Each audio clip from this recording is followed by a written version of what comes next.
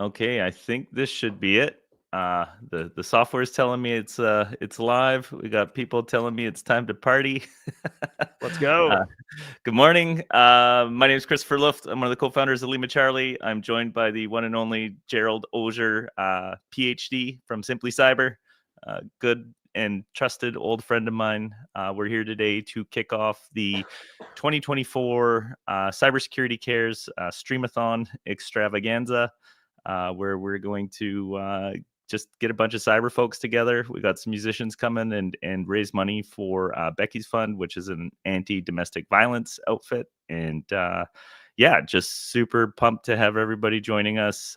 Jerry's here with the support. It's just pretty amazing to have such a good community. So Thank you so much for having us, Chris, me, and really, and the entire Simply Cyber community. I'm going to go ahead and make if you can enable enable me to share my screen. I'm not going to have it shared all the time, but So this is the just so everybody knows, this is cybersecuritycares.com, and this is the I guess the charity Becky's Fund that we're talking about and raising money for.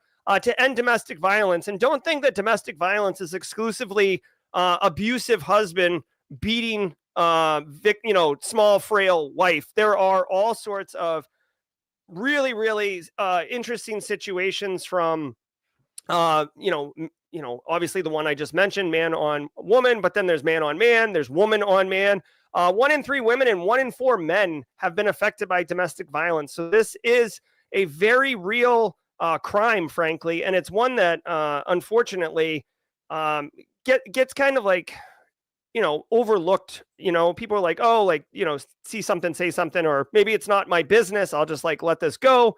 So that's what's up. I do appreciate everybody coming here today and helping us bring attention, bring visibility, and help raise money for this really important fund. And one thing that I really appreciate Chris here for, and the whole Cybersecurity Cares, is because every year we do this streamathon, and Chris will be streaming for 12 full hours.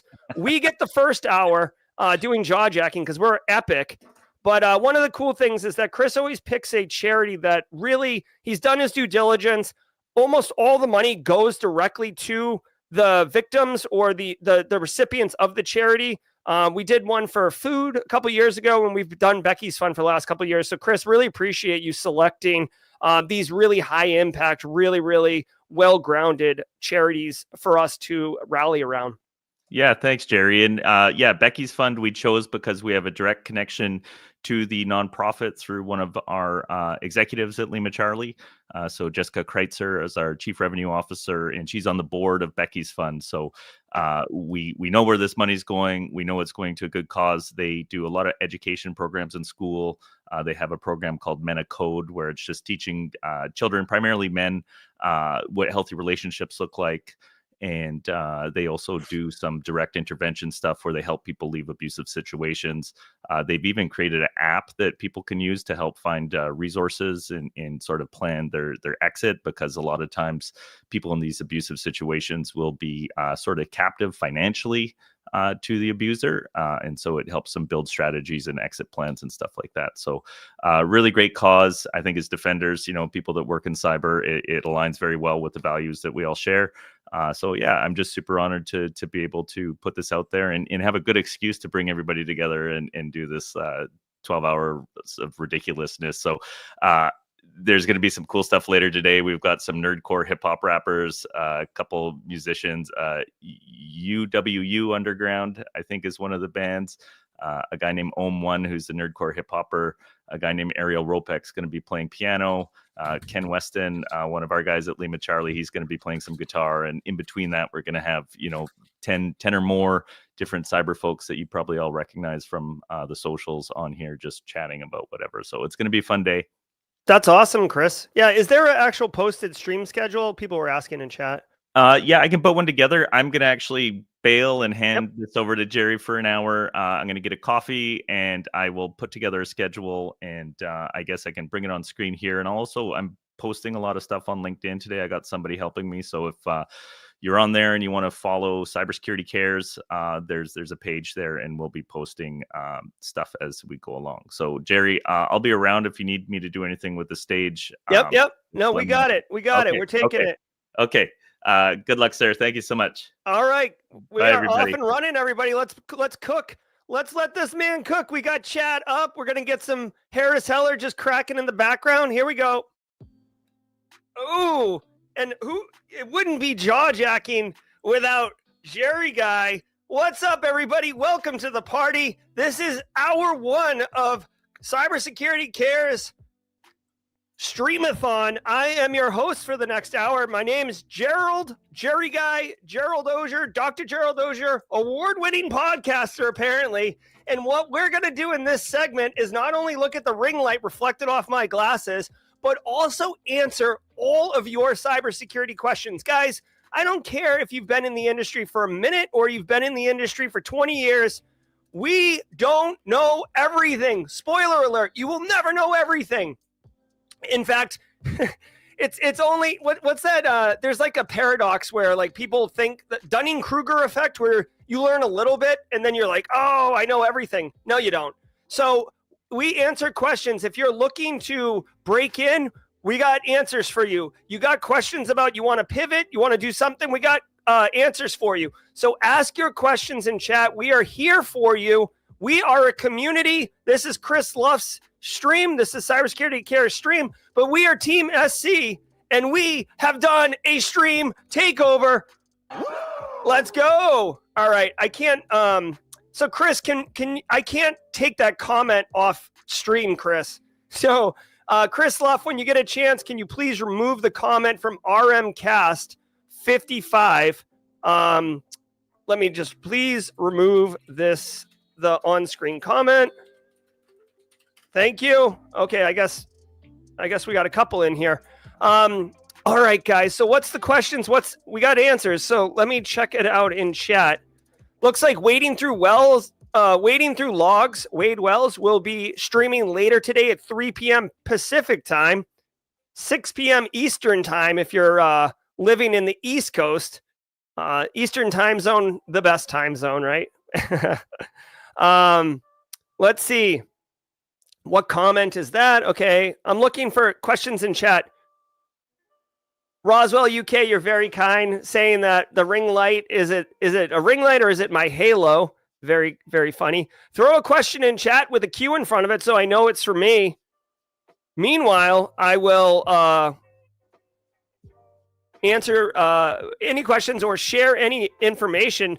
Brent B asking if we're going to have audio issues. I hope not. We had a crazy audio issue yesterday where my whole stream console just fell apart.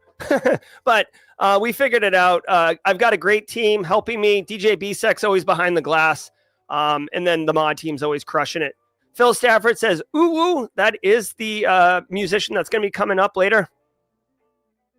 Let's see.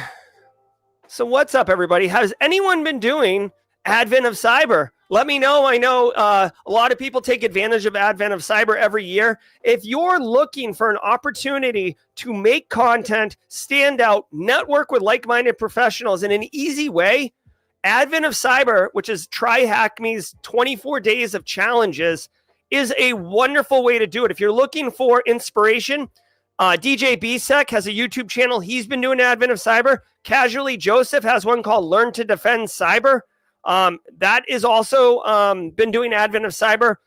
Different streams, different concepts. You can level yourself up. They do Azure, AI, GRC. Oh, yeah. Oh, yeah. Dude, I'm so pumped Advent of Cyber did a GRC room. Ms. Julian's on day 10. Ms. Julian, if you did day 9, you know about that GRC love. And also day 10, spoiler alert, Ms. Julian, I am on day 9 and 10. Kayla Kavanaugh says, will have dueling citizenship create an issue when attempting to get security clearances within the United States? Great question. The answer is no, but maybe. Okay, so let me tell you what's up with that. So, for those who don't know, I had a security clearance. I didn't lose it. If you don't use your security clearance, it gets disabled. All right. So in the United States, I had a security clearance. When you go for a security clearance, you have to fill out a form SF86, Sierra Foxtrot 86. And in that form, you have to disclose the following things. Depending on what level clearance you need to get, you have to give 7 to 10 years of previous addresses. So if you're moving around or you just got out of college and you lived in a bunch of apartments, guess what? Pack a lunch because it's going to take you a while to fill the form out. Number 2, your criminal history. If you got one, it's going to take time. If you don't got one, that's a quick one. Also, spoiler alert, maybe disclosing a little too much about myself. When you get interviewed, they go through all this, including your criminal history, and you absolutely feel like a total degenerate loser when they're asking you about all the poor choices you made. Speaking from experience, okay? I don't want to get into like my criminal background, but number 3, your drug history.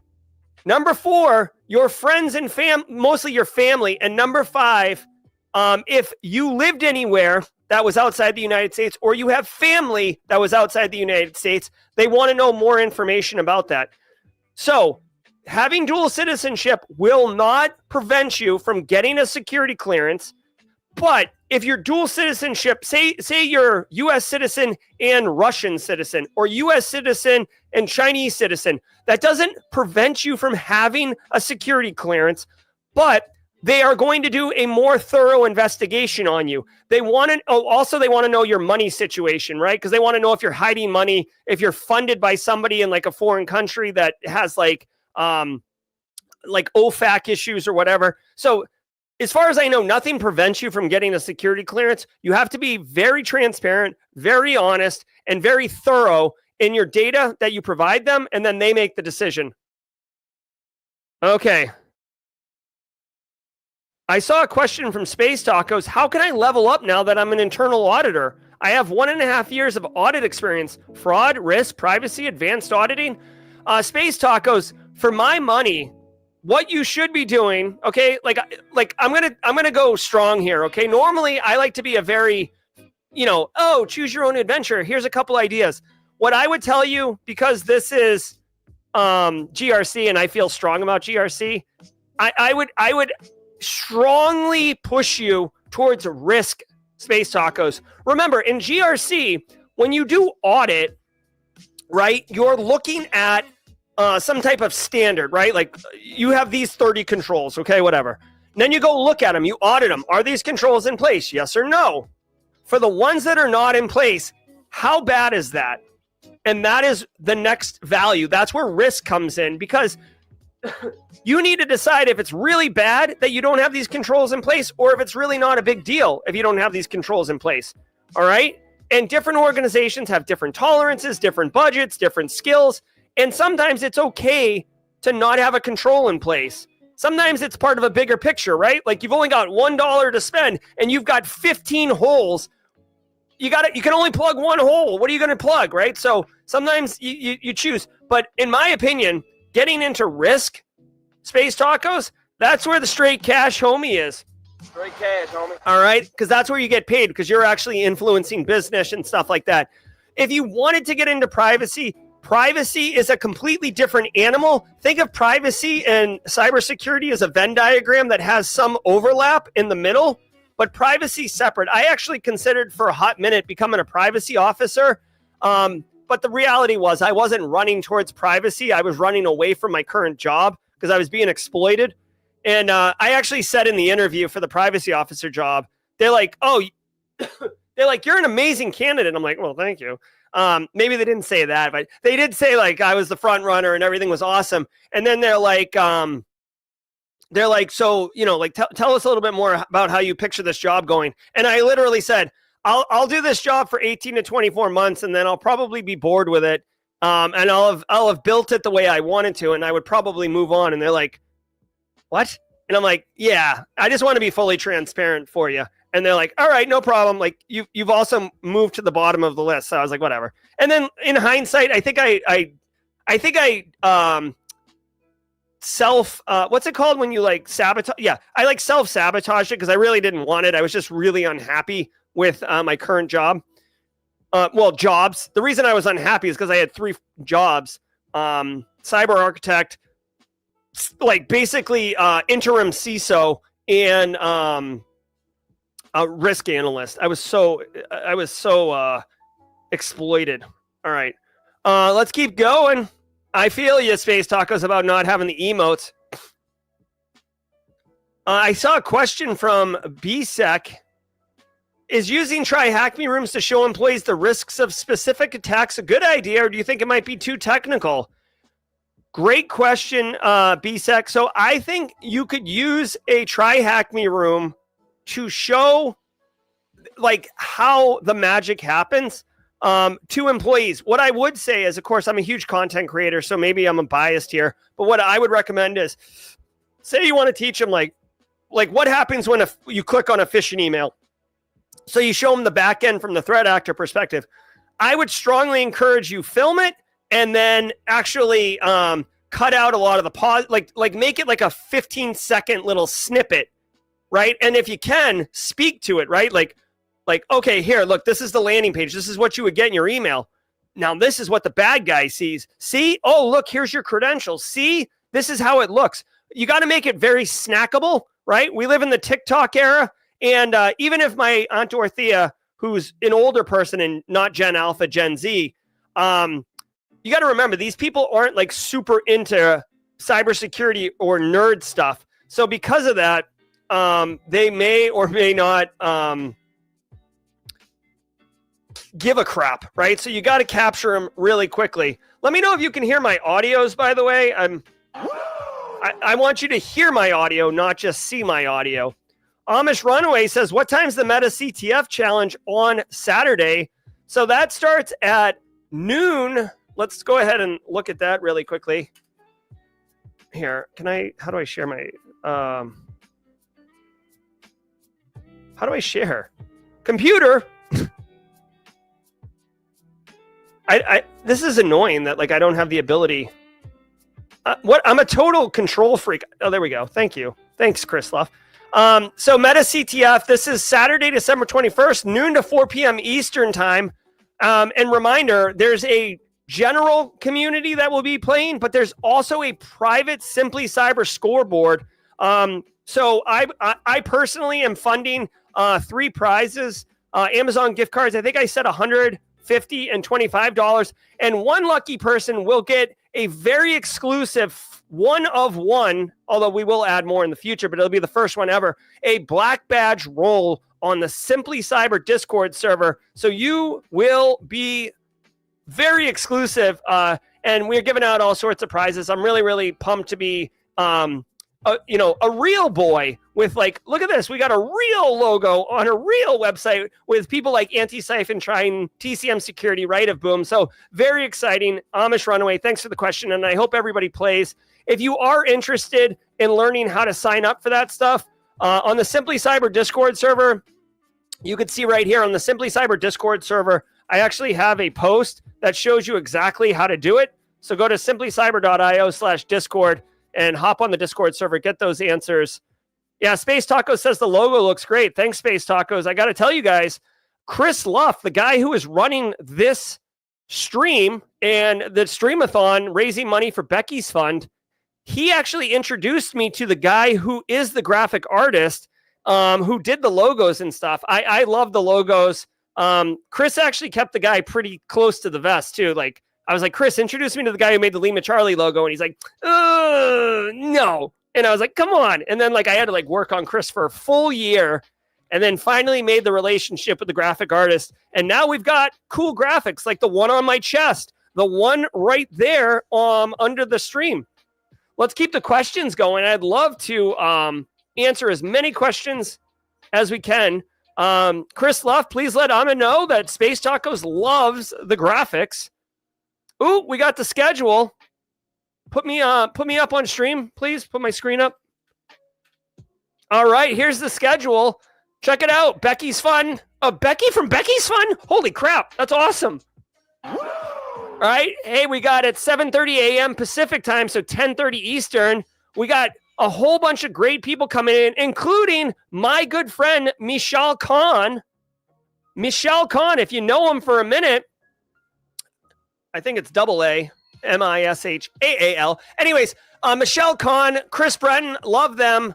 Who else we got? Matt Bromley. Guys, Matt Bromley's a legend. If you've ever taken Eric Capuano, Whitney Champion training, Matt Bromley's usually around there. Brandon Poole. You guys know Brandon Poole. He did the stream with me the other day where he basically said, everything you're doing is wrong. And it was kind of a generic you, and then it turned into a Jerry you. We're going to have a double shot at Josh Mason. We got 2 Josh Masons here. So if you like yourself some Josh Mason, come on down at 10 a.m. Pacific, 1 p.m. Eastern. Oh, we've only got a single Josh Mason. Cybersecurity Cares can't handle double Josh Mason. At noon Pacific, Bare Knuckles and Brass Tacks. Guys, that's a podcast. They also won Podcast of the Year. Community. So I Simply Cyber won the community award for like the people's choice, like the public. There's also a committee that votes for a winner, and Bare Knuckles Brass Tacks, they won the Podcast of the Year committee award. Cyber guests at 3 p.m., 6 p.m. Eastern. Holy crap, look at this lineup. Paul Imey from Soteria, really, really good friend. And there he is, our very own Wade Wells, wading through logs, In-N-Out Burger's own, San Diego's own, the mustache himself, Wade Wells. And then I also recognize Tiberius here, web app extraordinaire and a really great content creator. We got Max coming on, the Brain Trust. There's a lot of people at Lima Charlie that make Lima Charlie awesome, but Max, if Lima Charlie formed like Voltron, Max would be the head. All right. And then they're going to have Ken Weston jamming on a guitar. So really, really solid lineup here. I want to say shout out to Chris Luff for assembling such a killer lineup, starting with Simply Cyber's daily jaw jacking as we kill it. No problem, Triple D. Yes, Josh Mason is so nice. He's on there twice. Josh Mason, wonderful person. If you know him, you know what I'm talking about. Let's get into mod chat here. Yes. All right. What else we got here? I got this awesome mustache sticker I want to give to Wade whenever I get a chance. Carrie Tyler says. Carrie, so Wade, Carrie does go to Wild West Hackin' Fest. I don't know if anybody is going to that. Let me know if you guys are going. Hey, the next big conference for everybody would be Mile High Fest in February. Wild Black Hills Anti-Siphons Conference. It's going to be banger out in Denver. I will not be there, but that's okay. I'll be spending time with my beautiful wife as we celebrate her birthday. her annual 29th birthday. Let's see. I'm trying to look through chat for questions right now. Space Taco's getting her knee injected with gel. That sounds painful. Wading through logs will not be at Denver, unfortunately. That's too bad. I do love myself some Wade Wells. Keynote, guys, if you didn't know, Wade Wells, not only a CTI trainer, but also keynote speaker, like an absolute boss. What else we got here? Oh, perfect. All right. How's the music, you guys? Let me know if there is like if you guys can hear the music. I'm trying to play it kind of subtly underneath, kind of give those cool, like low-key ASMR vibes for everybody. What? All right. It is a lit schedule, Sierra Montgomery. Absolutely. Wild West Hackin' Fest Mile High will be February 5th, 6th, and 7th. February 5th, 6th, and 7th. I bet you if you go to wildwesthackinfest.com, you can get those dates. Just a reminder, everybody, we are at 24 minutes past the hour. This is Jaw Jacking. I'm guest hosting right now for the Cybersecurity Cares 2024 Streamathon. 12 hours of content, all with the intention. All with the intention. Can you throw my screen up, please? All with the intention of raising awareness and raising money for Becky's Fund. Becky's Fund helps end domestic violence.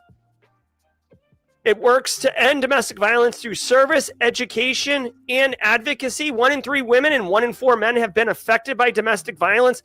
as Carrie Tyler pointed out earlier, it's not just the recipient of the violence. Their children involved can be impacted. Growing up in a household that has domestic violence can really warp people. It can really affect people. It can lead to serious, serious consequences.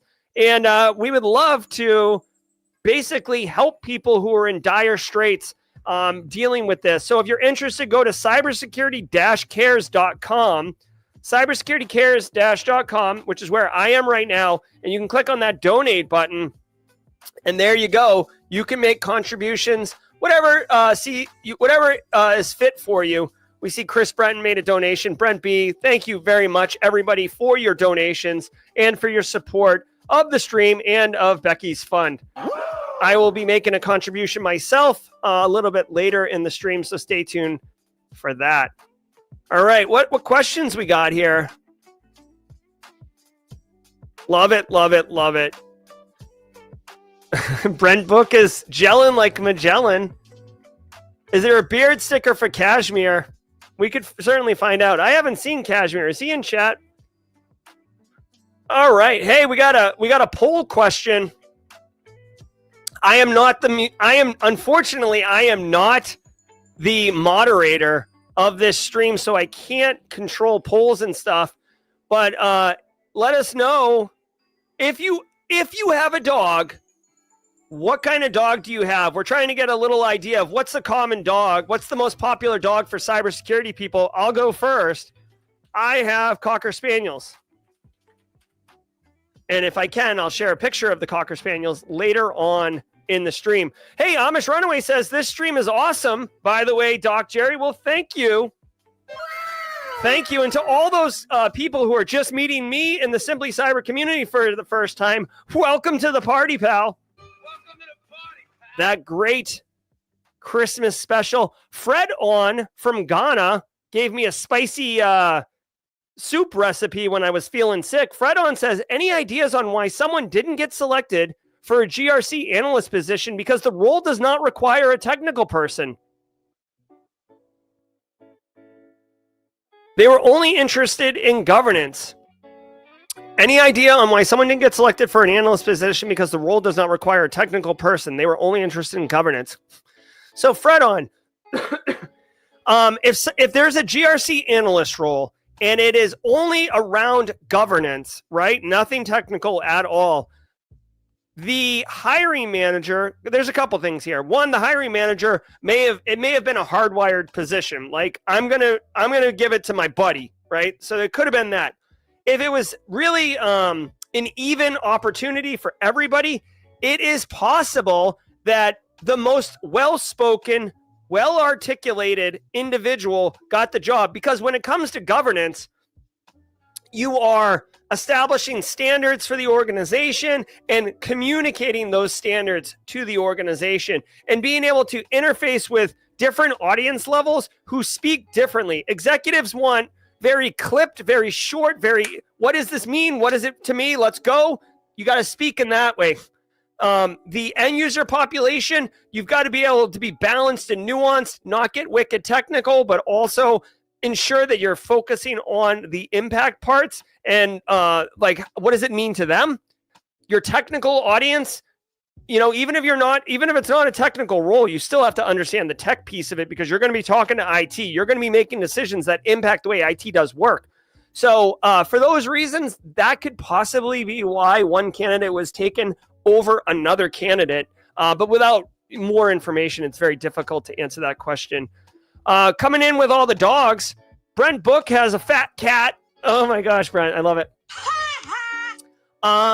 Australian cattle dog for Wade Wells, a terrier mix, a mastiff mix, and a standard poodle. Amish Runaway. I will tell you, I would never own a mastiff, and I don't have a problem with mastiffs. I love mastiffs. I think mastiffs are so cool. I love them. I just can't. I like 25-pound dogs, not 90 to 100-pound dogs. Jose Cosino has a Cocker Spaniel as well, named Azul. I love it. I love it. I love it. I love it. Let me see if I can pull up.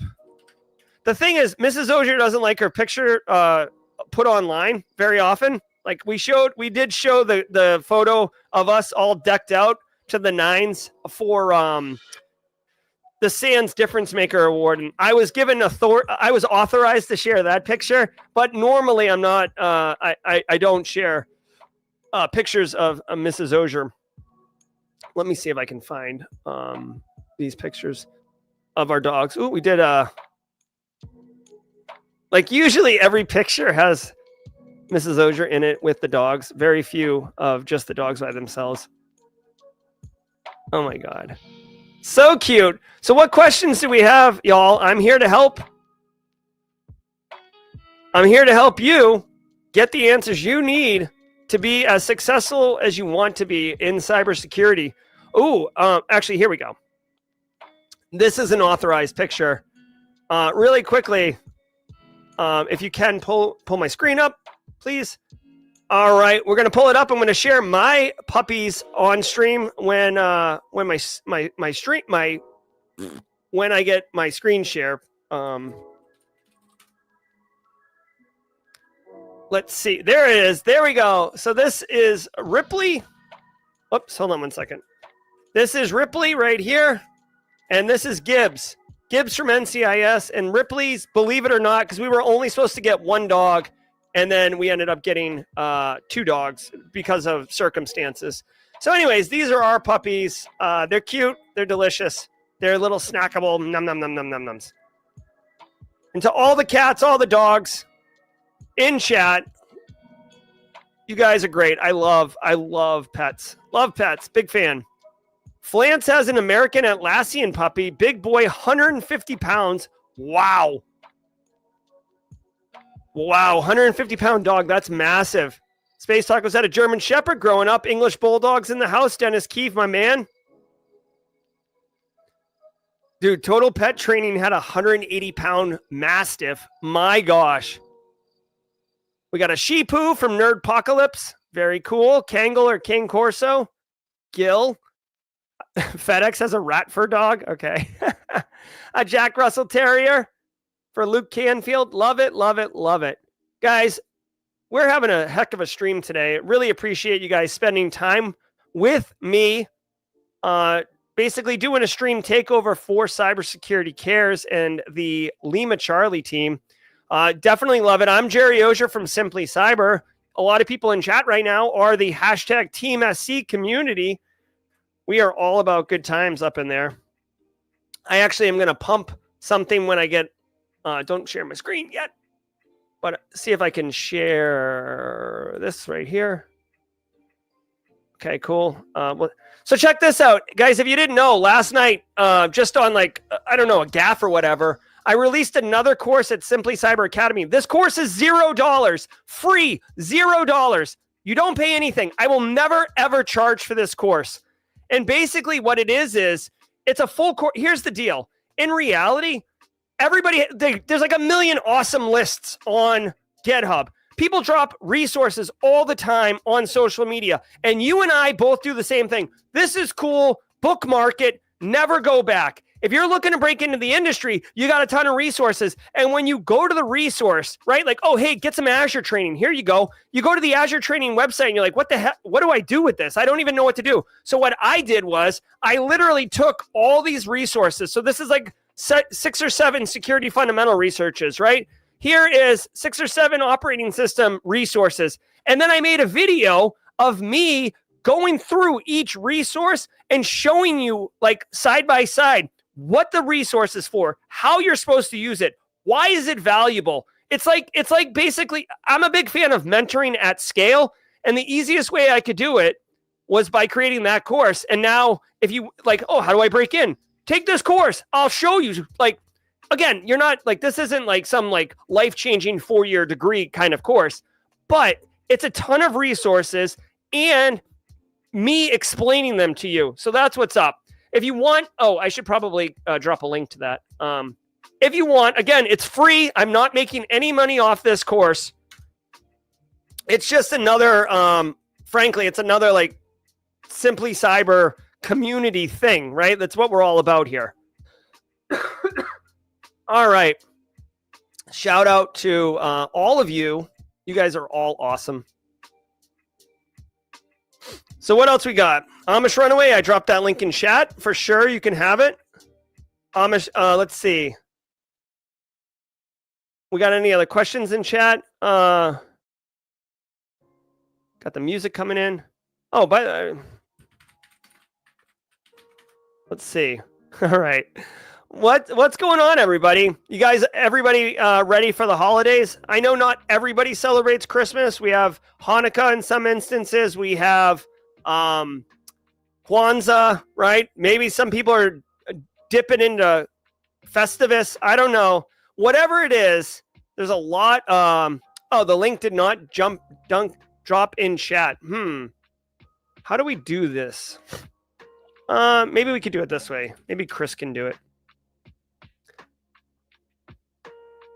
Space Tacos put a question up about threat hunting. I did not see it, but let's let me dig back. Space Tacos, can you just drop the? Oh, I see. For the people, if a person wants to become a threat hunter, which is more advanced? What's good career progression for that role? Where should they start? Well, a couple things. One, wading through logs may have some thoughts on this, okay? Because he does detection engineering, which is kind of like threat hunting. It's like basically after you threat hunt, you would make a detection so you don't have to manually threat hunt afterwards. Threat hunting is wicked cool. When I think threat hunter, I think Arnold Schwarzenegger in Predator, fully covered in mud, and like, you know, get to the chopper. Like, that's threat hunting in cybersecurity, okay? All day, every day. So if that gets your motor going, rock on. Terrence Tech, you are the man, Jerry. Well, thank you, dude. So check it out. Here's the deal with threat hunting. One, you have to be a blue teamer, right? Now, there's parallels here to audit. On the GRC side, you would do audit and then grow into risk.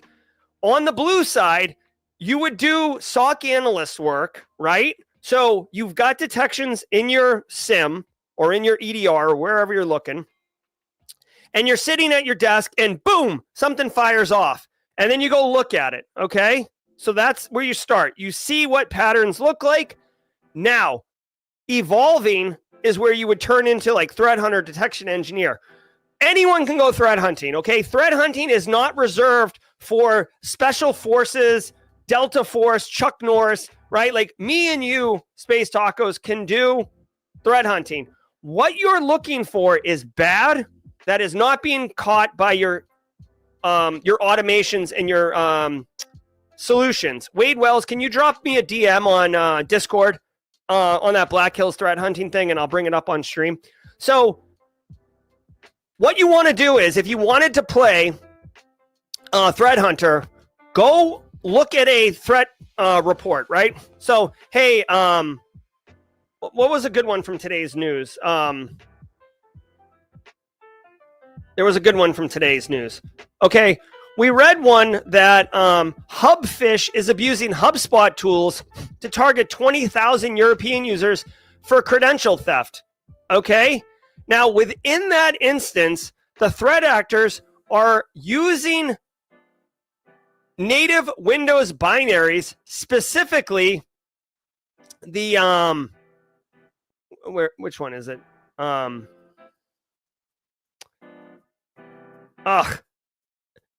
I can't find the exact utility that they were using. Oh my gosh. It's too bad too, because I really wanted to. But like, let's just say they're using certutil.exe, right? To establish like a persistence mechanism.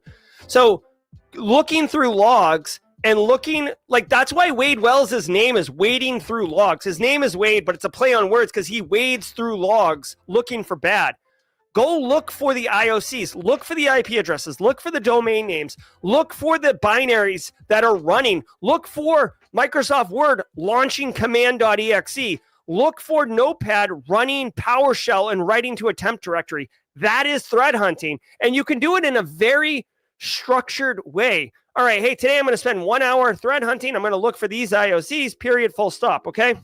Now check this out. Our main man wading through logs has just dropped a really great resource. And where is it in this document? Oh, page 22 to 23. Hold on one second. You can see here. Yeah, no, bring it up. That's fine.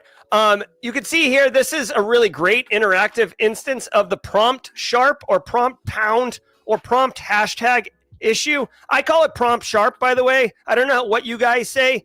This is Black Hills Information Security's free magazine. You can get this physical copy or you can get it digital. And it comes from their prompt sharp magazine. Let me know in chat. Do you say prompt sharp, prompt hashtag, prompt pound? You can see here, this is it right here. Okay. Now, if you jump to page 22, and I'm going to drop a link to this in chat. Okay. When you jump to page 22, here you go.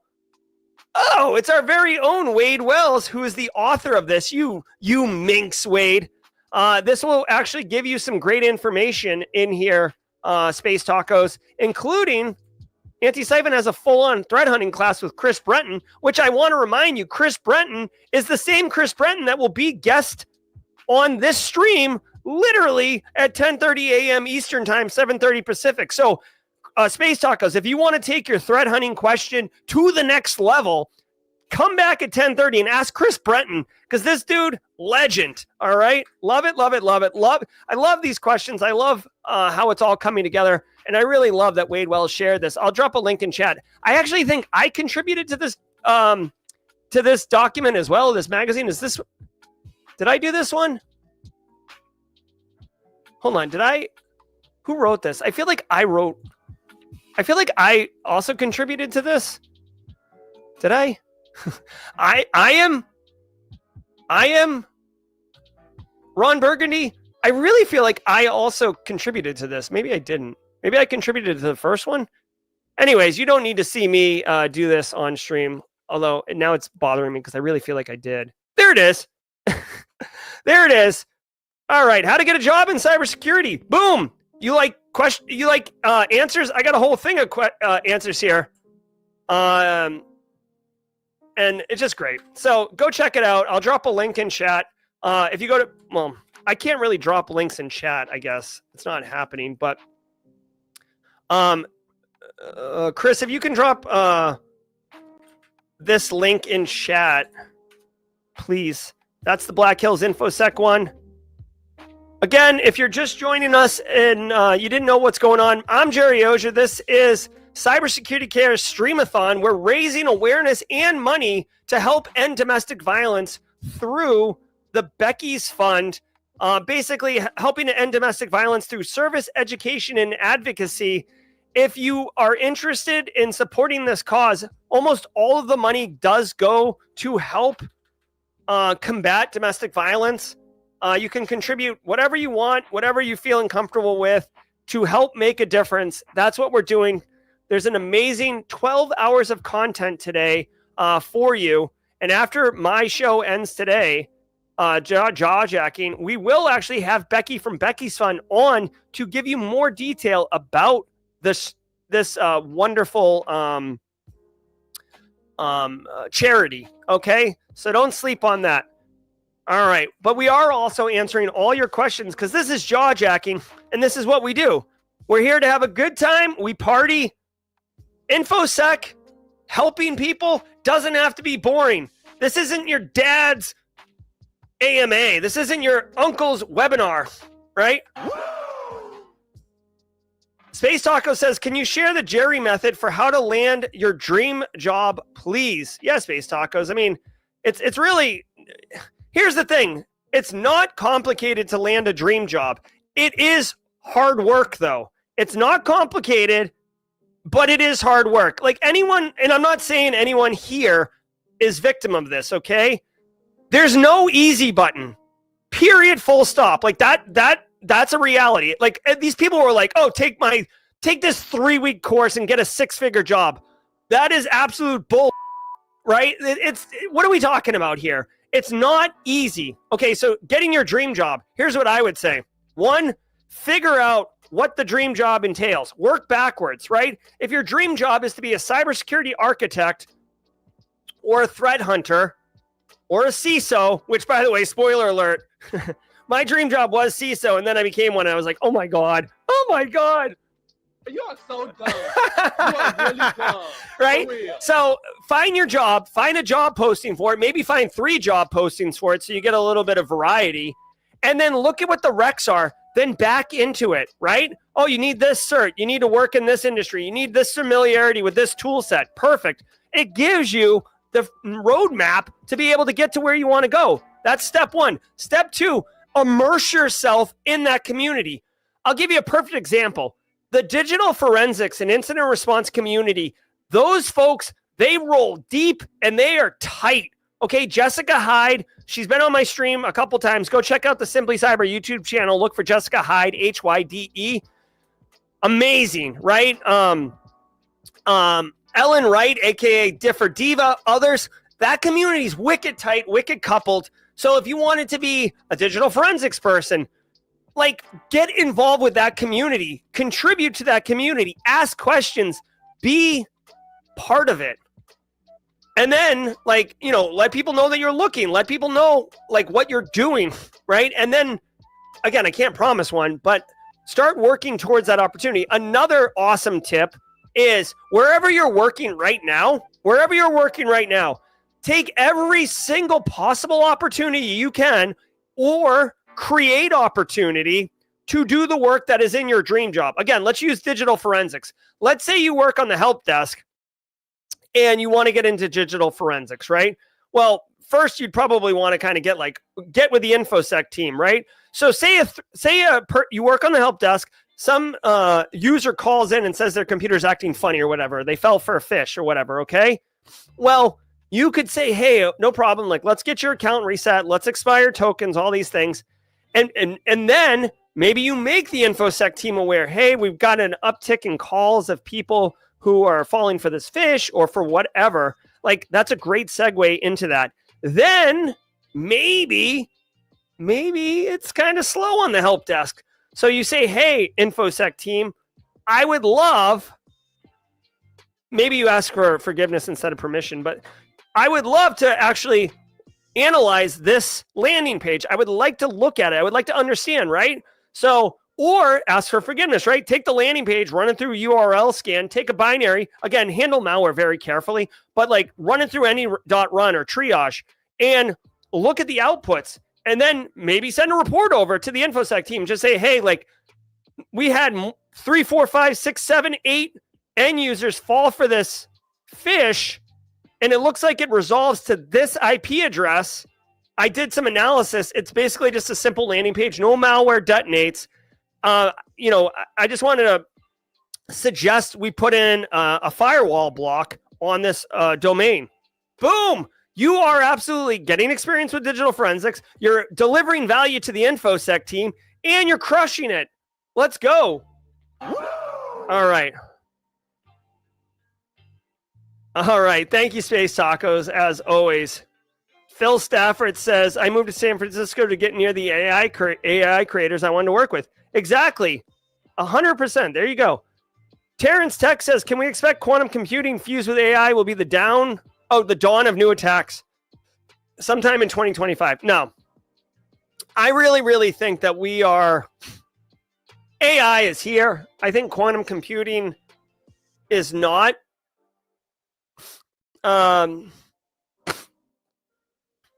Yeah, I mean, maybe nation states could have some level of quantum computing. The quantum computing, think of like computers in the 40s and 50s, right? Massive pieces of hardware. You had to have special dedicated space. You had to have special trained people. And nowadays, like I have a computer more powerful than the one that sent the shuttle in the 60s to the moon on my wristwatch. So we will eventually get there. But right now, basically, I've said this on stream too, so everybody knows it. But like, basically, we are quantum computers have to be wicked cold, like almost 0 Kelvin, which is like almost impossible to get, because basically the atoms have to stop vibrating. Because the state of the atom, again, this isn't like Nerd 101. This is a cyber stream. But like the atoms have to stop moving because the current state of the atoms is what decides the quantum state of the computer. And if it's not at 0 Kelvin, the atoms are moving somewhat. And once they move, the state changes, and then we have unpredictability, okay? So Phil Stafford says, AI-enhanced threats using quantum decryption won't be a threat in 25. The thing you can take back to your users is that that this is the time to implement post-quantum encryption schemes. Yeah, 100%. We do have post-quantum encryption schemes. Honestly, I'm not a big math person. The whole crypto space within, not crypto, like, not like Dogecoin going to the moon, but like cryptography as a domain within information security is my least favorite field. To me, it's like, is it AES 256? Good, let's go. I don't like to get into the crypto space. That's another space, honestly, that's like super niche. And if you're in the cryptography space, then you're all in the cryptography space. And there's really no like gray area with it. Nate Tracer says, anyone else use Darktrace on a daily basis out here? So if you're using Darktrace, let us know in chat. I've got opinions on it, but I won't share them here because this isn't my stream. I'm a guest hosting on Cybersecurity Cares stream. Amish Runaway says the Cleveland Clinic is using quantum computer already. Okay. I'd like to know more about that. Because it's not really... So Cleveland Clinic and IBM unveil first quantum computer dedicated to healthcare research. All right, I'll have to take a look at that. This is interesting. Thank you for sharing that, Amish Runaway. I really didn't think that quantum computers were ready for this. But you know what? If it's helping with healthcare research, let's go. I'll take it all day, every day. Tinfoil hat time. Honestly, I really feel like Big Pharma isn't interested in the cure. Anyways, I just Googled Cleveland Clinic quantum computer and it came up. Let's see what's going on here. Hey, ZMF, we're just doing a fun stream. Jaw-jacking all up in your face. Let me see where we are. Plenty of royalty-free music still to go. Cool. Already interested in GRC aspect of AI. Now I'd like to look into the crossover of GRC and quantum computing. Oh, I've got a kind of a fun update. We'll see where it goes. But the SANS, like, actually, you know what? Talk about networking, okay? I'll give you a perfect example. I know that we've had some professionals as guests to the Simply Cyber community in the past dunk on networking and say that networking isn't really good. And I push back on that. Guys, listen to this. Also, let me know if you can hear the music and if the volume is okay. I know we're 53 minutes into this, and I should have asked 1 minute into it. When I was at the SANS Different Maker Award, they served a really nice dinner. The guy sitting directly next to me, so like I put my hand on his shoulder, that guy, he's like a seasoned, long tenured SANS guy. And he's like, what do you do? And I'm like, I'm a podcaster, right? But I'm like, no, I'm like GRC all day, every day. And he's like, really? And I'm like, yeah, I love some GRC. I'm trying to make it cool. He's like, that's awesome. He's like, we're actually working on a project right now. And I don't want to disclose anything, but it does involve AI. And he's like, somebody with your background and a PhD, like somebody like you would be perfect. Would you like to be involved? And I said, yes, I would. Done. High five. Simple as that. Simple as that. I didn't have to hunt this guy. I didn't have to drop hints. I didn't have to show up at like the guy's office. Like he just a conversation, bing, bang, boom. And now I'm involved with like this pretty cool project. Okay. So exactly, Phil Stafford, AI governance. So this is how it works, y'all.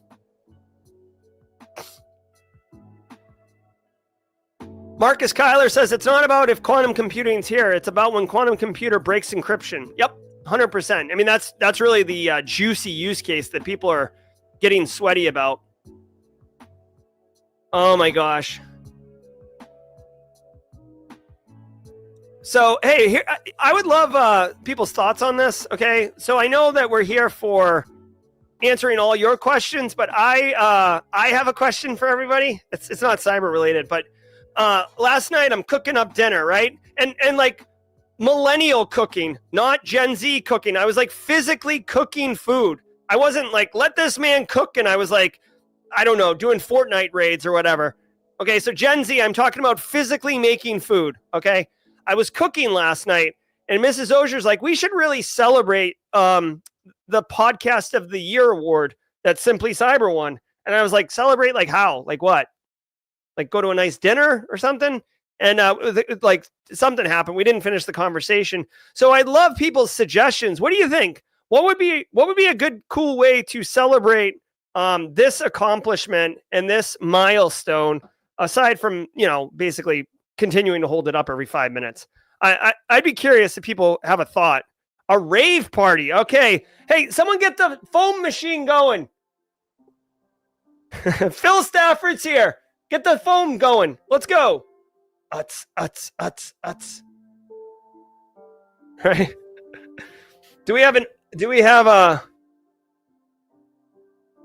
I came in like a wrecking ball. There we go.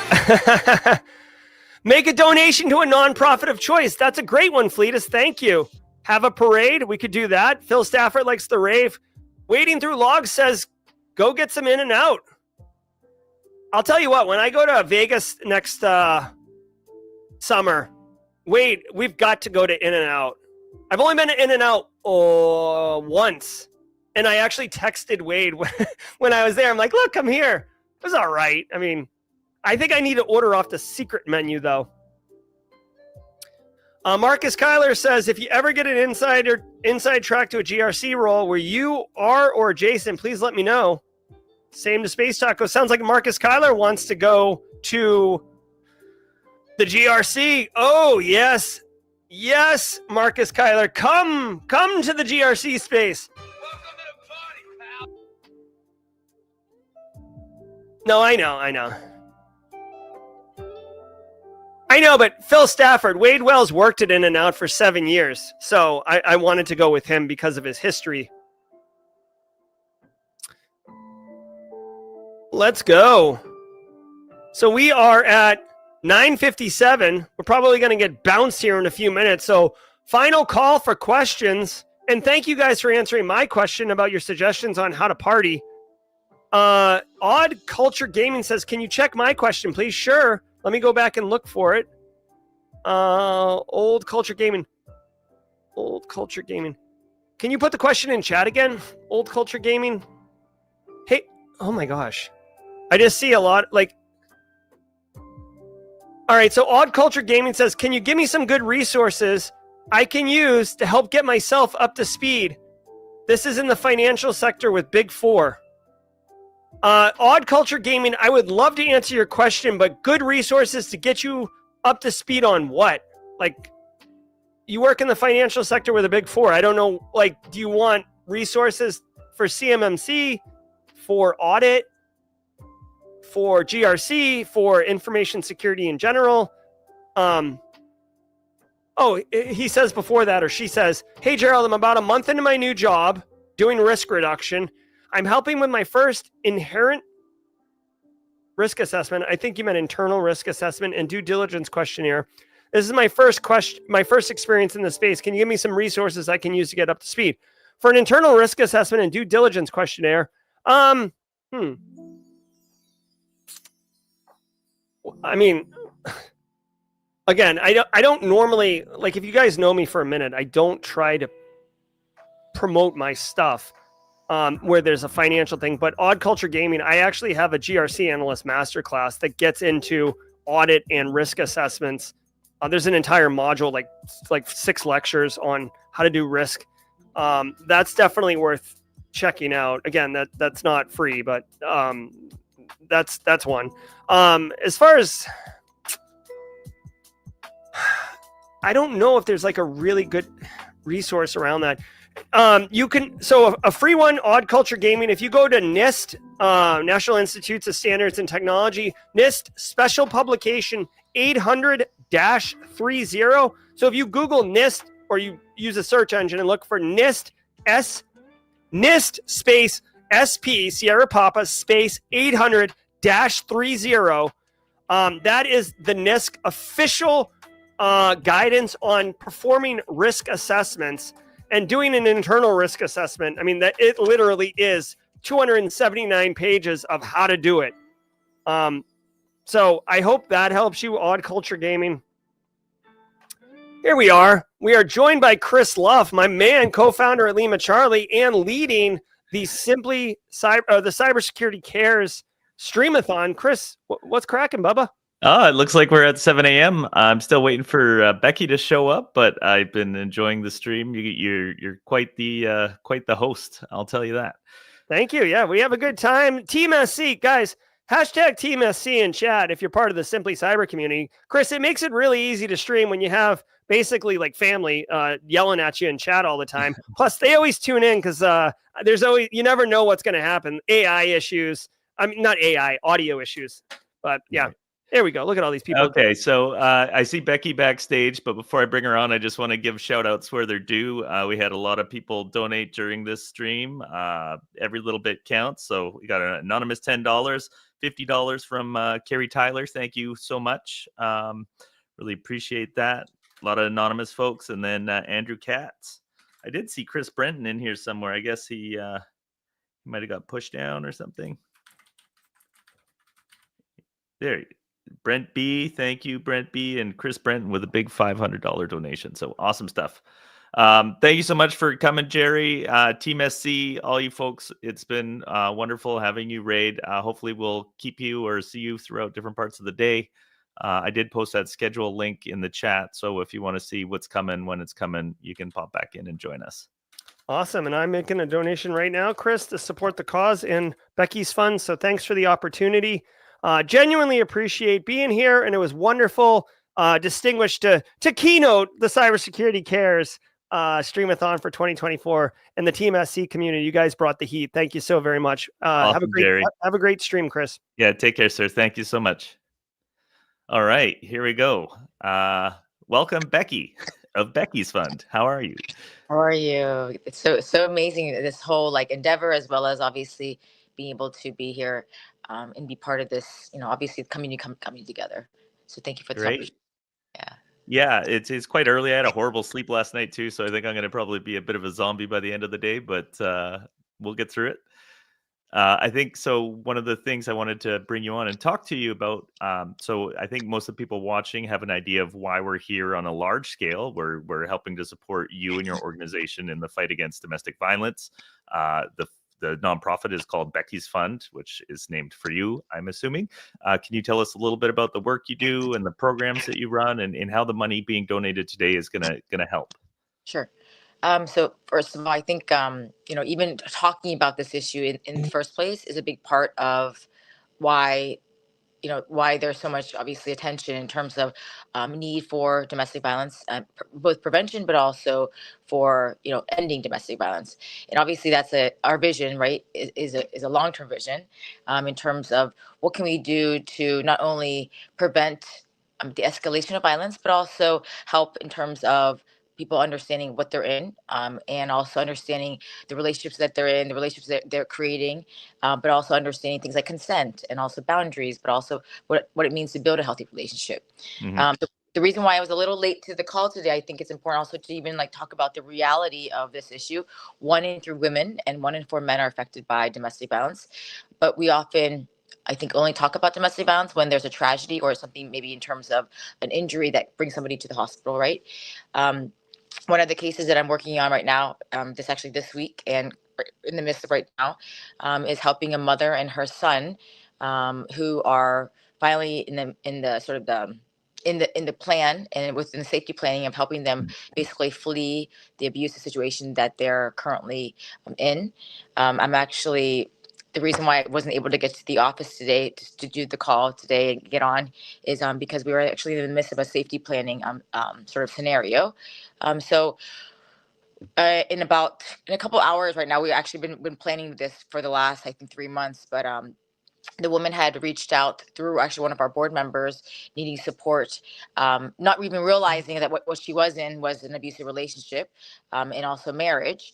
But because of the fact that there was no physical violence And for the last, 5+ years that she's been in this marriage, the verbal abuse, but like a lot of the sort of threats.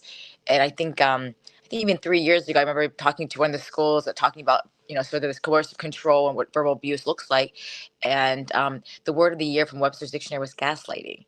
And it's such a common term to us in this field, because we know that a lot of times too, abusers are very, very, they're very smart in not leaving any kind of evidence, which is a big part of the problem today in the United States, even in terms of what qualifies for being able to get a protection order. You have to prove that domestic violence is happening. And a lot of times too, every state has their own definition of what domestic violence is, to be able then to go to court and say, okay, I'd like to get a protection order based upon this abuse so that I could, but then obviously too, if you don't have a hospital report, if you don't have a police report, if you don't have sort of the evidence to prove it, a lot of times you're not able to get that support in terms of being able to get that protection order and be able to, get legal support, right? In this case, we've been working with her, and actually in terms of everything from helping her plan for her move out, helping her plan in terms of what it looks like after she's left, because we always say that, when you're in these situations of trying to leave a situation, you're not going to be telling the person that you're doing this, and that's obviously creating danger, right? We also know that there's guns in the house. We also know that, you know, in this person's mind, they think that having power and control, obviously that's the main part, right? Because that's the definition of domestic violence. And so when that person knows that she and her son are planning to leave, that's the most dangerous time. So I don't know if you've ever heard the term murder suicide, often in the news. They don't often attach it automatically to domestic violence, because still have to do the interviews about what actually happened. But the most dangerous time for a survivor is when they physically actually try to leave the relationship. And then we also know that the chance, obviously, of the person then finding out, oh, this person has just left, I don't have any more power control over this person. And so they go after that person. Often you hear in the news, murder suicide being that they've gone to find the person, end up killing the mother, the children, and then often then die by suicide because of the power and control piece. But that's just an element of just sort of explaining some of the things that we do. So everything from direct services for survivors, helping them when they're at the first moment figuring out, okay, I need to get out of this relationship, so I need help with getting a divorce or even leaving. Also helping them in terms of creating a safety plan.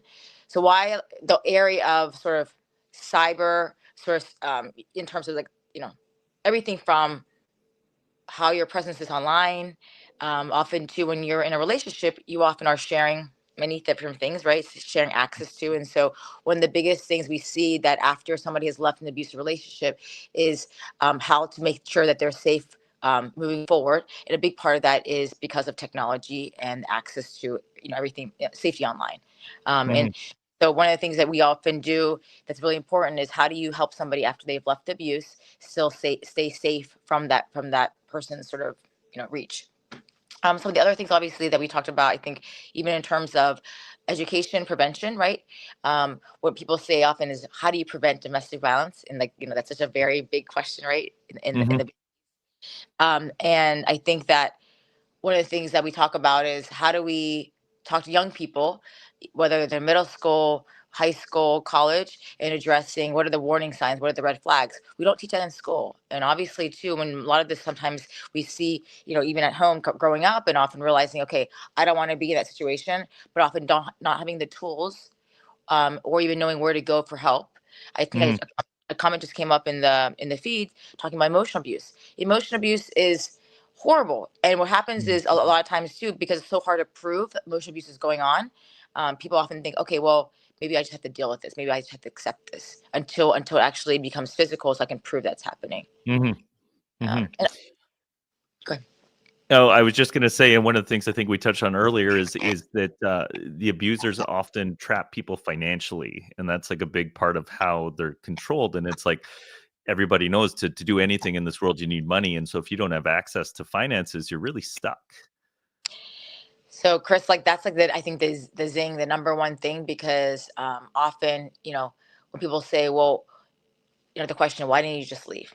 Just leave, right? And that question, just leave, if it was that easy, do you think that person would say, right? And so number one thing is obviously finances. And often if you're married to the person or in general, right, anything, a new house, car, your job, anything that helps you create sort of that independence from the abuser is going to cost money. And so, like you mentioned, people often say, we see studies saying that in an abusive relationship, probably over 80, you know, 85% of the time, financial abuse is probably the number one reason where you're not able to then leave and also obviously start over again. And so, and even with going further, there are things like coerced debt. So an abuser, even after leaving, will have maybe, you know, created debt, whether it's a fake credit card or even continuing to rack up sort of other ties to keep you then stuck to that person, not even realizing it. It might be something that was just done just because the person was trying to figure out what other ways can I still keep this person under my control. Mm-hmm. Yeah, and even in a situation like divorce, where technically the person has half the assets, it's not cash, and you need cash to make your move. And yeah, I can see that being a big trap for people. And it's sad because I think a big part of is there's always this sort of, I think, well, if I were this person, I would have blank, and I think people often have that sort of, it's self-preservation, right? We often think of like, okay, where I would never ever let myself get to that place where I couldn't do X, Y, Z. And I think that's a big part also too of the culture. We're a victim blaming culture where we often say, well, how did you let it get this bad? Or why didn't you X, Y, Z? Why didn't you do this or that? And, so we have to talk about things like, okay, well, I think a lot of people maybe make promises to themselves. Well, I grew up in a broken home. I don't want to do that. And I'm going to make this work. Or they have hope. I really believe that if I can be a better, partner, if I can do, better X, Y, Z, that I can make things change. Yeah. Or maybe things like, okay, I'm going to stay with this person because of the kids. I mean, that's one of the biggest reasons that we often hear is that I don't want my kids to grow up without their parent. And so I think a lot of times too, our society places this sort of like, okay, well, it's up to you to make this work and not to create another kind of, situation like this. And so I think that's also very unfair, but also too, it's again, it places blame on the victim. Yeah, and it's complicated. Like you meant, like you fell in love with this person at some point. Like there was something there, and even though it's digressed or the person's true colors come out, like there's complicated emotions involved. It's not just a simple black or white thing. And as you mentioned, kids and all that stuff, you don't want to have a broken home. I don't know if that's a good term to use, but No, it's Chris, is very true. And we talk about the sort of the even mental, right? The mental sort of impact on mental health. And I think a lot of times too, so when we, on one of the programs that we do is called Men of Code, we go into high schools working with male athletes because we use a sort of subsect of where can we create leadership around this issue and creating allyship. And so one of the places we found is working with male athletes in these different schools. And one of our programs with Men of Code, the lesson is talking about, okay, what, even internally looking at yourself, like how are you being the best that you can be, and what are the sort of the roadblocks that are in front of you that we can help sort of remove. And one of them obviously is mental health. And I think today in general, right, mental health is one of those things where we often don't talk about it, and people think often because of the stigma attached to it. And I remember doing a drawing in the first sort of lesson of the class and showing a gas tank and saying, where's your mental health? It's not you don't have it or you don't, but it's actually, we all have it's a better. spectrum. Yeah. And so Yeah. I think that was even explaining that to people, young people who obviously often they're not going to be sort of addressing this unless something bad happens, right? And they say, okay, what's going on? How are you feeling? Why were you, why were you in a situation that you feel that you couldn't reach out for help? What did you need at that time? And so similarly, so I think in the organization and in the mission that we do, we're trying to figure out how do we create safe spaces or create conversations where people then feel confident enough to say, okay, I need help. Where can I go for this help? Can you help me help myself? So I know you have a couple different programs. So we talked about Men of Code. You do some direct support, like you were talking today. You're working with this person, trying to get them out of an abusive relationship. You made an app at some point too. Yeah, can we talk about that for a second? I'm very curious. We're all technologists, I think, watching here. Yes. So that, yeah. So in 2020, Booz Allen Foundation, they basically had put out sort of RFP requesting proposals for solutions to confront problems that came about during COVID, right? And I had been working on this app idea probably about maybe 15 years, really wanting to create something that could help support whether it's survivors or even people that want to help survivors, right? And be able to get out of the situation. And so the app is called Endovi, Endovi. And the three main sort of buckets of support. One is that there is a directory where you can search by obviously zip code. And one of the things we found obviously during COVID, and that's sort of the pitch we made to the foundation to get funding, was that I mean, domestic violence went up over 30% all over the world during COVID because obviously people were stuck at home with their abusers. And, so what, the financial strain too, I'm sure, is a part of like a home. I grew up in a home that struggled financially, and I know that stress can radiate down into number the one, kid. yeah, like the whole blaming. I mean, any reason that the abuse can be sort of blamed on, right? Or sort of used as a sort of a weapon in terms of, okay, well, this is happening, so XYZ often exacerbates. But with that app, we were able to put in obviously locations of and also connect people with resources such as an advocate, also shelter, and also a lawyer. And the second piece was to have we wanted to have basically a like almost like a chat. So we used an AI chat. It was specifically created for this app, where you could then quickly be able to, without talking, because we knew that often that abuser was in the same room, same house with the person, and be able to find out what resources are available, but also safety planning and figure out, okay, what do I need to do to be able to safely leave? And the third piece, obviously, we had basically like a depository where then you could upload things like, okay, well, I'm not ready yet to call the police or go to the hospital, but here's my pictures of my bruises. Here's evidence of the situation that happened, in case that I in the future where I do want to go forward, be able to prosecute, because obviously we know that we have to deal with the statute of limitations. So the app was a tool, right? A tool to add to the toolbox, not just for survivors, but people who want to help survivors. And it was really exciting to be able to create that from an idea, but really, I mean, the whole purpose, I think, the idea of this is, how do we use tech for good in a way that can help people, create the plan to leave? Because we know that with anything, right? If you don't have a plan, often, just doing it without a plan, or even having sort of your steps of the plan, often is not. It doesn't have the greatest success, right? And so a big part in survivors and even in advocacy, working with survivors of domestic violence and their families, is how do we help survivors create a safety plan? And a safety plan is really important, because it's not just during when they're leaving, but also before, during, and after. For example, we always warn, like, don't change your passwords before you leave, because the fact of, if the person has access to your phone and also to your email accounts, they're going to know something's up.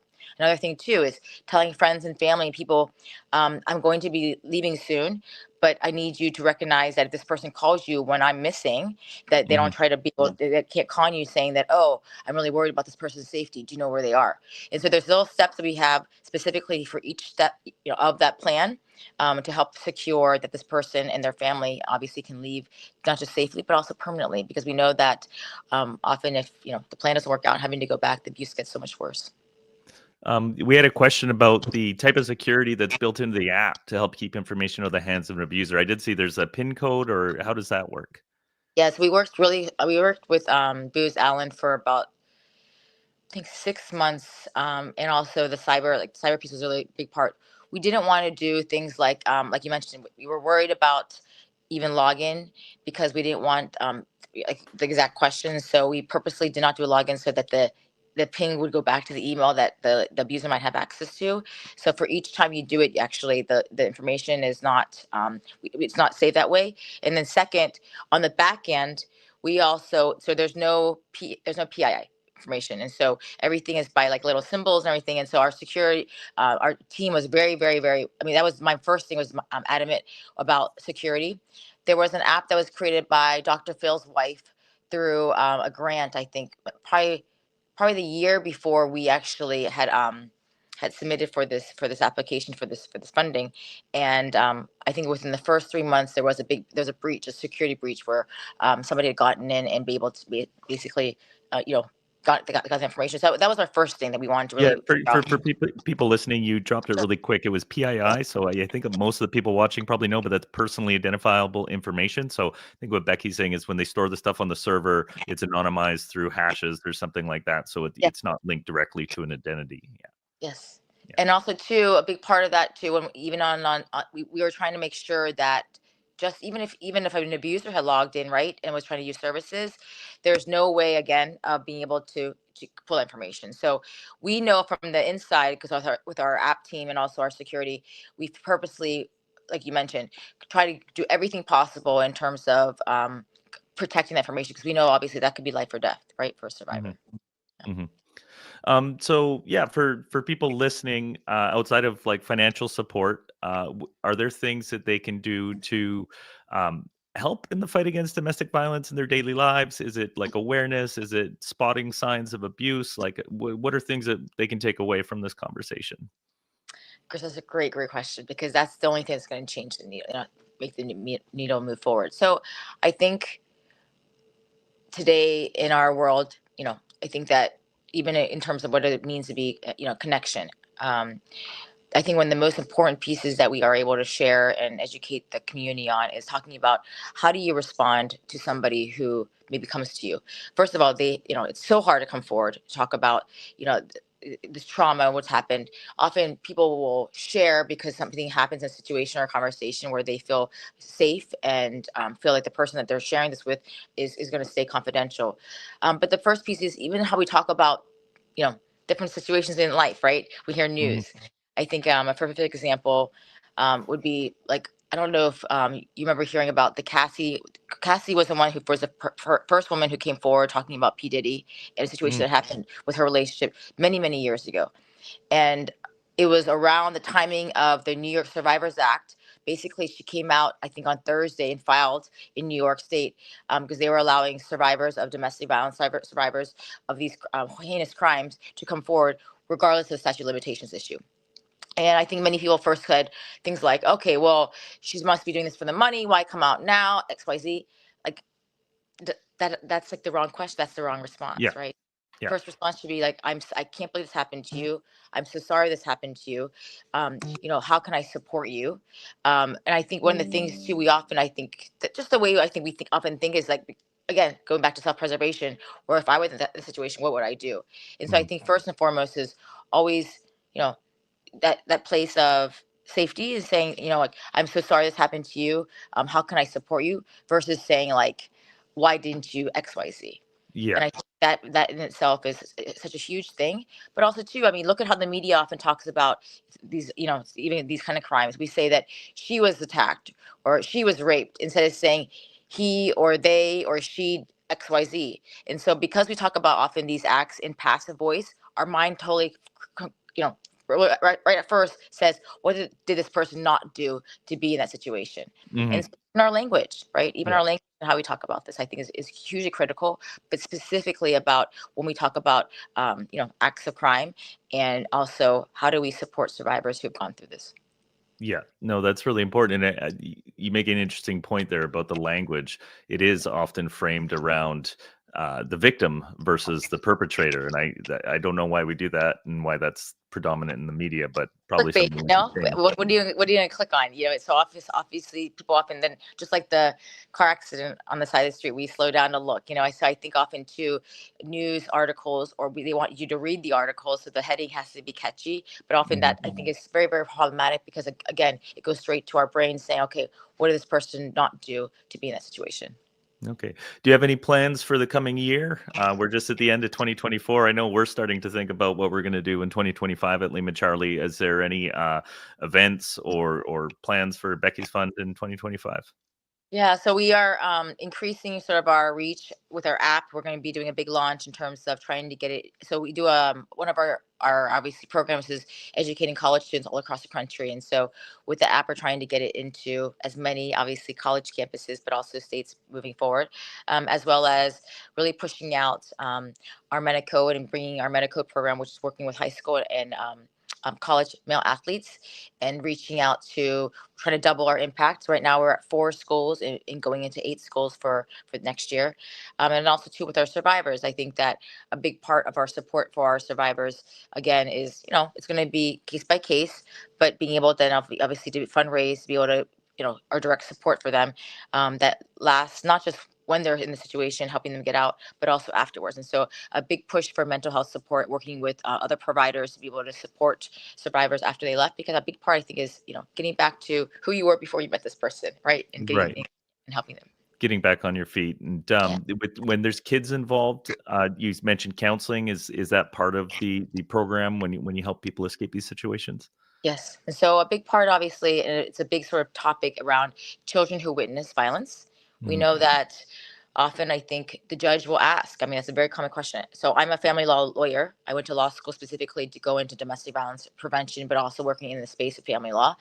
And it's just really heartbreaking when a judge says, well, especially in a custody situation, saying that, okay, well, has this person harmed the child yet, and or so to break off, obviously, that relationship in terms of protection and safety. And I'm always like, why are we waiting for something to happen? If the person is abusing the mother, like even that in itself is abusive. And also seeing a child, having a child witness that, the impact on the child being helpless or feeling like this person that they love is hurting another person that they love, but can't do anything about it. So a big part of that is obviously being able to be child advocates for these children, teens, and saying like, okay, well, we often believe that, if you're abusing your child, like you should not have access to, in terms of custody. But that's a big story, I think, another area in terms of what that impact is. But we believe that children who witness violence are impacted just as much as physical abuse. Yeah, and if anybody watching is not aware, there's something called the Adverse Childhood Experience Score. It's the ACE score. It's 10 questions, and people that score yes on more than 4 questions have a lifetime increased risk of cancer, heart disease, drug abuse.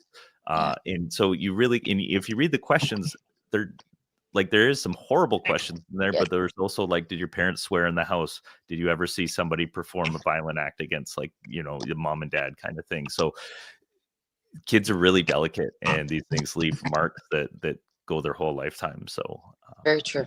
Yeah. Even hurting a pet, that's one of the questions too. And that's a big part too, because we know that, again, power and control, right? Signs of power and control. And also, too, abusers know often when you flee, many shelters still today, I think only 20% of shelters in the U.S. Have like the sort of the standards as well as the logistics and possible to be able to accept pets with survivors. So a big threat is like, okay, if you leave, who's going to feed the dog or cat? I'm not. And so just like that, again, another way for abusers to exert power and control. Yeah, horrible stuff.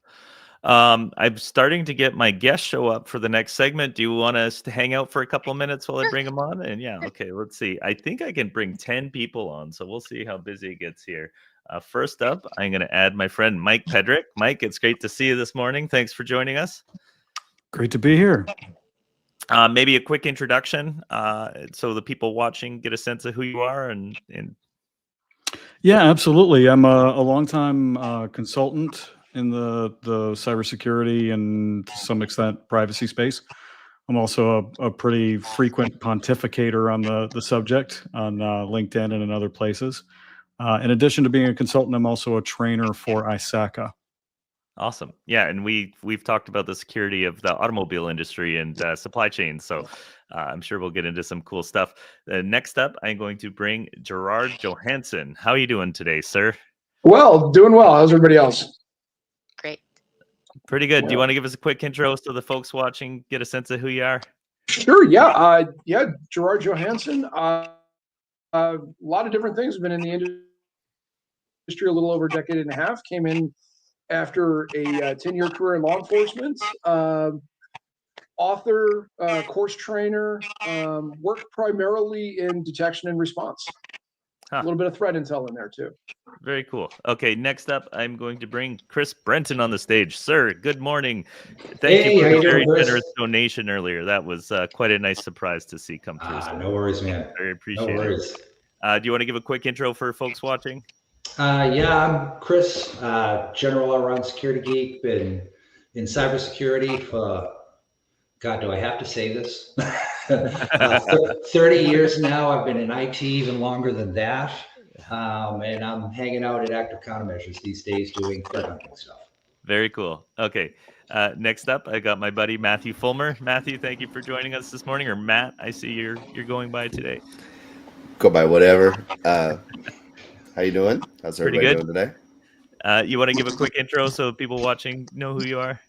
Sure. I'm Matthew Fulmer. I am the Director of Cyber Threat Intel at Blockworks, and I have basically been in security, IT, whatever, for all my life. Yeah. All right. He's also the keeper of the Christmas trees. There you go. And Michel Khan, my favorite. How are you doing, sir?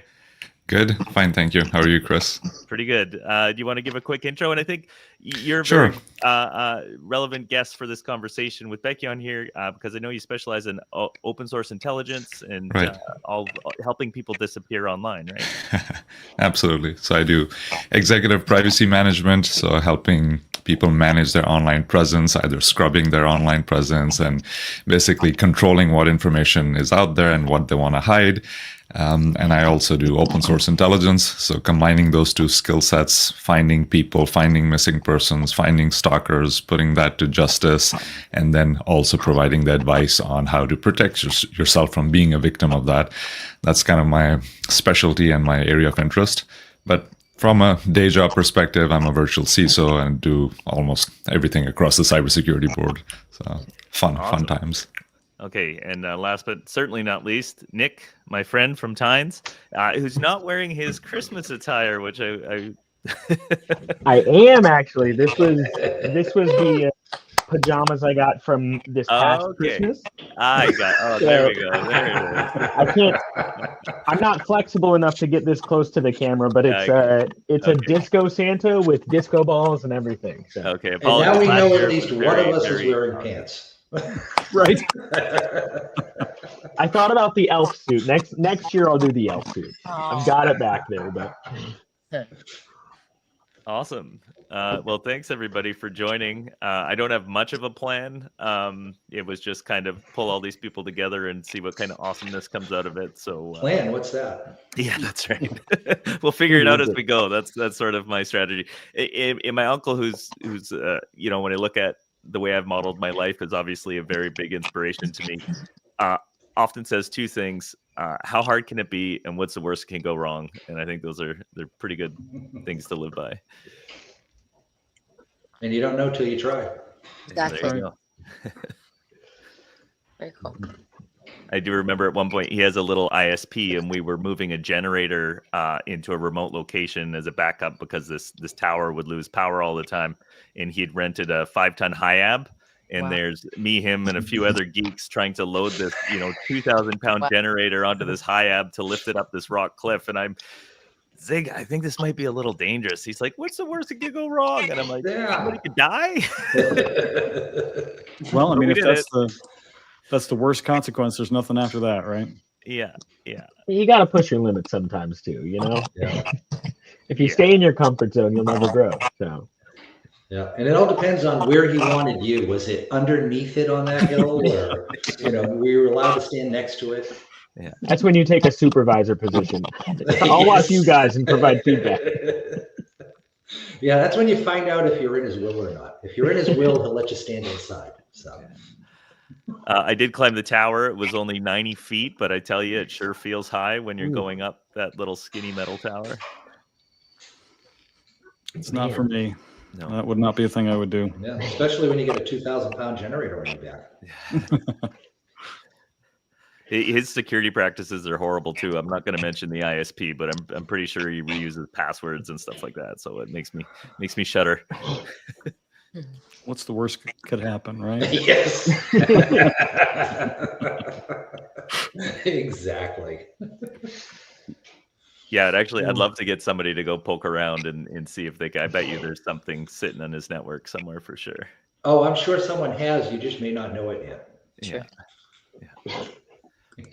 Finding people to poke around, that's always easy. Getting them to tell you about what they found, that's what you get paid for. Cool. Yeah. Any plans for the holidays from anybody? Anything exciting? I'm going to say surviving to the other side, right? It does feel like a busy week, doesn't it? Yeah. Yeah. It really does. Yeah.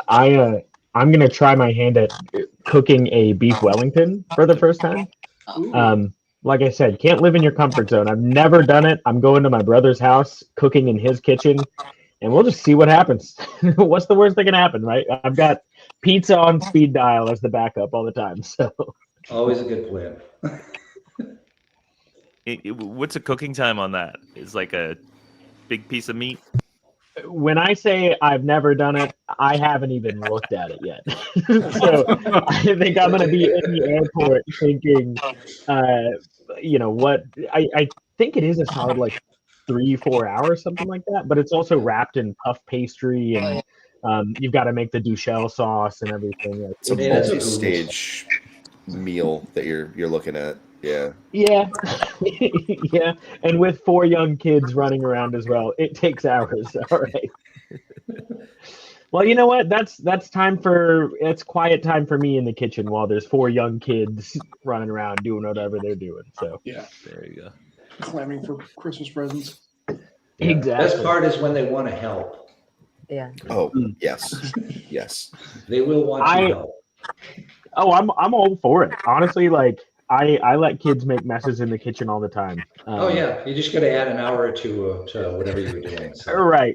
And we also learn the valuable skill of cleaning up. So we get there too. Eat a garden for the recipe. I'm gonna take that. I have not even looked at a recipe yet. Maybe let's see if we can get one up here. So it's kind of funny. I was kind of considering the dichotomy of my projects this week. So the last thing I finished was, so I'm in Florida, and my wife loves fireflies. And unfortunately, we live in an area where there's just not any swamps or anything to do fireflies. So I decided to make some and put them out in the backyard for her. So if you take those little solar cells that go on the top of the lamps, the solar lamps, you can pull the LED out of that, throw it on about a foot and a half of wire, and then hang that from a tree, and then take some black. I figured out don't use a flashing LED. Use some black duct tape, and you kind of form it like this, so that when the wind catches it, it spins, and that actually looks like a firefly flashing. So the tree out the back, it gets dark, it looks like there's all sorts of fireflies out there. But my next project is garlic butter. So that is very much a polar opposite of fireflies. Yes, What a heel turn. like something techie to something that's just, we've been doing it for many hundreds of years. All right, let's see. I think I got it here. Still figuring it all out. So here's your beef Wellington recipe. Oh, look This at is that. wildly helpful. Oh, wow. Yeah. Got Wow. pictures, Mhm. diagrams, all of it. I'm 46 now and think about my heart health a lot. I don't know if this is the right thing for me to be eating. It's got mushrooms in it. It's got to be healthy. Yeah, I mean, the exactly. theme that we're going with is Okay, what's the big worst that can deal? happen, right? So, Exactly. It does look pretty. I was actually super inspired. So if you scroll up to that picture, the puff pastry, my wife has gotten into sourdoughs, and she's got like this the knife that does the scoring on the bread and everything. And I saw somebody post a picture once of a beef Wellington where they had made a Christmas tree as the scoring in the pastry. And I was like, I could definitely do that. So that's where my head's at the moment. But we will see how it turns out. Pizza on speed dial. Exactly. Always pizza on speed dial. I've learned one thing about beef Wellingtons from Chef Ramsay and watching nonstop on, Hell's Kitchen. Just don't open the oven. While it's cooking, just don't open the oven. That's why That's there's a what the kids window, are right? for. Yeah, Exactly. That's what the kids are for. They'll peek. Yeah, right. Yeah, no, I don't want to do the Gordon Ramsay idiot sandwich thing. So I'll keep it close. Yeah, we got to just go where it takes us, right? Yeah. I'm excited. It's making me hungry already. So who's got security resolutions for next year? Oh, that's a good one. So I'll start. I have something I'm really proud of doing. So I joined the board of local charity here where I live in Canada called the Nanaimo Brain Injury Society, and it's not a huge commitment. I'm a busy guy, but it's good to help. And their security practices are horrible. And one of the things that, like, great people doing amazing work, but like cybersecurity is not the cup of tea. And so I asked if they were using 2FA, and they said, oh, we tried it, but they have work issued phones and they didn't want to alert. Like, there was all these concerns about it. So I'm getting them onto YubiKeys early next year. Oh, cool. So I think that's even better than, SMS codes, which is what they were looking at. So I think that's something I'm looking forward to next year. And you can get somebody to decorate them like little Santas or something like that. That way they look cutesy, so they can actually hang on to them. Yeah, I'm not wearing it today, but I usually have mine on a bathtub chain around my neck. There you go. Yep. Real nerd, you're right? a geek when.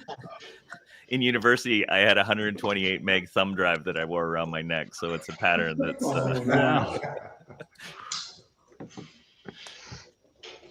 Anybody else? Any security resolutions?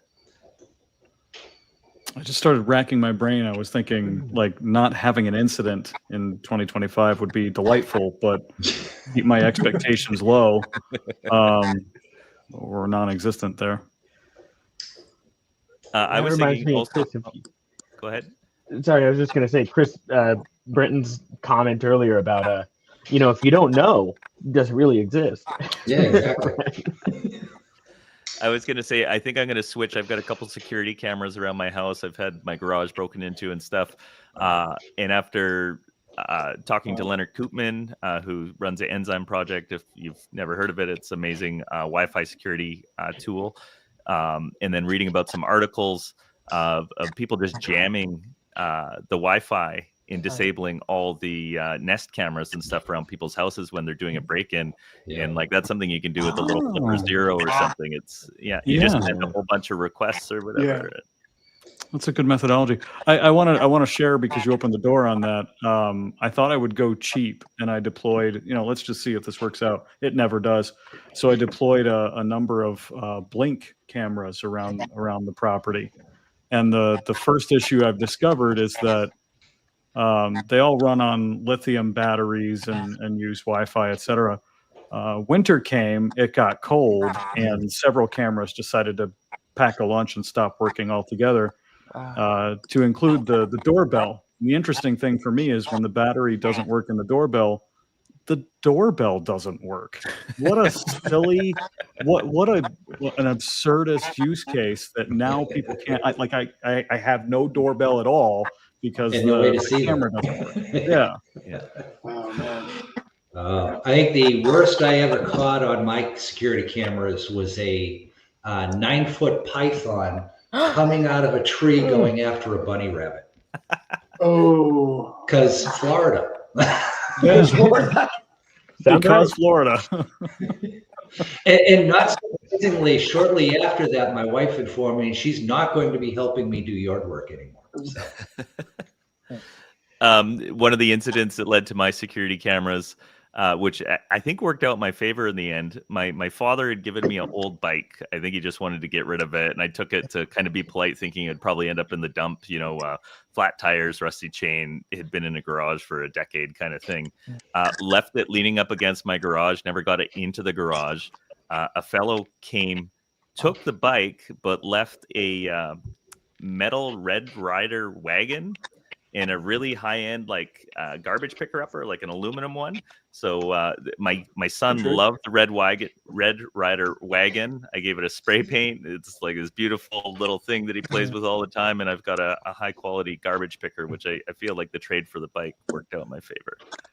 It's a good trade. It's not bad at all. So you cleaned it up. If the wagon goes away and the bike comes back, you know what happened, right? Yeah, it saved me a trip to the dump anyway. So yeah. That reminds me, I have all these Amazon boxes lying around. My New Year's resolution is I'm going to put all my junk in those Amazon boxes, tape them up, put them outside, and film all those porch pirates steal them. Yes. Waste their time. He posted a Ring video and he put his old television in the new television box, left it out, and somebody took it away from him. He's like, I have a lot of junk. I need to clean up a lot of things. That's a pretty good. And my garbage disposal charges me for large items, so this is a free way to waste someone's time. So in case it's helpful, one of the things I noticed is that we started putting a cooler with drinks and a little tray with snacks out for the delivery people, because Amazon lives here almost as much as I do. But I've noticed that since we've done that, they do a much better job of hiding the packages where you can't see them when you drive down the road. So yeah, I've noticed some guys do that. Yeah, that might help. Yeah. Yeah, I have like giant pillars in front of my house. I've noticed some delivery folks, they hide the package behind the pillar. So even I can't find it. I'm like, I know the delivery has happened. I got a notification, but where the hell is the package? I'm not going to sit behind this bush. Do that every time for you. Have you seen the ones hard online? job too. I think their actions are dictated by algorithmic like efficiencies, and it doesn't sound like a good way to make your living. Yeah, like constant monitoring. That made me think of the ones online where somebody will put like a grill they want to get rid of, and they have a sign that says free, and it'll sit there for 2 weeks, and then they change the sign to say $50, and it's gone the next day. You got to create the incentive. Exactly. I think I need to do that with the treadmill I have sitting in my garage. You could run on it too, as talking about resolutions, right? It's kind of been disassembled and is in multiple different pieces at this point. Right. Yeah. Yeah, I tried to buy a new belt for my old treadmill, and it ended up being an expensive. It still ended up in the dump, and the belt didn't fit right. And yeah, it was a tough experience. Yeah. Or you could maybe make a little go-kart out of it. That could be fun. We have one guy on our team who uses a walking desk. And so whenever we have a meeting, he's just walking away. I've thought about doing that. I've thought about doing that so many times, but then I really think about it, and I think I'm just like, I'm gonna be Matt in about 6 months. It's gonna be disassembled in my garage and not in use. So I'm like, let's cut out the middleman. I have a sit stand that goes up and down, and I'll stand for a big part of the day. But I find as soon as I have to like do hard cognitive work, I like programming and stuff. You gotta sit down. I can't sit down. Yeah. You can't really program while you're walking. It just doesn't work. No. I have a buddy that built a bike desk. So he's got like a bike trainer, and he's got his desk lifted to where he can kind of like pedal and type at the same time. I feel like that's got to have the same problem. Does it power on his UPS and everything as well? Keep the lights on? That's a good idea. That would be really. Wait, that's motivation. My screen's getting dimmer. Yeah. Right. Oh, hang on, my camera's blurry. Let me speed up. Yeah. No, I love that. Of course, there's someone in the audience saying, that's not such a bad idea. I was just going to say, startup. What's the worst that could happen? Take it. We've got free ideas here all day long. Yeah. I see Amanda mentioned not being able to justify dropping the money on a standing desk.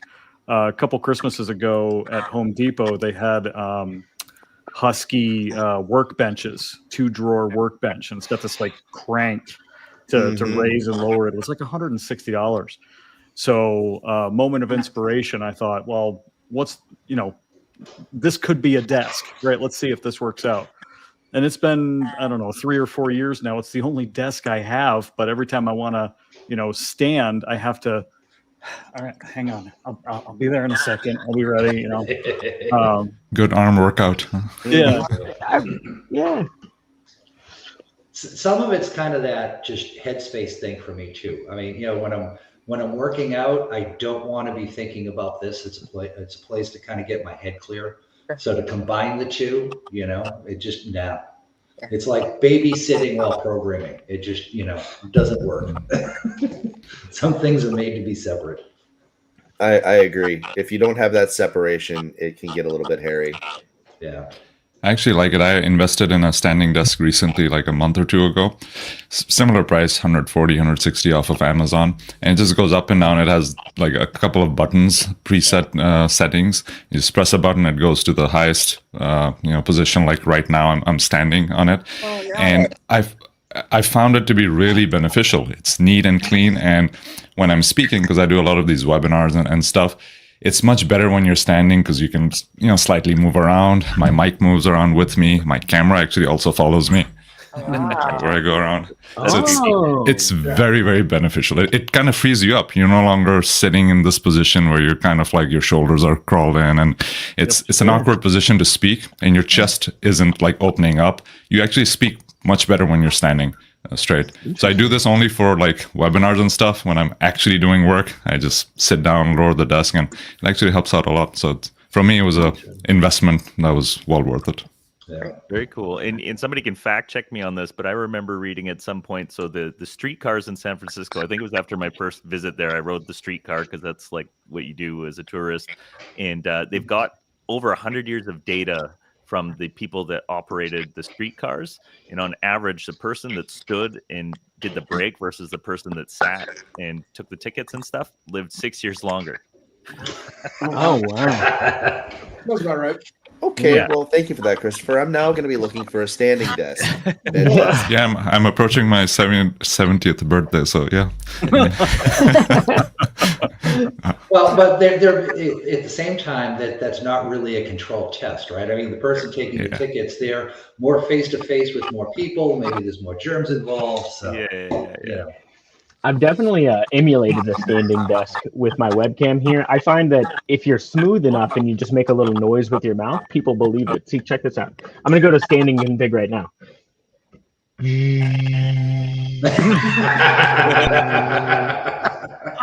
Easy. Oh, the angle and the shadow and the reflection in your... I will say the angle does feel a little domineering. So I can see the ceiling. I don't love it for one-on-ones, but back to seated config. Oh, too funny. Yeah, we all have our little speaking tricks. Oh, I see that comment, the one for the butcher block. That's a good idea. Chris just mentioned speaking. I know some of you guys have done some big talks. Michelle, did you speak at Black Hat? What's the biggest audience you've been in front of? I did. This year I spoke at Black Hat, and twice at DEF CON. So I had like 3 speaking gigs in like 3-4 days in Vegas. So it was fun. That's probably one of the largest crowds. I would say the crowds are much smaller in each room. It's like about 100 people or so, but the total audience is a lot. So people talking to you all day and then all week, and it's pretty overwhelming. And you lose your voice, your legs, your pretty much everything. You're done after Black Hat. The first time you have more than one screen behind you showing things, that's when it starts getting dicey. That's the big time. And a screen in front of you, like where you can see your next slides and stuff. So it's like all over, and it's a good experience. That is a lot of fun. If we're going on like big speaking engagements, I don't feel like I've done any massive like talks. Normally my talks are confined to like a few dozen, several dozen. But when I was in college, I was a singer and I was in a cappella groups. And so we used to like the performances we would do would be to like a few hundred in an auditorium. And so it's funny, like getting on stage to speak, it feels a lot more like nerve-wracking than getting on stage to sing, because at least I had a group with me. And so it's funny, I'm standing up there talking to 10 people and I'm like, oh, why am I shaking? Like they're real nerves right now.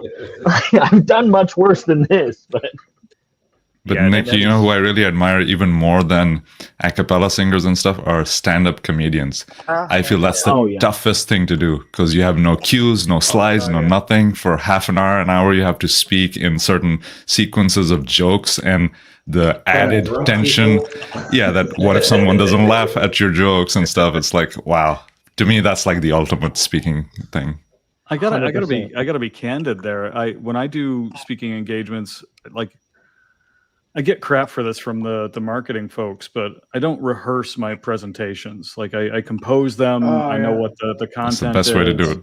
but I'm not going to rehearse it. It's more of a dialogue between you and the audience, right? Mm-hmm. Which I think is more consistent with the comedian methodology, or just, you know, breaking down that wall. I don't want to bear the anxiety of making sure I remember the next sequence of words, and I'm in front of, you know, dozens or hundreds of people also. So being able to read the room and shift the cadence of what I'm saying or the way I'm saying it, playing off of their reactions, asking questions of them during the process, I really prefer that methodology. I can't stand trying to memorize content. It just breaks me. And not having sentences in your slides. That's going to kill it. Oh yeah. I feel more authentic when I tell that to. Oh, go ahead. Sorry, go ahead.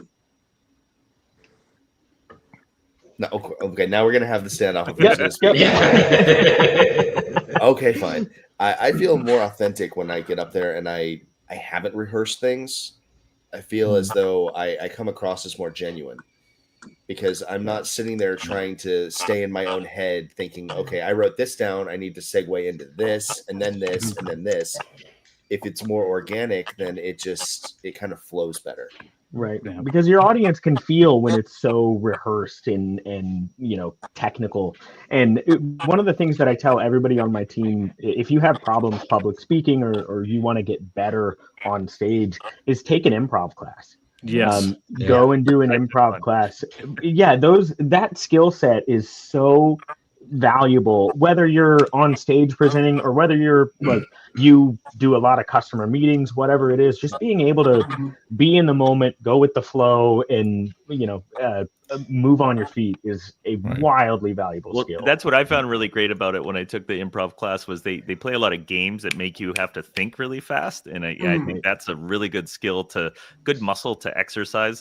I think I'm like a slow thinker, and so being able to respond quickly is a good thing to practice. Yeah. You know, to that point, I used to work at Cisco a very long time ago, and one of the instructors came in and they taught us how to do sales properly, how to present. And the instructor that came in, we had like a boot camp class for a couple of days on how to present properly. And one of the things he taught us was sing. He's like, every single one of you has to sing for like 30 seconds in front of the audience. I'm like, holy shit, I don't sing at all. Like, I've never sang in my life and I hate singing. And he basically got it out of us. He's like, no, you have no choice. You fail this class. You don't move on unless you sing. And no music, nothing, just a cappella. And he's like, pick any song. And that was the whole assignment. So for 30 seconds, I had to sing something a cappella in front of the audience. I was sweating, I was red, I was shaking. But once it was out of my system, like the message was like, how much worse could it get? Same as how you started this conversation. It's like, nothing can be worse than what you just experienced. I'm like, yeah, you're right. After that, PowerPoint presentations were a breeze. I'm like, yeah, I've done worse. I think that was a great, technique to get everything out of your system.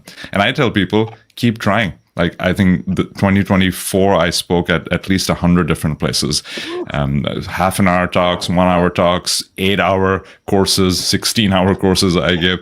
There was a lot of speaking I did. And I tell people, after you've spoken 100 times, that's when you really become comfortable. It's not after 10 times, not after 20 times. Maybe for some people it comes more naturally, but it's a skill set you can learn and master, pretty quickly. It just takes time. Keep doing it. Yeah.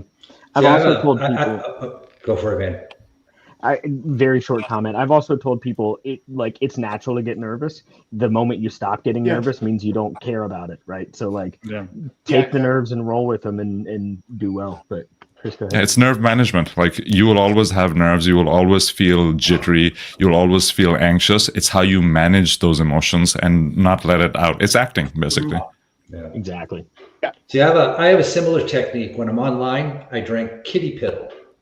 It clears your throat very quickly. And anything going on in the audience isn't as bad as that, so it helps keep you from getting nervous.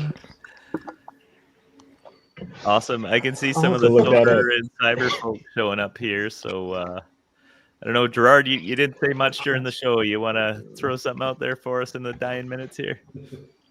I just, one thing about, if you're thinking about or being new to presenting, one of the things I will say is conference audiences are very forgiving. This isn't like night at the Improv, and you're not going to get heckled. So what I tell everybody is do it, because if you get up there and say it's your first time doing this, everybody will understand, and it will be a great experience. That's all. Yeah, I'm your saying. local B-sides is a great place to start. If Oh, I people- got heckled at Yeah. DEF CON, so Yeah. You got Well, that's a different crowd. Yeah. right. It's like, no, you're we'll wrong. shoot for that, you know, All right. Yeah. Do you have that No, vendors yeah, throw things B-sides, at me? those- Does that count? It Okay, depends. folks, Depends what you said. Not good things about their product that were all true. I was actually showing people how to bypass the firewall, and the vendor was in the audience, and not surprisingly, they weren't happy. So Yeah, no, I mean, yeah. Yeah, I can see that. I'm going to start kicking people off because we're going to bring Sober and Cyber folks on. Thank you so much, everybody, Thank for you. showing up. This is a lot of fun. 12 hours is a lot of time to fill, and I appreciate you Oh, just coming to make it happen. So Always is. Thanks so much. Thank you. Always. thanks for having us in, Chris. Have a good Thanks one. for what you do, Becky. Great holidays. Be safe. Happy holidays, everybody. Enjoy. Later. See everybody. here we go. Boom, boom, boom, boom, and boom. Hi. Hi. Hello. Hello. How are you folks doing? Very good, Chris. Thank you so much for giving us the opportunity to be on here. What an awesome occasion. And it's been a Yeah. great stream so far. Oh, thank you. Yeah, I had a horrible sleep last night. It happens every year. I don't feel nervous about it, but there's just so much that can go wrong with live streaming and stuff. But I think we're off to a good start. We're even running on LinkedIn this year, which we've had problems with in the past. So it's awesome on all the platforms. And you've got some fans. Here, I'll show you this. Oh, geez. Hi, Amanda. Claire, Teggy, love you. Love you.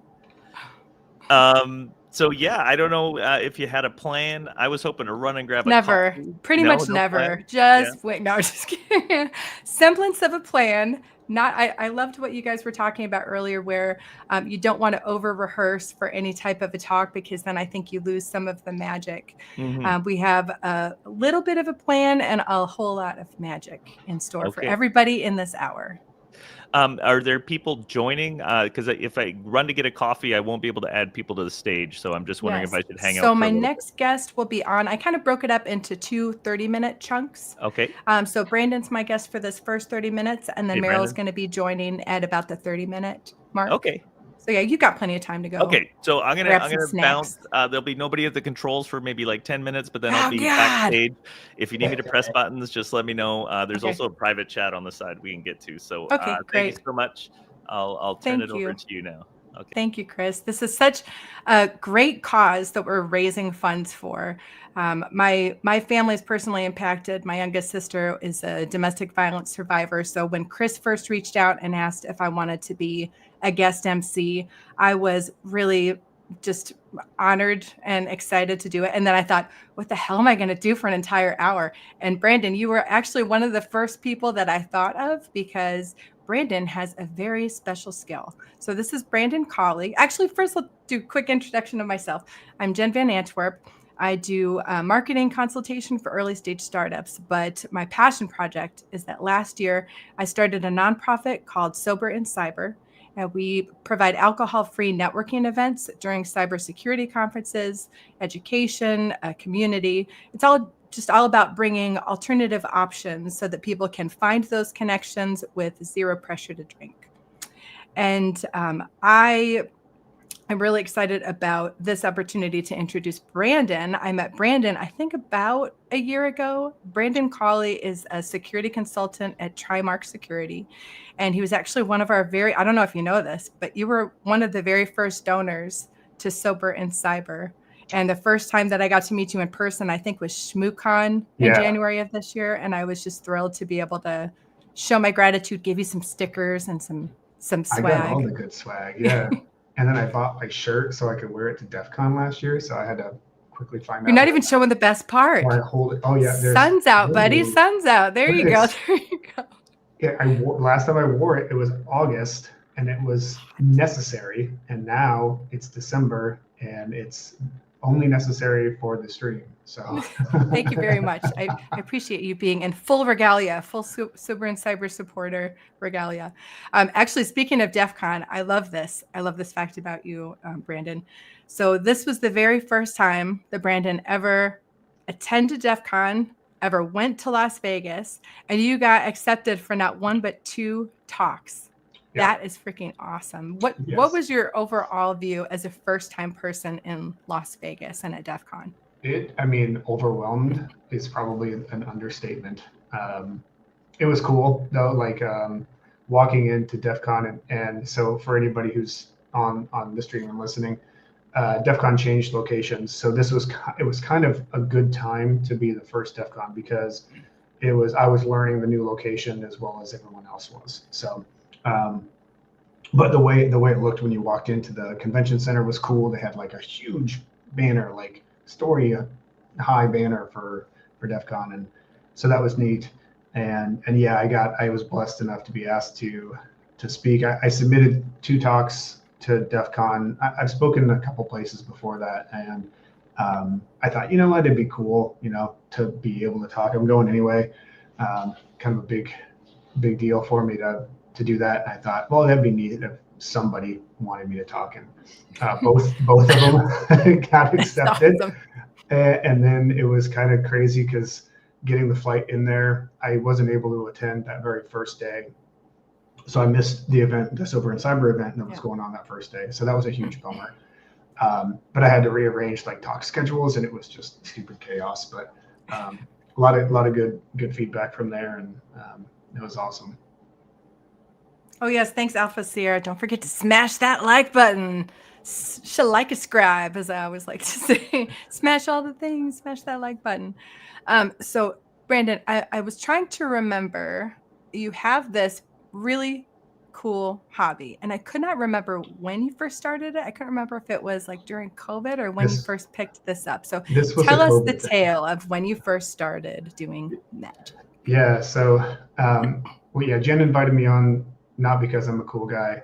No, but it's also because you're a very cool guy. Because I'm a cool guy, but because during COVID, my whole thing was I was going to get into doing magic tricks, and specifically card magic. And so I like everything on my Christmas list and birthday lists were like magic books, and they're like all over here. And I've only read and a cape, hopefully a cape, because every magician needs a good wand that turns into flowers. I wish I had one. And that might be more impressive than what I'm going to try to show you all. But yeah, so there was a hobby that kind of mostly just turned into liking the understanding of magic and kind of the destroying the mystery behind it for myself anyway, right? Just because there's just something from that hacker mentality of it's like I want to know how it works. So that I think is kind of where that drew me to it. But yeah, the first kind of entry into magic was, and actually the real entry into cybersecurity for me was, I had an opportunity for my first ever speaking engagement was at PancakesCon 3, which was like during COVID or near the end of COVID, I think.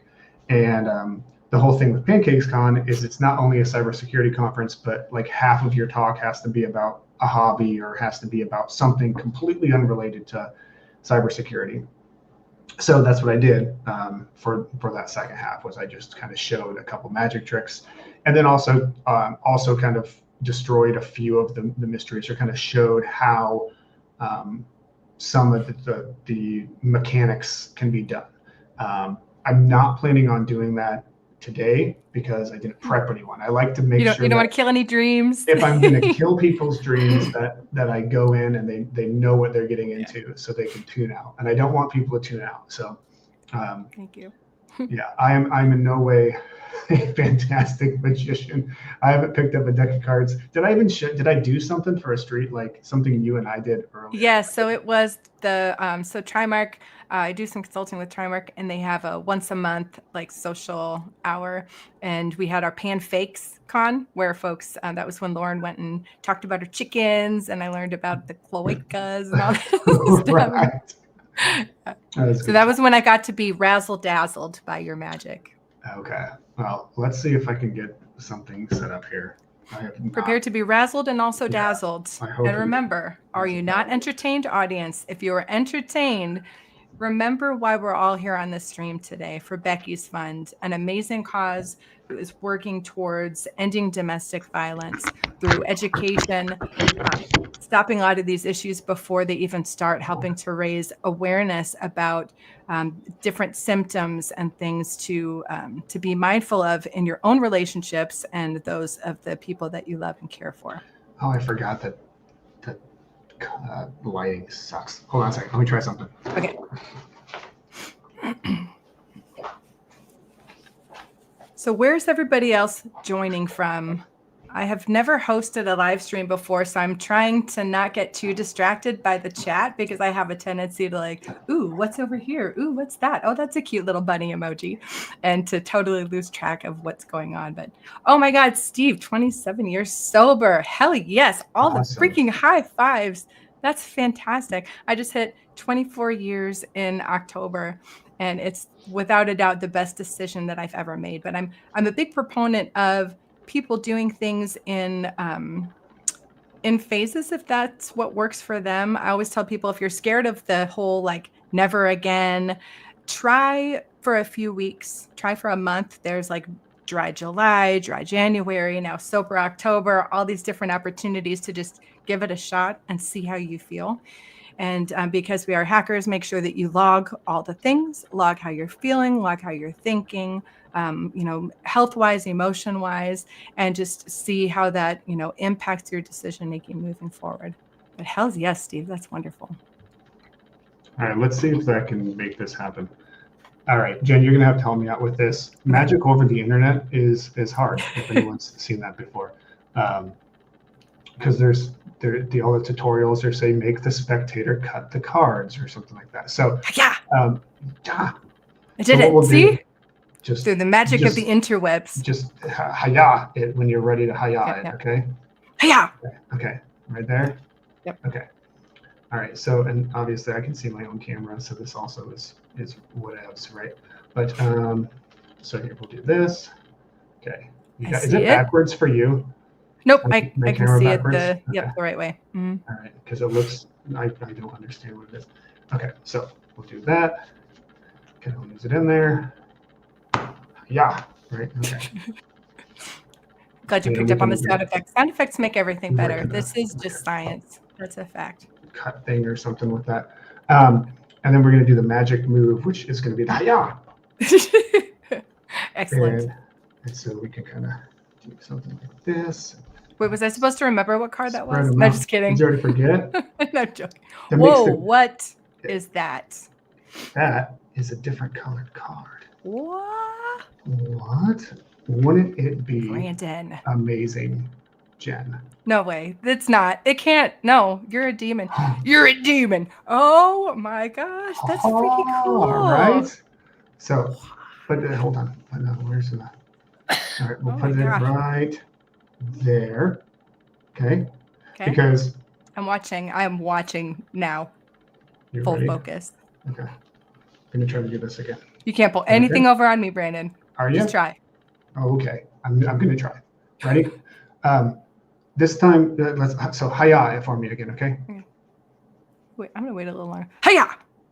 Okay, right there. Surprised ya. Okay, that's not very many. You want to go more, or is that Maybe enough? a little more. A little more. Okay. Hiya! Okay, that's good. Right cool. there. All right there in the middle. Okay, so we're gonna set the cards down like that and crisscross them so I know where we stopped. Because you could have hayad, you could have not hayad. Yep. Right, we could have hayad more and less. There's always a chance to hiya more. So we're going to look at this card now, which got it. Locked in to my memory banks. Got knock it. that guy in there again, or that gal in this case, and we're gonna hiya, right? Magic hiya. I'm gonna do that forever now. And we're gonna spread the cards a second time because you're gonna be so amazed. Okay, they're all red. They're all still red. Okay, so there's no more blue ones. Right. Okay. So what are you going to do now, fancy pants? Well, there is one blue one. Right? No. So we can see if we made that one. Oh my God. Queen. How? Okay, I know you don't want to spoil the how on this stream, but the next time we're hanging out, you have to show me how I can how tell you in how. the hell you did that. I won't be at Shmoo this year, but Oh my gosh. I'm going to be in. Are you going to go to Wild West in Denver? I am thinking about it, but I also don't want to spread myself too thin because I'm going to be at S4 in Tampa, Florida. I'm a stage manager for that one. And then I'm helping out at Reg Desk at CactusCon. We're also going to have, I haven't put this on my website yet, but we're going to have a Sober and Cyber event at CactusCon. And those are all like right around the same time. So I basically be like, I think having 3 conferences within a 2-week period. And I just had one conference and I've been sick for like 2 weeks. So I don't want to die. I've also been sick for 2 weeks. And I've now started taking allergy medicine, thinking maybe it's allergies because I've been sick that long. Oh, so God. I don't think that's why, I'm disgusting. Don't wait too long, though. Take care of yourself. Too long to what? To get checked out and to get it's like medicine if you need it. it's just like a nasally thing, right? Ugh. Like I don't know what kind of medicine they can give you for that. Yeah, that's true. All right, you want to do another one? Yes, I do. I do. Cool. All right. Moulin tea. I've never heard of that one before. Moulin. I have one in here. It has the most unfortunate name, but it's really, really good. It's called Throat Coat Tea, and it is very, very good and soothing for your throat. It's funny. I was actually speaking at a conference last week, and thankfully, my voice didn't completely go away until the day after I was done with my session because I was really worried there for a minute. I've heard good, like the throat coats before speaking. So maybe I should have done that before this. Yeah. It's a good thing I'm only here for another 15 minutes for you. Before Merill wows everybody with her own magic tricks of being amazing. All right, so let's try something else. So I liked the hi-ya thing because that kind of worked. So we're gonna you just tell me when the hi-ya again. Hi-ya. Okay. All right. Which one? One of those two. This one? The one on the left. My left or which one? You tell me yes or no. The one you're touching right now. This one. Okay. Cool.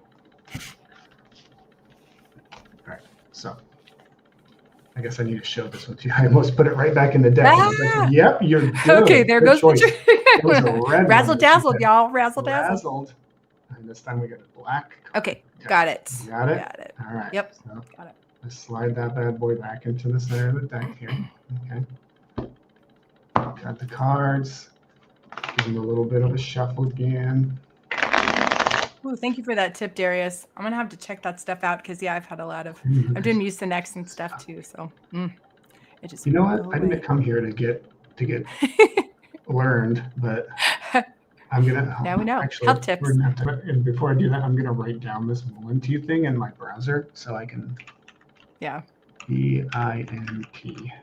Cool. All right. Nothing like distractions during this.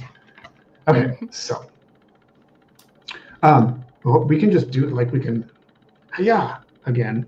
Okay. So, hi-ya, right? And let's see if we can get your card to hi-ya to the top of the deck. Yes, there it is. There it is. Very good. All right. So one of the sayings in magic is a good magician never does the same trick twice, right? Because then that'll kind of teach you all how it's done. And luckily, I'm not a very good magician. So I'm going to try this. Try it one more time. We're going to put that bad boy right in the middle again. Okay. Okay. Hi-ya. And I like the It's sticking. Yeah. And boom, baby. Boom. And Dude. again. All right. That's crazy. So I one just like. final. Okay, I'm I watching. do tricks 3 times. Watching. Okay, ready? Watch this one. Yep. I see it. I'm not gonna blink. Shit, I just blinked. Right there. Okay. Okay, and this time. Brandon! 3 times in a row. What? What kind of deal did you make with the devil boy? Really good. That's so cool. How many tricks do you know total? Like that you feel really comfortable and confident with? 0. Stop it right now. See, this is why I love you. You're humble. You're a humble magician. You're a humble wizard, sir. I spent, so to be perfectly honest with you, because this is staring like into my crotch, we're going to go up this way a little bit. I spent like an hour trying to figure out what kind of tricks I could do for this before this, because I haven't touched cards for a while. And I'm like, okay, what kind of tricksy things can I do? And kind of went into a bit of a panic mode for a little while. And I was like, oh man, all of these tricks are going to be terrible. I don't know a single trick that's any good. I'm going to throw the cards or drop the cards or whatever. But whatever. I'm happy to be here. I'm happy to, try to help raise money. I was going to just quickly, as I was adjusting my camera, I kind of did this whole thing. So I got to show off my tattoo. Ooh, and I don't know nice. if I told you this, Jen. No. So this is a St. Baldrick's, which is a childhood cancer awareness. I know you've shaved your head and your beard a few times. Yes, that's probably how you So every March-ish is when we do a fundraiser for raising money for curing childhood cancer. That's been something I've been a part of for, I think I'm in my 9th year of doing that, shaving my head. So I think I've shaved my head 8 times for him. One year we had family pictures scheduled. So my wife told me that if I shaved my head, that would be terrible, but I still raised money for him that year anyway. So it's a big thing for me. No, I think I was just watching one of our restreams the other day, and it was like towards the end of the cycle, maybe February-ish or early March, right before you shaved it, and you let your kids put all these cute little like bands in your hair and little braids and stuff. It looked pretty awesome. It looked very Viking. They put them in the beard too. Yeah. They liked it. Oh man, that was gross. It was kind of badass. I have vowed not to. I'll shave my head until I go bald.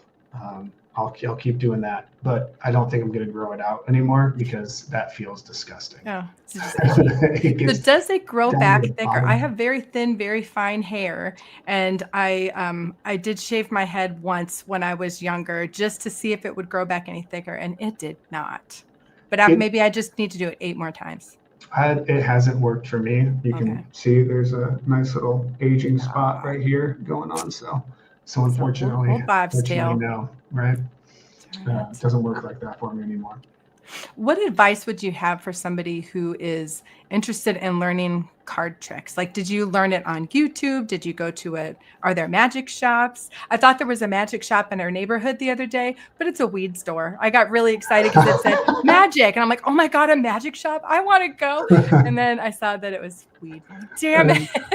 What are all these magic tricks that are made of glass in here? These are super weird tricks. I need to call my sponsor now. Oh, goodness sakes. I think like magic stores are probably a thing of the past. Unfortunately. Everything's kind of gone online. But yeah, you can get books. A lot of the good stuff is not given out for free. There's an online store called Penguin Magic that they'll charge you, and you can get videos and you can get like self-working card tricks and stuff like that. I can show you one of these.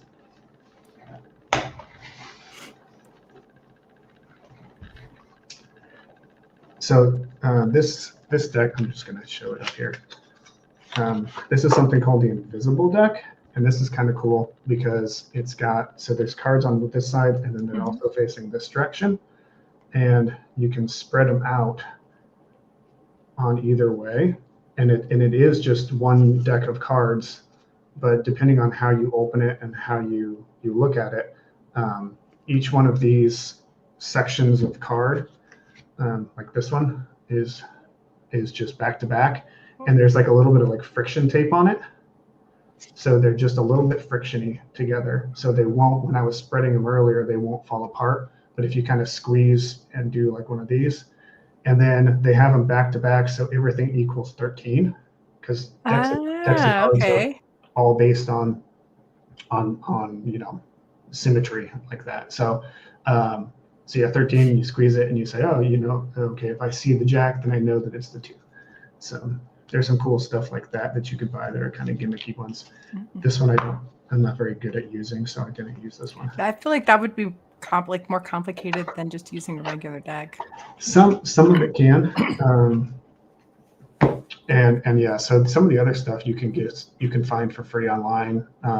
I love Scam School is a huge one. If you look them up on YouTube, it's Brian Brushwood, who is he's a comedian and magician, and he's created all sorts of other cool stuff online. So Scam School is kind of. Are you saying game school or scam? Scam. Oh, scam school. Oh, scammers. SCAM. Got it. And it's kind of cybersecurity adjacent too. Actually, they had a booth at DEF CON, and one of the guys who is on a whole bunch of the videos showing magic tricks, and they have some of those magic trick gimmick things. They have lockpick kits.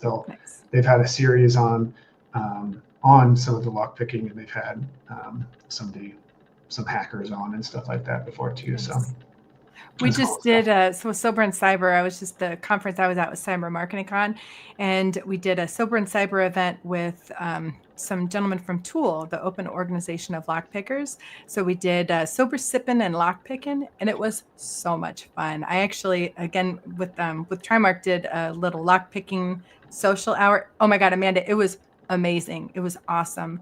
It was totally packed, and there were a lot of marketers there who had never done lockpicking before. So my hope with that was that the next time they're at a local HackerCon and they see a lockpicking village, they won't be nervous to go in, sit down, fiddle around, because a lot of the folks that I've met from, lockpicking villages have been some of the nicest people ever. And I feel like that's a good tactile way for people who aren't super technical to start learning more about hacker culture and just getting more involved in their local conferences in general. It's just sitting there fiddle farting around with some locks and making some friends. Yes, Amanda, you should have gone. Definitely go next year. But I'm hoping to have another lockpicking event at a future Sober and Cyber meetup, so you might get another chance. Now, cool. I did want to ask you, Brandon. So you go through tons and tons of security assessments. You look at lots and lots of Active Directory environments. You meander through lots and lots of dark and murky forests. If you had to narrow down maybe like 2 or 3, we have a few minutes left. So 2 or 3 pointers, like quick wins, things that people can do to help better secure their Active Directory enterprise environments. What would your go-to tips be? Sure. That's a question that we get a lot as far as performing assessments goes. And we do, so I've done some Active Directory stuff. Actually, I had probably more experience in Active Directory. One of the talks I gave at DEF CON was walking through like how hackers can do things and then how defenders can fix those sort of things. So as far as Active Directory goes, a lot of it is some of the insecure defaults that those are somewhat difficult to get rid of, but NTLM v1 has gone to the point where password hashes are essentially crackable no matter what they are anymore if you're using that poor type of hashing algorithm. And so we're to the point now where even random 64 character computer passwords are fully hackable within weeks of time using this poor hashing algorithm. So that's probably one for Active Directory. I also have now shifted more into the intra ID or the old Azure Active Directory side. This kind of goes along with both. And honestly, like any identity provider, is definitely MFA. And we've gotten to the point now where the SMS-based MFA is no longer the best. Definitely something like using an authenticator app is going to be better, and then absolutely your best is going to be a hardware-based token. So something, I don't have one, but I have one in my purse, like a little RSA token. Yes, little FIDO2 token or something that you can actually plug in. That those sort of things prevent types of attacks called token theft or token replay that can happen, where MFA doesn't matter if you're the one that's plugged in your MFA. You have your login prompt. If an attacker can get in through inside of that and grab that session, then they have an active session token, and MFA doesn't matter anymore. So that's probably the 2 biggest ones. I do have one more trick for you if you want before. Ooh, yes. Okay. So there. I'm gonna see if I can do it without moving my camera. Better not be a disappearing act. It's a, I'm just kidding. Poof. okay. Hi-ya! So we've got all of our. You can't see all of it. Actually, hold on. Bring it a little more center. Okay, there's cards here. Okay. So what I'm gonna do though is we're just gonna Hayami, and I'm gonna do my thumb thingy. Yeah. Okay. So you Hayad right here. Yep, I see it. Okay. Cool. All right. And now we didn't figure this out beforehand, right? Like I'm not cheating. Well, we could be cheating, but so they'll never know. So cards are either black cards or red cards, and so I'm going to try to read your mind through the interwebs. Oh God, it's scary. It's a scary place in there, clamoring around. It's a black card. It's actually a spade, right? Yeah. So there's two different. There's clubs and spades, and it's a majority high card, but not a face card. Yep. Right? So it was the 9 of spades. Yes. Okay. Get And out of my brain. That's not as impressive as it would have been in real life because we have this, and obviously I did the thing, and you can see the card, right? So, but I do have something. So behind me, right there-ish, is a deck of cards. Okay. And so this has been here, and I intended it for to be over there so you could see it, but it's been behind me the whole time. I haven't. We believe you. There's we have the no thing in reason here, not to. right? You haven't deceived us. I've deceived you the entire time. I think. So inside of our box. That's cool. That's really cool. Brandon, That's the what I got for ya. magnificent. Do you have a magician name? No, but I do now, I guess. You need to think of one. Tech Brandon. It's my. And you also need to work on your magician. I don't know. I like the Haya. The Haya is pretty good. Merill is here. Yay. Good stuff. Awesome. Well, thank you so much, Brandon. You're so that welcome. was truly magnificent. I have been razzled. I have been dazzled. And now I am so excited to be able to introduce our next guest, Merill Vernon. Merill. Hi. I think I haven't seen you since RSA. Maybe. Oh, I cannot hear you. Oh no, I can't hear you at all. No. She's unmuted on this side, so I'm here to help debug. Okay, thank you. We could try to do a written word. No, still can't hear. Oh, there you are. Okay. Yay! How'd that one? Sweet. Good job, Chris. Hey, he just pops in like the, tech wizard fairy and boop, fixes everything. He just magically blips on in, stuff works, and he's like, bye-bye. Oh, and the technology gets scared. It truly does. It's like, oh no, it's like, Dad's he's here. back. We better stop acting up. Better get back in bed and pretend to be asleep. It is so good to see you. It's wonderful to see you. So Merill Vernon is solutions architect at NetSpy. That is, I think, a newer gig. So that's really exciting. Yeah. How's that been going so far? You loving it?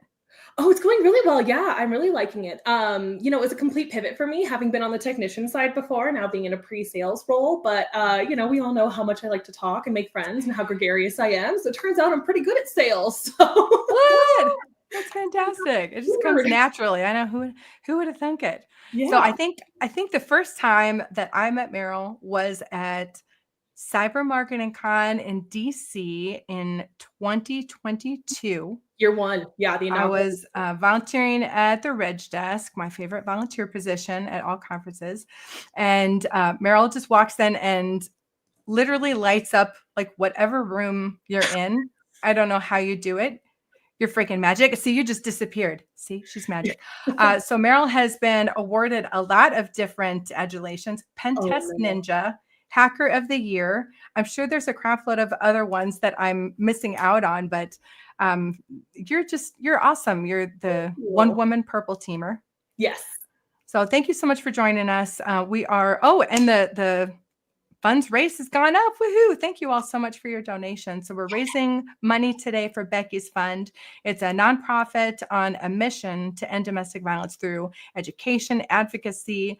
They do a lot of things in schools to try to actually help folks to recognize some of the issues or symptoms before it becomes a bigger issue. A dire situation.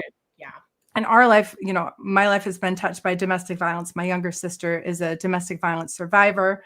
And it took her a while to be able to, you know, talk to the family about it. She hid it for a long time, but now she's a huge, you know, advocate. She does a lot of education within her community, and she's a big proponent of just talking about the issue, talking about her experience. I know for myself with Sober and Cyber and a lot of the talks that I've done, I've spoken about my journey through, you know, addiction and recovery, and just trying to take those bumpier moments, and we shouldn't shove them down. We shouldn't hide from them. We should honestly, you know, use them as a way to help show others that you can get past these different things. So I was excited to have Merill here on the show for a lot of different reasons, but I just wanted to give you a chance to kind of share some of your story, because girl, you have lived a life. Oh gosh, yes. So a lot of people only know me recent within like 5 years. That's when I showed up on the cyber scene. But I actually went through most of my life trauma before I got into cyber. So also a DV survivor, you know, went through living with an abusive alcoholic, being a single mother, struggled with suicide in my early 20s, you know, and it's just one of those things where when you're in it, it's so hard to first see that you're in it, and then second to pull yourself out of it. I lived with the shame for a long time. That was what got me way longer than the actual like issue, like going through the trauma, was that like, you know, everyone's told me my whole life how smart and capable and talented I am. And like, you know, I was doing multiplication tables like way earlier than I should have been or whatever. And they put all this pressure on me to succeed in life. And the fact that I have found myself in so many situations where I was overwhelmed and I couldn't, first of all, remember how I got there, and second of all, figure out how to pull myself out of it. Like how did you let this happen? You should have seen it coming. You should have seen the signs. You should have done a threat analysis of some kind. You should have done those crappy tapes that we play in our heads. Yeah. So, you know, for me, it was just like, gosh, if you're so smart and so talented and so capable, like, how did you let this happen? And it took me a long time to forgive myself, way longer than it took for me to actually get out of those situations. What were some of the steps that you took to help first recognize that it was an unhealthy situation, but then what got you to the point where you were able to kind of move through and recognize that none of it was your fault or anything that had a damn bit of thing to do with you? Yeah, you know, it's a constant delicate balance. My wife and I, you know, I'm in a good but healthy relationship now, and like we'll like have a glass of wine, you know, with dinner. But like more often than not and stuff. And I'll look at her and I'm like, is this a bad habit? Do we need to like be wary of this? Like extra hyper cautious. If we're having a glass of wine every day, we have a cocktail on the weekends, and we go out with friends one time a week. We're drinking 7-8 days a week. Like we suck now. So, you know, it's one of those things where you're constantly on the lookout for the signs. And I had been on the lookout for the signs because I had been with the type of personality before who was exhibiting early signs. So when I was in my long-term relationship with my children's father, it was the kind of thing where I very immediately saw it. So I met him in San Diego when we were both living there. That's where I'm from, and that's where I met him. Very shortly after we got together, I became pregnant with our oldest. And he already had plans to move to Florida to live with friends of his. His best friend was deployed, and he was living with his wife and son and helping her like co-parent kind of. And he was like, I already have these plans. Like, and I was like, well, I guess I'm going with you because we're about to have a kid and I'm not staying here in San Diego. My parents have just moved away. My sister's at college. Like, I really have nothing keeping me here. So I went with him. And once we were displaced from like all of the kind of camouflage, right? The scenery camouflage, the temporal camouflage is when signs really started to stick out. But, you know, he also had a ready-made excuse. I'm depressed. I don't have any friends here. I just moved myself away from everything and everyone I know. Don't you feel that way? Blah, blah, blah. But it went from like him having one drink a night to like him waking up with a drink and then having one throughout the day. And then he couldn't hold a job. And like, I was like, this is starting to seem chronic. So it kind of emerged slowly.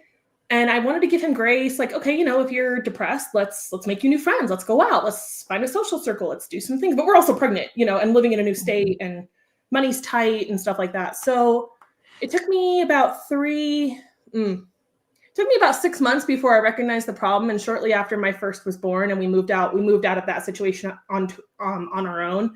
It got really, really bad. That was when like violent outbursts started, and like week into Charlie's life, had to like hold her in the bathroom with the door barricaded, like calling his cousins to come over and like help us. And we moved in with my parents. Things got much, much worse. You know, he started hiding it and like bringing it up to the room and just hiding out in the room and just staying up there and drinking. And like my parents knew it wasn't good. And I knew it was bad.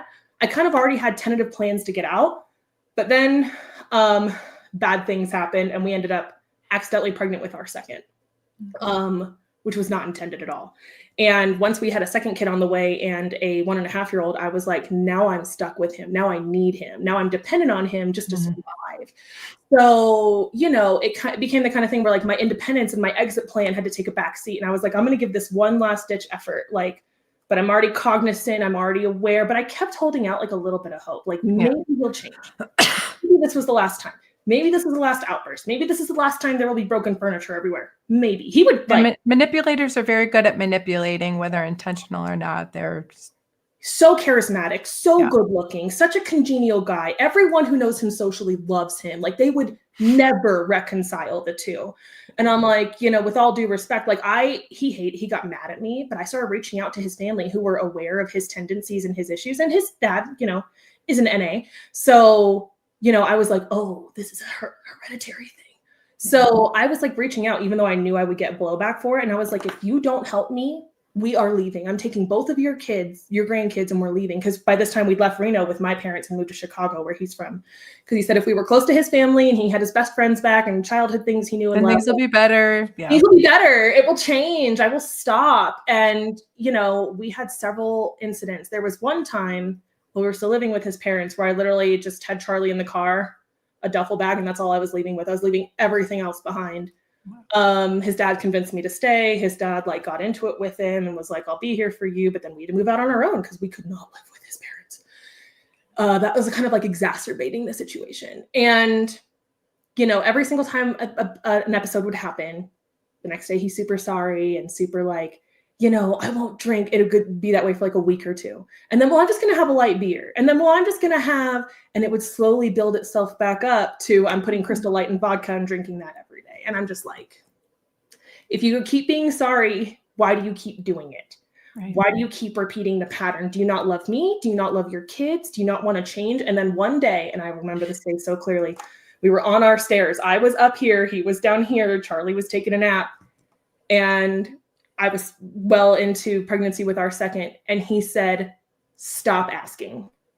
There's nothing wrong with my drinking. It doesn't affect anybody but me. I am never going to change. Stop asking. And that was, I kind of felt, you know, I just got chills. Yeah, you know when you see like little boop animations, I felt like I physically felt the blood drain from the head down. Like I sank into the floor, kind of. I was just like, excuse me? And then I realized how much I'd been gaslit and how much I'd been gaslighting myself into like seeing potential in this person that was never going to manifest. And so I saw the signs very early, within like 6 months of us being together. I saw the signs and I waited it out for another like 2.5 years. It took me 3.5 years into our relationship to finally leave. But that was the day I called my parents and I said, this has gotten so bad. I no longer have control of the situation. I haven't for a long time. They were sending us money under the table because anything in the bank account he would spend. And then he would like blame it on the weirdest things. Like he spent $80 on McDonald's one time he was drunk. And he was like, yeah, it's weird. Like it must be credit card fraud. I'll call them tomorrow. And I'm like, things that make you go, So, you know, he couldn't lie to me. Like I'm too smart for that. Definitely. But like well into my second pregnancy, I had to have a job at Starbucks on top of my full-time job that I was working. And my parents were sending us money. And I called them and I was like, I got to tuck tail and admit it. Like this hurts. This hurts my pride. This hurts everything about me, but like, I can no longer handle the situation on my own. I need your help. And that was in November.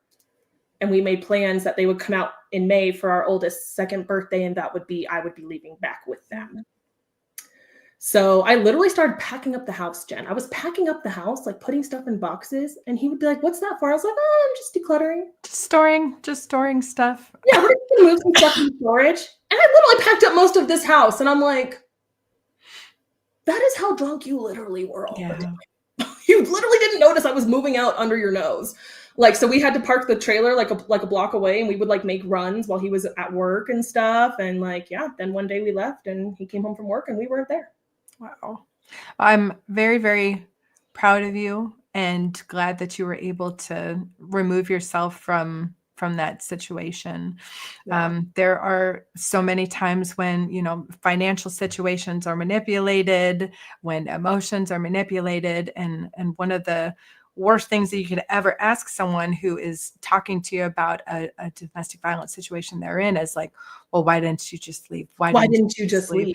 That's an indicator of someone who's never been in a relationship with someone that they care about and then they love, who's supposed to be there for them and help protect them, who is so adept at manipulating and twisting, whether they know it or not.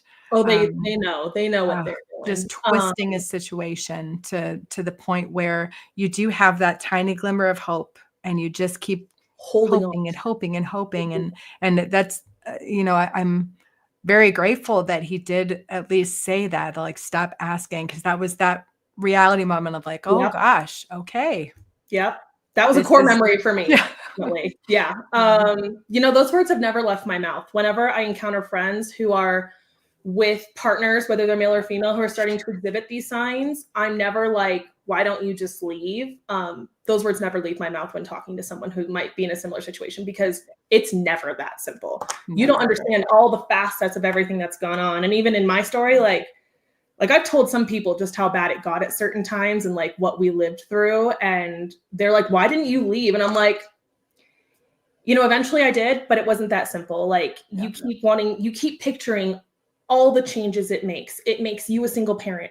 It makes your children, you know, aware of the fact that they come from a single parent household. Like, where is my dad and why isn't he around? And he would say things like, when the girls grow up, I'm going to tell them they come from a broken household because you wouldn't forgive me. You quit and you left. And I was like, really? Because I'm going to teach them it's okay to leave any shitty situation you find yourself in and to come home to me every single time, because it is definitely okay to admit that something isn't working out for you, and you can leave that whenever you want. I will never let someone manipulate them into staying.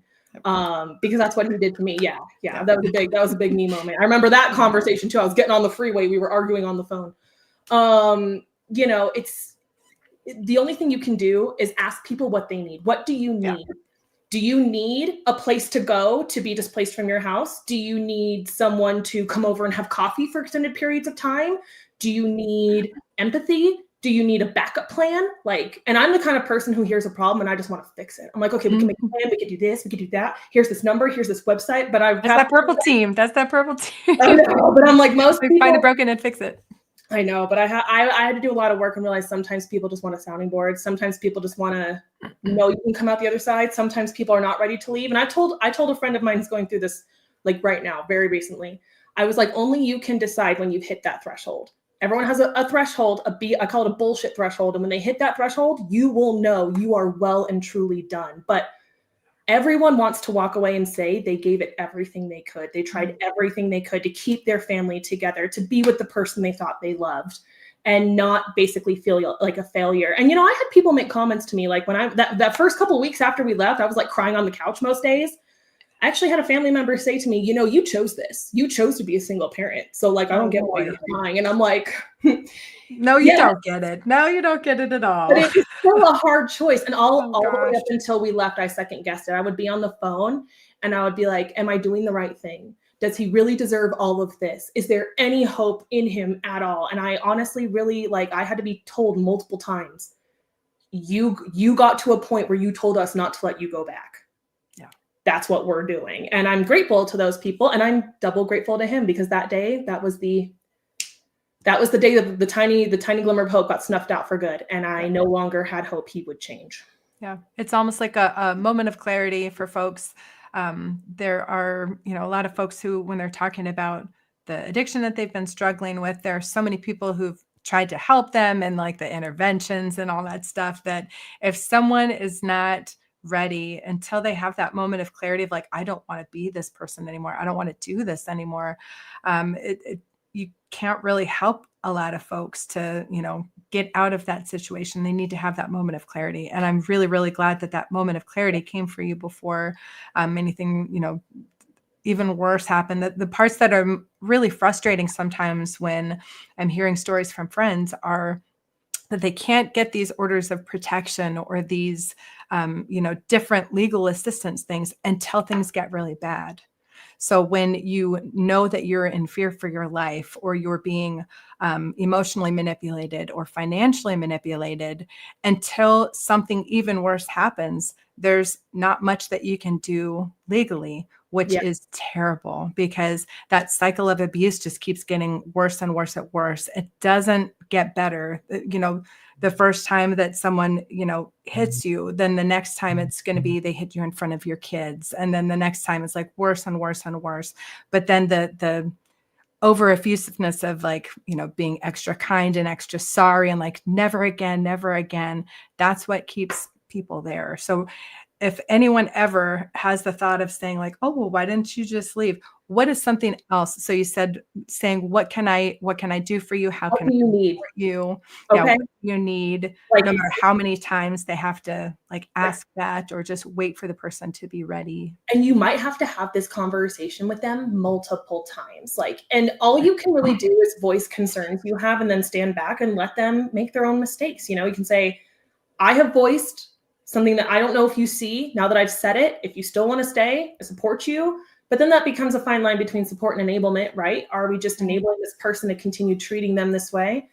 But yeah, there might have to be multiple times where they come to you and they're getting a little braver each time, and they're building that up, and they're like DV victims will hide it just the same way their abusers will hide it. So abusers will start by hiding marks, only yelling, only throwing things, only hitting the wall until they hit you. And then only hitting you places people can't see until they do.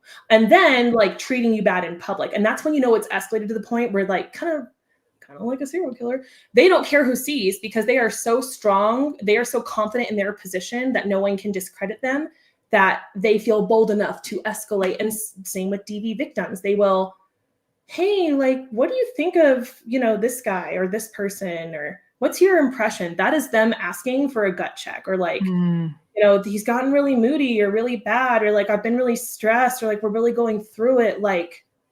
That is them trying to get to the point where they can say it. Because once you say it out loud, it's real. It's real. Cancer. There's always going to be a chapter in your life before you were a DV victim and after.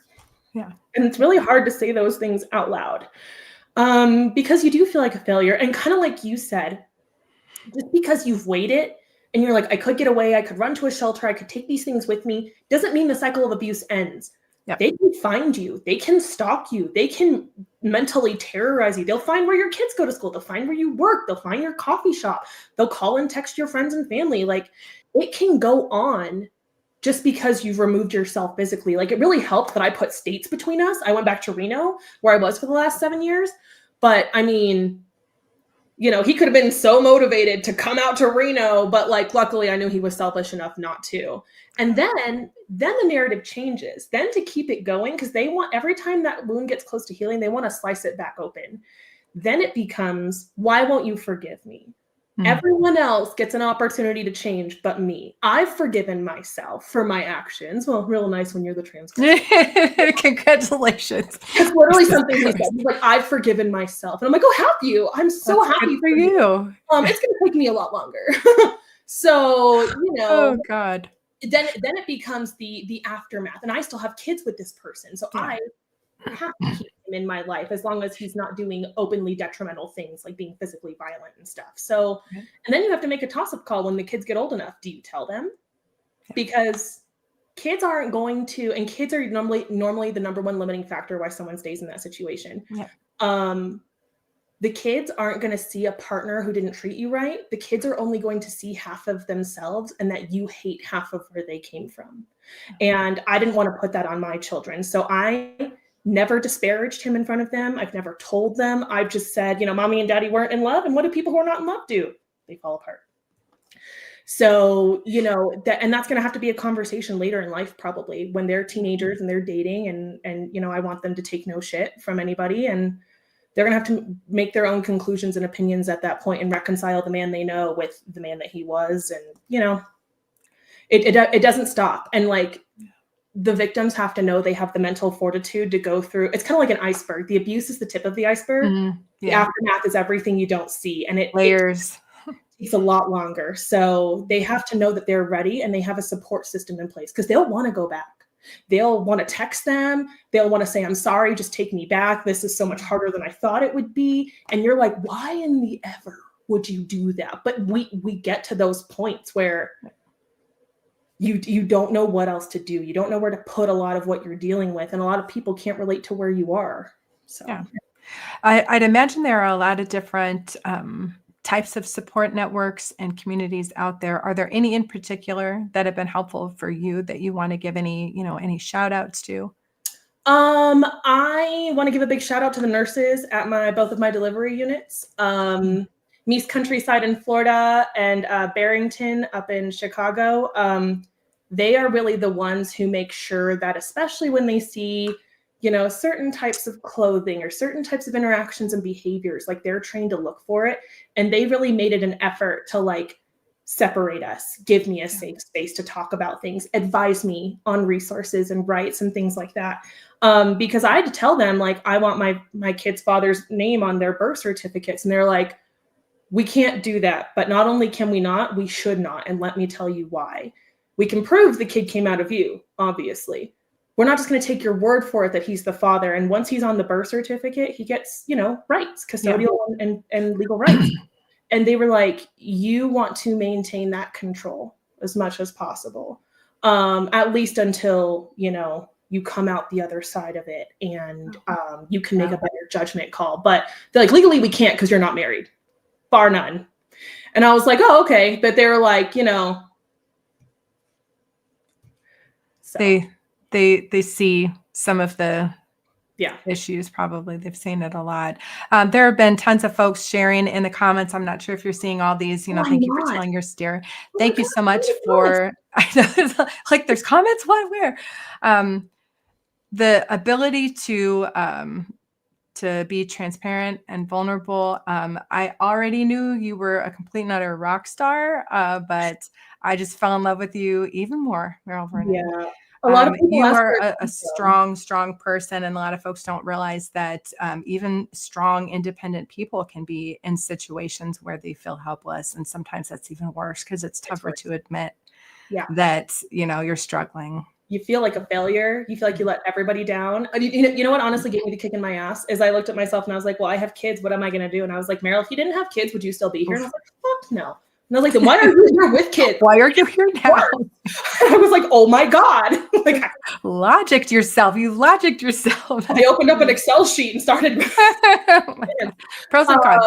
Yeah, but no, a lot of people, you know, they're like, where does the grit come from and the tenacity? And like a lot of people see my success in cyber and they think that it just comes from like gifted life. Gifted. I don't know. And I'm like, no, I had no other option. I could not fail. And I don't accept failure lightly. And I was like, I was like, I'm going to get angry. And once I get angry and I get active, then you should watch out. Yeah. Now, you did drop another bomb in some messages. You were almost abducted at Rainforest. I know we don't have a lot of time here. And also, by the way, audience, folks watching this stream, y'all, we are $10 away from being at $11,000. I know somebody in this stream has not had a chance to donate yet. It's $10. Let's do it. I'm on here. Let's get to 11K. Amanda just commented, in quotes, I did it out of spite. Yeah, good. Sometimes if that's what it takes. I love that. So share if you're comfortable with it, share that. Tell a bit higher for this conversation. Yeah, we need a top pony. We need to put my hair up and take my hoops out. Okay. So ladies, I was taught by my mother to be the kind of girl who walks around looking up at the world and not looking down at my shoes. Because I'm naturally an introvert, believe it or not.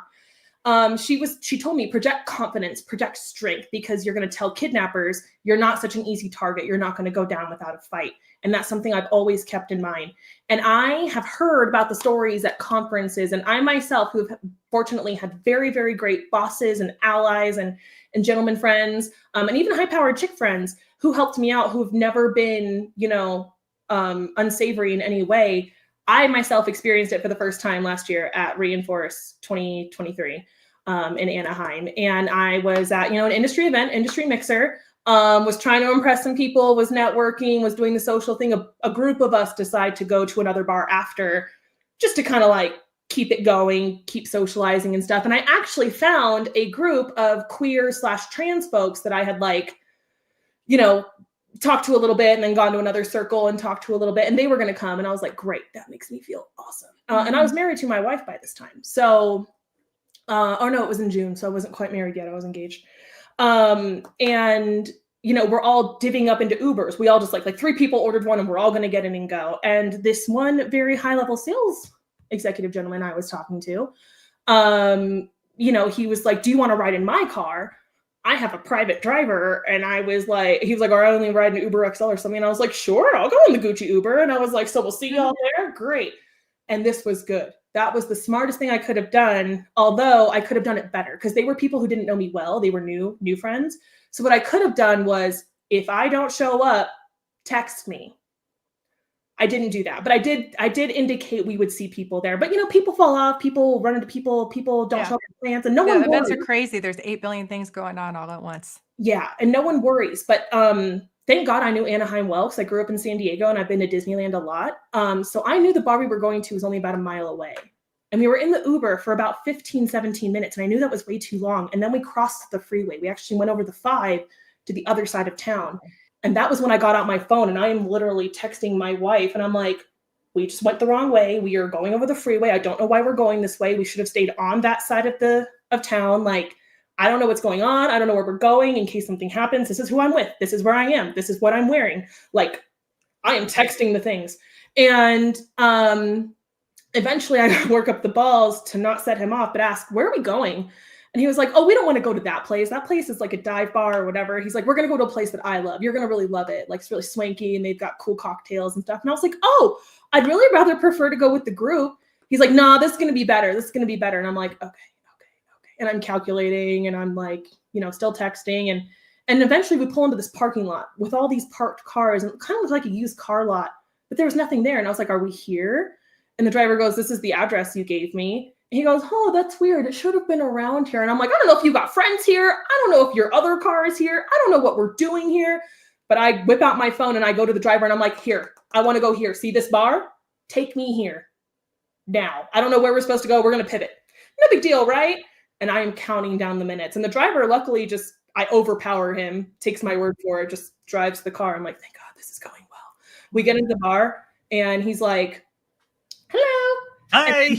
Sorry, I didn't mean to. It's exciting. I was like, I'm going to go run into the restroom because I'm going to hide in the restroom, order my own Uber, and then beeline out the door, right? And he's like, cool, I'll wait for you. And he waits right outside the bathroom door. And I was like, oh my God. So then he's like, let's go get a drink. And I'm like, okay. And he's like, what do you want? And I'm like, it doesn't matter. I'm not going to drink it. I'm like, I'll take a meal. He goes, you'll have a whiskey neat. I'm going to get you a whiskey. And then he's like, hey, and it's busy. So he's trying to get the guy's attention. And I take that opportunity to literally duck behind some tables, run around, find the queer group from earlier.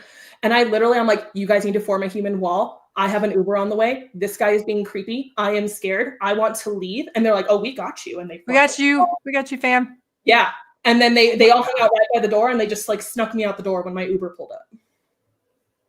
Wow. And then I had the audacity to be like, where'd you go? Well, why were you so freaking creepy? Oh, and he's like, yeah, next day. What happened to you last night? I thought we were having fun. I'm like, no, you're kind of fun. Oh my God. Yikes. Woo. So that was it. And I have been a lot more vigilant ever since then. So ladies, be smart out there. Yep. Keep your wits about you.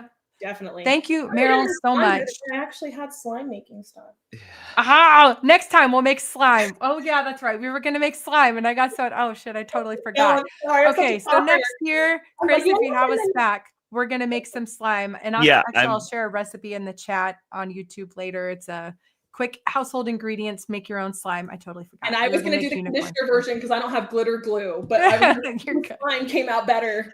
Merill, thank you so much for sharing your story. You're an inspiration. You're amazing. And I'm really grateful that you had an opening today to even come on here. Thank you, Chris, so much for letting us come in and spend an hour. That went by fast, bro. It does go quick. So yeah, thanks, Jen, for coming and hosting this hour. It was really fun. And also, Merill, your story is really inspiring. I'm sure you saw all the comments. Glad to hear you made it through, and definitely, what doesn't kill us makes us stronger, right? Yeah, iron sharpens iron. But ladies, don't be ashamed and don't be afraid. You're not a failure, and it can happen to anyone, even to me. So please don't carry that around with you. You carry so much already. All right, folks. Thank you so much. I'm going to bring the next folks on. We got the people behind Valid, which is a really exciting project. Oh, I'm wonderful. looking forward to. Okay, take care. Bye. All right, so we're going to start with the one and only Ken Weston, and then Caitlin or Medusa, and then Christian Dill Dog. Yeah. All right. I didn't know if I should say that one out loud, but I think we got away with it. That's the whole point. Yeah. I believe it's like a pronounced Meduse 4. I just want to correct that. Oh, Meduse 4. Okay. Apologies. I grew up with the Leet speak, and I never quite figured it out. So we're not Leet enough to speak Leet. Okay. Awesome. I'm trying to be on here as little as possible. I'm gonna hand it over. I think Ken can take the reins from here, and I'll let you guys do your thing. Great. Thanks, Awesome. Chris. Really appreciate it. Yeah, thanks everybody. Hey, Caitlin and Christian, thanks for Okay. coming on. Really appreciate this. This is great. You bet. You bet. Yeah, this thought you guys would be great for the show. I think especially talk about some of the things that you've been working on with Valid. I think particularly with some of the use cases and things like that. I know you folks presented a lot of this at DEF CON, really exciting stuff. So I'll just kind of be here in the background, but I figured you guys can maybe give a little bit of a background about the project and how you came to build it and things like that as well. Yeah, sure. Yeah, go ahead. All right, so we should probably start out with what Valid is. Valid is an open source privacy app platform that people can build on. And it is peer-to-peer. It is completely decentralized. It is just your phone talking to somebody else's phone. Chris had come to me a few years ago with the idea for this project, and I was like, we need to do this. This is what the world needs right now. Because we're looking, at a world where a lot of people don't have privacy, and privacy isn't accessible to everybody. They make it a little bit intimidating for most people to use most privacy-based stuff. And it's not very user-friendly. So I really wanted to make sure that we, are making something that people will use. But I'm going to let Chris go on a little bit more into what it does and what it is. Sure. So the core of Valid is really that it's it's an application framework. So instead of like being a proxy to some kind of dark web where privacy it happens to you, your app is actually a node in a huge mesh network across the internet. Not any different than any other nodes. But all of the apps that are Valid apps all play in this giant mesh. So there's no infrastructure other than apps themselves. So the thing about Valid is that it's zero config. It's very easy to use. Caitlin was saying that we want grandma and the average non-technical user to be able to use Valid apps without really needing to understand networking or privacy or any of the technical underpinnings of how this all fits together. So we're trying to tuck all kinds of interesting privacy complexity behind this library and make it easy for developers to make private apps and in turn have those apps be easily consumed by everybody, not just privacy enthusiasts or crypto nerds or people who are on the cutting edge of privacy and security. Now, obviously, we released at DEF CON because we want those people who are there in that audience to understand what it is we've built. It's going to be those people that are sort of the tip of the spear, helping us improve, getting developers involved, and spreading the good word that this thing is a thing that exists. We built a community on our Discord. Hopefully someday we can rewrite a better Discord than Discord running on Valid itself. But for now, we are building a flagship app that is a chat application that is somewhat similar to Signal in ways, but no servers in the middle, again, completely decentralized. And other people are starting to build their apps on Veiled, a lot of experimental apps, a few that have been published out there, some video game library stuff that lets video games use Veiled to talk to each other, and a blog application that is available as a web app. So Veiled runs in the browser as WebAssembly. It can also run on mobile devices as actual apps you get from the App Store. Installing a Veiled app is just like any other app. You go to the App Store, you click on it, you start using it, and it just works.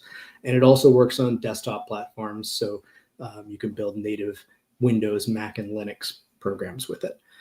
Our goal is to take that complexity away and make privacy and writing private applications easier for developers, because we feel that that changes the incentives on developers to not simply centralize everything because that's the easiest status quo way to do things.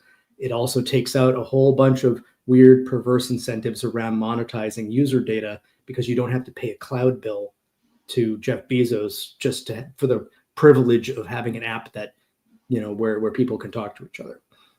So yeah, that's why we've done it. We looked at the world and said, look, there's a need for this. Social media is going crazy. People are getting monetized left and right. Advertisement is everywhere. This is not the internet we wanted. So how do we encourage the building of a better internet by making the hard parts of real peer-to-peer communication a lot easier for people? Yeah, it's interesting. You said like a lot about like the monetization, right? So like a lot of folks say, well, hey, I use Facebook Messenger, it's encrypted, right? Like all that sort of thing. But a lot of folks don't realize how, if the product's free, you probably are the product in some respects, particularly when it comes to Facebook. And I think we've even seen that with like some of the social media platforms that are getting taken over with like, a lot of politics and things like that are involved. Like maybe a lot of folks don't realize how their information is maybe, not even being sold, but also being abused in a lot of ways. Yeah, I mean, if your information's not outright being sold to one company or another, they're allowing AI to use your data to train its, train its data sets, and it's available for everybody. I mean, if we're seeing, a world where if people are leaving their state to go seek healthcare in a different state, they use Facebook Messenger, they may be arrested. There's been one case of that, of a woman from Kansas who had planned to go get some healthcare from a different state and planned it with a friend over Facebook Messenger. Her friend was charged with aiding and abetting because it is illegal to, get an abortion in that state. So we are seeing that kind of thing happen. And whether or not you believe in that, it's, that specific, scenario, it's all about what are they doing with your information? Where is it going? And how is it coming back to bite you? And, we're also seeing a world where it may come back and bite future generations. I hate to think of the fact that, someday my kids might get denied health care because my mom joined a Facebook group for people suffering with depression so that they can support each other. But that's where we're headed. And that is scary. Yeah, it seems like especially that a lot of people may use that kind of information against folks. So yeah, kind of see on a lot of the social platforms, just, nowadays it's not being moderated at all. You have very abusive folks that are harassing folks and things like that. So it really seems like, this sort of move to privacy. I'm seeing a lot more people move to Signal and Signal groups and things like that because, they feel safer in those groups. But, as you mentioned too, that's not completely decentralized. Those servers could be compromised in some way.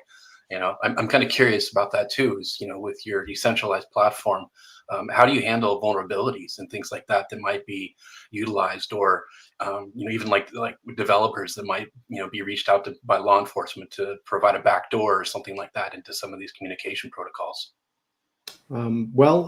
Insofar that Veiled itself is a framework for writing applications, we personally cannot respond with anything valuable to law enforcement requests because Veiled, it doesn't run on our machines. There's nothing that can be done. It's completely open source. So, if law enforcement wants to go get data from some user of a Veiled app, they're going to need to go get that person's phone, and they're going to need to get them to unlock it, and they're going to have to perform forensics on the device. Same thing with Signal. Signal can't provide content or metadata about conversations to law enforcement. They just don't have it. We don't have it either. The fact is, we don't even have any servers. We don't have anything running. We have a transparency report that shows us, a few, that we just put up on our website that talks about the few machines that we do run for our own like debugging and just to have a few machines on the network that we own. But they're no different than anybody else's. So when someone writes a Veiled app, it's they still have to conform to, say, like the App Store terms of service for the app stores they deploy in, things like that. So if you were to like make something that had user generated content and you uploaded all kinds of questionable illegal material through that app, the app would be still responsible for doing things like filtering or sending things to the NCMEC filter in the case of abuse material, things like that. That's not any different than how you would do it without Veiled today. You couldn't put something on the App Store that didn't conform to those policies and, sort of just general, due care and due process for, you got to do due diligence on your customers, your users, and come up with like conformant ways to write your software. Now, that is beyond the scope of Veiled, and just as a general thing for developers to be concerned with. So yeah, we can't really, do much about law enforcement requests to app developers. I mean, if they choose to write something that is used in a questionable way, they should and need to assist in whatever ways they're legally bound to. But Veiled isn't going to be the thing that makes it, their lives difficult. It's going to be the lack of content moderation mechanisms or whatever for their application. You had mentioned, what are we going to be doing about vulnerabilities? Along with you had also mentioned Signal.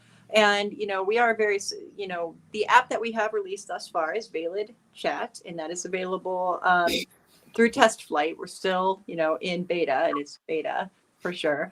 But it is very, very similar to Signal, but we are missing Signal's biggest vulnerability, and that is funding.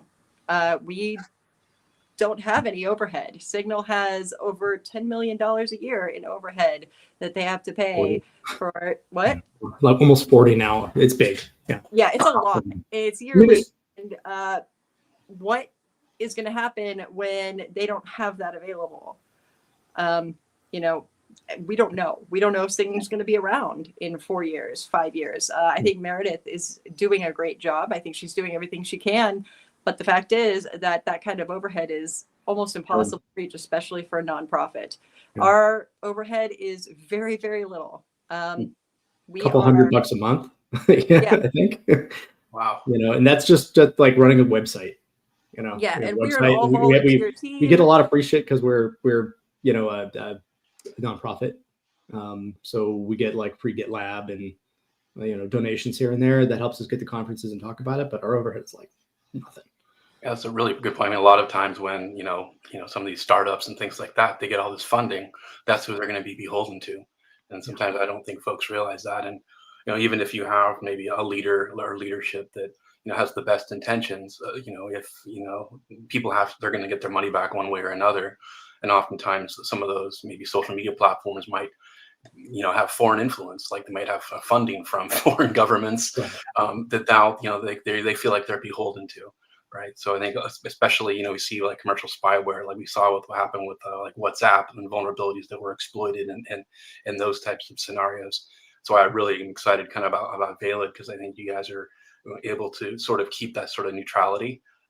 So and you mentioned law enforcement too. And like one thing I always see like, well, criminals are going to be using this sort of thing. Well, oftentimes when I've seen these sorts of things where they rely on digital investigations, oftentimes it's circumstantial anyway.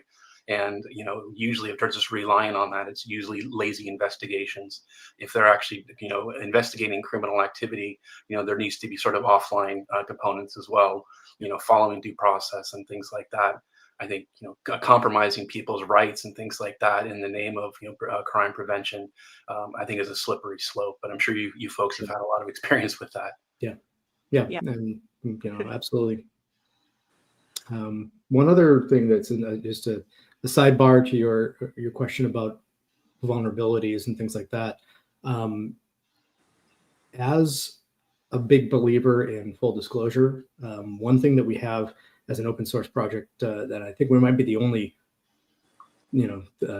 framework of its type that does this, but when people report security vulnerabilities in Veiled itself, we actually take their exploit code and check it into our repository. We believe that full transparency is really important. People should be able to recreate the vulnerable test cases. And by doing that, we encourage everyone that isn't a responsible app developer to upgrade their version of Veiled as soon as a patch is available. So as soon as we find out about it, it goes in the repo, a patch becomes available. When you have a highly distributed network, you really need people to upgrade their apps that link in Veiled and upgrade their standalone nodes that they're running, things like that. By dangling the security advisory out there along with its exploit, we kind of force the hand, and we ensure that people understand that the risk is not theoretical, it is actually practical, and there it is. It's right in the repo alongside our code. You can see our past history of security vulnerabilities. There's only been a couple, but we're committing to ensuring that we don't brush any issues under the rug. As a framework, we want to be responsible and have people understand that we're looking out for their app and that we're not going to be staging release of vulnerability information or playing favorites with something that is as critical as someone's as their privacy and their applications. So yeah, we built it with security in mind. That's one reason that we debuted it at DEF CON. We want people to come in and break it. And in fact, if people find a vulnerability, I go find trophies and I remake them and send them a weird ass Veiled trophy. Because frankly, people should be celebrated for going out and, trying to mess with something, especially when it's for a good cause. And that cause is making sure that everybody has the privacy that they need. Yeah, I mean, it seems like, maybe some of the other, communication protocols, whatever, they have financial resources, but it seems like you have sort of a renewable resource in the community. It seems like, especially like at DEF CON, and you folks are heavily involved in the security community. So it seems like that's really where a lot of the help comes. Do you see that? Yeah, absolutely. We're getting audited all the time, and honestly, it's actually kind of fun. You meet these researchers, they come in, they're like, I think we found a thing, and we're like, oh, you found a thing. Oh, sure. And it's actually quite enlightening, and it's great to get those people involved and also get involved in the fixing of it, and just building our community. It's not an adversarial thing. We encourage people to hack Veiled, break it. It only gets stronger when that happens, and hopefully someday the bar gets high enough that it becomes very, very difficult to mess with Veiled applications and denial of service and things like that. And we're consciously leveraging that work and getting people involved in the community who like to do that kind of thing. Absolutely, as well as people that are not technical within the community. It takes a lot of different viewpoints in order to write an app that everybody can use. It's going to take not only somebody that knows how to write the code, but also somebody that knows how to do the front end user interface in a way that is, usable for everybody, not to mention, accessible for people that may need screen readers, or they may need different, color settings, things like that. So we have people in there that are lawyers, so that they can help you with your terms of service. They can help you, walk those legal routes that you have to take in order to make a good app that isn't going to get used incorrectly. We have people that are accessibility experts. We have people who know about UI, who know about how to do front end things, how to make things, market it, how to market your app. These sorts of things are all available. And I think that's really important. Is the community is not just tech people. It is not just hackers. It is not just developers, although all are welcome. It's a little bit of everybody, because it's going to take more than one viewpoint in order to make a successful app for everybody to use.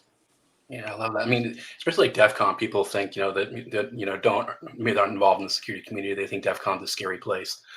You folks are pretty brave to launch your product at DEF CON, but, again, you have your community of folks that are kind of helping you along with this.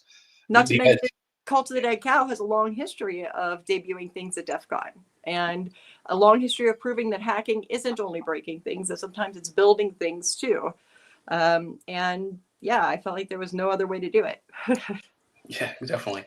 So I'm kind of curious about the future. You kind of mentioned like other people that are, helping to build this. And I think one thing with like people forget about hackers is that they're incredibly creative.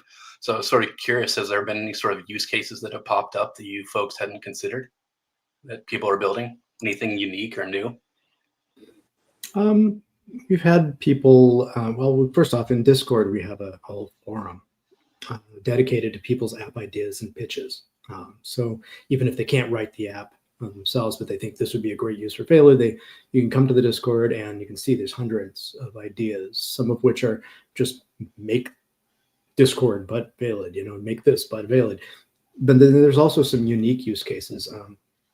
And I can't say the name of the company, but one of the benefits of having us licensed under the Mozilla public license is that it doesn't scare away corporate users as well. There's a very compelling use case for people to be able to contribute things like medical data information, like the MRIs of their breast cancer scans and things like that, to a data set for AI training and early discovery of breast cancer. But you need to be able to trust that this is not being tied to your personal identity, that you're properly anonymized. It's not coming back to your IP address because you chose to upload some stuff from, your house or your at-home doctor who came to your house, and suddenly it's tied to your IP address and all of your Google and Facebook pixels or whatever. That kind of concern is legit. And how do you, know that you can trust this, with your anonymized data? So people are trying to solve problems like that. So how do you, process medical information? How do you do, this kind of stuff with sensitive information? And there's been, all kinds of conversations around, different ways to, get Veiled involved in anonymization. But, that was probably the most like standout example. I also didn't see video games coming as early as it did. My inner child is sorely disappointed in me, because it's almost always, the internet is usually porn and then video games, and then, as the adopters of new technology, right? So video games, surprisingly, people should just be able to talk to each other. They should be able to connect. They don't necessarily need to go through an Xbox Live or a Steam or whatever. Hopefully this enables, indie gamers to just make things that work. So yeah, I've got, some interesting use cases that are just didn't see coming. And, honestly, there's a little blogging platform that was just published recently. It's a microblog type thing. I didn't expect it to launch as a actual website you can use right now. As early as it has, it was like our first web app that uses Veiled completely in the browser. And it's called Intersect. And if you go to intersect.blog, blog, just HTTP, doesn't need HTTPS because Veiled does all of the encryption. So you can just go to the website, and there's a little thing where you can like post stuff like a paste bin and share links, and it takes hypertext or markdown and things like that. And you can put up these little microblogs and share the links out, and that the whole thing, including all of the storage, metadata, everything about it, is here, I'll type the link out for people. That's great. Yeah, that is all done in the browser. It's browsers talking to other servers out there. The actual server that serves that page to you is not involved after the page loads. It's the browser reaching out over WebSockets to a bunch of other Valid nodes. So it's all in the browser itself. And when you access that and you create a login and you want to view things, if you make a post, I can view it from the public link, and you can have all of your posts and stuff accessible to you when you log in. So anyway, yeah, it's again, not written by Valid Foundation at all. It was a completely third-party contribution, and probably the first app that is published and I would say fully functional. I mean, Valid Chat is beta. It's way more ambitious in terms of scope, but this is pretty damn cool. And it's like the first thing that just you fire up the browser and it works, and it has all those same privacy guarantees that you'd expect from any other Valid app. So yeah, I mean, this is literally the cloud, right? Like we say the cloud is other people's computer, and this is. And how often is it that your browser is participating in a peer-to-peer network, just the browser itself, and not like going through a proxy or something else? So I'm kind of curious about that, Tim. And you have like volunteers on the building apps and things like that, but you also have volunteers like setting up nodes and all that. Is that been a pretty easy process to get folks to spin those up? Yeah, generally we have a lot of people that come in. That's the first thing they want to know how to do. They just want to like, how can I help? How can I run a node? And it was like people were having a contest for a little bit to see who could get a node on the smallest piece of machinery, and like who could get a node on the weirdest thing. And it was fun. I mean, we want to make it fun. The whole point of the project, I don't know if I could swear, but it's F around and find out. That's the scientific method, and that's how we do things with Valid. Awesome. Does anyone have a node running on a toaster or anything interesting? I don't know what the weirdest one is. I know that people have gotten, because it runs on Android, people have run on some very weird Android things. And there's a lot of Android things, more Android things than you could think, like a refrigerator could run Valid today. Yeah, I'm not sure about the weirdest thing. I know somebody had it running on like an LED light bar. Yeah. There's some very strange, places that it can run. It's written in Rust primarily. So Rust is very cross-platform, makes it a lot easier to port. In terms of community contributions, we came to the table with Windows, Mac, and Linux support.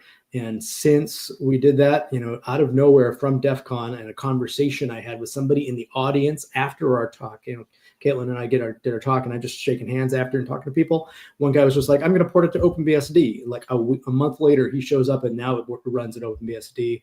And we have a team of people looking at building an official binary port for that.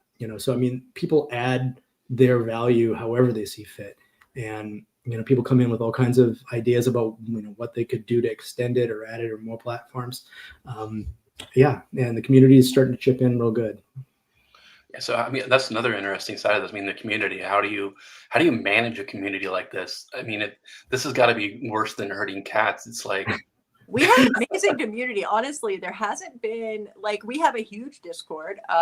We have a few moderators that we have asked, volunteer, can you help us? Because we're not quite sure how to use Discord. And they have both said, they moderate several communities, and ours is the largest, most well-behaved community they've ever seen. Now that I've said that, somebody's probably going to come in and be a complete jerk. But knock on wood, that things still, remain very peaceful, calm, cool. We have a ton of channels, so there's something for everybody. If you feel like just coming in and sharing a meme with some like-minded folks, if you feel like just hanging out with a bunch of, nerdy weirdos, this is us. And it's been great. The community's been awesome. Speaking of community and chipping in, it's really bothering me that there's $10 short of $11,000. So if anyone that's listening right now could just throw $10, towards the cybersecuritycares.com. I understand it's going to a very good cause of eradicating domestic violence or helping domestic violence survivors. So if somebody could do that, my OCD is going nuts.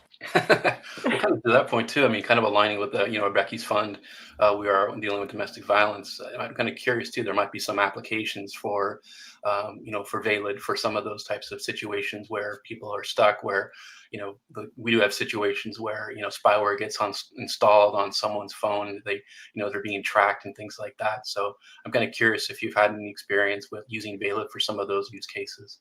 That was actually one of the first use cases that I thought of when Chris brought this to me back in the day. Was, how could we create something where, people that are dealing with domestic violence can reach out and get help in a way that if somebody's going through their phone or, they're being watched, would still remain private. So that is something we've been exploring. I don't have a solid answer. If anybody had a solid answer on how to end domestic violence, that would be great. But as of right now, we've got a lot of ideas, and implementation of several different ones is probably going to be helpful for most cases. Yeah, I mean, especially seems like some of the apps and things like that, it might be useful for some of the use cases and situations where, like, maybe they're in a home or something like that where they're being protected, or kind of those scary types of situations. Being able to communicate in a way that it's not being spied on or monitored or things like that can be really helpful. Especially some of the stuff, it's very sensitive types of content they might be discussing, things that they may not even want their family to know about, and things like that. So yeah, it seems like there's a lot of use cases there. Absolutely. My intro into this whole cybersecurity anything was, dealing with a case of, image-based abuse, also known as revenge porn. And so that's my background is, in harm reduction when it comes to online abuses, and helping victims be empowered to, take their privacy back. And so this is kind of just along the same lines, just on a larger scale. Yeah, that's great. I'm kind of curious too. I mean, if you guys are thinking about the kind of the future, I know you've presented at DEF CON, and is there any new plans like for workshops? Like how can developers get more involved? Is there like any hands-on workshops or anything like that that's in the future? We'll be at a few events. We haven't really baked 2025 yet, but I know they're going to be at CyberCon in Wisconsin in April, I believe. And then we do a lot of B-Sides events as well. We haven't nailed down exactly which ones yet. We'll definitely still be at DEF CON and B-Sides in Vegas, but I'm not sure. We haven't really nailed down. We have the looming holiday season is sort of clouding my vision into the next year. So I definitely am hoping that we get into more developer conferences in the next year rather than just attending hacker conferences, because we have a lot of people breaking, but we need more building. As well as starting to get, some, once we, have Valid chat available for everybody, I'd really love to start setting up workshops on how to use that and why using a private communication actually matters. And that would be in places that most people wouldn't expect. It wouldn't be at, a conference. I would want to do that sort of thing at a library or a nursing home or, a school, and just talk about why it matters. Because once we get it into people's heads that their privacy is important and that it's not too late, because there, is a sense of ambivalence about this at this point. We feel like everything's already out there. What's the point? But the fact is, if we cut off these sources, if we destroy the data economy, then there's no more incentives for people to sell it. So thank you to whomever did that. I like it. 11,169 is a much better number than being $10 shy of $11,000. Thank you. That's great. And yes, it's not just an app, it's a philosophy. It really is. We have a whole, mindset that is behind it. It's more than just an app, it's a framework, and we want to encourage everybody to build and do things, to just go out and do it. And we will help you as much as we can, because that is the fun, is going out and doing hacker shit with your hacker friends. That's great. I mean, yeah, it's great to see that you guys are continuing this. It seems like too. I mean, you're not really have like a an agenda like you would like with a startup or something like that. Like we're gonna do this, we're gonna get this many users, and then we're gonna raise this much funding. So it sort of seems like it's much more community driven and things. So we wouldn't even know how many users we have. That's like at certain points. Once we have a few apps out there, there's no telling. So there's no point in ROIs or trying to get those metrics, and we're not going to make any money off of this. We all have day jobs, we all are doing our own thing. The point of this is just to do it. Wow. Sometimes you just do things. I mean, how do you do this when you got a full-time job? I mean, this must take so much time to do this. I know, like in the development side, the community management. That guy, he codes a lot. There's a lot to it. There's a lot of time, and I manage a family with my 2 twin girls as well, so I got a lot to juggle. But you find time, you make time when it's important. Very cool. Thankfully, I'm blessed to have a lot of good support around me for what I'm trying to do. I was happy to be a company founder for a while, and now I'm doing AppSec stuff for my day job. But the ability to focus on a passion project is a privilege, and I want to make sure that I can that I'm spending my time on things that I can be proud of, and I couldn't think of a better thing to do than this for me right now. So. Cool. So I think maybe we wanted to I'm going to show a short video here of some stuff that you guys did at DEF CON. Just I think we're going to show kind of the intro. Just wanted to show what you guys are presenting. Kind of gives kind of an overview as well. So we're going to go ahead and stream that real quick, and then we'll be right back. All right, cool.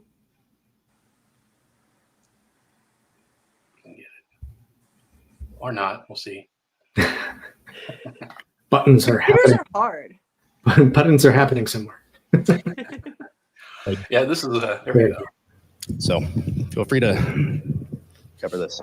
So when we built this, when Dill first came to me with this idea, he had the tech in his head, but what it really needed, and I feel that this is really important and something that is often overlooked, is the human side of things. What is the point of building these amazing technological, fantastic privacy things like Tor if no one except for the people in this room understand how to use it?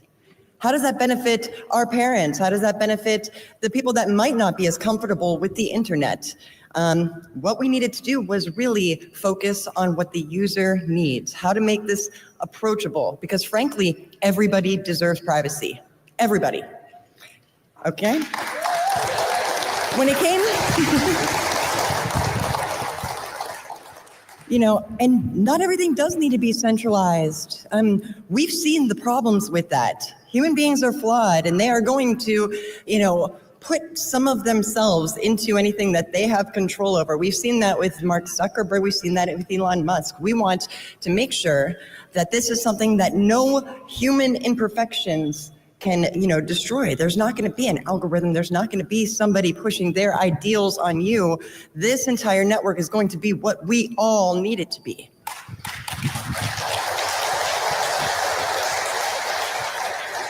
All right, so let's start getting into the nitty-gritty of how this works. All Valid nodes are applications running the Valid core. This means that no nodes are special, okay? There are no special nodes. You don't have to have an admin running servers or any kind of, special. Everyone's running exactly the same thing. In fact, every application that is a Valid application looks the same to each other. So the network gains strength from a single popular app. Even for the less popular apps, they're all in the water level is raised by that one app that's very popular, right? So you don't have to build a really popular app and build your own Valid network. You can if you want, but the big Valid network is supported by the entire ecosystem, not just your app sailing away with a sea of 8 users. So there's basically 2 kinds of uses today for the Valid core: applications that are intended for end users, and well, headless nodes that could be used as a way to contribute to the network. If any of you guys that are Linux nerds like I am want to take what we're calling Veiled server, it's not aptly named because it's not really a server per se, it's just Veiled without any app. It's just running Veiled, runs the RPC mechanism, passes data around. If you want to help the network out, the way you do it is by running that and just let it sit there. You don't have to do anything. You're not you're passing encrypted traffic around and storing encrypted things to disk, and that's it. So today we have bindings for different languages. We're going to get to that. Again, the protocols are all low level. So UDP and TCP programmers that are writing apps can choose whether they want to talk over a more reliable sequenced protocol, or if they would rather just have something be fast and unreliable. So, all right, let's kind of go through, I'm gonna spend a little time on this slide, but let's go through what happens when you turn a node on. There is a bootstrap mechanism. So this is the only time that we're gonna use DNS. And that is when you turn your node on, it'll make a few text message requests to bootstrap.veiled.com. This pulls down some public keys and some dial information. I'll get into what a dial info is exactly, but you can think of it as an IP address with a little more augmentation. This gets you access to a few other Veiled nodes. Just says, oh, by the way, the network's over here. And here's a public key that you can use to make sure that you're talking to the right nodes. You contact those nodes and download a chunk of routing table, and the Veiled server stores those routes and can then proceed to query all the other nodes in the routing table and find more routes.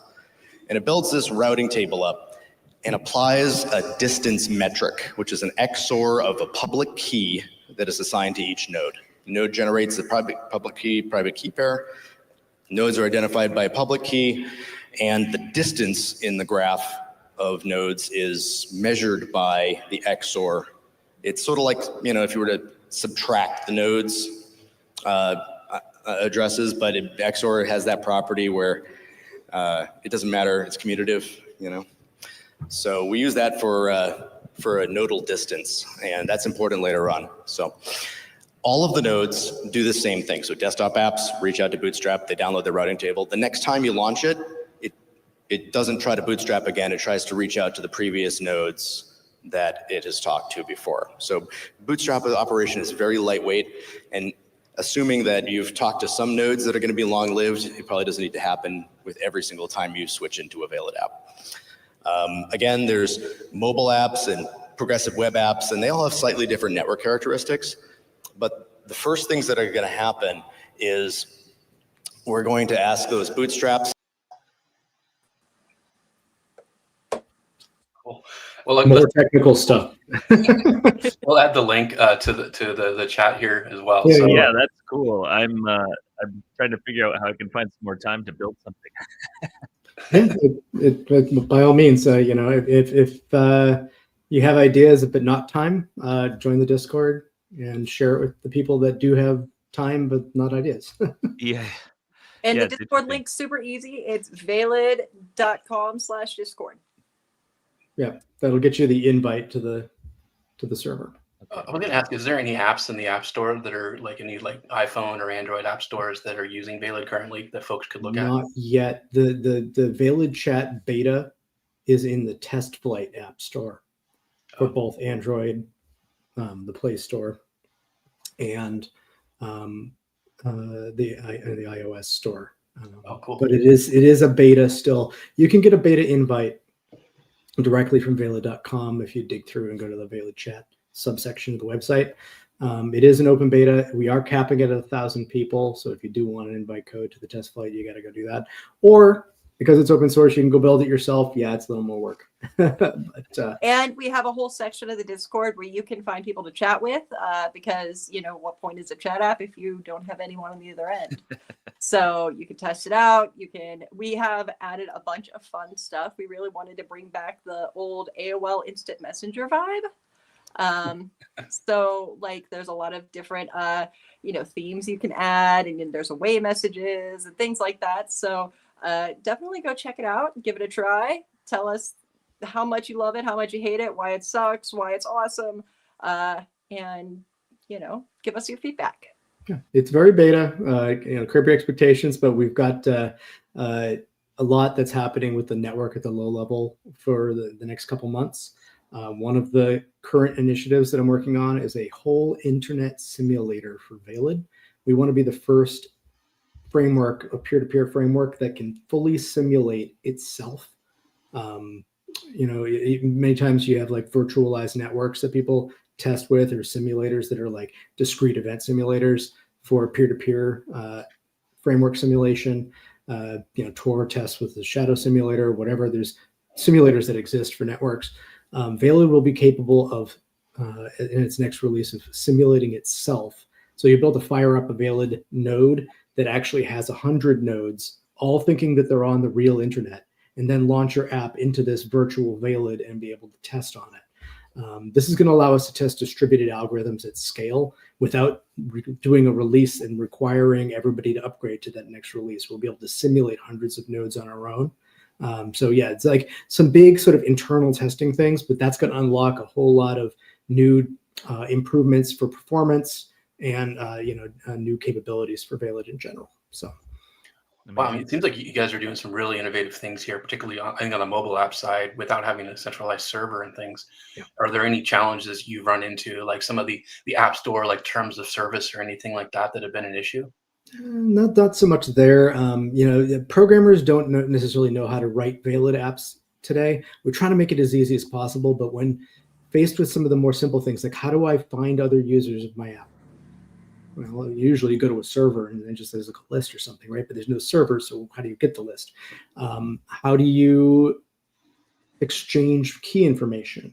Like Valid Chat has like a identity mechanism where you can send an invite to another user and they accept the invite, and that does a little dance trading public keys and things, and that lubricates the process of like identities trading information, right?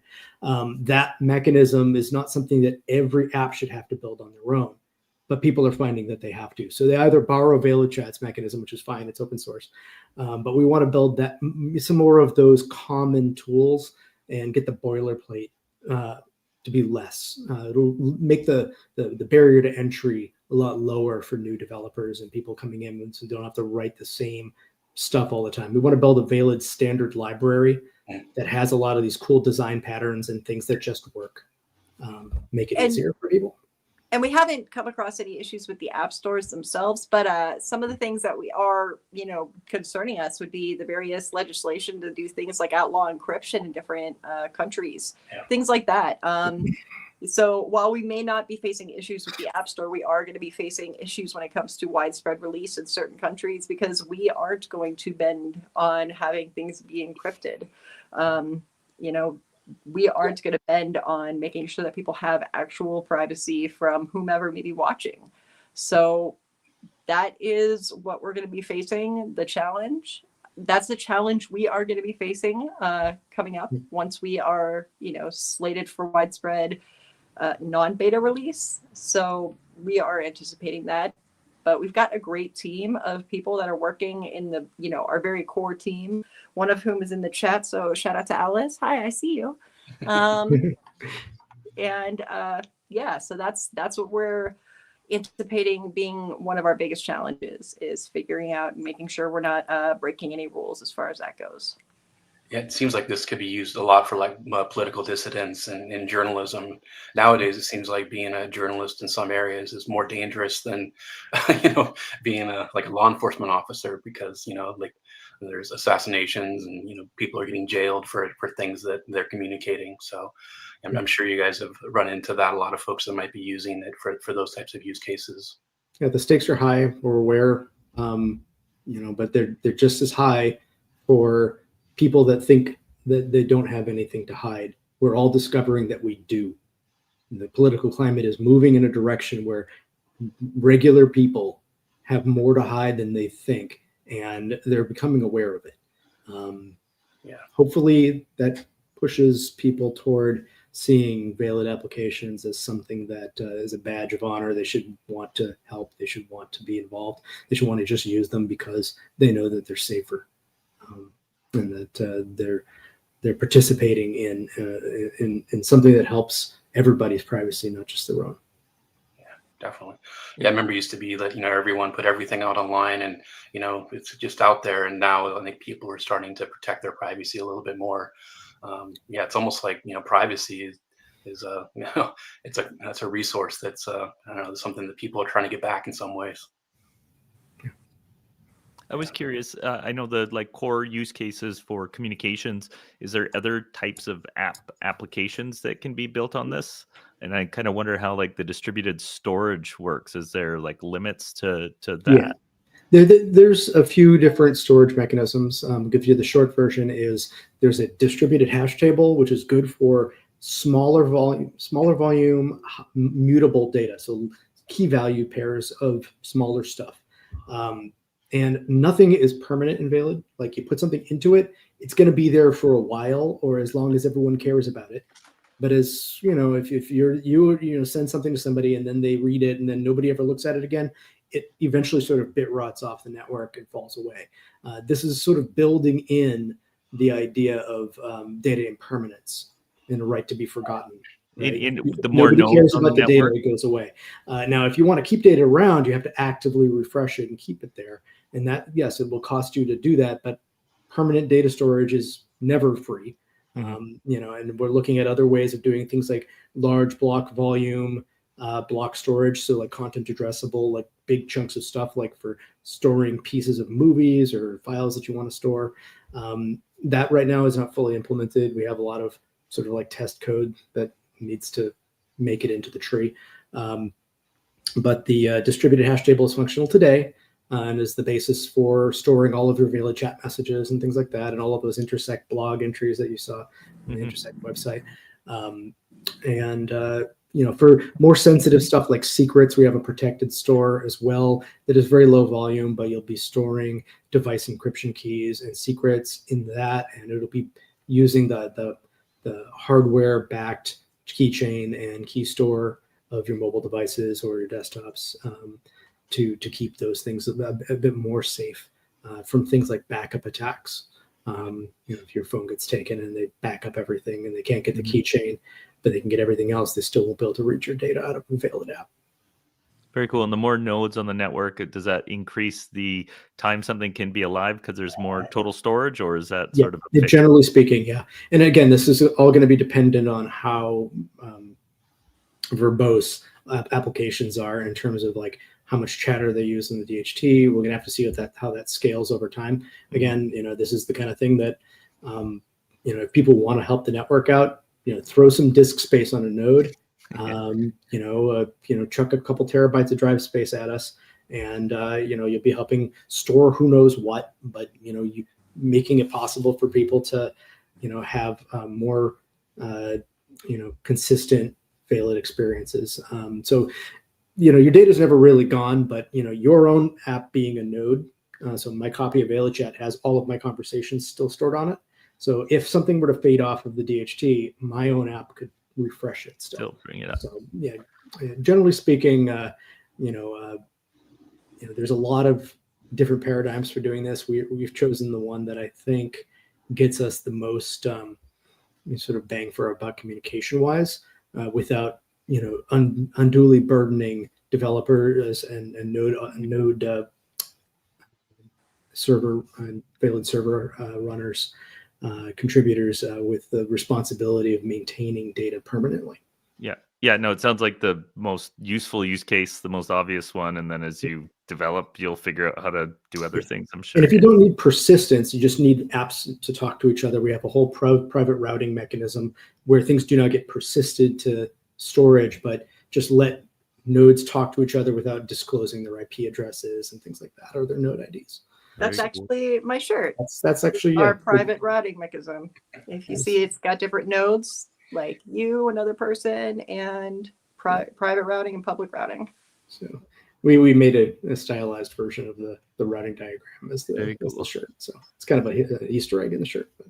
It's interesting that the persistent use case seems like it can also be helpful for emergencies and things like that when cloud infrastructure goes down or something like that.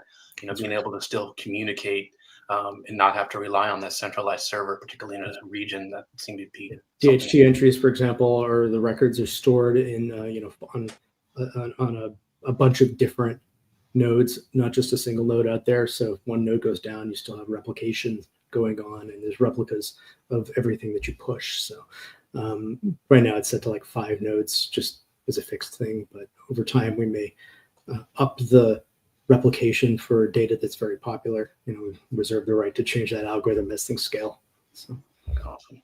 That's cool. Well, hey, I want to thank Christian and Caitlin for coming on here and telling us about Vela. This is awesome. I learned a lot more. I thought I knew a bunch about it, but the Intersect blog is really awesome. I'm going to check that out. Yeah, nothing works like a real demo, Yeah, that's great. And thanks a lot for coming on and helping a good cause. And I think we have some other guests that are going to be coming on here in a couple of minutes. So just wanted to thank you again. This was really awesome. I appreciate it. Thank you for having Thanks us. for the opportunity. Yeah, appreciate it, folks. Everybody I got a down couple there, short videos I'm going to play while we get at the next round of folks on. So thank you so much for sharing, and we'll talk again, hopefully. See y'all. Absolutely. Bye. See you. All right, let's see what I can do here. I'm going to get us a video up. This is my friend Trish. She's awesome. I've paid my dues time after time. I've done my sentence, committed no crime, and bad mistakes I've made a few. I've had my share of sand kicked in my face, but I've come through. We are the champions, my friends, and we'll keep on fighting till the end. Bum, bum, bum, bum. We are the champions. We are the champions. No time for losers, 'cause we are the champions of the world.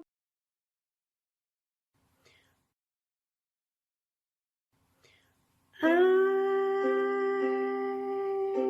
don't have plans and schemes, and I don't have hopes and dreams. I don't have anything, since I don't have you, and I don't have fond desires, and I don't have happy hours. I don't have anything, since I don't have you. All right. Welcome to the show, Lee Salt, David Briquette, and Brandon Poole. How you gentlemen doing? Good. Doing well.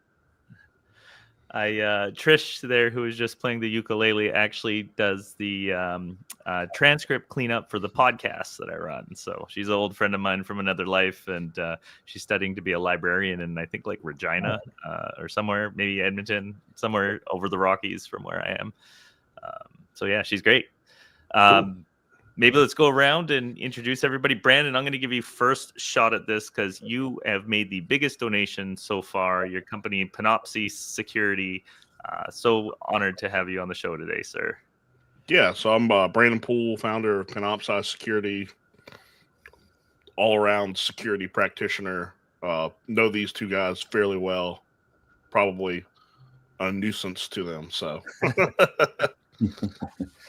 David, my favorite UAP conspiracy theorist, please. Yeah, I'm David. I do cloud security research at CoreLight. I bug people in the Intel chat and the Lima Charlie Slack. Yeah, I also love UFOs. So that's me. We might have to touch on it. Lee, please. Sure. I'm Lee Solt. I'm the chief investigator at Vinylize. We build digital forensics software, automated incident response software, and been doing it a long time, and also a serial entrepreneur. Been the founder and all that stuff as well. Yeah, and I've known all of you folks for a few years now. It's kind of crazy how fast time seems to go by. It's true. Mm-hmm. Oh, I got one more here. We're bringing Sean Higgins onto the stage. Sean, you're just in time to introduce yourself, sir. Great. Nothing like being thrown into the fire right away. Yeah. Sean Higgins, cybersecurity has been my life for more than half of my life. Holy smokes. Now I feel really old. Thanks, Chris. I'm the former co-founder and chief technology officer from Herjavec Group. 2 years ago, I decided it was time to step away, and now I just do cybersecurity consulting to help clients understand where they are in cybersecurity and where they need to go. And Sean, funny story, lives within spitting distance of where I live in the small backwoods of Western Canada. So we actually had coffee like a week ago. It was. I know. Great. Yeah. Cool. So anybody got? I don't have a plan. First of all, I'll just let you guys know. I just figured we throw a bunch of wood on the fire and see what happens. Any plans for the holidays? Well, my plan is try not to get sick. I know, like, the stomach bug is just rampant at the kids' schools. Oh no. Oof. Yeah. So that's my biggest plan. But otherwise, we don't really have a whole lot of plans. Just staying here local. All our family's local. So doing Christmas here. My daughter just turned 2, so this is going to be her first real Christmas where she gets to experience things. So she got her first Power Wheels, and she's running around terrorizing the dogs and chasing them with that thing. So it's going to be a good Christmas for us. Right on. Yeah, I've trying to get my my first draft of my UFO book done by the end of the year. So that's all my attention right now. Are you frantically adding a new chapter on New Jersey right now? Honestly, I've almost started rewriting the book. Wow. But yeah, it's been really exciting. I got a bunch of really fun interviews coming up. If y'all haven't seen it, the program, new documentary just came out on the topic. Highly recommend it. Okay, and Sean? I've got a grandchild who's 2 years old. So and he's been really speaking lots more in the past couple of months. So I'm sure he's going to enjoy it a lot more than he did last year. Oh, I thought we had JP Bourget backstage for a second, but he's dropped off. My plans, I'm going to visit my parents. They live about an hour and a half from here. It's usually hard. They have a smaller house, so I find it really hard to be there for more than a couple days. Like, I love them, but the tight quarters. So this year I threw the money down, and we're gonna go get we got an Airbnb like 9 minutes away, and I think it's gonna be the game changer. Sometimes that's better to have that place, just enough separation. Yeah. All right, here he is, JP. How are you doing, my friend? All right. Happy holidays. Everybody's gone around and introduced themselves, so you get to drop in, and you're in the hot seat. Sweet. I'm JP Bourget. It's good to see all of you. I am a recovered SOAR founder, and now I'm a blue team guy. I have a company that does a lot of security data pipeline work. We do a lot of integrations for security vendors. We do a lot of Azure and AWS stuff as related to left of the alert and in some cases analytics. And so I've known the Lima Charlie guys for quite a while. I think this is my 3rd year as part of Cybersecurity Cares.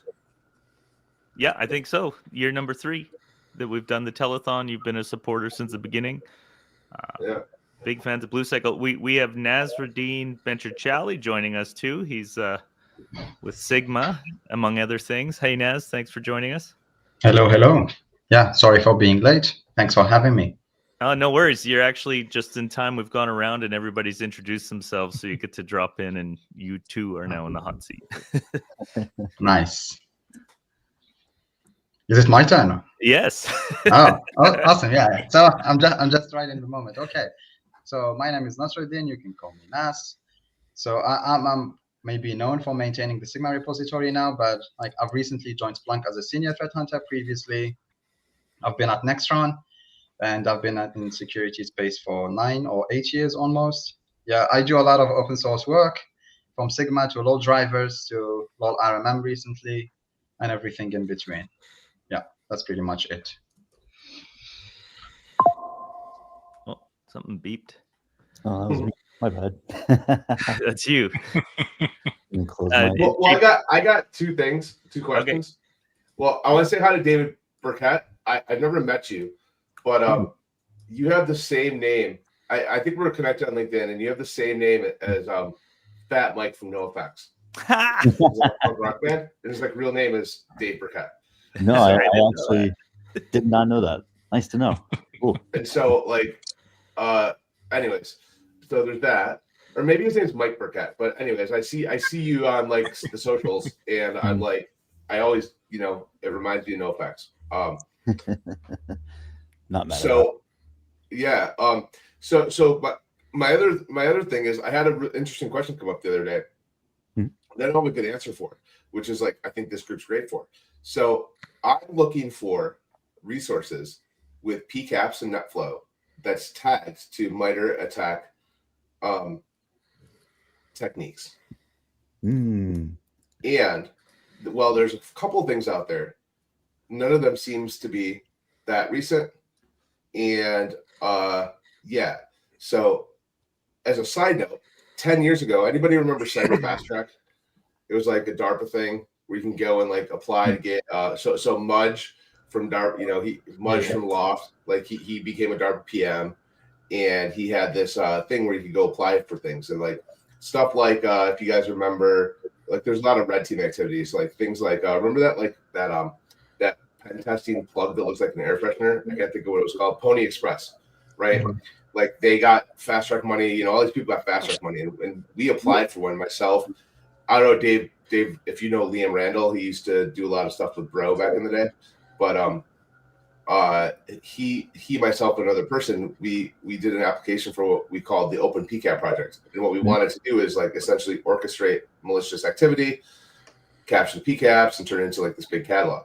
Well, we never got funding, so whatever. We never did it, but now I need it. Yeah, so for those that don't know, I've only recently just joined Corelight that does network security monitoring. The founder of Zeek works with the company, or the creator of Zeek. But I've been looking for something similar. So if you do find it, I would love to know about it. But yeah, there's not a lot of great realistic PCAPs out there, especially with more modern stuff like MITRE tags. So that's something to. So I'm literally like, I talked to a buddy of mine who's a red teamer. He has a company that does it, and like it turns out that like it's a really like doing targeted precise attacks is a really common purple team exercise. So we want to test control, and so I went to. I'm like, look, I think the best way for me to do this is to go pay a red teamer to do precise attacks against me, to essentially test the control, which is like the MITRE, technique, and then capture that. So, anyways. Yeah, I think that's a great idea. There's tools out there. I think you can do this with the open source Caldera, but I know there's a Mandiant security advantage where you can add your own PCAPs and then replay them against your own sensors. And then you can like basically set that as a thing that'll run, once every however often you need it to. So you can actually test your controls on a regular basis to make sure that like they're still checking in on time and still seeing things like you expect. You'd be really, or maybe you wouldn't be surprised, but especially with network security monitoring, a lot of times the sensors are overloaded. You might not know about it. So even though you have the detection in place, your PCAP will run. They're not lossless. Yeah. Yep. And that can be a great way to kind of catch that if you don't have great alerting around it. Yeah, you know what I was gonna do was I literally I stood up a lab this morning with some Terraform up in Azure, where you can capture you can basically do PCAP and NetFlow right from a VM, like on the wire, right to like a LA workspace and right to a storage bucket.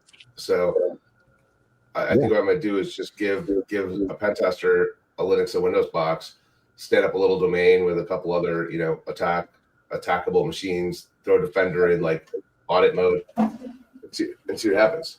Yeah, that's actually a great idea. So one of the things that I actually got hired to do specifically was to work on our, I guess, the Corelights cloud kind of detection type stuff. Do a lot of that research around it, build out new capabilities and that sort of a thing. And one of the things that I found is whenever there's intel on like quote unquote cloud-based network detections, it's typically like the traditional, hey, it's an XM rig, coin miner communicating out Circata rule type of thing. But there's not a lot of research out there around like what attacks look like if you're able to tap cloud traffic. So let's say, for example, you have AWS and you're tapping like a PC or something. If one of those gets popped and you're monitoring that traffic, like a Kubernetes cluster or something, that Kubernetes cluster might have a privileged service account, or maybe something with too much access back to the AWS control plane, and there's not a lot of information out there, I guess you could say, on what that looks like going from like the compromised infrastructure to the cloud service provider, and that's where I'm doing actually a lot of my research right now, which is very interesting, to say the least. When I started doing investigations a long time ago, PCAPs and network captures were, I would say, fairly common, and I think it's kind of there's almost some selection bias for that, because the organizations that would want these investigations had that apparatus in place. And then as it became more prevalent, like it's very rare now for me to engage with an organization that actually has the capability. I would say per count. It happens frequently, but we'll call it 5 or 10% of organizations can actually collect a PCAP if I'm not unless I'm coming in after the fact and doing it myself, which is a little bit less useful. So are you guys seeing like as folks migrate to cloud, like the apparatus is coming back where we can actually get PCAPs and network forensics that isn't related to the asset itself is more common again?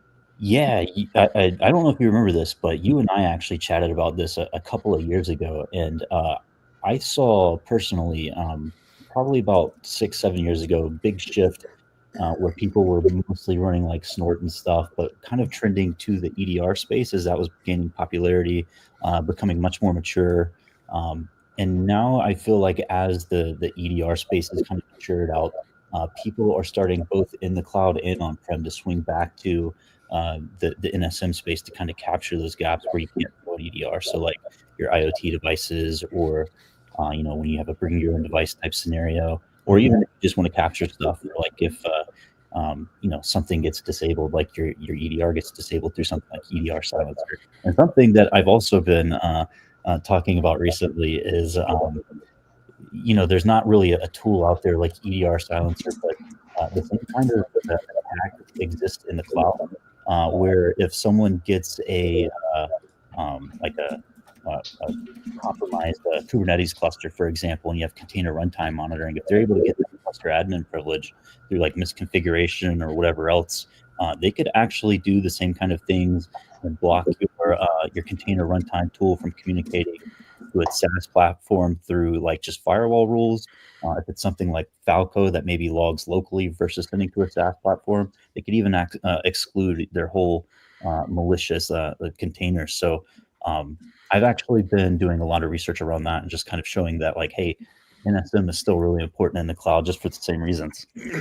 So, but yeah, to answer your question though, yes, I've actually seen a shift both on-prem and in the cloud, where that seems to really be picking up in place. So, how are you able to? You got my curiosity piqued. So, I can understand how I can see if I'm listening either, on the kernel, on the VM or on the VNet or the VPC or whatever, I could probably see like metadata traffic to like EC2 and AWS metadata service, or EC2 and Azure metadata services. But are we? I assume that that's cool if you have like a VM or a container. But when you have like EKS in AWS, where like Amazon hosts the leader or the the orchestrator, they well, I guess what I should say is they're hosting the control plane, right? Yep. So it's control plane on top of a control plane. Yep. Yeah, so you can capture, right? So it gets complicated with the EKS kind of setup, but to answer your question, you can capture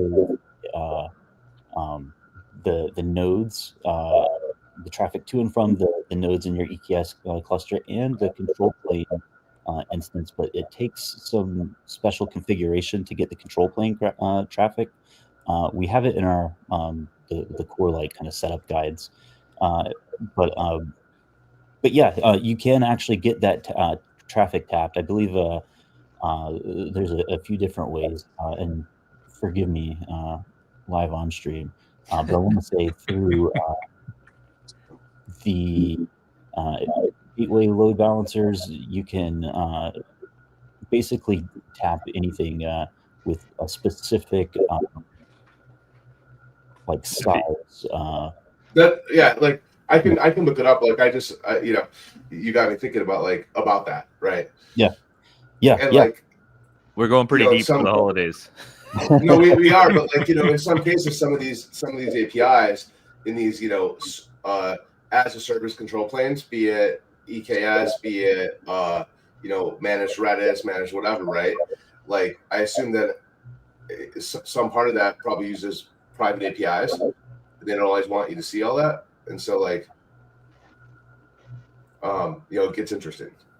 So you mean where AWS doesn't want you to see like all of that from? Well, there? okay, so let's I'll give you an example. So like look at Google and GCP. You have Google Anthos, which is like Google's on steroids version of hosted Kubernetes with MTLS baked in with all this other stuff, right?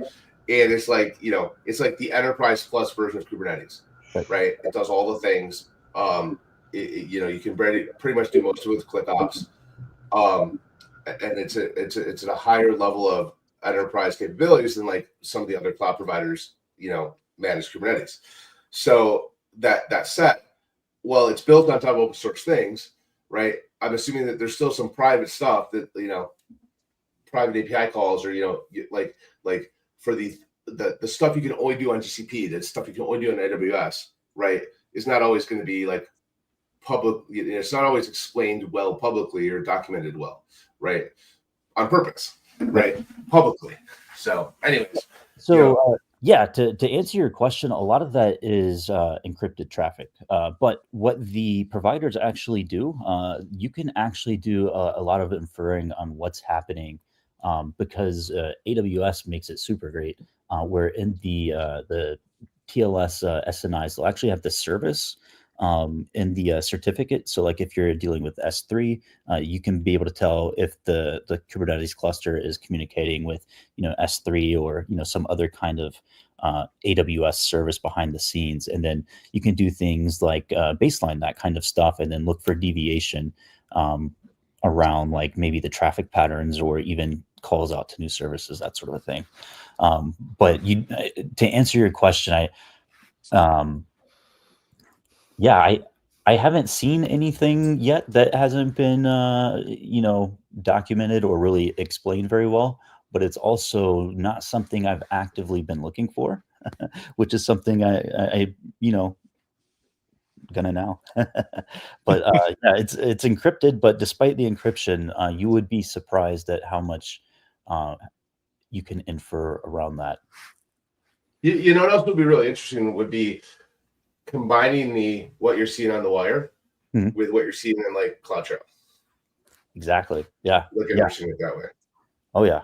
Yeah. So one of the things that we're doing, so when you're thinking about cloud attacks, you need to, and by you, I mean like just as in general, think about them like when you're going to interact, like I as an attacker, if I am going to interact with your control plane for AWS, I'm not going to be able to get a PCAP of that if they're coming directly from the internet accessing the control plane.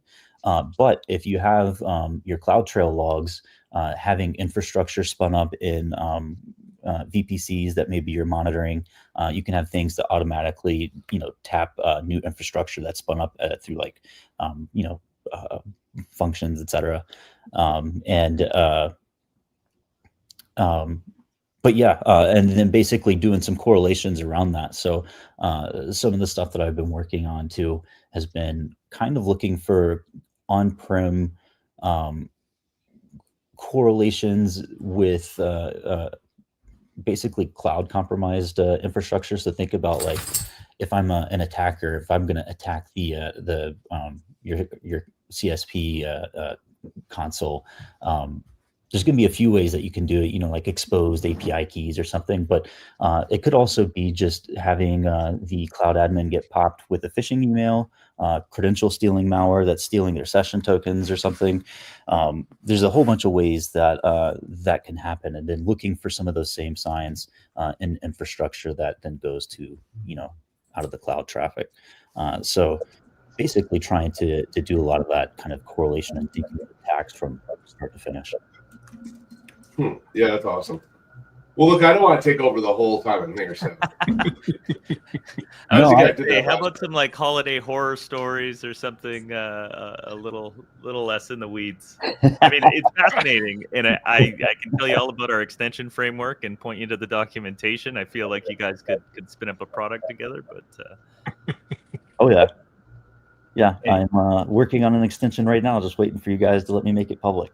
Oh yeah, that's right. I remember seeing that in the queue. It's exciting stuff. Yeah.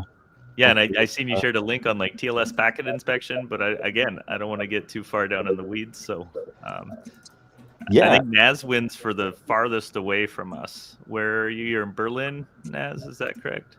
In Hamburg. Hamburg, sorry. Yeah. Yeah. So 8 p.m. there, 9 p.m., something like that. 7:30, almost 8. Okay. Well, thanks for joining us late in the day. No worries. So you're doing 12 hours today instead of 24 like last year? It's been 12 every year. 24, I'd need pharmaceutical I was going advancements. to say you came to your senses. And actually, I've been wearing the Whoop now. I've been trying to improve my sleep because it's something I've always struggled with.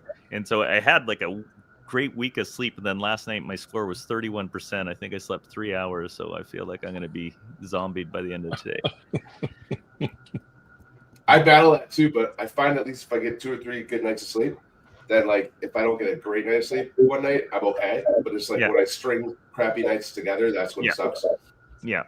And there's like almost like that bomber peak. Like I think it actually enhances, you can start to get a little manic, but you still have enough capacity to handle it. But you had a couple days on top of that, and then you just start to fall apart pretty quick. So, yeah.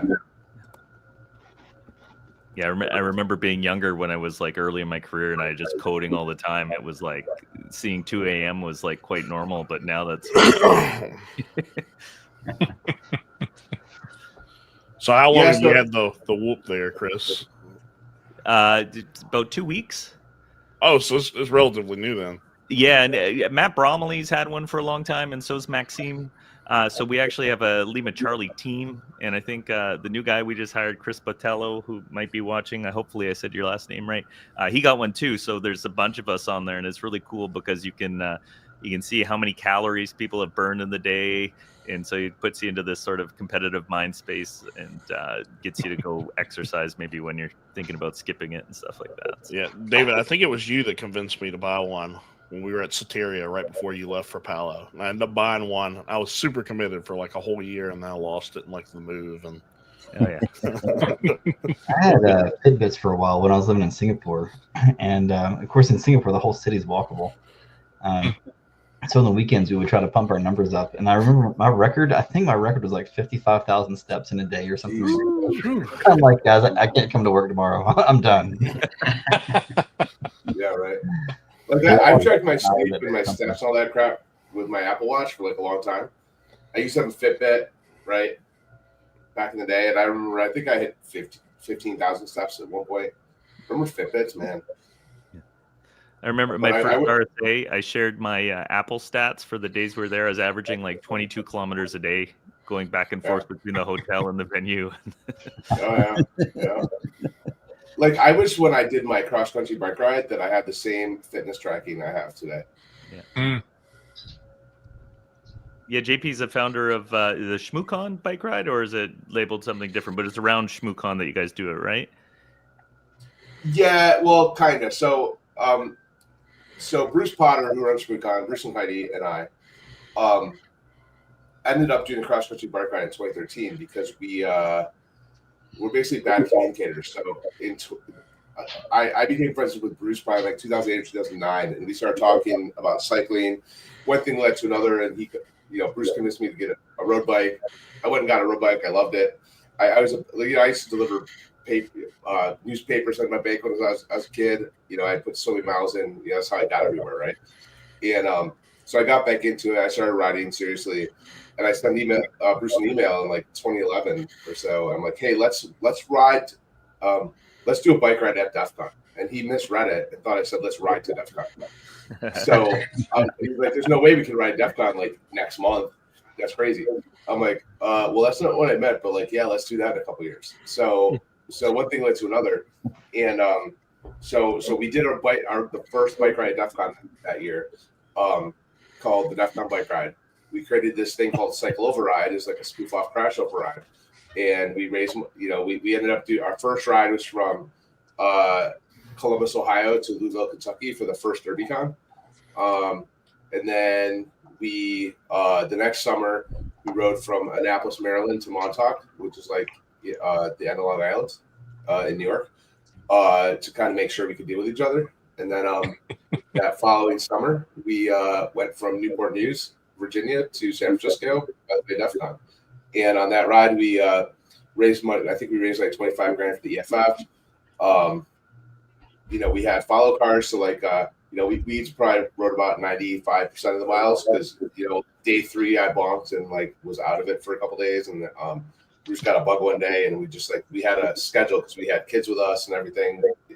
So, but anyways, it was an awesome experience. But since then, we still run the DEF CON bike ride.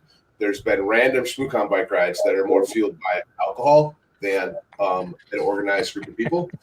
So like the ShmooCon bike ride is really like, hey, we've all been drinking for 4 hours. We're gonna go we're gonna go those to DC and bike around DuPont, in the snow, right? So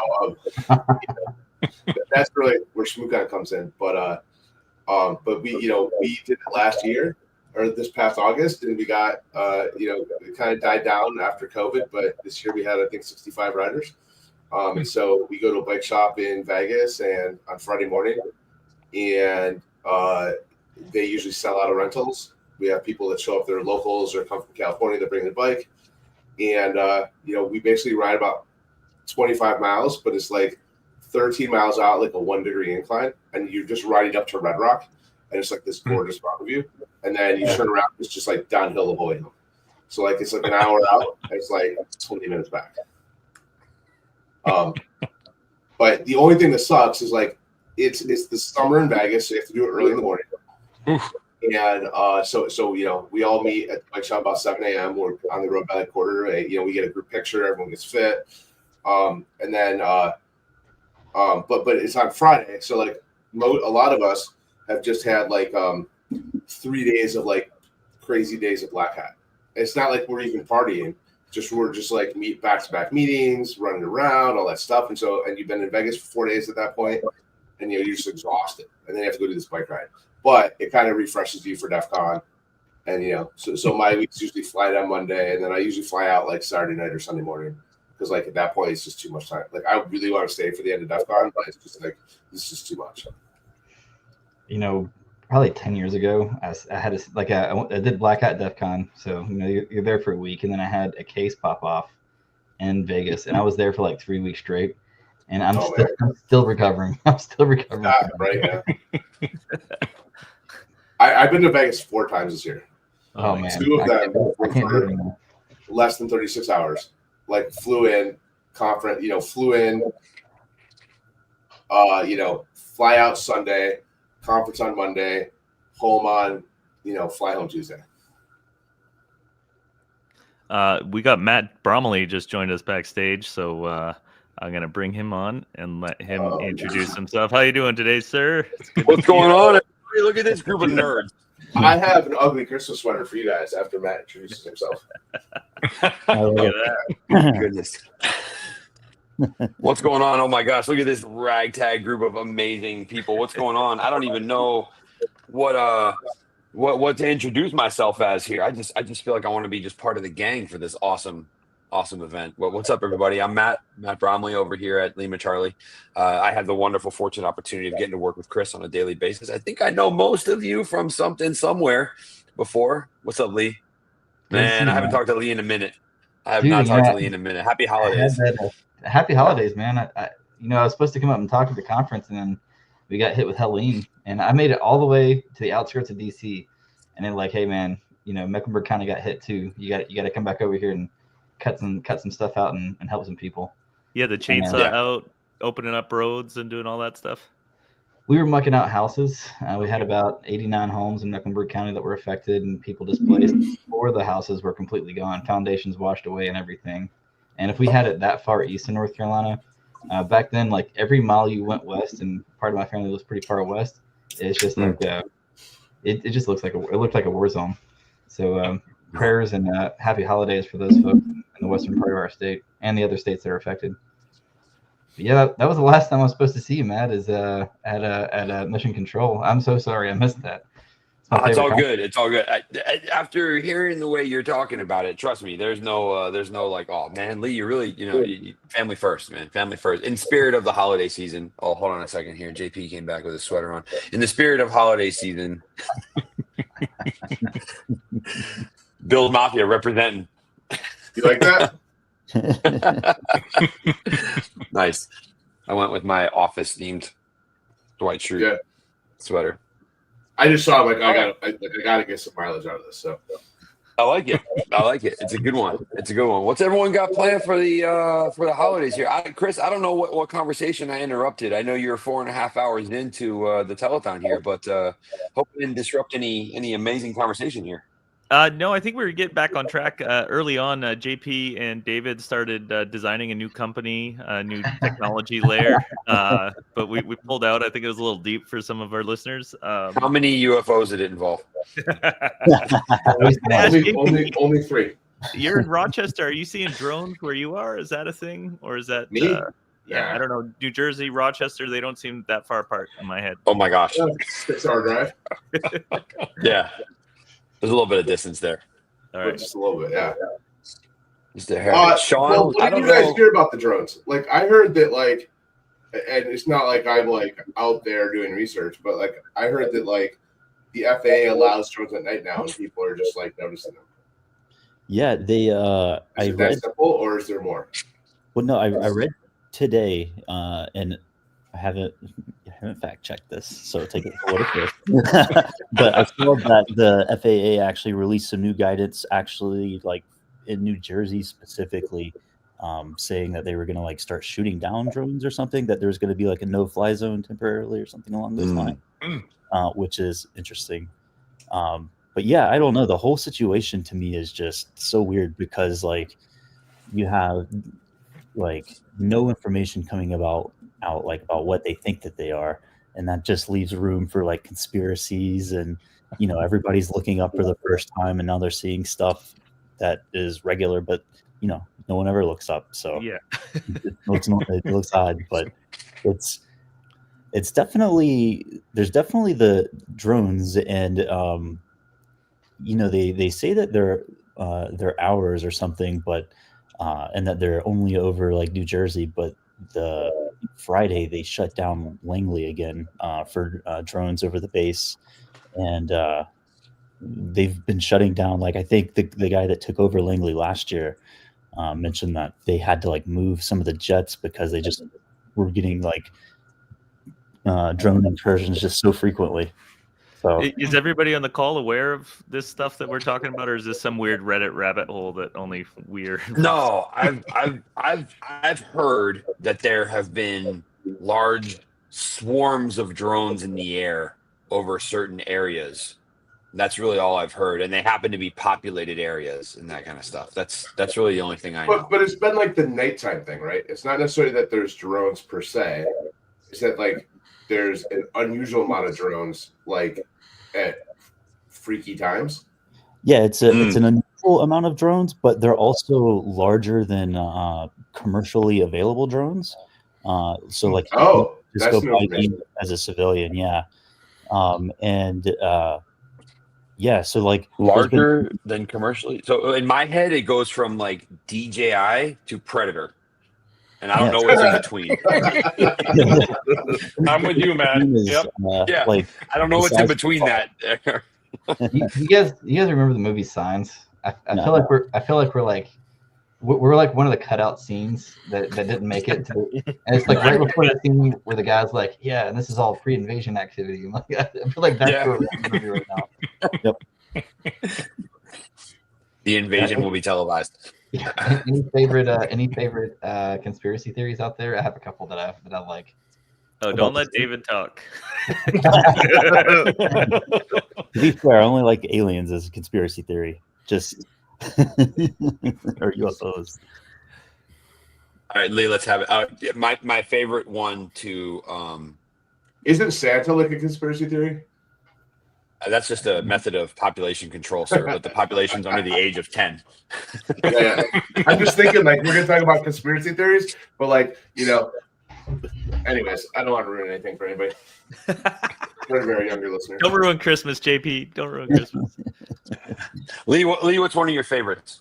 I'm in this conspiracy around drones. I like the it's Space Force and they don't talk to anybody theory. I like that one. And then the other theory that I had or that popped up is I was reading.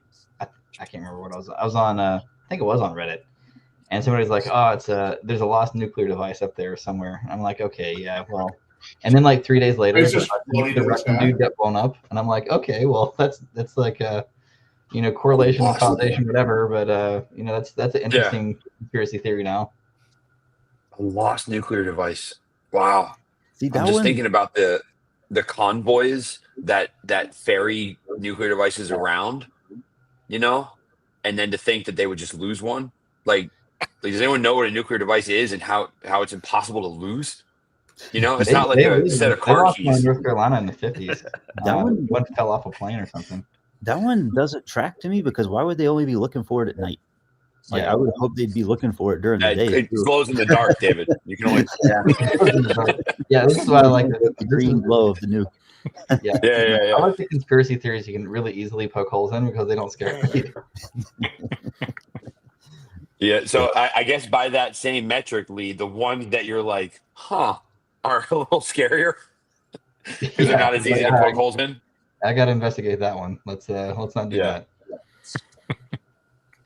Yeah, I think my the celebrity is still alive are the ones that always make me kind of pause, just like, man, what was in your breakfast this morning? Because depending on the day, I might want to have some of that, or I might not want to ever go near that, depending on what's happening. That's probably like ones where I just hear people talk about it, and I'm like, no, Tupac is still alive, and here's all the research I did to prove that. And I'm like, man, if I could find a way, Chris and I talk about this sometimes on the podcast, is like, when you see like these adversaries get arrested, Cybersecurity Cares, right?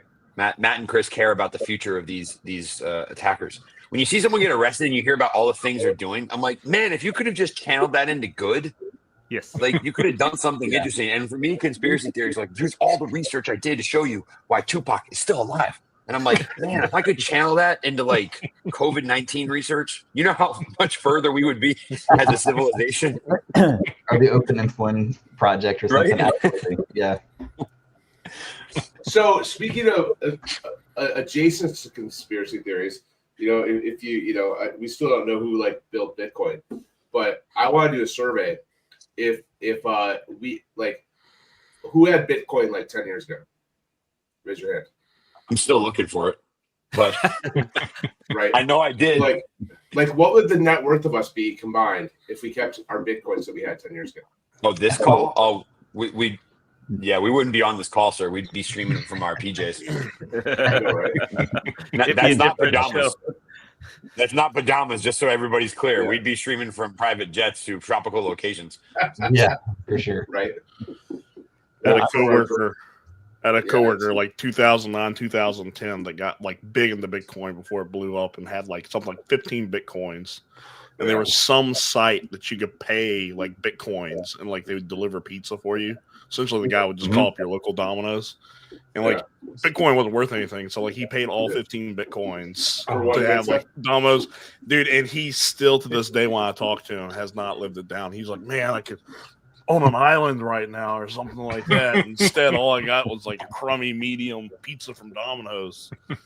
Yeah, I tried to buy some back in the day, but my license scan got rejected. It's not high enough resolution. I just kind of stopped there. And I'm kind of glad it didn't happen because one, getting all that money for nothing, I don't know how that would land with my life satisfaction. And two, I would have done something dumb like buy pizza with it and then never lived it down and hated myself for it. So I'm curious how quantum computing is going to affect Bitcoin because, like, from my understanding, if they get quantum computing to like a state where it's actually like reasonable to use, it'll be able to do the calculations that people need to do to like mine Bitcoin like instantly, and then whoever gets quantum computing like first can just generate like a bajillion Bitcoins. And, well, they could. And the value They would can't, drop. though. Well, they could, but they can't because Bitcoin like is at the end of its like life cycle from a mining perspective in 2028, right? oh, interesting. I didn't know that. So, yeah, so they one of the will things have done about all the Bitcoin, math calculations that fit in that chain, right? well, so the really interesting thing about Bitcoin is aside, so every 4 years there's they call it the halving, and what happens is Sounds like a horror movie. I know, right? But like so you know, in 2008, it caught, you know, basically the algorithm was this hard to crack. Like the key length you had to get a Bitcoin was let's say it was 100 digits. Every 4 years it doubles in difficulty. So the amount of compute needed to mine a coin is basically doubled, and that's been doubling since 2008. So like in 2024. You know, that was the latest, or this year was the latest halving, like over the summer at some point. And then once we get to 2028, we will have mined all the Bitcoins possible to be mined. And so that's why it's such an interesting currency, is because there's essentially a finite supply of it. Where like the US dollar and other things, like gold has a finite supply, but we keep finding more, right? But it's a good storage of wealth. But like with Bitcoin, the only difference between like gold and Bitcoin is like Bitcoin's electronic, right, and finite, where gold is physical and finite. So I think that's one of the reasons why institutions and all that like now it's been around long enough to like prove it's like you know, like as long as you're safe with your Bitcoin, it's a pretty safe. You know, like it's really easy to screw up, like and lose your Bitcoins, but as long, you know, but there are, you know, things you can do to make sure you don't do that.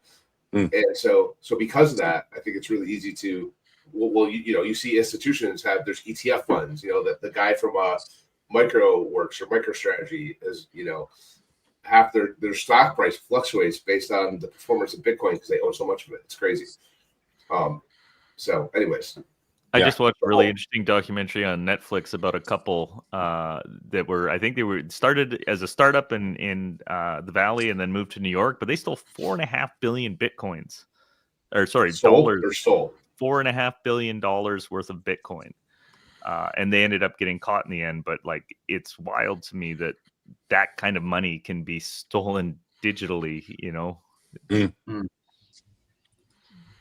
that is pretty actually. Yeah.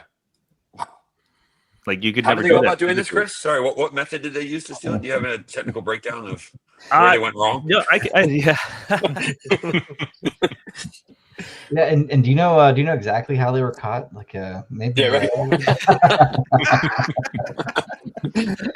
I could share the Netflix link if anybody wants. Oh my gosh! That sounds like a Darknet Diaries story. Yeah, watch. Trust no one. The hunt for the crypto king. Yeah. All right, I'm gonna have to mark this down now. Yeah. Wow. And was that in modern day calculations? That's a ton of Yeah, I Bitcoin. think it's fairly recent. So I mean, I'm sure it's like gone up since then. And one of the things, it was stolen through company, and I'm sorry, I'm bad with the details right now. In the thing that kind of sucked was the people that had their Bitcoin with the company that got stolen. When the company got the bulk of the coins back from the U.S. government, they made the people who had their coins stolen by paying them the value of the coins when they were stolen, not returning the actual coins.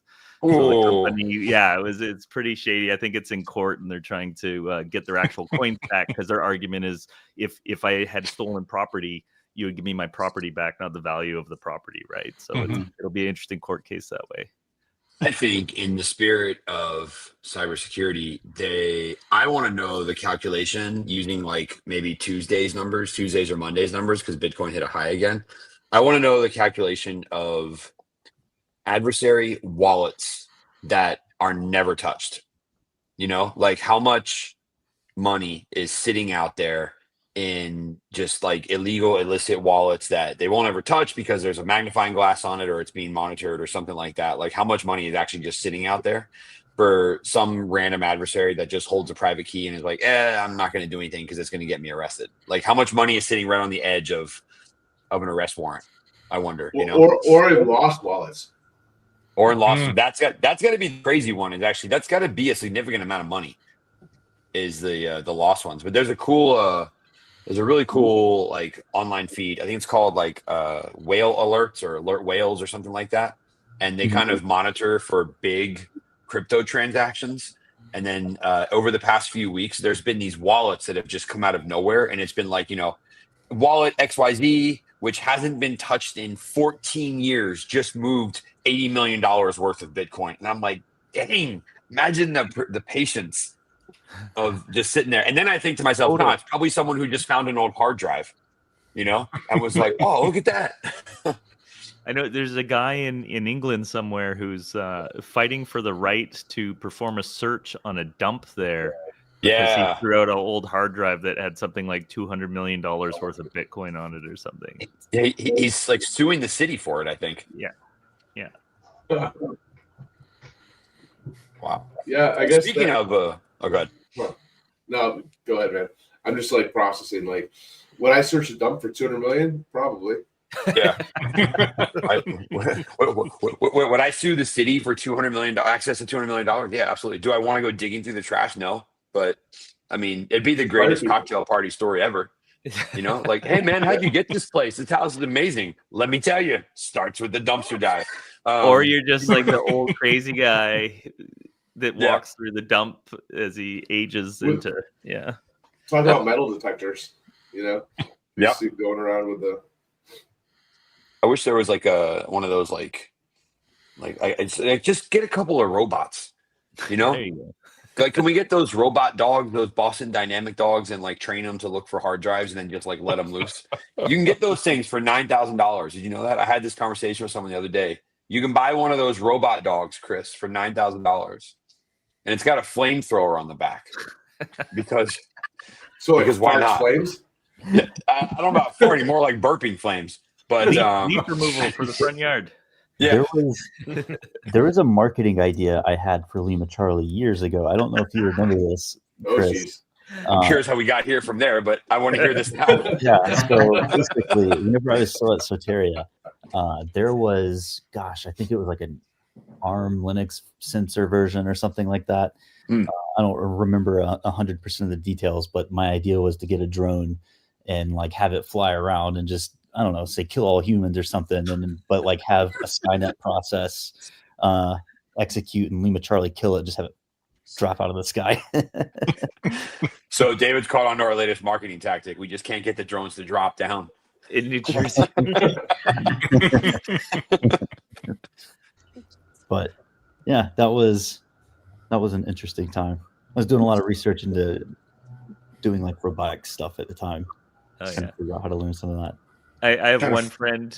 We have the most interesting chat history because the only thing we've ever sent back and forth over the last 10 years is new Boston Dynamic breakthrough videos or like the MIT autonomous drone training videos. So it's just this like thread of the evolving technology. And when you scroll through and you realize it's only 10 years from like things that could barely walk to, flipping, twisting, fully separated battery powered robots.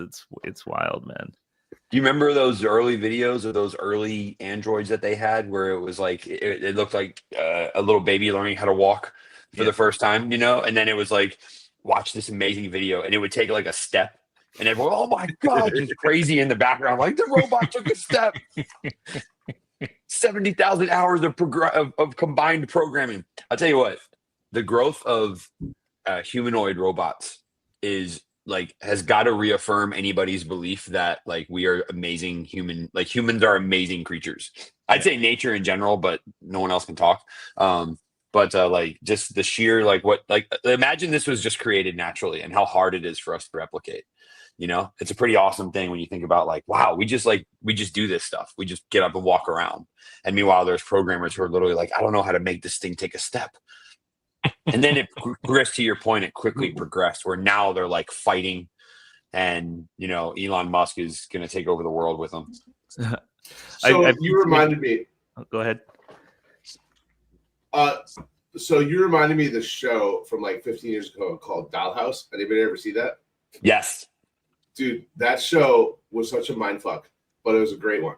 Like the whole, there's only 2 seasons, and the thesis behind it was these dolls were people who were like, pulled out of society, and they could take people and store their conscious on hard drives. And then they had the ability to like go and do like a terrorist negotiation. Like the first episode was like a terrorist negotiation. So they combined like the best qualities of like 3 different people into one conscious and like downloaded it onto this person. And then they became that person for like the episode. It's crazy. Awesome. Interesting thought. And then, but I don't think I'm gonna ruin anything by sharing this. As the series matured, you learned that like the people who ran the dollhouse per se, like weren't necessarily killable because they had their image, their conscious, backed up in multiple places. So if like their hard drive and they got killed, they get like restored onto another doll, right? Which kind of gets even more interesting. So it was a super cool theme to pull the thread on. Sucks it only lasted 2 seasons, but yeah. For anyone who has a flight coming up, download, and if you haven't seen it yet, Altered Carbon on Netflix. That's a good show. However, don't watch it with your kids. It was season 1. If you have small children, don't watch it with your kids. And if you're going to download it for a plane, be prepared to turn your screen a few times. I don't know if anyone else does that when I'm on planes. If I'm ever watching something that's like rated R on planes, and like one of like a scene comes out, I don't need to say what kind of scene, but like multiple types of scenes. Like if you're watching like the intro to Deadpool Wolverine, and you're just sitting there, and then you look around, there's like a little kid looking across the aisle. You're like, sorry, buddy, this isn't. I actually checked in with the guy next to me on the plane, my last plane ride, to make sure it was okay that I watched the Deadpool Wolverine movie, and he was all thumbs up. So. For spoiler checking too, Chris, that's a great reason.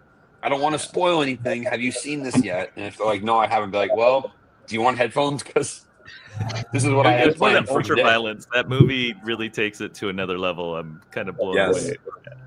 Altered Carbon season 1. There's like, I can think of 3 fight scenes in my head that, in very particular, you're like, wow, this was only rated R. Okay. Yeah. Right. Yeah. Well, before I go into rants about people watching shit on airplanes without headphones, it was great to see all you guys. Happy holidays, likewise. Merry Christmas, happy I gotta drop. All that Another stuff. meeting. Okay, well, thank you guys. Awesome. Thanks, y'all. Much appreciated. See you around. Take care, guys. Bye. All right, I guess I gotta start pulling people. Is everybody bowing out here? I still got 3 minutes.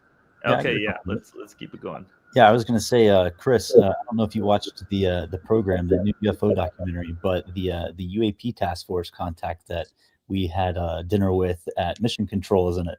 Came forward publicly. Yeah, David was introducing me into shadowy figures, and we had some pretty candid conversations about some of the research being done and some of the stuff he's seen. I'm not gonna lie, it's kind of awesome. I'm super skeptical. Like my mind can't get around. I think it's a breakthrough technology, but like the more stuff that I see, the more stuff I'm exposed to secondhand through David, the more I look at it, I'm like, something's not quite adding up there. So you're on like 10 watch lists now because you're maybe I'm still like, I feel like it's just got to be some sort of super technology program that's been hidden from the public for a long time. But one of the craziest things that's just come out of this whole process has just been one of my sources having someone break into their house and the wire to their router cut. That was just, I don't know, that made it all feel way more real to me. As like a warning, David gave the whole context. It wasn't like they were like, haha, you can't connect to the internet. It was like, we don't like what you just did. We were in your house. They were writing an gotcha. op-ed about the topic, I guess you could say, for a major newspaper. Interesting. Yeah. I never thought about cutting the wire to the router. Other stuff. No, I'm just kidding. I'm kidding. Yeah. I guess it seemed more like intimidation or just to get your attention. Just like, hey, because they did it while they were there. They just didn't see him come in. They did it while they were there. I don't remember that detail. That's super sketchy. Whoops. That's that opened it up to a whole new avenue. You know, just wow, that's got to be tough. Like, how do they know they were there? Is there any camera footage? No, it's just the internet was working and they went to use it again and it stopped working, and then went to go look at why, and they found like the cable. It was clearly cut. I think I sent Chris a picture. It wasn't like stripped or something in a way, or had maybe got chewed through by a dog or a rat. It was just like a real clean, kind of diagonally cut. Do they have any kids or grandkids? Because I know my daughter went through a phase where she'd get the safe scissors and would go around and try to cut anything she could. Yeah, nope. So that was a real, regardless of what it is, a real crazy thing to happen. I think it's going to be that's aliens, like not That's necessarily. a 3-body problem disappearing act right there. That sounds like it. Did anyone see that? I don't know if anyone has watched that series on Netflix or not. Yeah, three-body problem. There was essentially someone who was an alien who could disappear from like camera footage and stuff. That's the one thing. Maybe I'll finish on this. That's the one thing that's always got me is we have more cameras than ever these days, and yet still things are hard to find sometimes. It's just odd. Blurry photos. I was rewatching a Star Trek episode with someone last night, and it was the episode "Who Watches the Watchers," and it's the episode where it's basically Starfleet monitoring like a less advanced civilization inside of a mountain, and like the energy thing breaks, so the like hologram covering their research station or whatever goes down, and just thinking about that like through a lens of like the current UFO stuff, and you hear like in the lore of the UFO stuff, like alien bases and mountains, and you're like, that's so stupid. Like, how would they have a base in a mountain or something? And then meanwhile, Riker and Troy are like dressed up as aliens, like gaslighting the guy. You're like, I don't think you saw aliens. Like you're making stuff up, and sounds absurd. And I think that's the note we're gonna leave on. Chris, thanks for having us here, man. It's great to it's great awesome. to pass the baton. 12 hours is a long time. I'm really excited about our next guest. It's going to be fun. Naz, thanks for coming again. I know it's late for you. Brandon, no worries. Super generous donation. Lee, you as well. All your support over the years.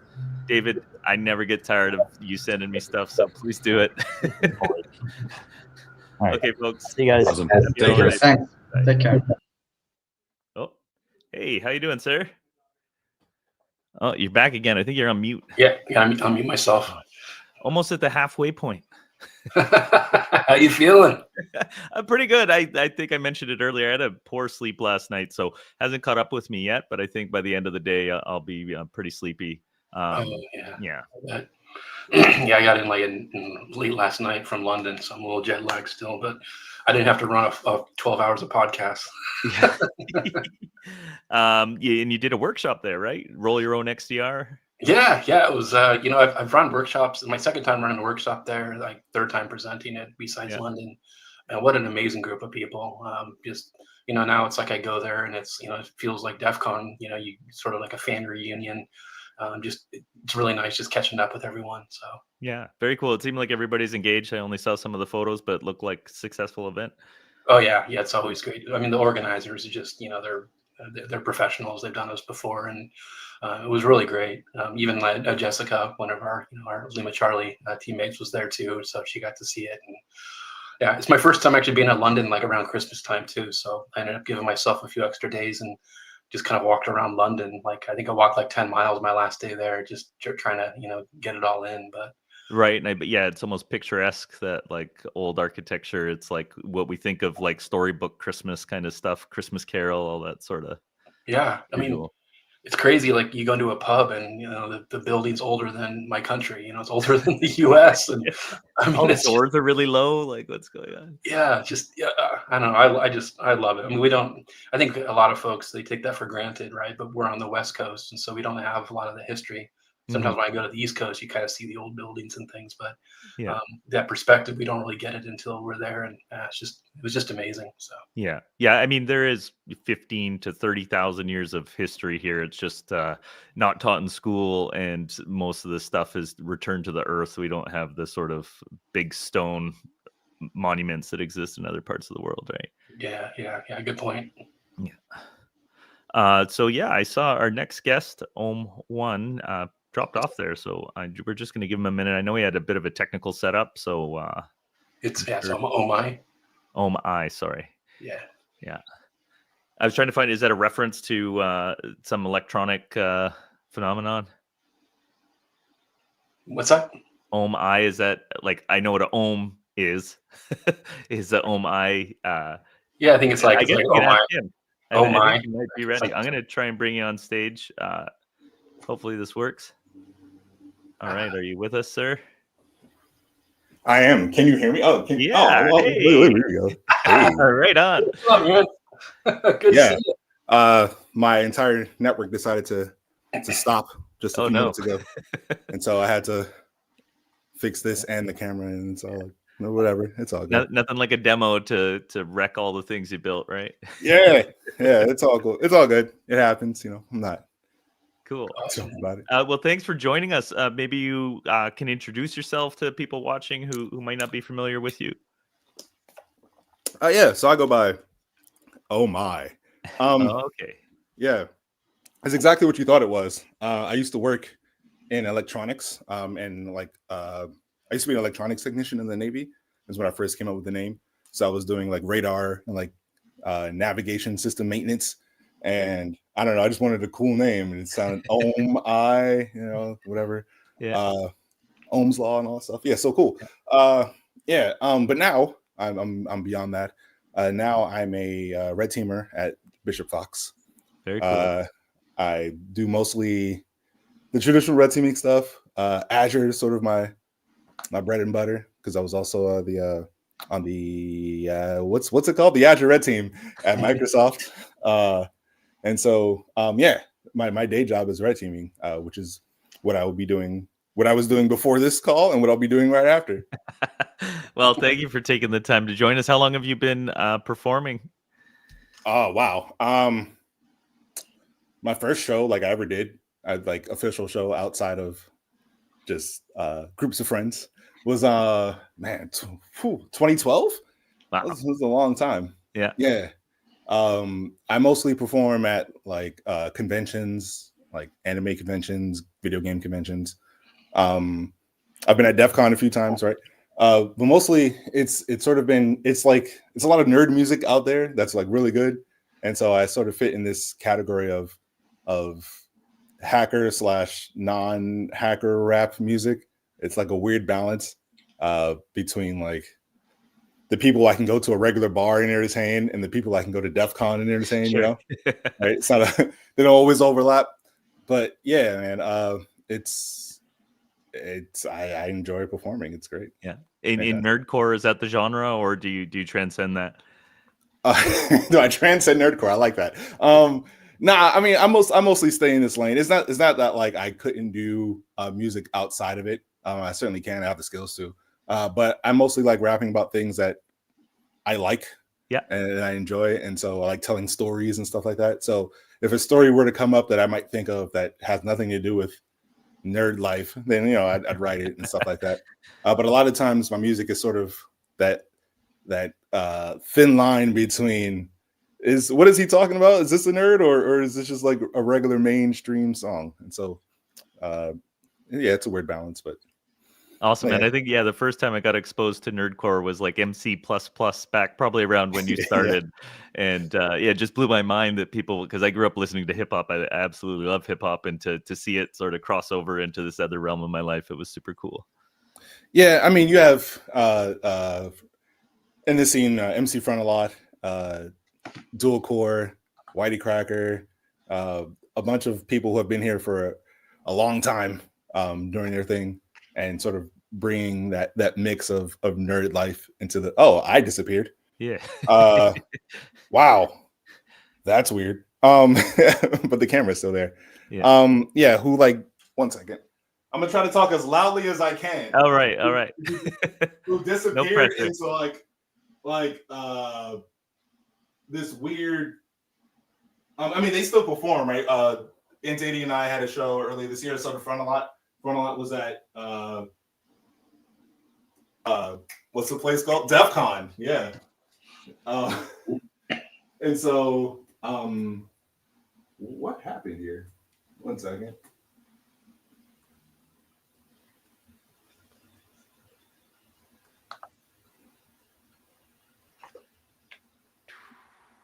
Yeah, bear with us, folks. Just a small technical difficulty. We'll get through.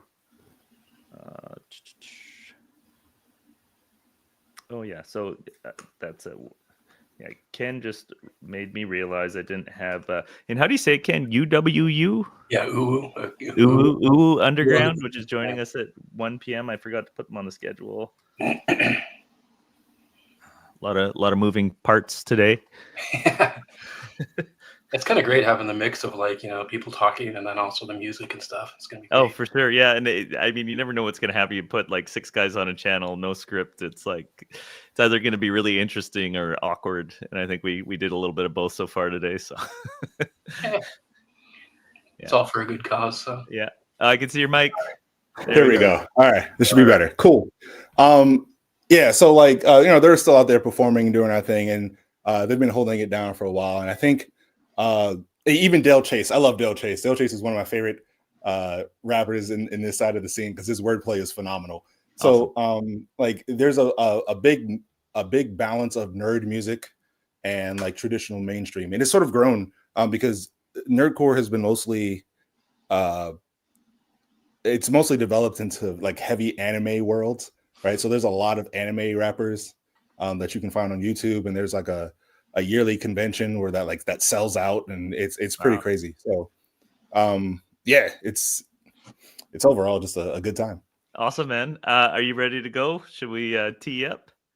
Yeah. I think I'm ready now. Okay, I'm gonna take me and Ken off stage. I'll be here on the controls, so if you need anything, just let me know. And I'm excited, man. Okay, cool. Let's go. So hi, I'm Omai. I'm currently bending down to fix something. You can type it in the chat. Oh my. I do a variety of music. There'll be some rapping, there'll be some saxophone playing, and I guess I'm going to start with a basic one because I haven't done a lot of shows this year, and so hopefully I remember every word because I have a show tonight on stage in front of people, and I don't want to mess it up. Let's start with this first one. I'm back. And tell me if things are too loud. I gotta turn things down. It's okay. Yeah. Said I'm back, y'all. Yo, it's the return of the Ohm. I said I'm back, yeah. It's the return of the Ohm. Okay. It's the return of the Ohm. Yo, I said I'm back, y'all. It's the return of the Ohm. Yeah. It's the return of the Ohm. Listen, now I know it's been too long since I pleasured your ears. I ain't talking rubbing on your lobes or anything weird. I'm talking spitting verses I've written and letting you hear. Let me lessen your fears. I'm back and I'ma get it in gear.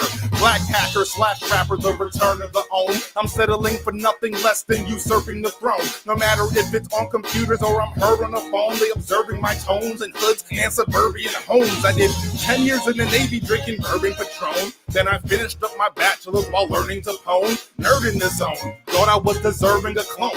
Full-time job, full-time student, I emerged fully grown. Now I'm back in the business and I'm back with a vision. See, rappers can get it, don't matter if you actually didn't. Realize I've been writing and revising and actually getting my bars up. Glad you can witness me back in the business. I'm like, yo, I know it's been a while. Know you miss my style. Know you miss my smile, don't lie. I know I shouldn't have left you without a track to step to, but now it's all okay, don't cry. It's been weighing on my mind, I ain't getting left behind. Tell me who else you can find so fly. Stepping right back in the game, and you can say my name. It's everybody's name. It's been dope playing at bars and playing at cons. They say I'm the bomb and slay any stage I get on. I've been Konami co-loving, bringing fans on stage to do it. Then they asked me where they could get a new album of my music. Like the answer was nowhere. My SoundCloud and Bandcamp, I told them they could go there. Used to be just a hobby, then I sold shirts in the lobby, feeling sloppy with my merch because I had no physical copies. I'm balancing the game out, getting it steady. Like an alcoholic with a bottle, I'm getting it ready. Like an alcoholic with a bottle, I'm hitting it heavy. Like an alcoholic with a bottle, I'm pissing on any and everybody and anything that's holding me back. Whether I'm rapping on the mic or getting bold with a hack. You ain't mad at me that I've been done, but I put bars on beats and they're slapping your eardrums. Oh, I know it's been a while. Know you miss my style. Know you miss my smile, don't I? I know I shouldn't have left you without a track to step to, but now it's all okay, don't cry. It's been weighing on my mind, I ain't getting left behind. Tell me who else you can find so fly. Stepping right back in the game, and you can say my name. It's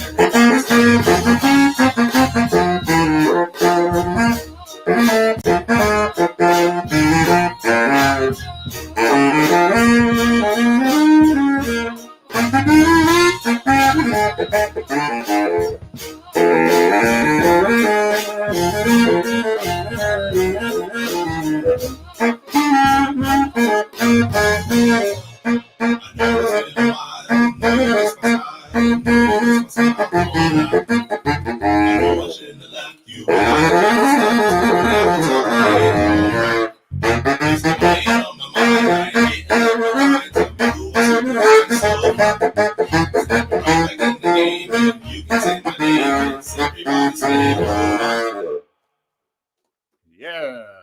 Oh, I gotta turn that repeat off. Anyway, that's who I am. I'm Omar.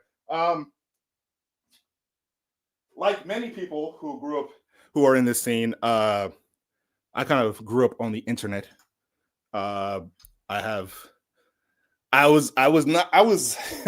It's my family history is sort of complicated, but I basically grew up just watching TV a lot. And at some point, I was gifted a laptop when I was like 17. And I was like, this is amazing. What do you mean I'm on the internet? Back in the days where we had like dial-up, still I'm only like 35, so 34. My birthday's tomorrow, so I'm 35 tomorrow. Yay. It's sort of been a journey, right? Going from learning how to we'll say analyze the Wi-Fi points around me to getting on the internet and learning how that works. I'm not saying the two are related. I'm just saying that there are things that relate to each other in both of those. And so this song is about that. Thank you for the birthday, which is, I can see the chat down here. It's kind of cool.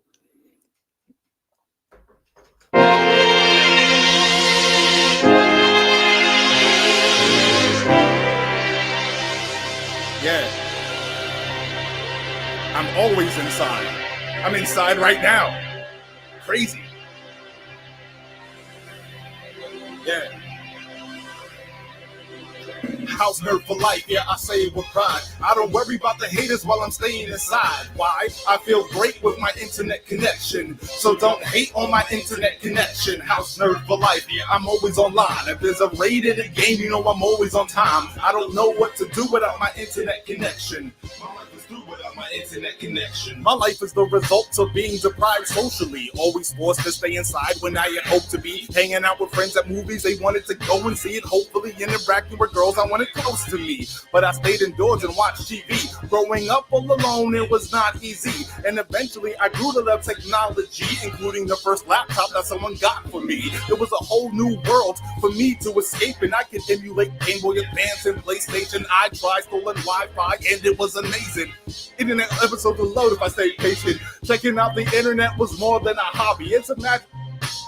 Woo. And probably it's oddly the core of my social expansion, worth more to me than gold in a mansion. House nerd for life, I say with pride. I don't worry about the haters while I'm staying inside. Wow, I feel great with my internet connection. So don't hate on my internet connection. House nerd for life. Yeah, I'm always online. There's a raid in the game, you know I'm always on time. I don't know what to do without my internet connection. My life is cool without my internet connection. Now I've grown up a little, so sometimes I try hanging out and chilling with friends under the night sky, but sometimes it's just the mask that I try to provide. I think I'll be an inside guy till I die. My preference to stay inside doesn't make me the weird type. I'd rather play MMOs and sports in real life. Haters like to step on my license with their heels spiked. Take a walk in my shoes and you'll know what it feels like.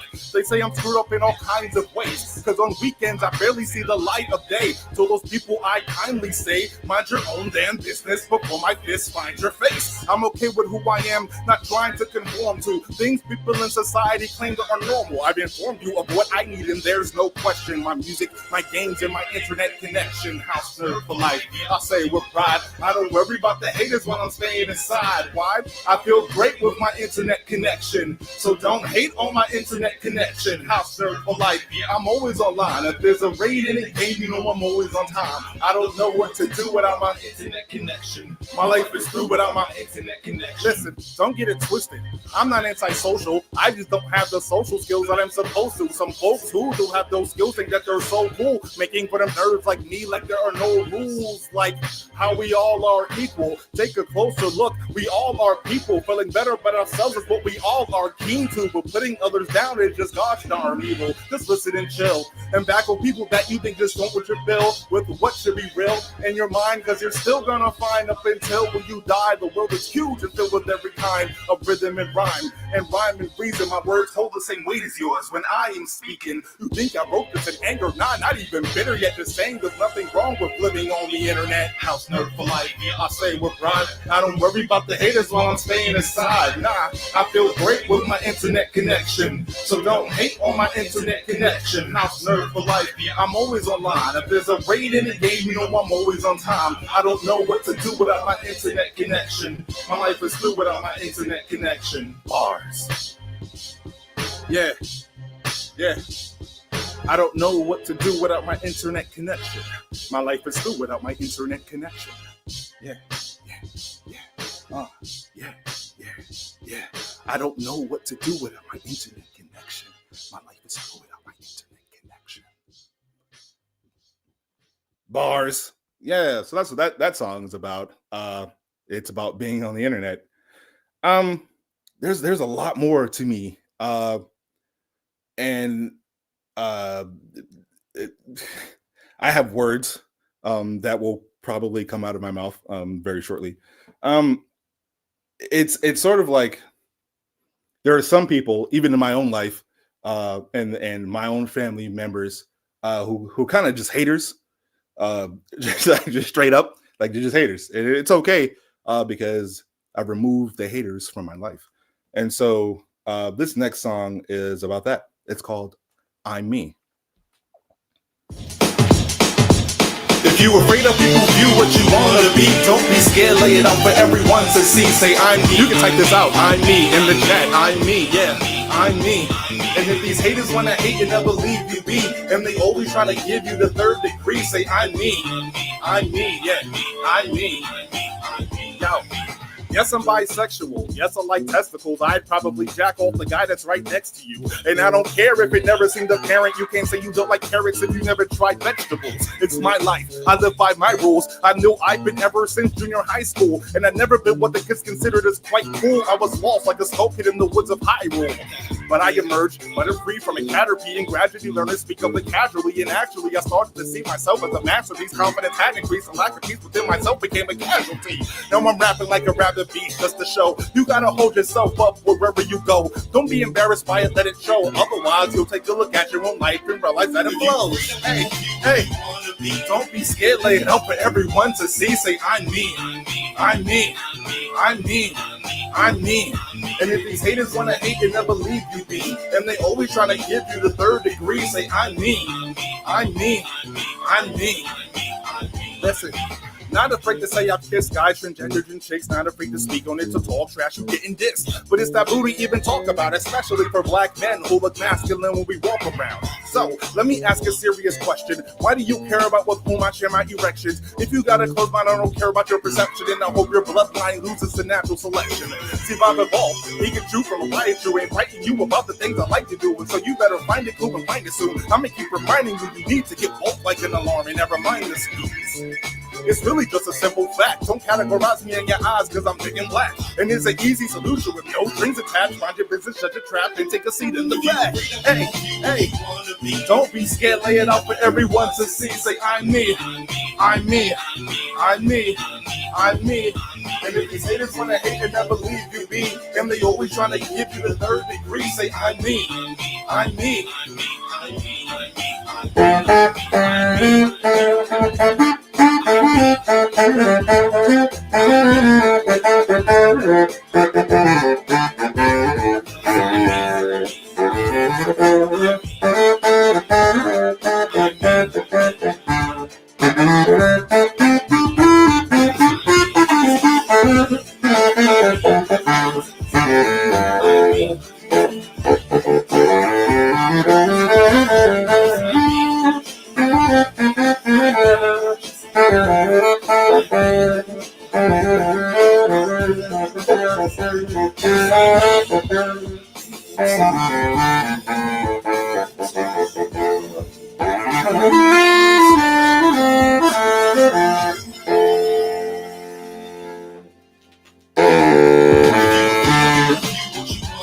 don't be scared, lay it out for everyone to see. Say, I'm me, I'm me, I'm me, I'm me.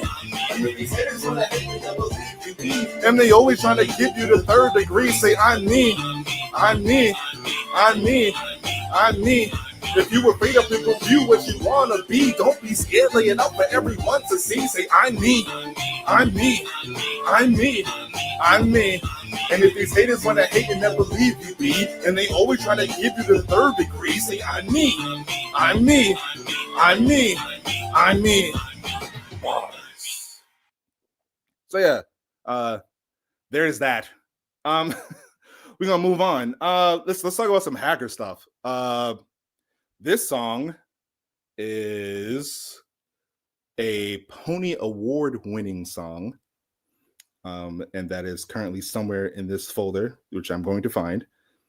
And I was kind of excited to win a pony. I don't have the physical pony yet. I guess I was supposed to pick it up, but last year at DEF CON, it was so busy for me and I was running all over the place that I missed the actual pony award. So if anybody out there knows how to physically get that award to me, let me know because I would really like it.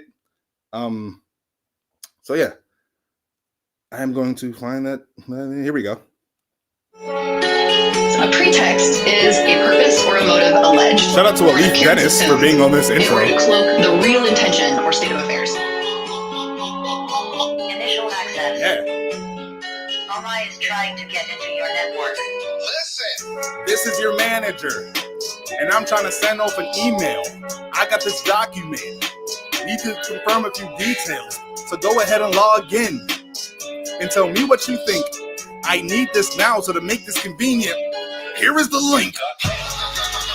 I'm a threat actor, fishing mark. The email is urgent to distract you with it, so how fast you clicked it when you submitted your form with your password in it. You probably couldn't tell there was an actual difference in the URL. The domains look alike though, but to me it looks fine though. But mine had typos and it could look like yours. See, I was in the mood today to make your account a communal space, but then you activated your trap card and I saw you had two of them. But I just shrugged, I'ma shake it off. Y'all don't kick gloves, I'ma take them off. Got your phone number, I'ma make a call. I'ma break this wall, it makes me low. I'm moving quick, I'm on a mission, yeah. I heard your network is lit. I'm trying to get in, yeah. I'm trying to get me a hit. When I go fishing, yeah. You probably think it's legit. I got you clicking, yeah. Hello? Hi, I'm calling you from the IT department. We have been under attack by some hackers and we think that your account might be a target. Oh no, how do I fix this? No need to worry, I wrote up a ticket. You'll get a notification from your authenticator rep, so please pass me them digits. Okay, yeah. The code is 112345. Thank you. You fell for the lie, so I hung up the phone without saying goodbye. Cutting it short like a crew cut. Probably think it won't happen to you, but it happens to Uber. They say you win some, you lose some. Boys got a smooth touch hacking you too, bro. You know how I be creeping and I'm logging in your VPN. It probably looks anomalous and logs if you be keeping them. You're probably unaware about the shares that have been peeping. And the reason I be seeking them, I'm looking for an easy win. You probably thought it was a magic trick and you're mad you clicked. I'ma stack my chips and bet that a DA password is sitting in an admin script. I'm on a mission, yeah. I heard your network is lit. I'm trying to get in, yeah. I'm trying to get me a hit. When I go fishing, yeah. You probably think it's legit. I got you clicking. I'm moving quick. I'm on a mission, yeah. I heard your network is lit. I'm trying to get in, yeah. I'm trying to get me a hit. When I go fishing, yeah. You probably think it's legit. I got you clicking, yeah. I got you clicking, yeah. I heard my network is lit. I got you clicking. I'm trying to get me a hit. When I go fishing, yeah. When I go fishing, yeah. That song is about fishing. I mean, if you were an active listener, you'd be like, wow, that song is about clicking on a fish and then putting your password in it. And I'm not saying that does or it happens. It happens. Matter of fact, I had to go do that to somebody next week. So this next song is, I'm gonna do the short version of it. It's actually a track with Whitey Cracker. The full version is, you can find it online. This next song is called Curl, and it's about curling. I don't know how to put it. Yeah, just curl. You know? Shodan is the best place to find a date online. Here we go.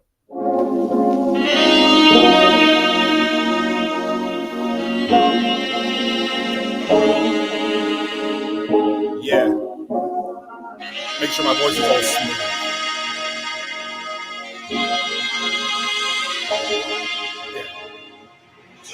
Looking through the database for the kind of entries I like. I've been known to try to hit on everyone that I find. If you're open for exploring, then you know you're my type. I just want to reach out, but I gotta get my mind right. Thought we would trace a slow path, but you had other plans instead. When I asked for options, you told me I could get ahead. I received your message, yeah, we can have some fun, yes. Got a payload for you that I need you to decompress. You can let me curl you up deep at night. It's the kind of session we can keep alive. You keep it 100 when I get inside. You tell me to continue when I hit it right. You let me beat it up. You let me get a taste of it. You tell me to go faster, cause you ain't got a rate limit. And I just wanna curl your endpoints. When I saw you online, I knew I had to make you mine. I just wanna curl your endpoints, and we can take it slow, one connection at a time. I just wanna curl your endpoints. I got you in my memory, didn't get you off my mind. I just wanna curl your endpoints. Really gotta hit that 90s R&B keychain so I can step up like this. Here we go. I just wanna curl your endpoints. When I saw you online, I knew I had to make you mine. I just wanna curl your endpoints, And we can take it slow, one connection at a time. I just wanna curl your endpoint. I got you in my memory, couldn't get you out my mind. I just wanna curl your endpoint. Yeah, curl your endpoint. Yeah, I just wanna curl your endpoint.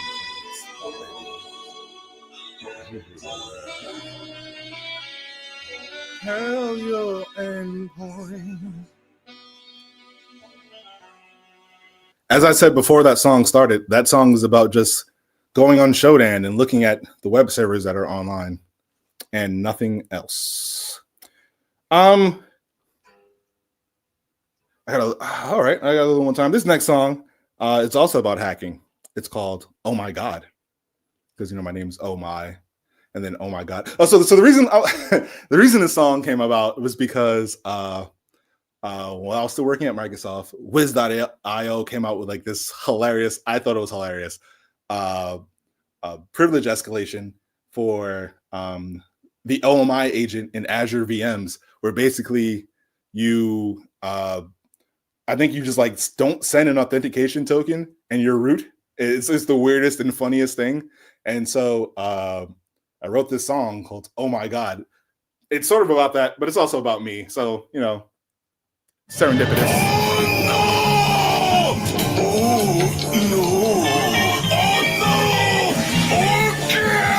Shout out to JoJo's Bizarre Adventure. Oh my God. Oh my God. Oh my God. Oh my God. Oh my God. Oh my God. Oh my God. Oh my God. Yo. The way that you moving is basic. I could do what I want or I want when I want. I don't need any authorization. You might think you control where I go, but you don't. So you better stop testing my patience. You being complacent. I'm taking over your organization. If you don't upgrade it, all of these actors, they know I'm a threat. I advance with persistence. They'll know that I'm here and they won't see me coming. No noise when I'm running. Put a hole in your system like a zero. They pillars be moving and stuff like a B2. Trapped in a nest that egress like a C2. Open to the world that is mine when I hack it. Tool fires once and it's over when I pack it. Pay attention if you leaving open doors. I'ma look and sound like it was open source. I'm gonna take everything that you thought was yours. Sell on your secrets when I open tour. Far shot from a sport that's an RCE. You shot to the point you can hardly speak. When I dump everything like the largest cheese, get it dropped on the toilet at the Arby's beef. Yo, oh my God. Yo, oh my God. Oh my God. Oh my God. Oh my God. Oh my God. Oh my God. Looking scared for your life. Oh my God. I can see it in your eyes. Oh my God. You ain't messing with oh my. No, you're not. Take what's yours, call it mine. Oh my God. I'm a burst at the seams. When I'm a guest on your host, no virtual machine. Taking root where I go, I'm dispersing the seeds like a girl with my hard drive. They'll be searching the D. MZ call back, they're reversing for me. Make a child process like the birds and the bees. From the place where your AI learns on machines. Leak their brain like a murder scene. If you say that's ludicrous, that I'm gonna keep disturbing the peace while you cursing the feet and you're yearning for me to release a friendlier version of me. I'm gonna take over while you're looking for hope. You'll be at the end of your rope. Words of your sub got my foot in your throat. I'm on top, and I won't stop. They hear me rap? You know what I'm saying? Oh my God, holy. When it comes to hacks on supply chains, the plan of attack lives in my brain. I'm storming your clouds and it might rain. Catch you by surprise and you might say, oh my God. Listen, oh my God. Oh my God. Oh my God. Oh my God. Oh my God. Oh my God. Oh my God. Looking scared for your life. Oh my God. I can see it in your eyes. Oh my God. You ain't messing with oh my. Oh my God. Take what's yours, call it mine. Oh my God. Yeah. That song's exactly what the chorus is yelling about. So that's cool. I think I have there's a lot of time left. We'll just see what happens. This next song is about a holiday I don't like. It's called Valentine's Day. And I, as a person who used to travel a lot in the Navy, preferred to have laptops with me. And my laptops are very important. Matter of fact, I have one laptop down here where I can see like the chat and some other stuff. And then I have a laptop over there, where the screen is. And that's just two of my many laptops that I have. I've never really gotten rid of them. I might use them in the future as like old Linux servers. I don't know, things I don't know, but whatever. So my laptops are very important to me. And so when things happen to them, I get very sad and stuff. So the song's called I Hate Valentine's Day. And so for some crack rocks, I don't know what to say. Don't know what to say. I don't know what to say. Now I hate Valentine's Day. She stole my freaking. Now people want to know why I hate Valentine's Day. I'm gonna tell you a story, so listen to what I say. A few years ago, some circumstances came my way. A girl made me angry and she put me in a blind rage. Me and the man that have been dating for a month or two, we be talking on the phone until there was nothing to talk about. That's the kind of stuff being in love will do. But on February 14th, that's when the love was through. Walked into my apartment, noticed the lights out. Turn the lights on, saw a man laying on my couch. Come to find out she was high on her mind. She didn't have the time to make a lie, wipe her white mouth. She let she covered her whole face with flour. Then I saw the spoon liner of baking powder, and then I asked how her drug payment was made. She told me she sold my laptop with all my games. What? She stole my freaking laptop and sold it for some crack rocks. I don't know what to say. Now I hate Valentine's Day. She stole my freaking laptop and sold it for some crack rocks. I don't know what to say. Now I hate Valentine's Day. She stole my freaking laptop and sold it for some crack rocks. I don't know what to say. Now I hate Valentine's Day. She stole my freaking laptop and sold it for some crack rocks. I don't know what to say. Now I hate Valentine's Day. My laptop had a terabyte drive and it was storing them games that by the way tied to Steam and Origin. I wanted to cry, my eyes were keeping water in, but then I realized it was a cloud when I ordered them and I could get my games back. Wanted the smacker card. The factors are that I had an expensive graphics card. I'd never done any drugs and I think crack's bizarre. Her actions are on today like the blackest star. Right back to bar. She screamed, I'm sorry though. Get away from me. All my PC games and my music production was stuck in the void that was devoid of joy, was clutched in the hands of a drug dealer. I knew I'd never get back my laptop that a man is stole so she could get cracked. That would probably dismiss the story and slap at it. But how do you know your Valentine's not a crack addict? She stole my freaking laptop and sold it for some crack rocks. I don't know what to say. Now I hate Valentine's Day. She stole my freaking laptop and sold it for some crack rocks. I don't know what to say. Now I hate Valentine's Day. She stole my freaking laptop and sold it for some crack rocks. I don't know what to say. Now I hate Valentine's Day. She stole my freaking laptop and sold it for some crack rocks. I don't know what to say. Now I hate Valentine's Day. Now a man didn't have any answers to explain her thoughts and logic that had expanded in her brain. She was a doped out crack addict and I never noticed that her personality had to be from her smoking that. I wanted to lay her out flat like a dead turtle, but instead I got calm and pulled on my external hard drive where I archived the large size of my notebook, had old games and songs that had a dope hook. It had the entire system back up from 3 weeks prior. I thought I found my spare laptop so I could stick in my backup. Then I found my spare also missing. I took Amanda to court so I could sue her. The judge sent Amanda to rehab to improve her life, so Amanda would stop smoking crack rocks. And she owed me the price of 2 laptops. Why? Cause she stole my freaking laptop and sold it for some crack rocks. I don't know what to say. Now I hate Valentine's Day. She stole my freaking laptop and sold it for some crack rocks. I don't know what to say. Now I hate Valentine's Day. She stole my freaking laptop and sold it for some crack rocks. I don't know what to say. Now I hate Valentine's Day. She stole my freaking laptop and sold it for some crack rocks. I don't know what to say. Now I hate Valentine's Day. What she do? She stole my freaking laptop. Now I hate Valentine's Day. And sold it for some crack rocks. Yeah. She stole my freaking laptop and sold it for some crack rocks. I don't know what to say. Now I hate Valentine's Day. Yeah. So there's that. I'm gonna get away with 2 more songs, and then I'm gonna pass it back over to the Lima Charlie folks. And real talk. Domestic violence is a very, very serious thing. Sometimes it comes in forms where you wouldn't maybe consider it to be physical, right? There's physical, there's verbal and emotional and stuff like that. I personally have never been a victim of this, but I've had friends who were very much, obviously. I've had family members who were, and so this is a fantastic cause. The last song was kind of close there, but it's one of those things where you have to sort of stand up when you can, for people, for yourself, if you know it's reasonable to do so, but always ask for help. And when you do ask for help, just and try until you get it. Some people are resolved to not wanting to burden other people, and so understand that there is always somebody out there who is willing to help. Okay, I want to do 2 more songs. This next one is a relatively new song. In fact, I've never performed.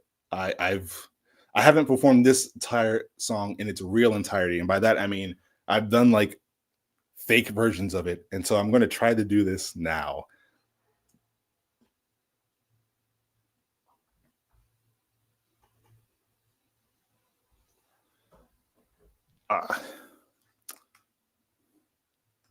That is the wrong. That's the wrong file, my guy.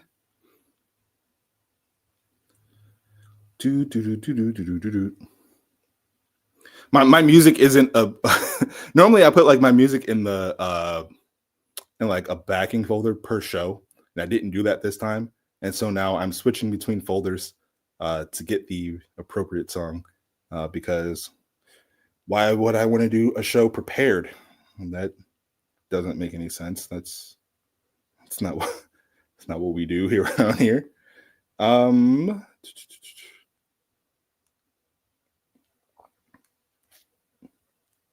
Here it is.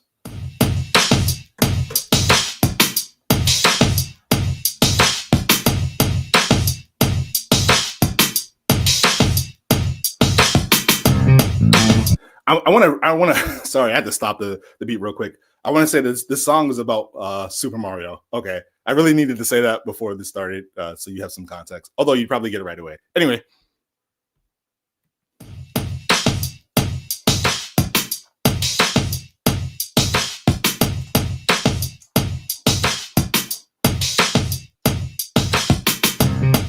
Yo, when I wake up in the morning, I'm moving like Mario. I'm feeling super. If I'm in a creative mind frame, then I'm stomping on you haters like Goombas. I'll steal your girl like I'm Bowser, but we keep it on the low like a tuba. The way I sweep a princess off her feet, I'm like a 6'2" black Roomba. Yeah, I always stay fly, but I don't eat a feather or a cape though. I move heavy when I stomp on your block like a thwomp, I'ma break those. I ate a fire flower, so when I spit on the mic, that's where the flame goes. If you got coins, then I'm ready to take those, bruh, it's underground.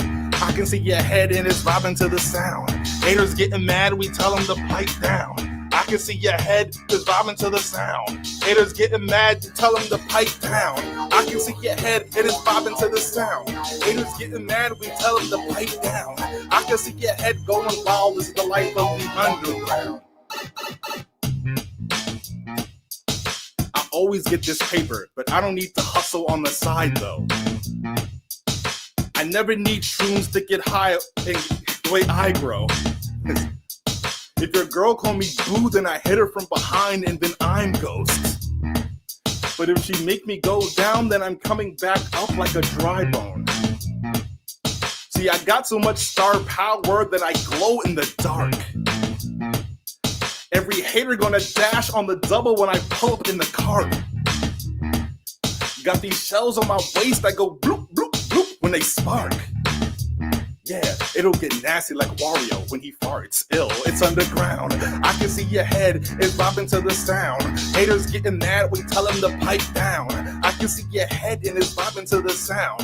Haters getting mad, we tell them to pipe down.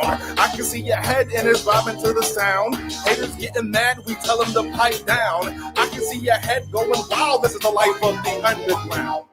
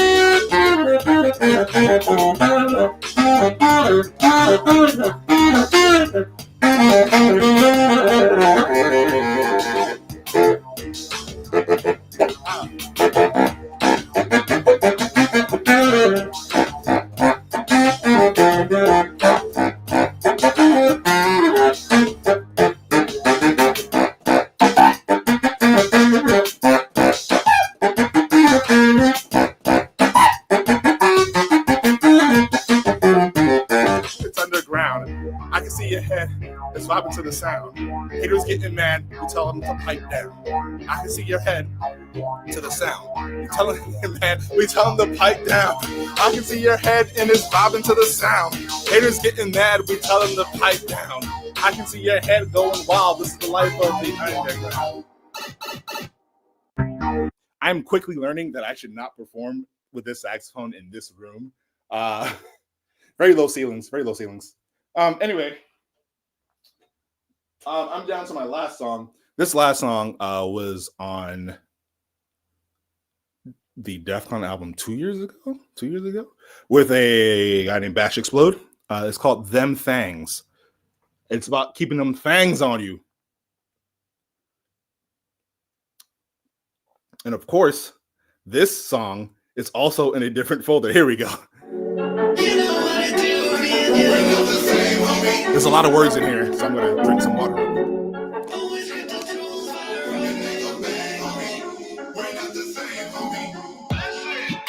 I keep them things on me when I move. You get hit with any payload that I choose. Got my eyes on them devices that you use. If I get my hands on them, you won't lose. If you ask why all my flash drives if I hack cloud to get baptized, remember duckies been out the type you have when it's bath time. If you pick one up when I pass by, when I cruise, your computer's getting abused, but it calls back my C2.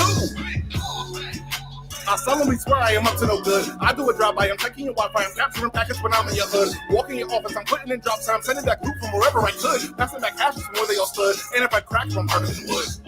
You'll never catch me lacking, keep the tools on my side. You'll sometimes find me packing when I move, when I ride. You'll sometimes find me hacking, it could be you anytime. So it's best that you keep in mind, this ain't a game, homie. You know what it do, me and you are not the same, homie. Always get the tools, fire off and then go bang, homie. Always on the move, you know I keep them tangs on me. I keep them tangs on me. It ain't a game, homie. You know what it do. Me and you are not the same, homie. Always get the tools, fire off and they go bang, homie. You know I keep them tangs on me. I keep them tangs on me. Listen, OMG cables, I keep it with me. Used to be A, B, and the C. When I swap them out, you ain't gonna see it was me. You plug it in, now it's speaking to me. Turn a login on, now I'm keeping your keys. Your file system and it's secret to me. Watch me expel the files with your secrets to be. I'm a freak on the browser, and I'm seeing the D. I keep them near on my waist. Now I'm hacking anytime, anywhere, any place. If you got your Wi-Fi on, I got my gear on the trace. Watch me wiggle to your spot and appear in your face. 8 to 11 got me creep on you. Wouldn't want to be in your shoes. You about to meet my C2. See my shells do what the beat about to do. It's reverse and access remotely when I'm hacking in person. Escalate up, place actions for certain. If you ain't update, patch on your versions. Yeah, I got love for my hot plugs. And I plug them in and you think you ain't locked up. Watch you putting creds in the prompt when it pops up. There, Chris, I'm on and I do what I want. Cause you know that I'm rocking them things. Hey, let's go and I'm popping them things. I'm stopping them things. Exploits rock with the chain. Today it is right in my brain. It's saying it came. You know what it do. Me and you were not the same. Always get the tools, fire off and they go bang. Always on the move, yeah, you know I keep them things on me. I keep them things on me. It ain't a game. You know what it do. Me and you are not the same. Always get the tools, fire off and they go bang. Always on the move, you know I keep them things on me. I keep them things on me. Listen. I'm gonna let Ash sing this in the background.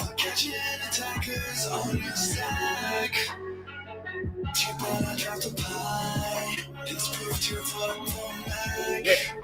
Connect back to my C2. Cause bad boys, what you gonna do? With the things on us, we're coming for you. You know what it do, me and you. Always grip the tools, fire up, and they go bang, homie. Always on the move, yeah, you know I keep them things, homie. I keep them things, homie. It ain't a game, homie. You know what it do, me and you. Always grip the tools, fire up, and they go bang, homie. Always on the move, yeah, you know. I keep them things, homie. I keep them things, homie. It ain't a game, homie. Yeah.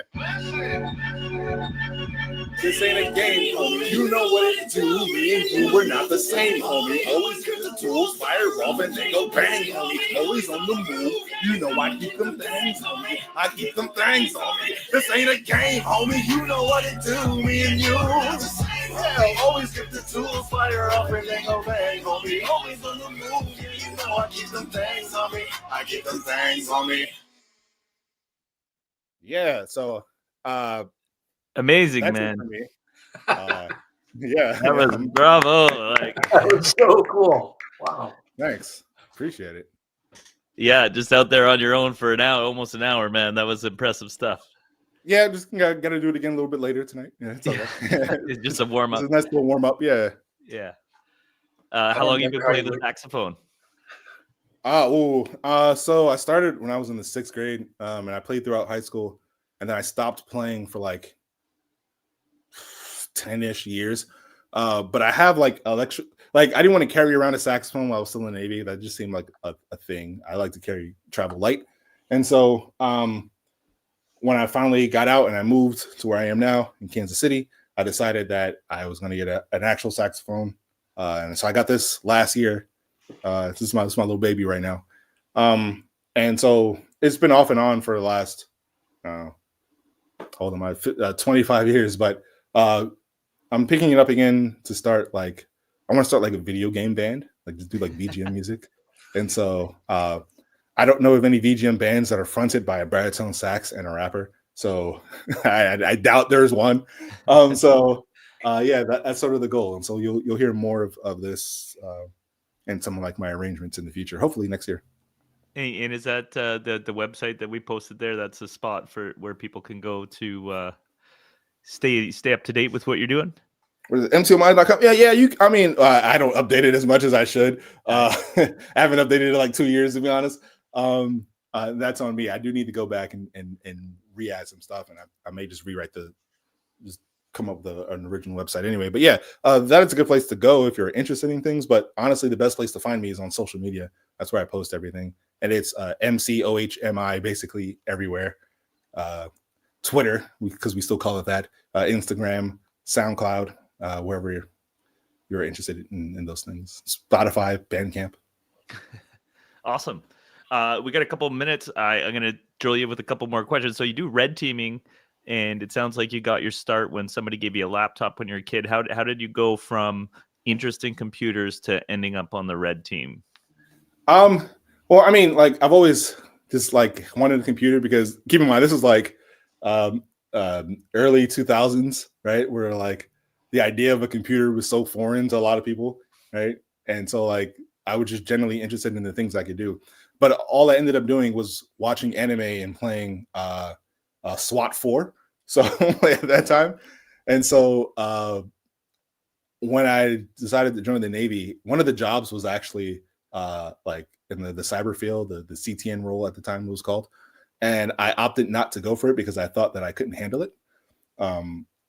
But I definitely just miss what's the word? Underestimated myself for sure, because I ended up in that same job 6 years later, and that was the lead to my cyber role. Also, my high school had majors, and so I was a computer science major. And although I didn't do too well in the Java class, I did pretty well in computer architecture. Yeah. And then AP Java was ridiculous. It was who likes that? Who does Java? I cut my teeth on Java, and it's just over-engineered, object-oriented. Kafui. Yeah. So on my way out the Navy, I got my bachelor's at Dakota State, and I got my master's, and I'm currently in the PhD program. So there's a lot of stuff going on in that world of awesome professionalism. That's awesome, man. Well, thank you so much for joining us. This was really cool. When I started this 3 years ago now. The vision was to have lots of different acts and stuff, and I feel like we're actually doing that this year. The last 2 years, there was a lot of conversations, a lot of fun, but I think we brought it up a notch this year, and it's a big part of that is you. So thank you so much. Yeah, appreciate it. Thanks for having me. And all right, I'll let you guys go. I got some more people coming on here. Before I bring these folks on a stage, I want to remind people that this is a fundraiser. I haven't seen any donations come in for a while. So if you're enjoying the show, you're getting the message that we're here to help make a difference in the fight and awareness of domestic violence, please, pull out your wallets, tax receipt. You'll get some of it back. You'll do some good in the world. I also want to give a shout out to our sponsors. The companies that threw down some large sets of money before this thing even started. So it's Lima Charlie, ThreatHunter.ai, Panopsy Security, Brandon, I'm sorry if I said that wrong, Black Panda, shout out to Gene Yu, Soteria, Aspiron Search, and Tynes. So those folks made pretty significant donations to get this thing going, and we're incredibly grateful, and we'd love to see that number move. So please, folks, internet, do your thing. And with that, I'm going to bring my friend George and my friend Chris on stage. How you gentlemen doing? All right, we're doing great. Cool. Maybe do some intros for the folks watching. Yeah, so I'm George K with Bare Knuckles and Brass Tacks. My co-host, who is a CISO, also named George. George A is setting up in a hotel room, so he's going to be with us shortly. Awesome. What's going on, everybody? Chris Cochran. I've done a little bit of everything from threat intelligence early on, working all the way up through security operations, advisory CISO, but now I'm on the marketing side. Also the former founder of Hacker Valley Media, along with Ron Eddings. But yeah, just a little bit about me. Yeah, and Chris, I got to give you credit for I only have about 7 years in cybersecurity, so maybe it goes back farther. But I would say you're the first person I saw who really brought the media production up to a level that I think we all have to be accountable to. So thanks for raising the bar. Yeah, I appreciate the lights behind me are Chris's fault. I got on a call with him and I was like, "Damn it, I gotta get better lighting." Yeah, so that's all his doing. It looks sharp. It looks great. Thanks, man. I appreciate it. But you don't have to condescend to me. I'm just kidding. What's funny is this, like when the pandemic started and we all went home, like my coworkers thought that this bookshelf was like the Zoom background. And I went to go get something from it. And they all thought it was like some magical augmented reality, which would have been amazing at the time. But it's not the danger room. It's just an office basement with just a regular office. That's right. And how do you guys know each other? You guys go back quite a bit, eh? Yeah, I don't know. Yeah, cyber's small. You just run into people, and I think Chris took a call of mine. I just reached out because I'd seen the work that Hacker Valley was doing. I think I had questions about how he pivoted into creativity. He was generous with his time, but then we just started running into each other at different events everywhere. Yeah. Yes, just saw each other in Philly last week. Was it last week? I don't know. Time is a flat circle. It is. You guys were there for the cybersecurity marketing convention. I'm guessing. We were. Correct. Yeah, that's a good time. Yeah, it was a good time. Yeah. Chris did a much needed talk on community, which is a word that is getting bandied about willy-nilly by marketing teams without maybe fully understanding what it takes to build one or maintain one. Yep. Let's talk about that a little. What is the difference between a real community versus one that marketing teams throw around? Oh, Chris, you start because you had a great definition of it. Yeah, and so I'll take it even further back and give you the premise of the talk, right? So coming from practitioner for almost 20 years, worked my way up through the ladder and then pivoted to marketing. I think there's like a bit of a disconnect between marketers in cybersecurity and practitioners. And it's not anyone's fault, but I would say that it's really hard for marketers to really empathize with cybersecurity practitioners. And so what I was doing is explaining why is it so difficult to market to cybersecurity practitioners. Number one, we distrust everything, right? We don't even click the links that are sent to us. So of course we're going to be distrusting. We are a very tight-knit community, and if you're kind of outside the circle for the most part, it's kind of like stranger danger, right? Just kind of keep people at arm's length. And so in order to market and really build a relationship, not even just market, but build a relationship with cybersecurity practitioners. I kind of stand on two pillars, and that's content and community. So content is the stories that you tell and, you know, giving information and value that people care about. And then the other thing is community. I think what, you know, people have this idea, oh, community, we'll just put some people into a group and you know, that's our community. No, community is almost like its own organism. At the end of the day, it's a self-sustaining. It has its own parts. It has its own persona. It has personas within the group. I mean, community is really how cybersecurity thrives, in my opinion, because we have to band together.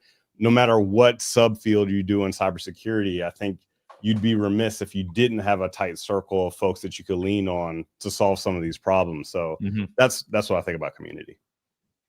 Yeah, and I was a cultural anthropologist by training, so like that's what I did was you would sit in a community long enough to study it, get its mores and norms and understand that. And like to his point, even within a larger community, get little subgroups that have like their own lingo and their own customs and their own behaviors. And so, yeah, when marketing says, oh, we're going to create a community, I think trying to create something from scratch is super hard. It's inorganic and it takes a long time. And so I want people to like not overuse that term and be really clear. Are you starting a user group, which is fine because you want your existing users to, you know, educate your new users? Great. Are you starting a customer advisory board? Also great. Get feedback. But to say that you're going to like invent and maintain a community is a bit circumspect, I think. Yeah, I think they probably need a seed, but then it takes the whole group to make it. And it takes a long time. And as we know, like VC-backed companies don't necessarily operate on a long time horizon. And I think it's easy to say, but then like if 6 months in, somebody's like, so like, what are we getting out of this community? I mean, the answer is going to be goose egg because like that's just reality. Yeah. So your partner's on here, George A. I'm going to bring him on stage. Welcome to the show, George. Hello, friends. Can you all hear me? Yeah. All good, man. Very cool. I just arrived after like 6 hours of driving, so I rushed in, got connected to the hotel. George and I had all this coordinated, but I'll tell you, if anything, with my life and schedule, most of the time I'm recording, I'm on the road somewhere. So. Right. Well, I appreciate you popping in. It's really great to have you guys come support. I know you have big audiences and communities and hopefully bringing some of that attention to this cause that we're supporting today. So much appreciated. Absolutely. Yeah, absolutely. Yeah, just let us know when you want us to take the reins and we'll go. Yeah. Okay. It looks like we're all here. So yeah, I'm going to bow out, probably get another coffee. It's so great to have people running the show. Chris, I will be around. So whenever you're ready to go, let me know and I'll pull the plug. All right, folks. All right, gang. We are gathered here today. No, thank you to Cybersecurity Cares for having us and for helping support the very noble mission of Becky's Fund. So as the other Chris had said, if you haven't donated, just go to the link that's scrolling here at the bottom. It's a very worthy cause, a very important one, and we are happy to join forces with it today. So Chris Cochran, special guest. We have a little thing that we were going to go through, and then you got added into the mix, which is a big bonus for us. So thank you. So George A., I'm going to start with you and set the scene of what we're going to talk about right now, which is the 5 stages of grief in a vendor breakup. So why don't you just tell us sort of like what you've gone through recently with the vendor shakeup, and then we'll take it point by point. And then we're also going to get Chris's input on like, oh, if you're on the vendor side because you occupy that crazy Venn diagram of having been both practitioner and marketer, where are you going to take those lessons and what are you going to do with it? So yeah, take it away, George A. Yeah, hi everyone. Thanks for tuning in for this. It's a very, very fun cause for us to be a part of. So kind of to put into context the story, in my actual tedious, high-stress CISO life, I have to go through and manage a ton of supplier relationships, and that's kind of par for the course of the job. We had one supplier who we've actually had for 7 years, and it was a pretty critical tool in our stack. And we had decided, kind of based on, you know, the lack of attention and care we were getting as a customer, the inconsistencies we were seeing from the account management point of view, just the general difficulty of using their technology compared to a lot of the other emerging competitors in the space, that it was time for a change. And I work in online dating, so for me, I kind of compare a lot of what we go through with the actual dating experience, because it's all relationships and it's actually quite similar. There's a lot of carryover. So in this relationship, unfortunately, it was time for a breakup, and it's not good in a relationship to look at who your next partner is going to be before you've done the breakup. But unfortunately, in the nature of software, you have to play within the confines of your contractual periods. You have to get the most out of tool utilization, but then you're going to select for the future while you're still working with that supplier. So I had an opportunity. We decided on a winner. Super excited for them. Great tool. We're going to do the implementation plan, but before you can get excited about implementation, you have to look at decommissioning and deprovisioning, and that's the part of the conversation that generally is not very fun. And so for most buyers, most CISOs, they treat that as a very awkward thing, where it's just like, I'm either going to send you an email and tell you this relationship's done, or that sometimes I've heard about this from other sellers and other folks who work at OEMs who are friends of mine. They just don't even say anything at all, like no renewal, Oof. no talk, which is like, to me, Just ghosting. It's a small industry, I mean, we all change hats every couple of years. So if you're an asshole one place, you're building that reputation for yourself regardless of where you're going. So not how you want to treat your suppliers. So I had a meeting in the calendar with that supplier like that Thursday. And so I thought to myself, you know what? Here's an opportunity to do things better. I'm actually going to go on this call. I'm going to tell no one else in my team to be on the call. It'll just be me and the supplier's team. And I'm going to break up with them in person, like as much as I can virtually. I'm going to face-to-face tell them, hey, we're not going to renew this relationship, and here's why at a very high level. I did offer them, like, we're going to give you some full feedback after. We can talk about that again as later on, but just the face-to-face of like, look, we've had this relationship. It had its good times, but it's not what we need right now. We've decided to go another way. Thanks for everything, but let's talk decommissioning, right? And so going through this breakup process was it was funny, because the account exec himself, who we just got a new account exec, he's actually super cool. I actually like the guy a lot. If we weren't going to choose, like, by the time he came onto the account, I had already made the decision that we were going to get away from them. But he himself was awesome. Like, all my interactions with him were great. I was like kind of bummed out. I was like, oh man, I would have loved to work with you, but such wasn't in the cards. Unfortunately, his manager came on the call, and his manager was a little bit surprised that I guess we had decided not to. So it's interesting because the manager was much more experienced. The actual account exec was a little bit fresher, so his thinking was a lot more interesting. It was much more reflective. He was much more calm, right? And going through with the actual manager, who I think probably has to deal with quota stress, he has to deal with a bunch of financial pressure that, now you're going to lose this account. For a few minutes, it kind of reminded me of the entire process of going through a breakup, where at first there was a denial phase where, I can't believe you guys are doing this. It's been so many years, blah, blah, blah, all this history. And it's like, no, man, like this, we've decided to change, it's over. And then there's just that moment of anger where it's like, well, why? Right. And it's like, well, bro, like it's done. We signed a contract with someone else. We're not going to renew. Like, nothing. You can't convince me. There's been stakeholders involved. There's like, this has gone up to my board. It's approved. Like, this anger is just pointless at this level. And then there's the bargaining back and forth where, can we negotiate a way to get this back in? Can we show you some new roadmap items? Can we offer up, some gimmicks here and there? And I shouldn't say gimmicks. They were trying genuinely to offer up some good stuff, and it just was too little too late. And then there's the depression of it, where there's just a general sadness of accepting that, this business relationship is going to end. You are going to have to go to you as a seller are going to have to go to your supervisor and tell them that, I'm going to miss the mark on this couple $100,000 or whatever. And, there's, I've never worked in a sales organization purely. Like, I've done consulting, but I've never worked in an OEM or a supplier. So I can only imagine, and Chris, I'd love to get your perspective later on about this. Like, when you have to tell your bosses or your CRO, like, hey, I lost this account. And it might not be your fault that you lost the account, but you lost the account. Right. And then there's the acceptance. And the acceptance was much more calm. And I think part of the acceptance, what made it work is, I told that supplier, hey, look, we just signed for a couple of years with like this vendor. Or actually, we just signed for a couple of years with this vendor, and we don't know how it's going to go. We might not like them. We might look for change again. Like, and I said this specifically, let's keep a good relationship going. Let's stay in touch. Let's continue talking to each other. Toronto's a small scene. It's a big city, but a small scene.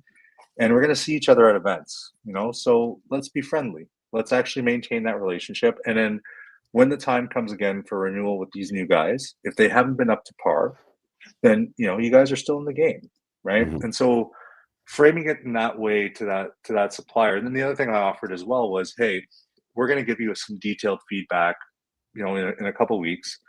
And we're going to talk to you about our entire customer experience with you, like from our customer journey beginning probably like 3 to 4 years ago when the current roster stood up to when we decided to get away from you. And we're going to explain to you why, and we're going to explain to you what was good and what wasn't good. And I found by being vulnerable and opening up a little bit and then offering some value to them, where it's like, yes, the relationship's going to end, but I'm not just telling you to like, bugger off. I'm not just ghosting you. I'm not just being a jerk to you. I genuinely want to do good business with you and focus on the relationship. I think like a standard breakup, like in very few breakups I've had in my life have I maintained a friendship really after the fact with the person. But there's a difference between like a breakup where the vibe's bad and it's like kind of malicious, or it's just like a bitterness to it, versus like, hey, this just isn't going to work between us.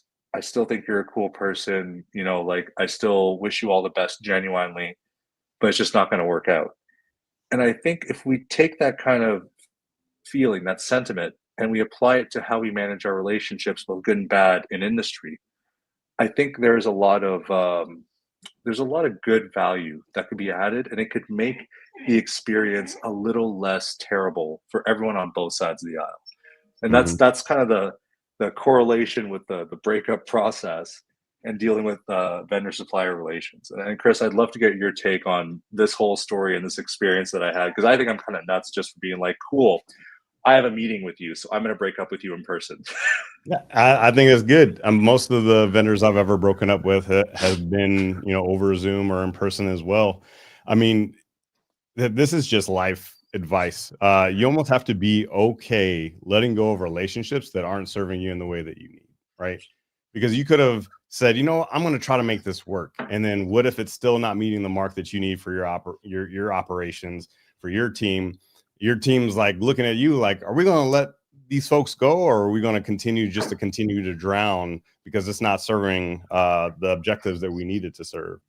But I would say on both sides. So on the practitioner side, what I try to do in those relationships is I try to like drop little hints along the way, right? Because I'm sure it wasn't like a completely out of the blue, like, well, we had a great relationship and all of a sudden you're breaking up with us. I'm sure you've echoed to them, or at least relayed to them, some of the dissatisfaction you've had, or some of the things that have been, troubling when in dealing with them.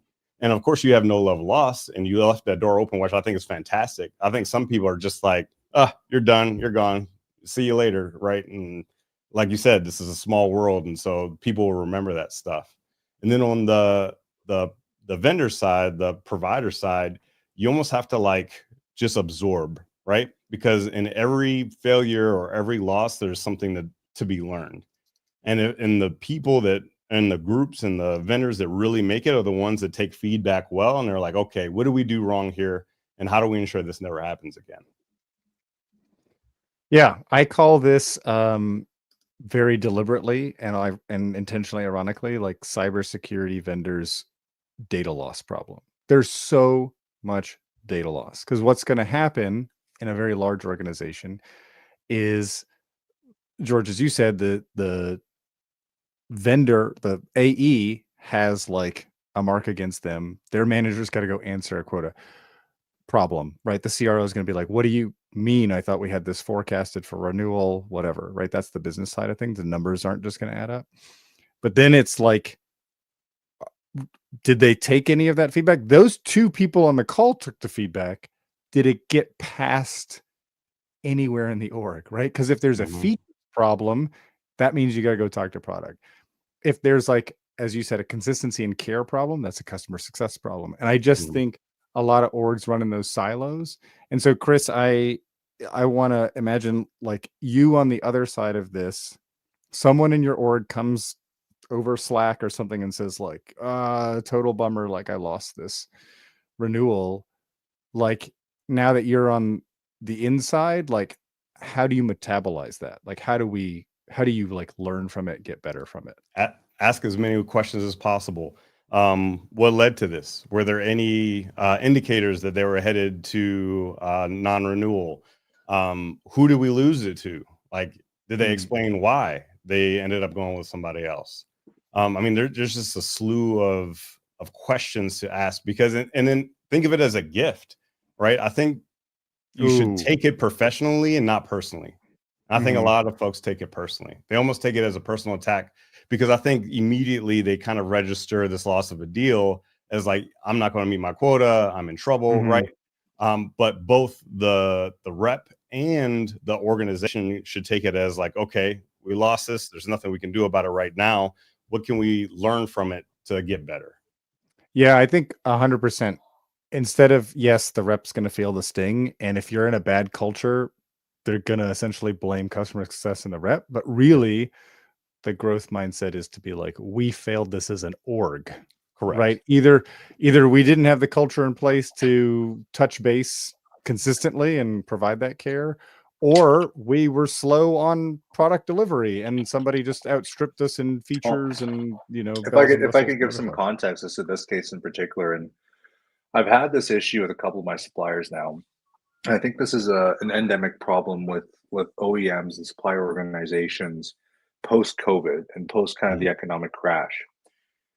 They are constantly shaking up their rosters, right? Yes. Like one of my biggest pet peeves is, and I understand, like, you know, AEs move around, account teams move around.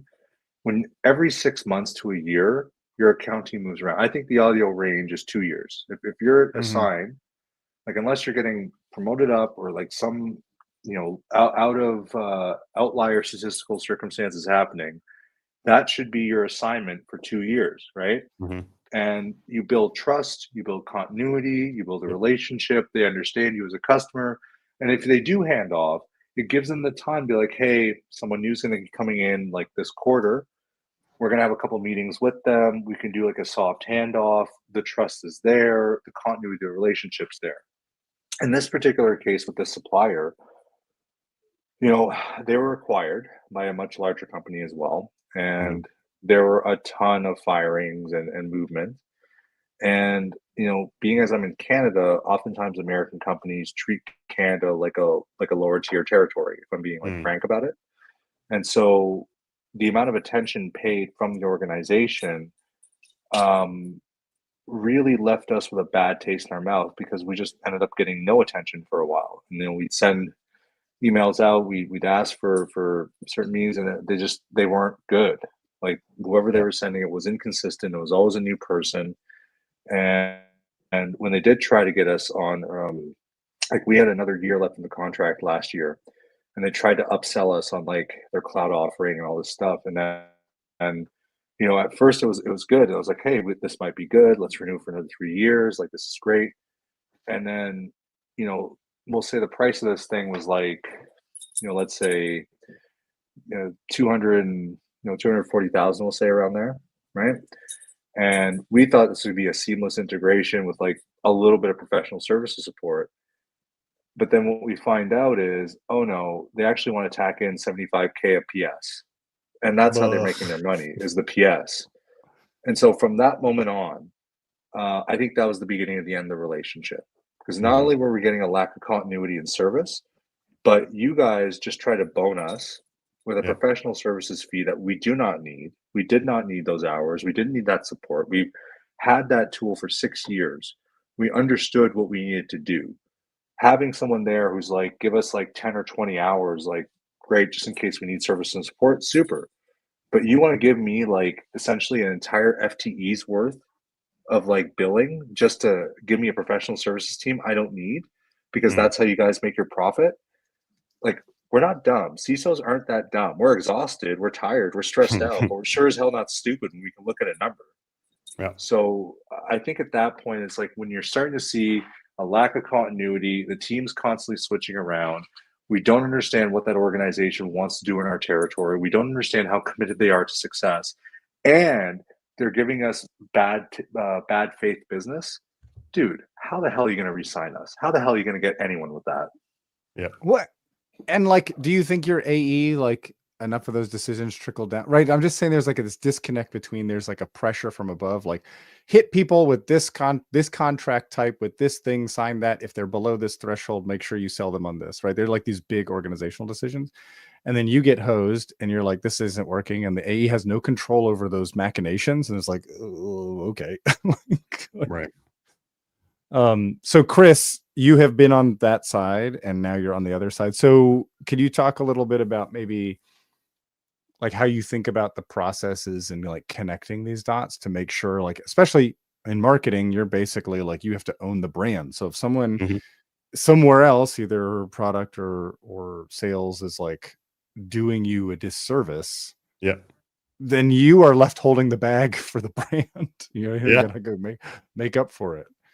Yeah, exactly. I mean, on both sides. So if you're a vendor and like you can do all the work you want and spend as much as you want on brand, but if everyone's basically saying you have shady business dealings, then that's your brand. Like no matter what you say, because brand is what other people say about you, not what you say. And then on the, you know, how do you protect your brand when you're, you know, having to trust other vendors?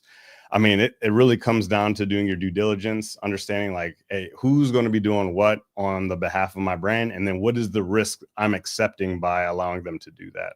So like, for instance, if you outsource social media, for instance, and, you know, you have a social media person that just kind of goes rogue and pulls like a Burger King, and sure, it might be funny in a moment, but afterwards, it might be something that could, you know, be very detrimental to your brand. So I'd say on both ends, it's almost like you have to do your due diligence, understand who you're working with and what that potential risk is.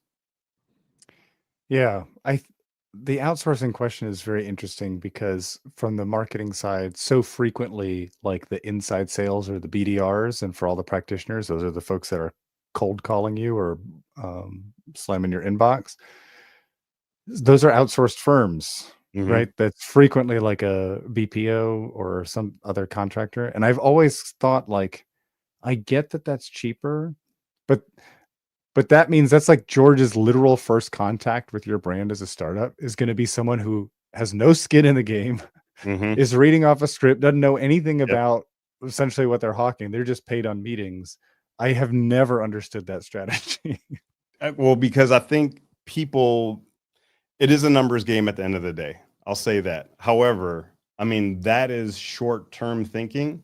I think much longer term, I'm a fan of Disney. I'm a fan of Chick-fil-A. I mean, you look at the customer service that they present to the world, right? It's very human touch. Like they even have people standing out with umbrellas in the rain, taking your order. I mean, that stuff matters. I mean, that stuff is crucial to a brand.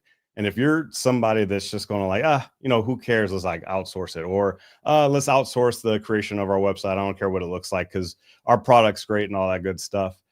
People can see the disconnect between what you're trying to represent and the values that you have as a company, and then whatever that intermediary is. And oftentimes they might not even get the brand part, because if their first time ever hearing about you is from an SDR and they're, you know, they don't even know what the product really is and they don't care and they sound humdrum, you're not going to get anywhere. I mean, in fact, it's going to be detrimental.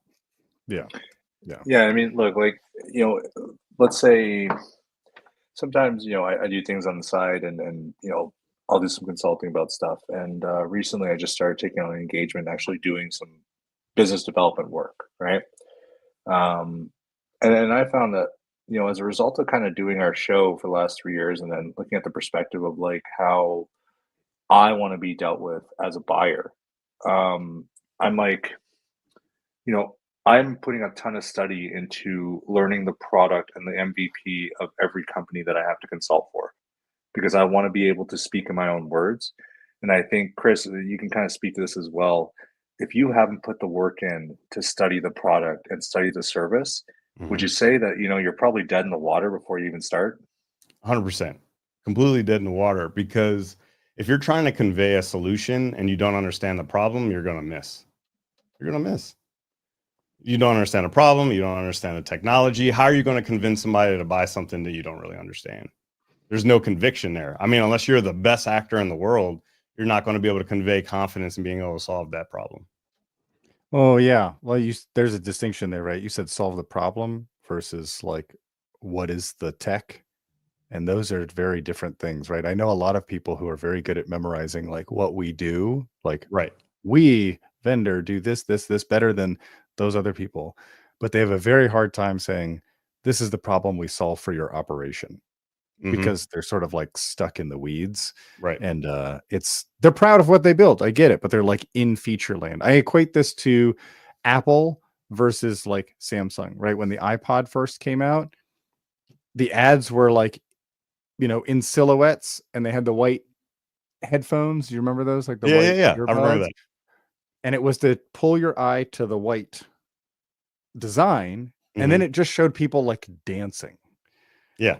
And then, like, you look at Samsung or the erstwhile Zune from Microsoft, and it was just like specs. It was like this many songs, this much memory, just like detail the tech down to like the processor that literally no one cares about. Right.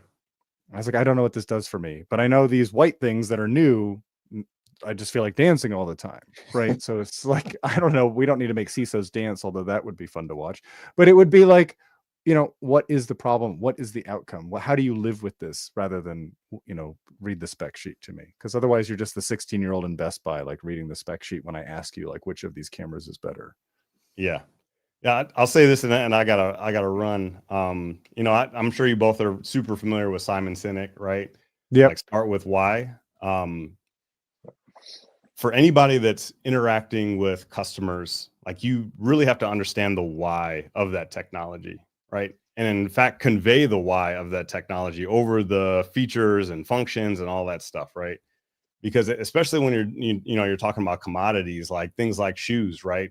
Shoes, I mean, you could talk about the materials, but when is the last time you've seen a shoe commercial that talks about the actual materials or what went into the design of the shoe? I mean, very few and far in between. Right. But what they convey is like sort of that why, that almost spiritual slash emotional response to that shoe. So like, you know, you think about Nike, right? Just do it. You think about sports, you think about performance. That's sort of the why that's bleeding into that commercial. So, I mean, that when it comes to marketing, it comes to sales, it comes to any type of relationship between vendors and their community, like the why is the most important thing. The what is important, but the why is more important, I think. Yeah. That's a good note to end on. Chris, thank you so much for joining us on a rather impromptu exercise here. Absolutely. I appreciate it, y'all. Be good. Thanks, man. And then there were two. So Chris was talking about standing out. Start with the why. So, you know, you and I, George, have talked with a number of CMOs over the years, some of whom have some really good ideas. I think when I went to Cyber Marketing Con, I get the sense that everyone wants to do the cool shit, but they don't know how to like convince the CEO or the board like this is worthwhile doing instead of just copycatting, you know, insert generic competitor here. I am wearing the fabled Torque sweater today as it stands out. So you are the buyer. My question to you is, you know, like what role does, I don't want to say what role does branding play in your decision because I know it doesn't make a decision. I've seen your decision-making process, which is like insanely studious. But I guess the question is like, what is catching your eye? Like, how does any vendor like stand out in the slurry of cyber? Well, I think what stands out is like, do you have I want to say a sense of humor, a sense of humanity to how you do your branding, right? Like if you're just like, you know, big logo, big tech core, like we will solve all the things. Like I don't find that appealing because that's everyone. That's SaaS 2.0 boring. And if we're going to talk about the case of branding, branding is your opportunity to show how you can be different in your methodology. And by that, I Yeah. mean difference in your corporate culture. Because to have a unique brand that captures the market and captures attention, that is a consequence of having a corporate culture that enables creativity. So if your corporate culture doesn't enable creativity, you're not going to have interesting marketing, right? So you have to take chances. And I mean, like, you know, I'm not saying like be like certain companies and host a party at Black Hat and put lampshades on ladies' heads. That's not what we're saying. That's not the thing.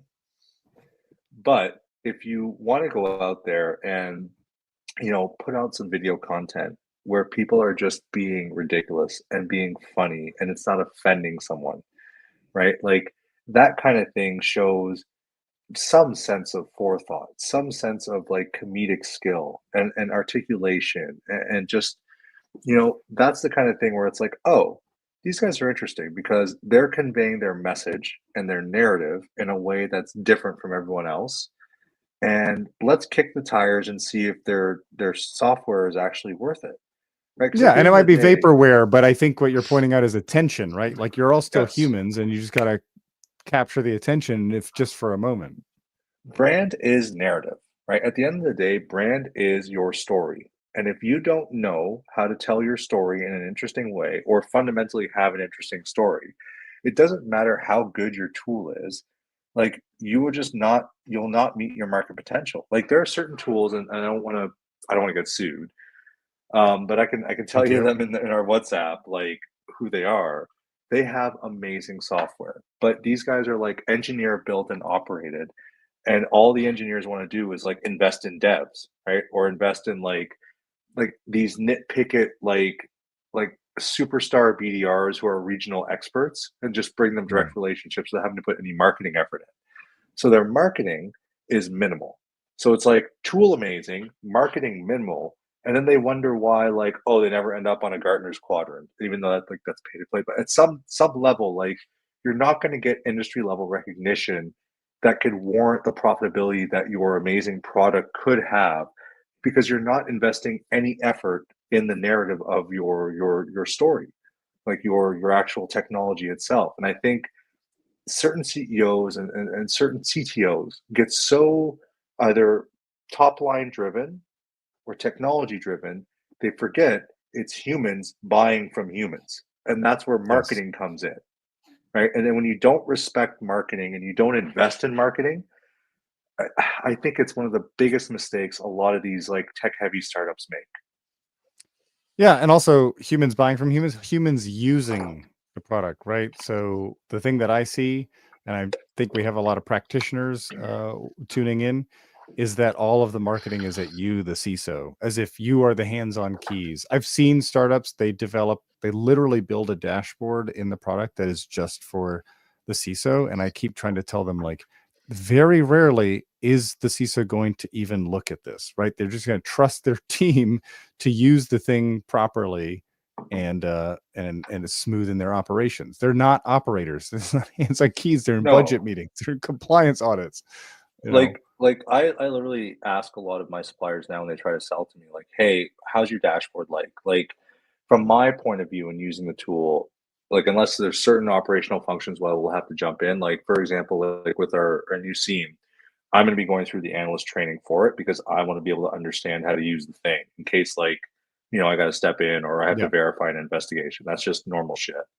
But generally speaking, I want to know the dashboard has really good GUIs. I want to know that it can convey the information in a way that I can take that, put it into a report, and explain it to my board. Because at my level, that's the problem. At my operator's level, I need them to be able to pull information without having to do SQL code so that it's a little bit more easy and intuitive, and that they're not having to Google or GPT every single function within the actual tool, because then it just takes them for friggin' ever to get anything done.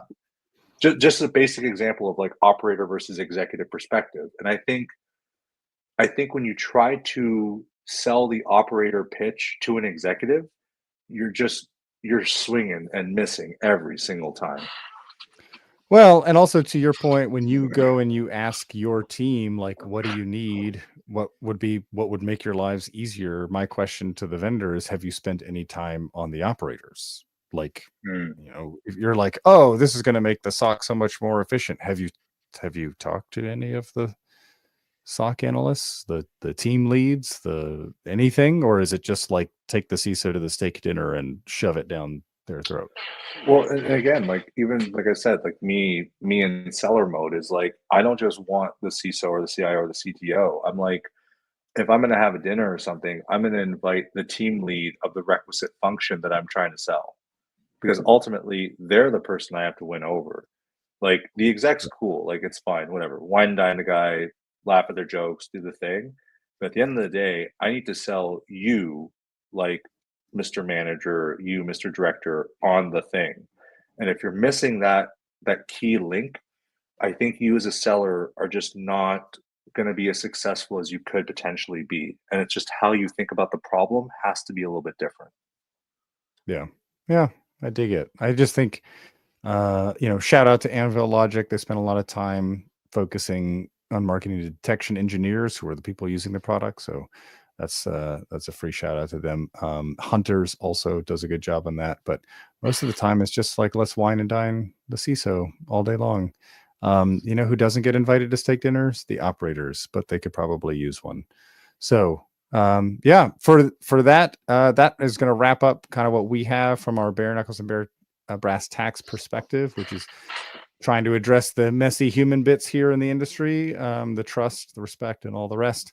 But we are happy to stick around, and I am thrilled to have seen that number tick up. Chris, I saw the donations come in. Very happy to see that too. And before we go, I have to pitch it one more time. If you are listening, please donate at cybersecurity-cares.com. It is a great 100%. cause. Thank you for listening to us, and please give us your money. Oh, you're on mute. You're on mute, sir. I said you get a tax receipt. It's a fair trade. So there you go. I'll take that. And I loved you guys talk. You're just like preaching to my ears. I've always been a huge proponent of brand. I think it's, next to the technology, probably the most important thing in the company. And it's not something that you can fake. It's not something I would ever outsource. Obviously, you need to get people who know what they're doing. It can't be founder led the whole time, but it's an important aspect of trying to get noticed in a really busy, crazy market. Yeah. And it's like, I mean, for all the science and the data driven, whatever the hell, sales is vibes. And and I see it every day, right? I'm head of community at the CISO Society. I see people talking about vendors, mostly in nice terms, but they'll tell you like the technology was great, but the customer service was awful. And when people ask about new tech, the things that are going to stand out is going to be this thing that they saw and they remembered. And how are they going to remember you? That's brand. That's that narrative, right? Oh, I saw this really cool company at insert, B-sides here or whatever, and I got to talking to them. You should check them out. And those early stage ones that sort of rise above the noise are the ones that have a good story, for sure. I saw a really great talk at South by Southwest probably 15 years ago now, which is hard to believe. The guy's name's escaping me, but it was a talk on the difference between narrative and story. And I think that's such an important thing when talking about brand, where story is like this thing that's got a ending and a beginning and an ending, where narrative is like a thing that's happening. And if you're joining me to come on this journey to make this thing happen, this mission that we have. And I think that's it was just a light bulb for me to hear that guy speak. Yeah, that's awesome. So for like early stage companies who are trying to get into organizations, you talked about marketing to operators, team leads. How do you do both? Is it wine and dine the CISO and then or CISO? I'm not sure which version you use. CISO. I say CISO, but CISO. Okay. Thing. Do you wine and dine that level and then focus your community sort of outreach to the operators? Is that the balance? Well, I mean, that's a good question. You do, in my opinion, you do both. Like you have to do the community outreach piece because those are the guys that go to the B-sides and they hear about you and stuff. But I think when it comes to actual sales engagement, tell the CISO like, hey, if you live in the same city as your team lead for this, or as one of your operators, do you want to bring them out as well? Like, invite them, because I Yes. know, like, I never ever get told, like, invite your team, right? Mhm. Like, I'm always like, cool, can I bring my team lead? Like, I'm the one asking, can I bring my team leads, right? And even like some of my team leads, like, they're used to it now, but at first they're like, why do you want us to come to this dinner? And it's just like, because that's how business happens. We have to talk to them, Yeah. right? So I think it shouldn't be a novel concept. To me, it seems rather intuitive. I talk to George all the time. Like, I know to him, it's like plainly logical. But I think a lot of folks just don't get that it's you're dealing with a team, and at the end of the day, like, if a guy like me is doing my job right, I'm not making purchase decisions unless the guys actually having to use the thing want the thing. Right. Yeah, so a peek behind the curtain, sort of the typical SaaS startup scale mode, it's a little different for services, is they're going to build out a sales team from the top down, and that will include territory reps. Like, here's somebody in Denver, and you're going to cover, you write insert territory here. And I would say, like, once you understand your customer, right? Are you selling to SOC leads? Are you selling to detection engineers? Whatever. You have to figure out where they spend their time. And to George's point, that's going to be boots on the ground at a B-sides or an ISSA meeting. A lot of these organizations locally will have like monthly breakfasts. Are you there? Because if you're going to ask for their time and attention, I would say you should show up. You know, like, you don't have to try and sell to them, but you have to start being there, and you have to start putting in the time so that they start to know you. We recently had Cecil Pineda on, and he said, you know, he would be flabbergasted when somebody could get to him. And he would ask them, like, how did you get to me? And he was, you know, the most successful sellers said they did the research, they understood the team structure, they understood who did what inside the team, and they basically worked their way through that team until that team was like, hey, we should look at this tech.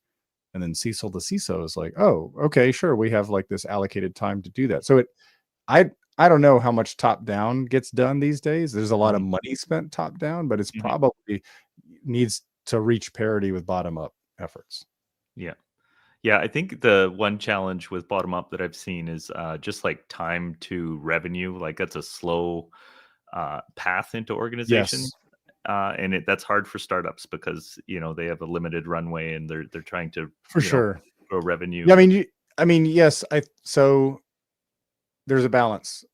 A big mistake I see is like a Series A hires a hotshot CRO and they bring in all their friends from where they used to work. And somebody's going to be like, oh, I was the enterprise rep who sold this thing to whatever, Goldman Sachs or some like huge account that's very attractive to the CEO. You know, at that moment, I would say, like, pump the brakes. Do you really think Goldman Sachs is going to buy Series A startup stuff without any due diligence? You know, the amount of data they handle, they're just going to be take like, yeah, over a year just to get through that process. Yeah. Right. And also, like, so just saying like, oh, they have the Rolodex is like not quite enough. Like, you're going to have to find that balance of like, okay, you have a territory rep, but like, how much time can they like put on the ground? And they should have brought relationships with them. Yes. But ideally they also have tempered their expectations that they're not selling to Goldman Sachs the first year. Yeah. Yeah. Go ahead, George. Sorry, I was say, I think in how you actually look at that kind of statement as well, like, if you're not coming in as some hotshot who's like apparently already got a Rolodex, etc. Like in my case, like I was just saying, Chris, I do a little bit of like business development consulting on the side. And so with the client companies I have, I actually ask them as part of my discovery process with them, like, who are your major prospects? Like, what are your top 20 prospects? What are your top 10s? What are your top 5s? And I look at my own network and I'm like, cool, I know X amount of people at these organizations at this level. Cool.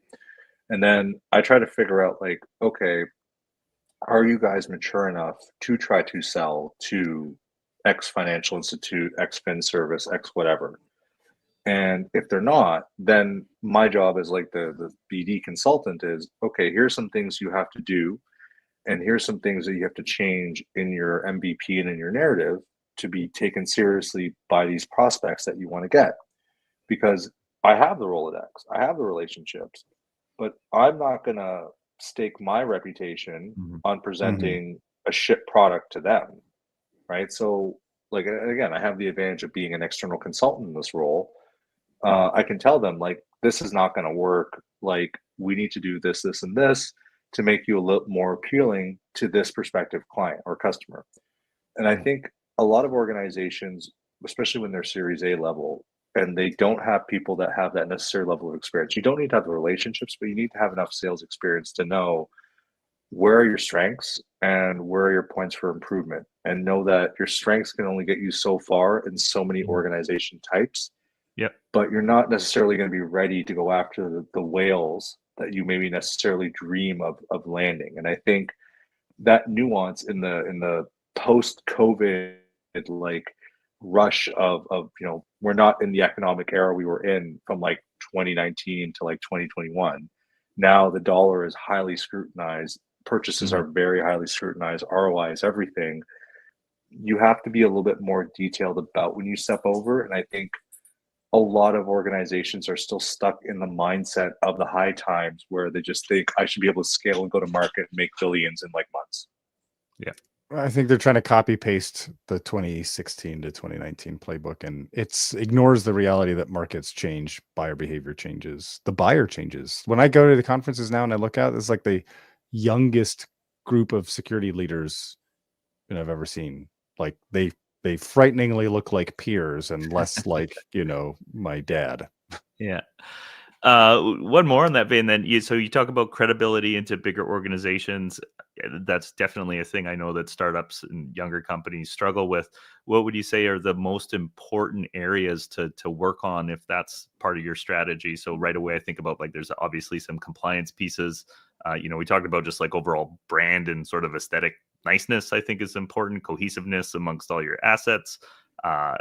Then what is it? Dashboards, usability, customer service? Like what are the important things that need to look nice to be appealing to a big company? George, you want to go first and I can take it? Yeah, I mean, in the heat of the moment, everyone wants to sell. So then they start tripping over themselves and kind of promising, oh yeah, we do that. Yeah, we got AI. Yeah.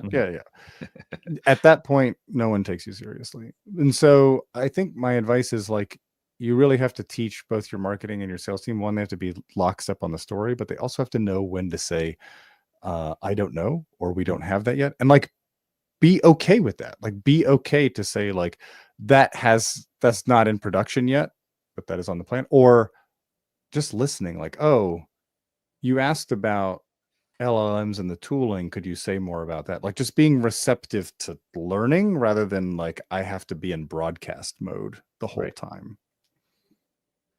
Yeah, I think what it really comes down to is even if you might be a young company, showing maturity, right? Showing that like before you went to market, you spent time in stealth thinking through these processes.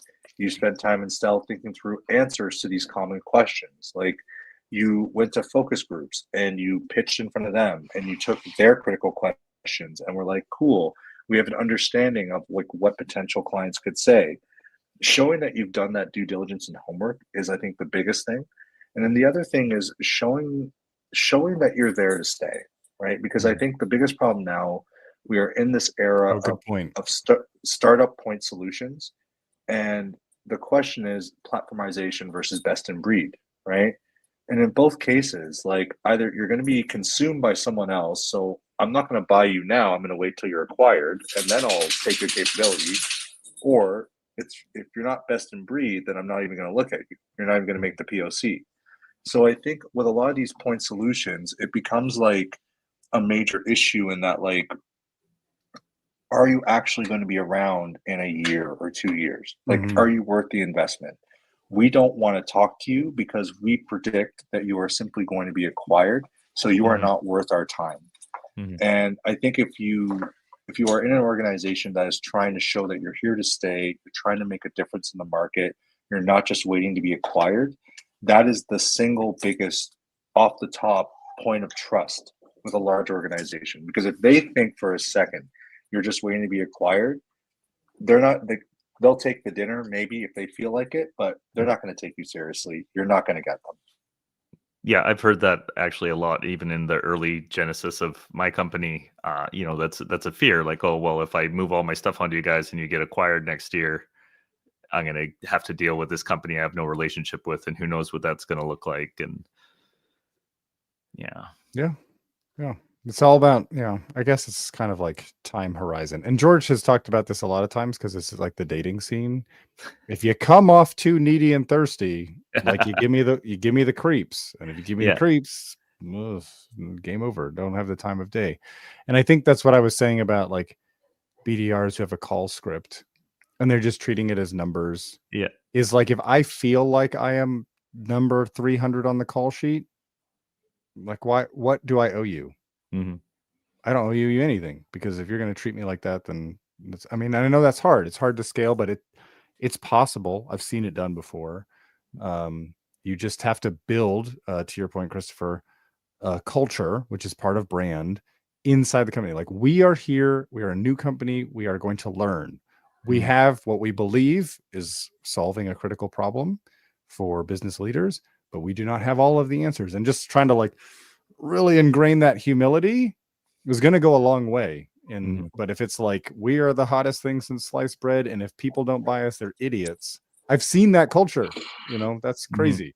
There's one other thing too, and Chris, like, I really, you're a co-founder as well, so I say this to you, and I've seen Lima. Like, this is not applying to Lima. You guys have a great product. When you are talking to a Series A or a new startup, right? And you come to the conclusion at some point in that initial conversation that you are a solution for a problem. That to me is one of the single biggest turnoffs about a relatively new entity, where I'm just like, oh, you guys didn't think through what it is you're actually trying to solve in terms of business value. You just have a cool piece of technology, and because it's cool and you invested in UX, so you have a really cool GUI, you just expect people to buy you. It's got to be in dark mode. It's honestly an insult to the buyer's intelligence, and it like, to me, it kind of pisses me off. It's like, why am I talking to you? Why did I just waste my time? Because I can't go to my board with this. Like, the level of scrutiny I'd face, being like, okay, well, what tool are we going to replace or like, if we buy them, what can we replace? And it's like, nothing in the tech stack. Is this even a problem? Yeah. Yes. Yeah. So Chris, I don't know if you were listening in, but it was like, it's very different to be able to train a team to talk about what you do versus what you solve. It sounds kind of a piece, but if you just sort of rattling off features, like a feature tour. And I know engineering-led companies are guilty of that left, right, and center, because, hey, because you're proud of it. You're proud of it. You built it. You're like in it. Like, yes, you should be proud, but like, there has to be this critical translation of taking all of that pride and features and like putting it back out through the Babel fish, for anyone who's read, it's going to save you time. It's going to lower your false positives. It's going to, either save you money or save you time. Those are like the big pain points. I felt so sorry for the startup. It was like really cool tech in a vacuum, like obfuscated files made it super hard for ransomware to even like stick. But the way that it ingested stuff was so kludgy, it was going to 3x the amount of process on the security team side. And so it's like, as cool as it is and as like awesome as it would be to obfuscate data, like, I can't ask my team to like take on that much more work, right? And it's like they hadn't thought through like that process change problem. So that was heartbreaking to see. Hopefully they solve that soon. Yeah, and I guess I know we're running short on time, but the other thing I wanted to add that you brought up, like outsourcing or having a scripted BDR, like, I think that's a part that people don't understand, that like, that's your brand, like, that's probably the first contact. First contact. Yeah. And if you just have somebody going through the phone book spamming people, like, you're ruining all the other work you're doing in not even seeing it, because that happens in private messages and emails and stuff. Yes. Like that. Or communities of CISOs. But yes, to that point, it's also like understanding that use case, and to George's point, understanding like what is important to that organization. So again, I mean, I could point to dozens of interviews we've done, but not all things are equal in cyber, right? So for example, I have a friend who has a services consultancy. They work with a lot of big pharma organizations. If you are talking to a Pfizer or an Eli Lilly, yes, confidentiality and integrity of data, because the IP is the money. But if you are talking to the many companies that manufacture vaccines and medicine, that is a availability problem, right? Mhm. Like the patent has the recipe. It's not really an integrity or a confidentiality problem. It's like, make sure the conveyor belts are running and the machines don't shut down. Yeah. So I'm just saying this by way of, if you're calling random people off the phone book, you don't know what their problem is. So you're just assuming whatever I say is the solution to, it's a hammer looking for a nail. It's a statistical approach to trying to sell a problem or sell a Right. But in the solution. meantime, your name is mud in critical. People are like, I mean, I've seen this dude here show me his inbox from this one vendor. And he was like, I have told my organization we will never do business with them based on this abuse alone. Because I think they sent him like 60 emails in 3 months or something. And he's like, just never. And that rep has no idea. He has no idea that George has basically torched him in his entire territory because he's told and all it's of his probably friends. some automated workflow and some CRM tool, and they've just set it up to play the numbers, because if they send out 100,000, they get 2 hits. So we may as well send out 200,000 because we'll get 4 hits, right? Automation is a really great way to do dumb things faster. on the case of automation too, like, and George, I haven't even sent this to you because it just happened yesterday, but like, I get an email from, we'll say, an OEM, and it's like a relatively new tool, but they're a good tool. Like, I asked my trust and safety guy, he's like, oh yeah, they're great, they're worth looking into. And it's supposedly from the CEO founder, and it says, hi, Alcora. Like, as if, like, it's like my last name is my first. Insert field last name. Like, it's just like, I already don't like you, and you might even have a great tool, and I might even have to buy you because my TNS guy wants you, but you suck, bro. Yeah. Oh man, this was a great hour. Kind of really great contrast to some of the other stuff going on. I think provided a ton of value. I think we hit our highest number of viewers during your hour, and then we got the biggest donation yet so far during your hour. So you guys, if there's a trophy to hand out at the end, it'll most certainly be bare knuckles and brass tacks. So yeah, thank you so much. And I think we're going to do pretty good. I got a little side conversation here that we might be having a monster donation coming in. So I'm going to confirm that before I put it on the board. But I think we're going to. They just got to get it in the next 2 minutes so we still get that record. No, I'm just kidding. But yes, Chris, thanks for the invitation. And thanks to Jessica for making the introduction. We're really happy to support the cause. Are we allowed to curse on this? Because we've done it already. Right? Yeah. I think we threw that out a long time ago. Oh, okay. Yeah. Well, for everyone watching and listening, you should know that the running ethos of our show for 2025, we decided, I thought we were going to keep it silent. And then I was like, whatever, we're just going to say it, is fuck the abusers. So in that same vein, support Becky's fund, because that's what we're here for. We're here to platform new voices, new ideas, and support people. So thank you for the time. Thank you for the invitation. Yeah, I love it. And I love what you guys do in the community. You add a lot of value, and I appreciate you, as I'm sure everybody watching does. So best of luck on the holidays. All right, you too. Thanks, brother. Take it easy, guys. Appreciate it, man. Take care, gents. All right, here we go. I'm going to bring my friend Ken Weston back onto stage. Hey, Ken, how you doing? Good. How are you doing? Pretty good. It's we're past the halfway point. Congratulations. Yeah, and we got a big donation from threathunter.ai. It's brought us to almost 17,000 if you're rounding up. And I'm just having a little side chat now. We might have a big donation coming in, which is pretty exciting. So I'm going to confirm that we're good to go on that before I put it on the board. And I'm going to bring Jennifer on deck, and I'm going to let you do the intro, and then I'll pull you off when they are ready to do the thing. Sounds great. Thank you. All right, here we go. Hey, Jennifer, how you doing?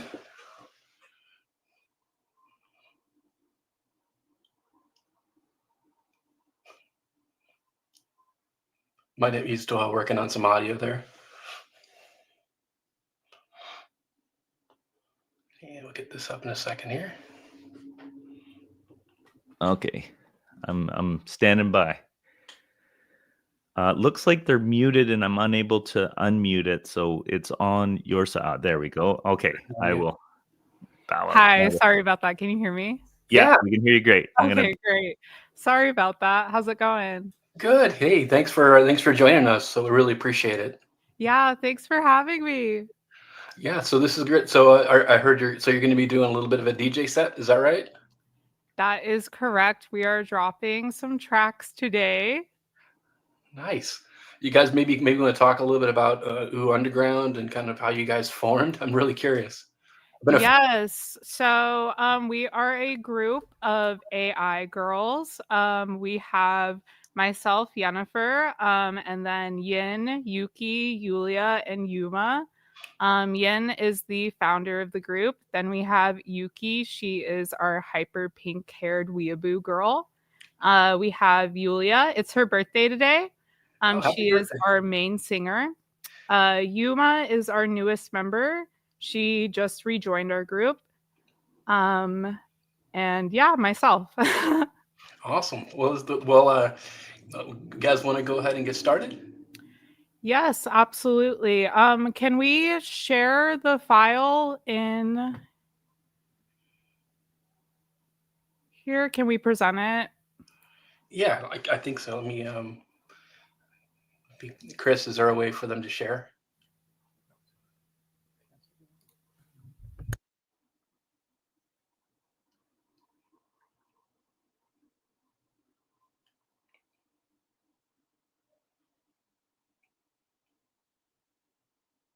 Chris, you still there?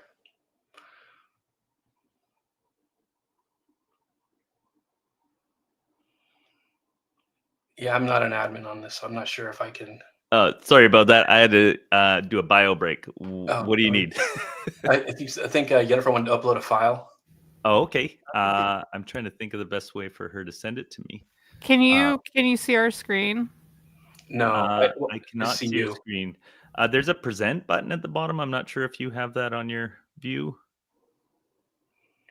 Down by the settings, Leaf Studio. Okay, give us a second. No problem. I only use this software once a year, so it's always like a new adventure trying to remember all the things, and they've added features and moved things around. So pretty cool.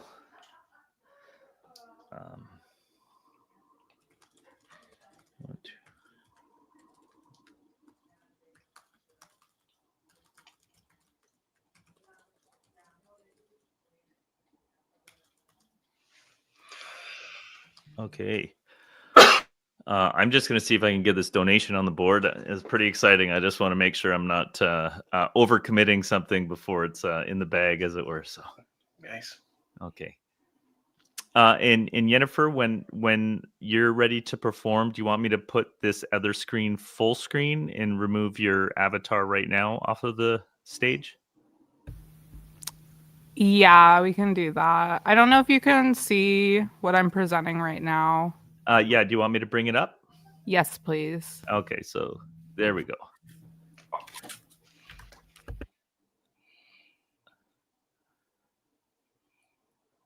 Awesome. Okay, I'm going to jump off again. As you get going, I will pull Ken and your avatar off. Here we go. You got the audio?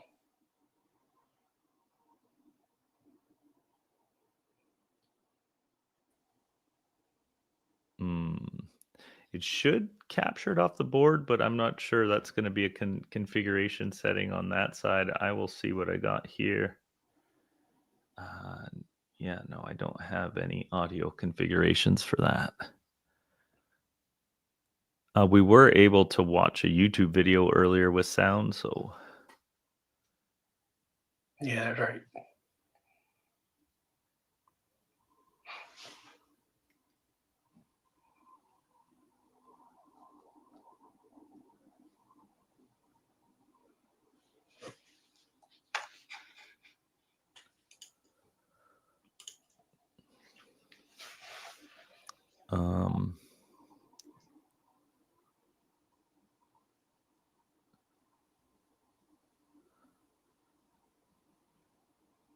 Do you think you have a bead on the issue, Yennefer? Should I put something up in the meantime, or Ken? I don't know. Do you want to tell me what you're doing for the holidays?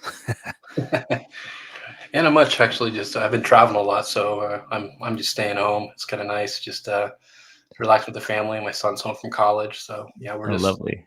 gonna stay and relax. It's nice. A wet coast Christmas.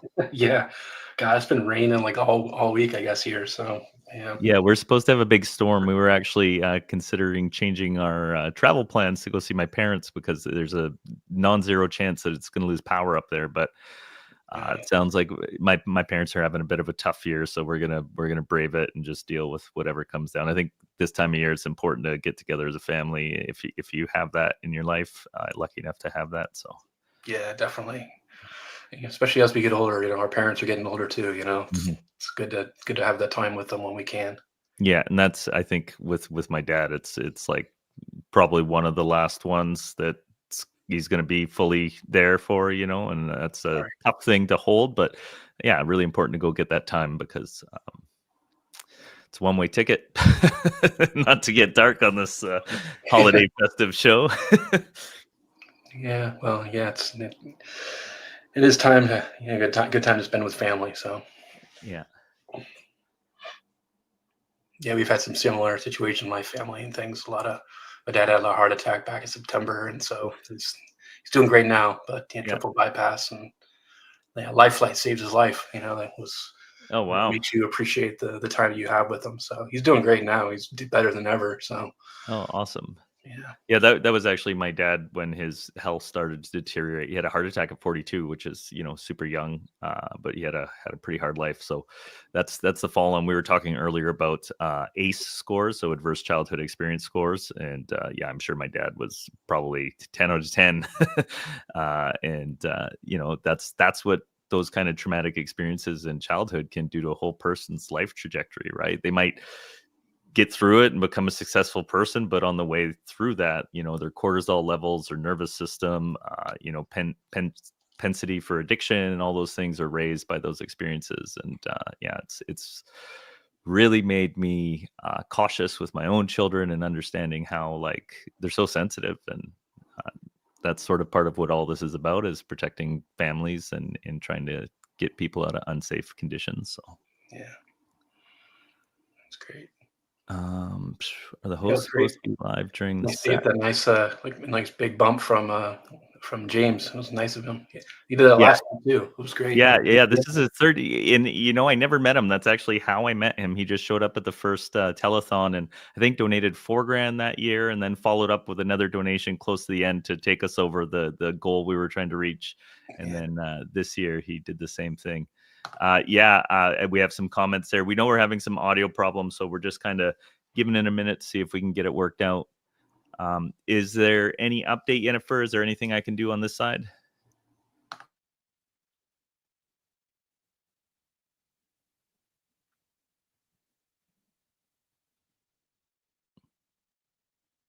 Okay. So I do have some stuff on tape I could play, or are we going to give it another? We're only 9 minutes past. We can give it a couple more minutes.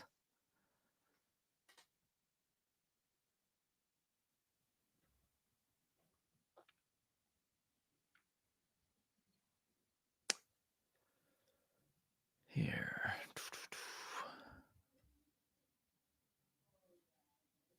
I already shared Trish. Trish is great. I'll share this one for a second. It's kind of fun. So I think the first year when ChatGPT came out, I think the 3.0 model, As the holiday season approached, a group of malicious hackers had set their sights on ruining the festivities for as many people as possible. Sorry. I was going to say, I got the ChatGPT to write the story, and then I used a product called Synesthesia, I think, which simulated avatars. And so I've got one of Santa telling a cybersecurity Christmas story. I don't think we can hear the track, unfortunately, on feed. What is it playing off of? Because we had do you have anything on YouTube that we could use that link to play it from this end? Or if you had a file to send to me, I could probably get that up too. Yeah, we can send it on file. Cool. There's a private chat here, so I don't know if you have a online location.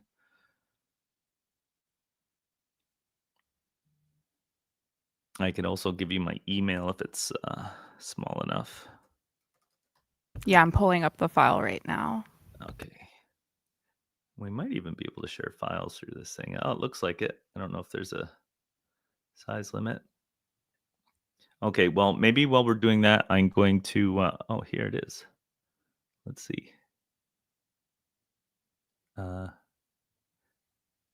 there's maybe no volume on that.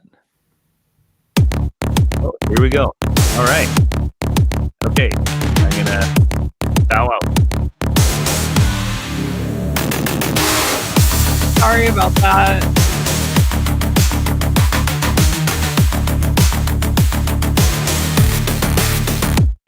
This tale unfolds in the digital age. Over 100K fell on a summer day. We sounded alarms, pleaded and prayed. Greed still reigns, digging our grave. APT lurking, mask on tight. Exploits hit bam, ghost in the night. Domain got sniped, CICD's fried. Push the code, no roll back in sight. Format strings wrecking our fight.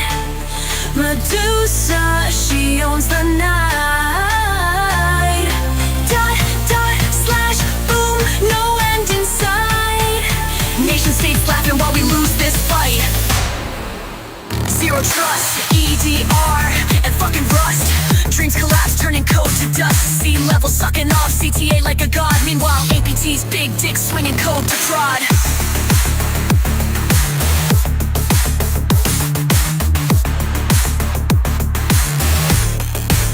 Zero trust, EDR, and fucking rust. Dreams collapse, turning code to dust. Sea level sucking off, CTA like a god. Meanwhile, APT's big dick swinging code to prod.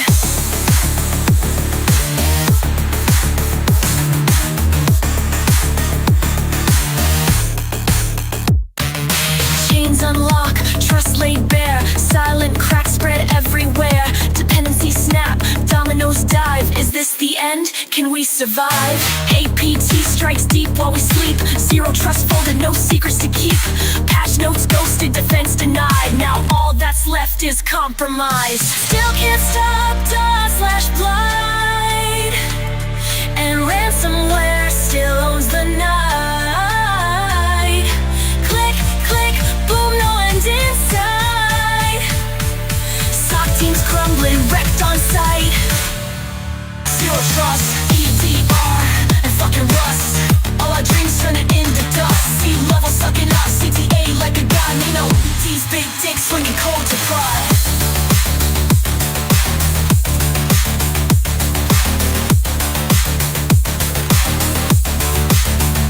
2024, but still getting played. Bugs from 2002, throwing shade. AI coders just a scam in disguise. Security firms selling nothing but lies. PCI certification, shit's fake as fuck. How is it still around? Just plain what that racket. Just a circle jerk off, which they catch us straight from a Kalashnikov. Still losing to WordPress rewrites.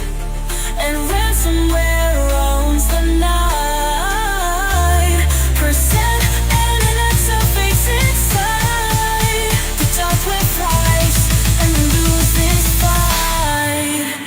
Trust, EDR, and fucking rust. All our hope crumbles to dust. Sea level sucking off, CTA like a god. Me up, these big dicks swinging cold to prod.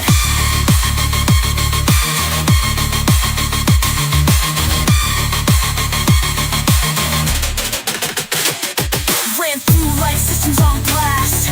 Old exploits hitting way too fast. Code sheep cuts hit the core. Snake oil soul can't take no more. Another breach, another night. APT strikes, in a fight. The shiny box won't win the fight. The blue team is getting it raw tonight. Zero trust, EDR, and fucking rust. Dream flash turning cold to dust. Sea level sucking off 68 like a god. Meanwhile, APT's big dick swinging cold to prod.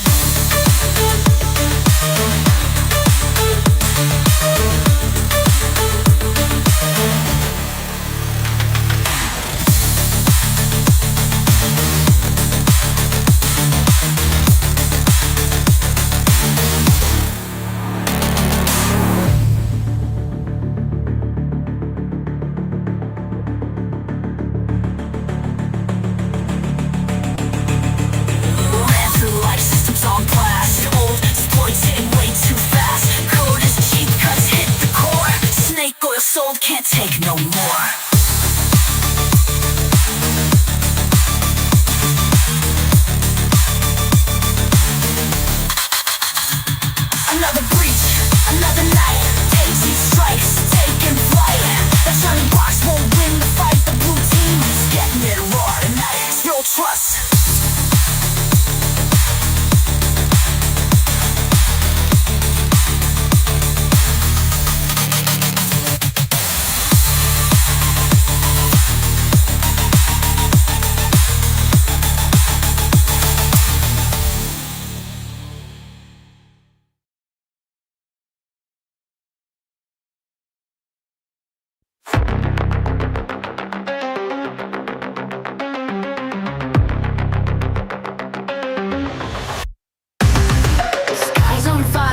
flying high. Ooh, yeah. Satellites crashing in the sky. In the sky. Dancing stars, a tragic spin. So beautiful, don't know where to begin. Flames in red, gold the light. Glowing light. Heaven's story out of sight. Out of sight. Heartbeat slow, breaths up in. Knowing soon the end begins. It begins. Infiltrated, controlled, and nullified. They wipe our memories and burn the sky. Burn the sky. Deletion, extinction. We fight to survive. Survive. Unit 744 55. 55. Army marches, stand we're near. Stand we're near. 44, bringing fear. Bringing fear. Standing still, hearts colliding. Gas and rain, we die. Burns like fire on our skin. Yet we stay lost within. With love from Moscow, feel that iridium glow. Glow. Infiltrated, controlled, and nullified. They wiped our memories and burn the sky. Burn the sky. Deletion, extinction. We fight to survive. Survive. Unit 744 55. 55.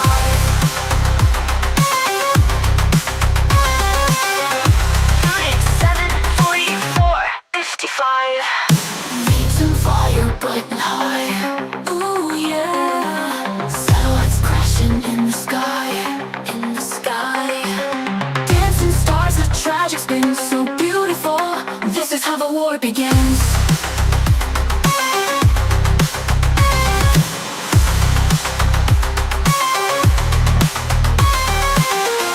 Unit 744 55. Flames in red, gold for light. Glowing light. Viasat has died tonight. Died tonight. Heartbeat slow, breath so thin.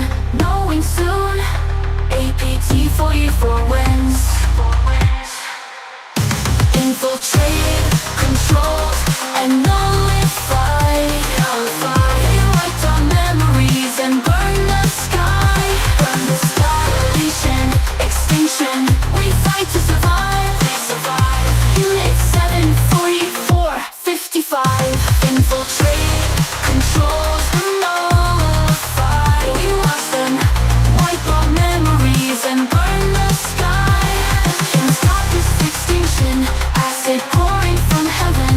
From heaven. As war is fought with fire, another is in the wires. In the wires. Unit 744 55.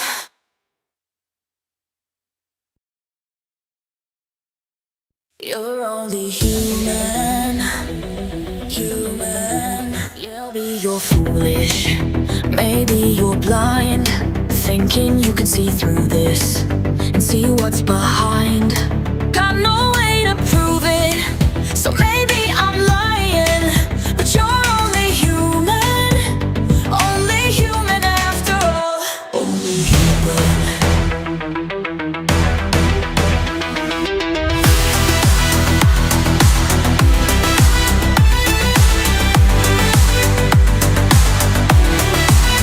Only human. Take a look in the mirror, and what do you see? Do you see it clearer, or are you deceived in what you believe? Oh, 'cause you're only human after all. You're only human after all. Don't put the blame on me. Don't put your blame on me.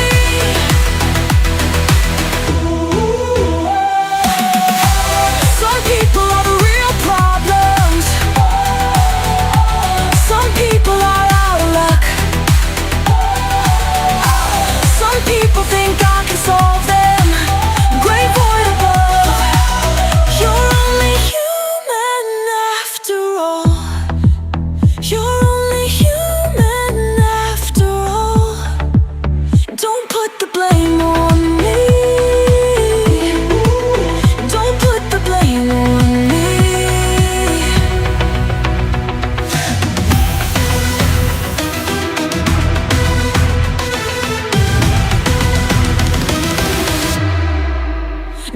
It's my opinion, don't ask me to lie.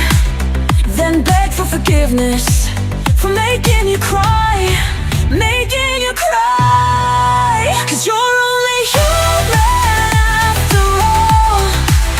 You're only human after all. Don't put your blame on me. Don't put the blame on me. Some people are the real problems. Some people are out of luck. Some people think I can solve them. Great void above. You're only human after all. You're only human after all. Don't put the blame on me. Don't put the blame on me.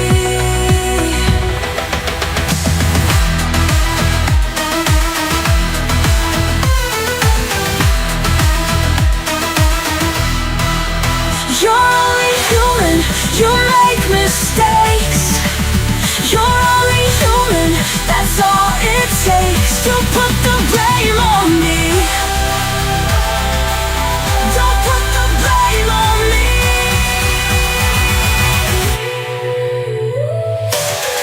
'Cause I'm no prophet or messiah.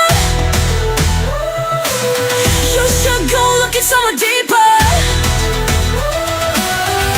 I'm no prophet or messiah. You should go look at someone deeper. You're only human after all. You're only human after all. Don't put the blame on me. Don't put the blame on me. You're only human, I do what I can. You're just a human, I do what I can. Don't put the blame on me. Don't put your blame on me.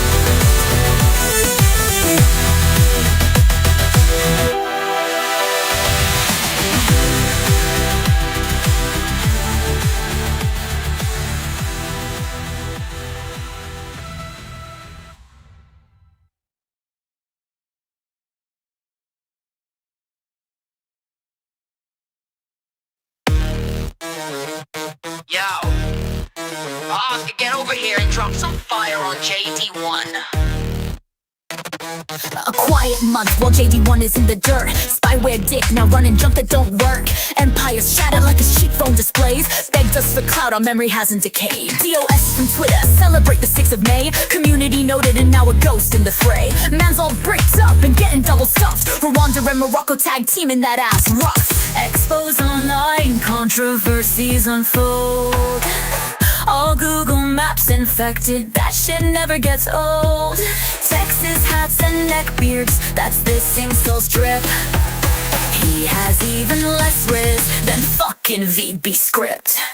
Slinging old tech, now you're junk runner. Pumping low budget podcasts of Dumb and Dumber. You failed as a researcher, witness and doctor. Now he's butt buddies with Bowtie Cyber. Your moment in the limelight has long expired. You're about as relevant as fucking Angel Fire. When you pivot into OnlyFans schemes, since you're already taking back shots from sus-ass regimes.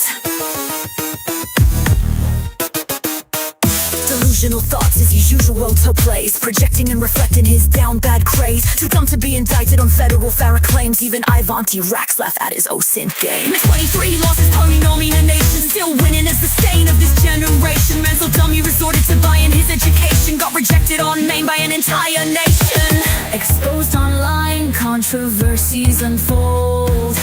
Pegasus justice made in China. That shit never gets old. Conspiracy theories and flat earth views. Wish.com, junk rats spreading fake ass news. Slinging old tech, now you're junk runner. Pumping low budget podcasts of Dumb and Dumber. You failed as a researcher, witness, and doctor. Now he's butt buddies with Bowtie Cyber. Your moment in the limelight has long expired. You're about as relevant as fucking Angel Fire. When you pivot into OnlyFans schemes, since you're already taking back shots from sus-ass regimes.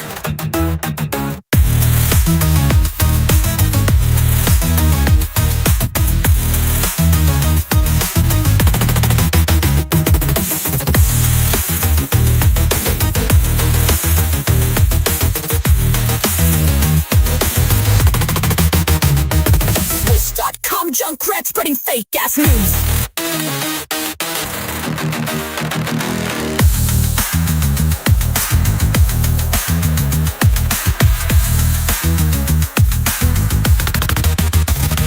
Exposed online, controversies unfold. Stole a therapist logo, that shit never gets old. Texas hats and neck beards, that's this initials drip. Oh me, the god also wrecked this man's shit.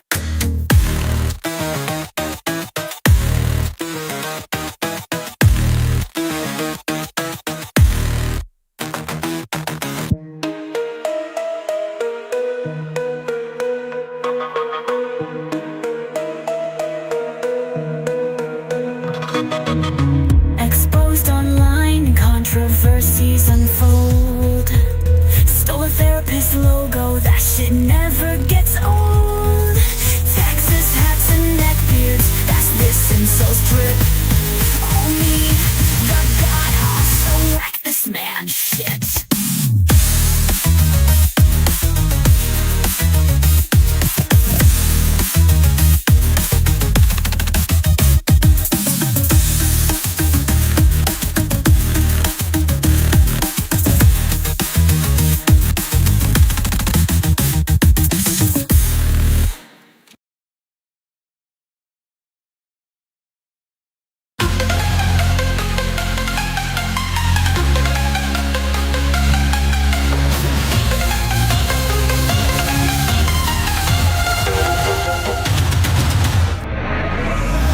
All these bugs crawling in Paulo's walls. Each line of code a fatal call. 0 days burning, no defense in sight. All of them obsolete, in them tonight. The gateways fall, VPNs laid bare.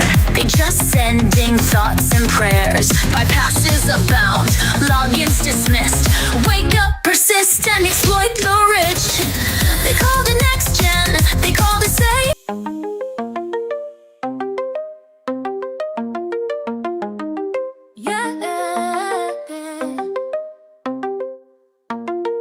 Viruses spreading, they can't be controlled. Misinfo got that global chokehold. Kids out here believing what they're told. VX underground worth their weight in gold. Monkey bunking heads, gotta dodge those sticks. Viral entropy all in this mix. Our weapon of choice was x86. Dropping no day like dual core lyrics. Malware on the rise, we control the machine. Lockbit undead, our evil just a dream.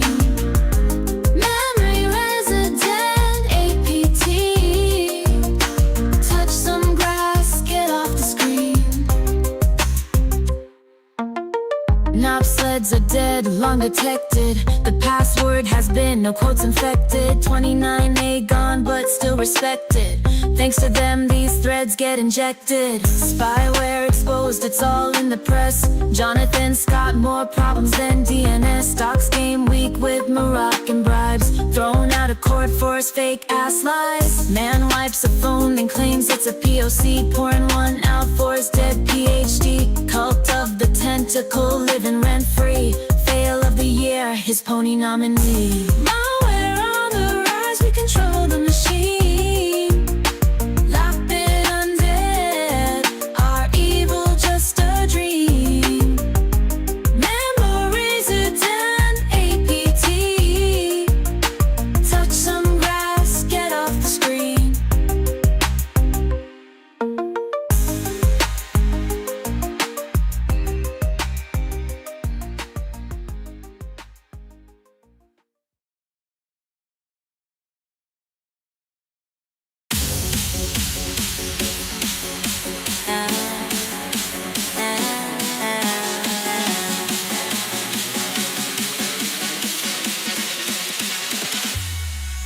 In the depths of code, dark forces wake. Domains scramble, it's far too late.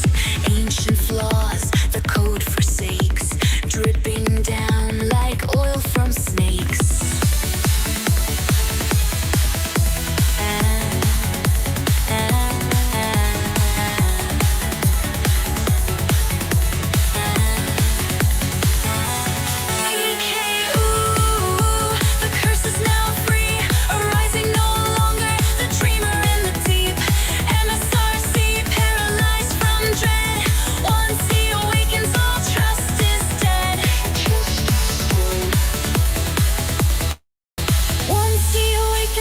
Trust is dead.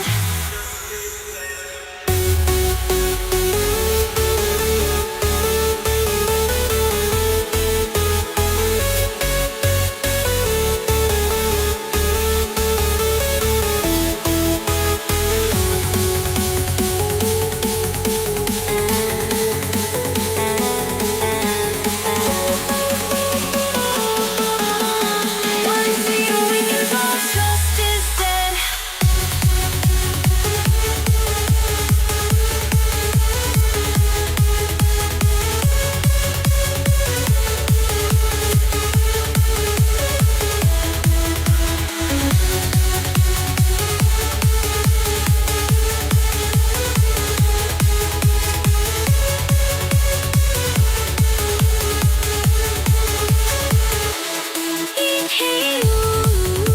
All God's in the code.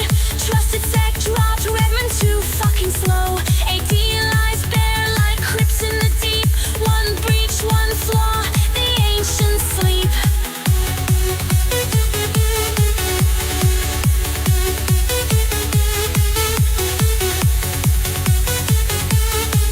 Trust broken, all day out on the streets. MSRC says it's not a flaw. Begging for the Vulcan to be withdrawn. Dropping binary signed by the red team. All perfectly valid certs thanks to ESC 15. Luckily this curse is easy to detect. Blacklist subjects supplied in the request. But loose lips still sink all the ships. Too bad it was Ari from all the gifts.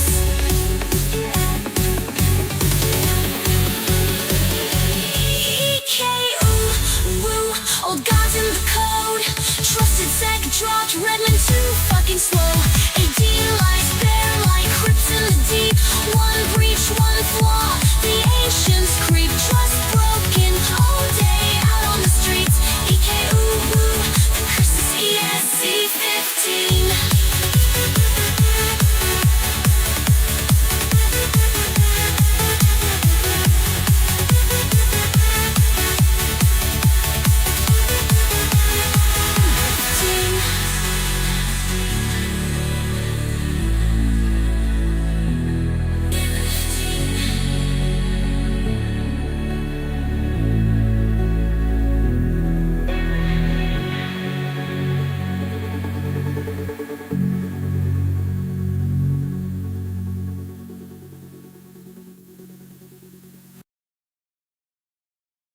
It's the year of AI shit. Investors sucking on the ML tit. Clip-on pins and rabbit hole scams, thinking they're leading us like lambs. Slaughtered in comments, the truth gets bent. Jesse Lou trying to snatch his percent. Pyramid schemes, trash tech and streams, falling apart, ripping out the seams.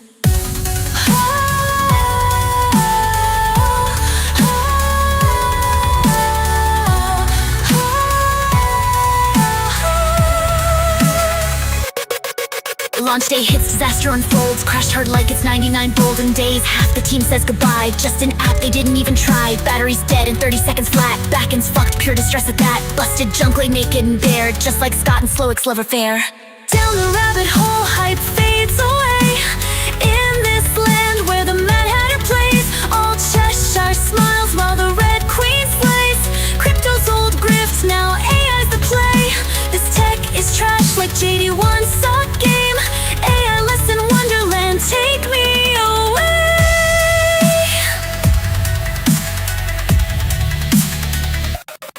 Humane pin drops and it's Just vaporware, a single influencer, their despair. Hands-free dreams turn to a fuck up. Shit is slower than fucking dial-up. Like us, code runs uncontrolled. Investors ducking, founders fold. Tech sending us back to 2004. Perfect fit for JD1's junk-based store. Kicking heat up on your chest. Was this really the fucking best? With over 500 million invested, just make it an app. We protest, they beg and plead for us to update. Now fuck that, you earn the hate. Down the rabbit hole, hype fades away.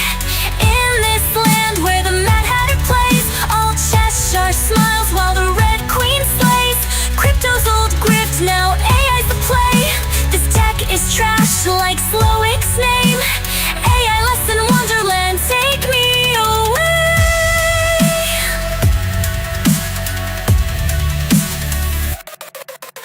Follow the trash rabbit down the hole. Drink up the AI Kool-Aid, lose control. Vulture capital smiling in the night. Glow up, grow up, take a bite.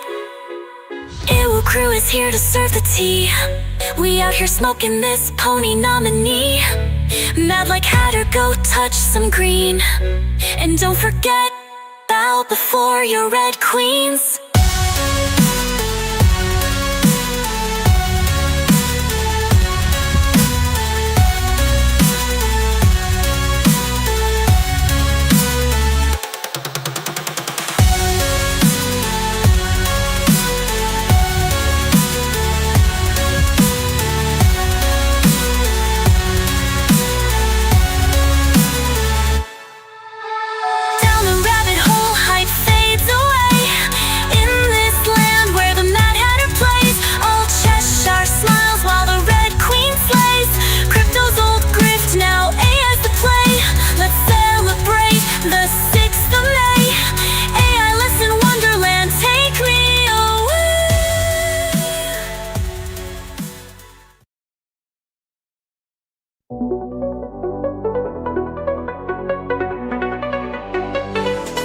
Straight out the Kremlin where the blocks stay cold.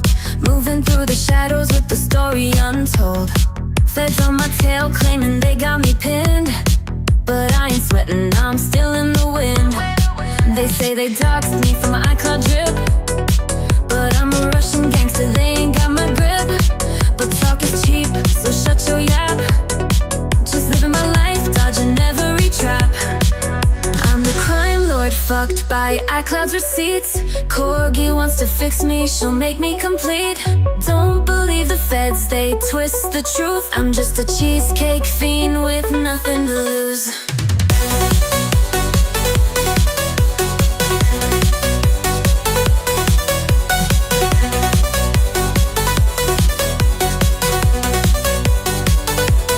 They say they've got evidence, but I ain't fazed. I'll keep on moving, they're just dazed. They think they found my vice, but it's all a trick. Master of the game, I dodge the stick. They say they got receipts, but I ain't scared. I'll stay on the move, they ain't got me impaired. They think they found my path, but it's all game. But doxing my parents, have you no shame? I'm the crime lord, fucked by iCloud's receipts. Corgi wants to fix me, she'll make me complete. Don't believe the feds, they twist the truth. I'm just a cheesecake fiend with nothing to lose.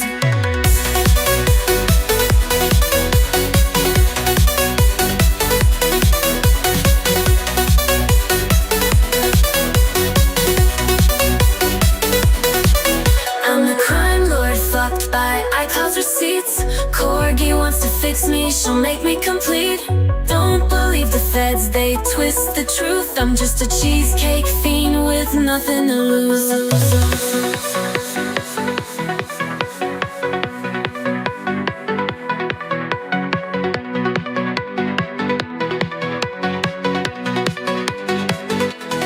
Straight out the Kremlin where the blocks stay cold.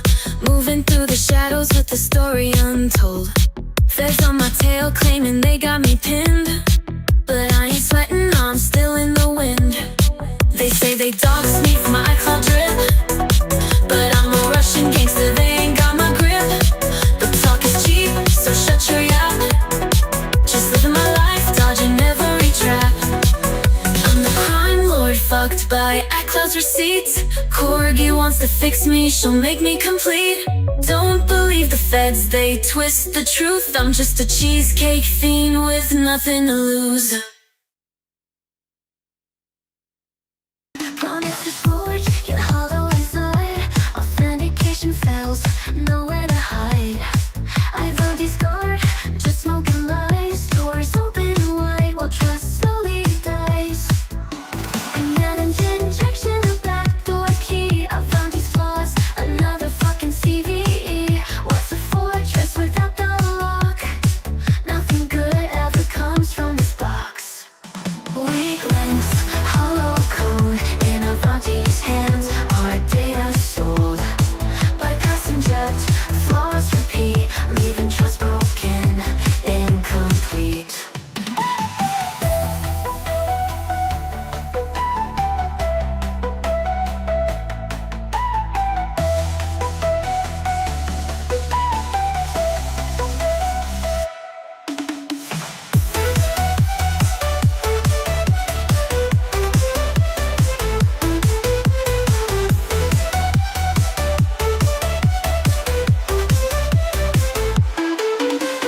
Links, hollow code, promises broken, secrets sold.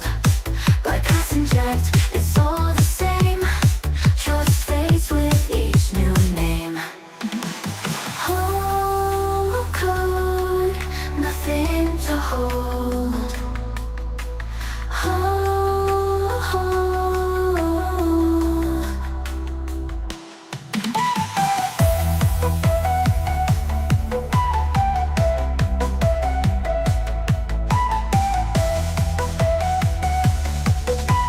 Hollow code, nothing to hold.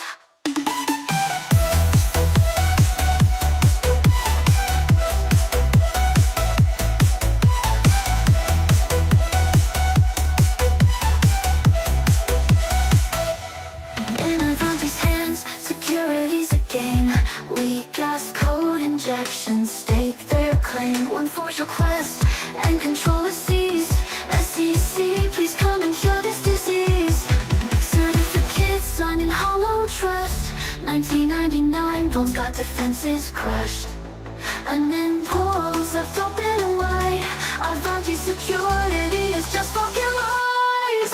Weak links, hollow code in Avanti's hands. Our data sold, bypass inject, flaws repeat, leaving trust broken, incomplete.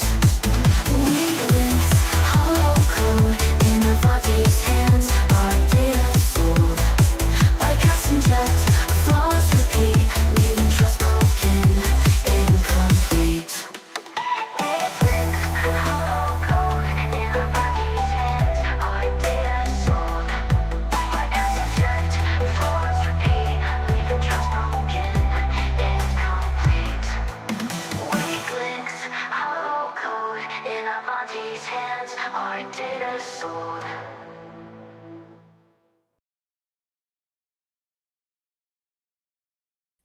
All right. Well, that was a spicy one. I'm a little bit speechless. How are you doing, Jennifer? I'm good. How are you? I'm still processing. I would love to learn how this came about and what the theory is behind it. Yeah. Yes. Well, I honestly don't have too much to do with the musical aspect Okay. of the behind the scenes. I listen to a lot of, what Yin and Yuma put together. They'll make a couple different versions of what goes on, and I have like a little bit of input, Yep. because I listen to a lot of different kinds of music and I'll give feedback, but honestly, I don't have a lot of musical talent. So I'm like, that sounds great. Or, I don't really like that, but that's about as much input as I have.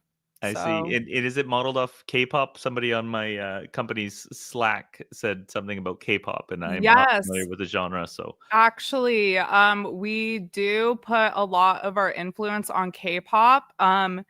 Yin also really likes a lot of EDM. So a lot of EDM influences behind it, as I'm sure you could tell. yeah. A lot of like European influence. I'm sorry, a lot of European EDM artists. So, but yes, actually a lot of K-pop influence as well. Okay, well, it was very interesting and definitely fits with the wide range of guests and acts that we've had on today. So I really appreciate you sharing that with us. Thank you. Yeah, so before we get going, and yeah, thanks for supporting. Super excited. I don't know if you saw during the beginning, I got to put a $10,000 donation up on the board. For corporate reasons, I'm not allowed to announce it just yet, but I was told I can put it on the board, so it's in the bank, as they say. So I think you're going to win the prize for the person who was performing when we got that big donation, which is awesome. And yeah, I'm going to slowly turn the stage over to our next guest. So I just want to thank you for doing that with us today. Thanks a lot, Jennifer. Appreciate it. Great. Thank you so much for having me. Thanks for working through the technical difficulties. We really appreciate having us on here. Thanks so much for my time. I appreciate it. Okay, take care. Thanks so much. Whew, okay. Yeah, before we talk about who's coming next, I want to show these puppies just came in. We got some Cybersecurity Cares swag this year, some long sleeve black shirts. We're going to be sending those out to guests and folks that have donated. So not only will you get a tax receipt, but I'd say if you donate over $100, I'm going to send you one of those puppies. So if you need a little more motivation to jump in and donate to this great cause, get your tax receipt for the end of the year, there it is. And Ken, do you want to talk a little bit about our next guest? Should we bring him on stage and Yeah, talk to bringing my friend Ariel on. So Ariel is from Panther, really Ariel. talented musician and amazing threat researcher as well. So he performed last year as well with his piano. So I'm excited to have him on again. Hey Ariel, how you doing? Hey Ken. Hey Christopher. Can you hear me all right? Yeah, you sound great. Sound Okay. good. I'm gonna have to like switch between audio feeds on this, so hopefully it's not too disruptive. How are you guys? Doing good. Pretty good. Very good. Good. I think Thanks. eight for having hours me back. 8 hours at this point. Yeah. And I'm going to bounce off stage and let you guys talk because I feel like we're tripping over each other and I'm tired. So it's all good. I'll press a button when it's time for your performance. So thank you, Ariel. All right. Thank you. Hey, Merill. So I'll go off the stage now. I actually got to go do something real quick. But yeah, so you're gonna perform a couple of piano songs for us. Is that right? Yeah, I've got 3 different tunes prepared. As they say in Monty Python, now for something completely different. It's going to be a hard act to follow. Well, I think that it'd be a nice change of pace here. So great. Thanks a lot. Okay, all right. You're just going to leave me here. Oh, here I'll Thanks, pop man. back on. I thought he was gonna chat with you for a bit, so I'll nurse us through this beginning point until we get the songs playing, and then we'll go from there. All right. Well, yeah, I can just jump right in. The first one that I'm going to play is a classic Beethoven for Elise. You'll recognize this one. I'm going to switch over to the keyboard audio and maybe we can do a very quick sound check just to make sure that's working. My mic is going to drop though, so you won't be able to hear me.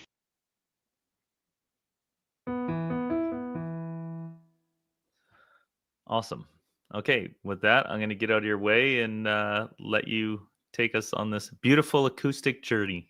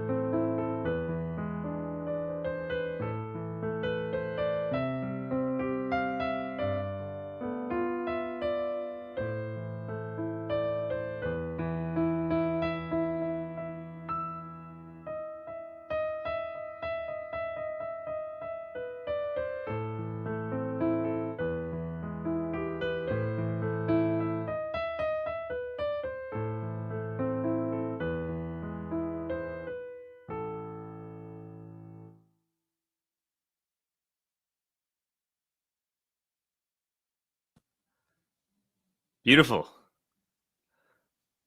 Quite the contrast to the last hour. Yeah, thank you. All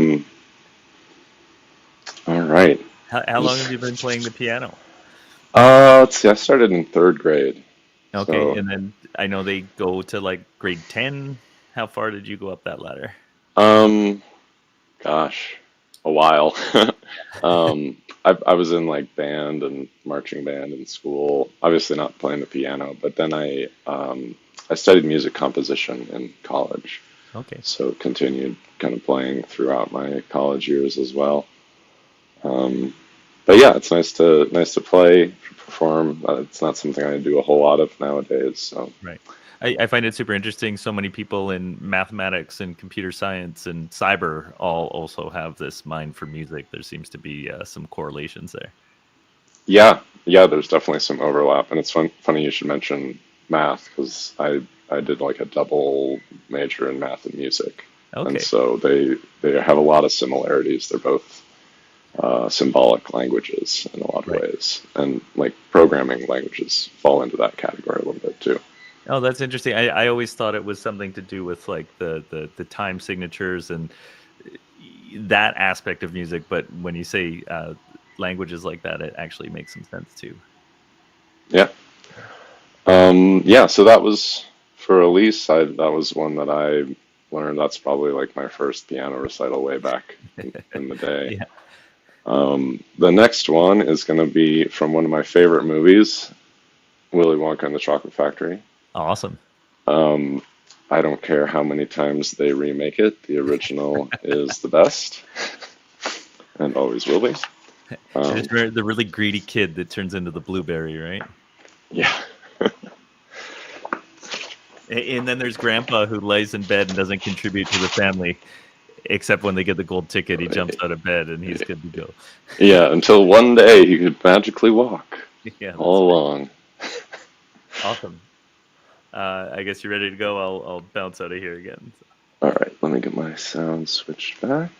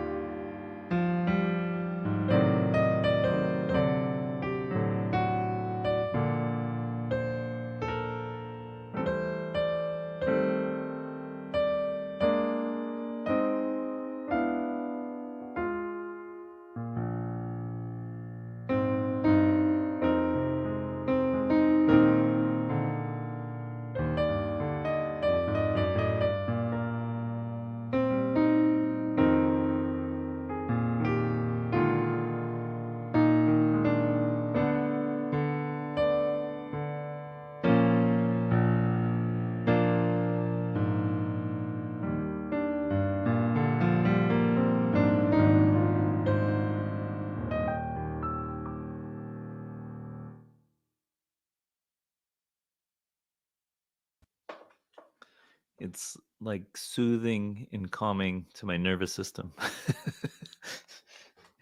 which is something I need, let me tell you. I'm sure Yeah, so it's been a long day, I bet.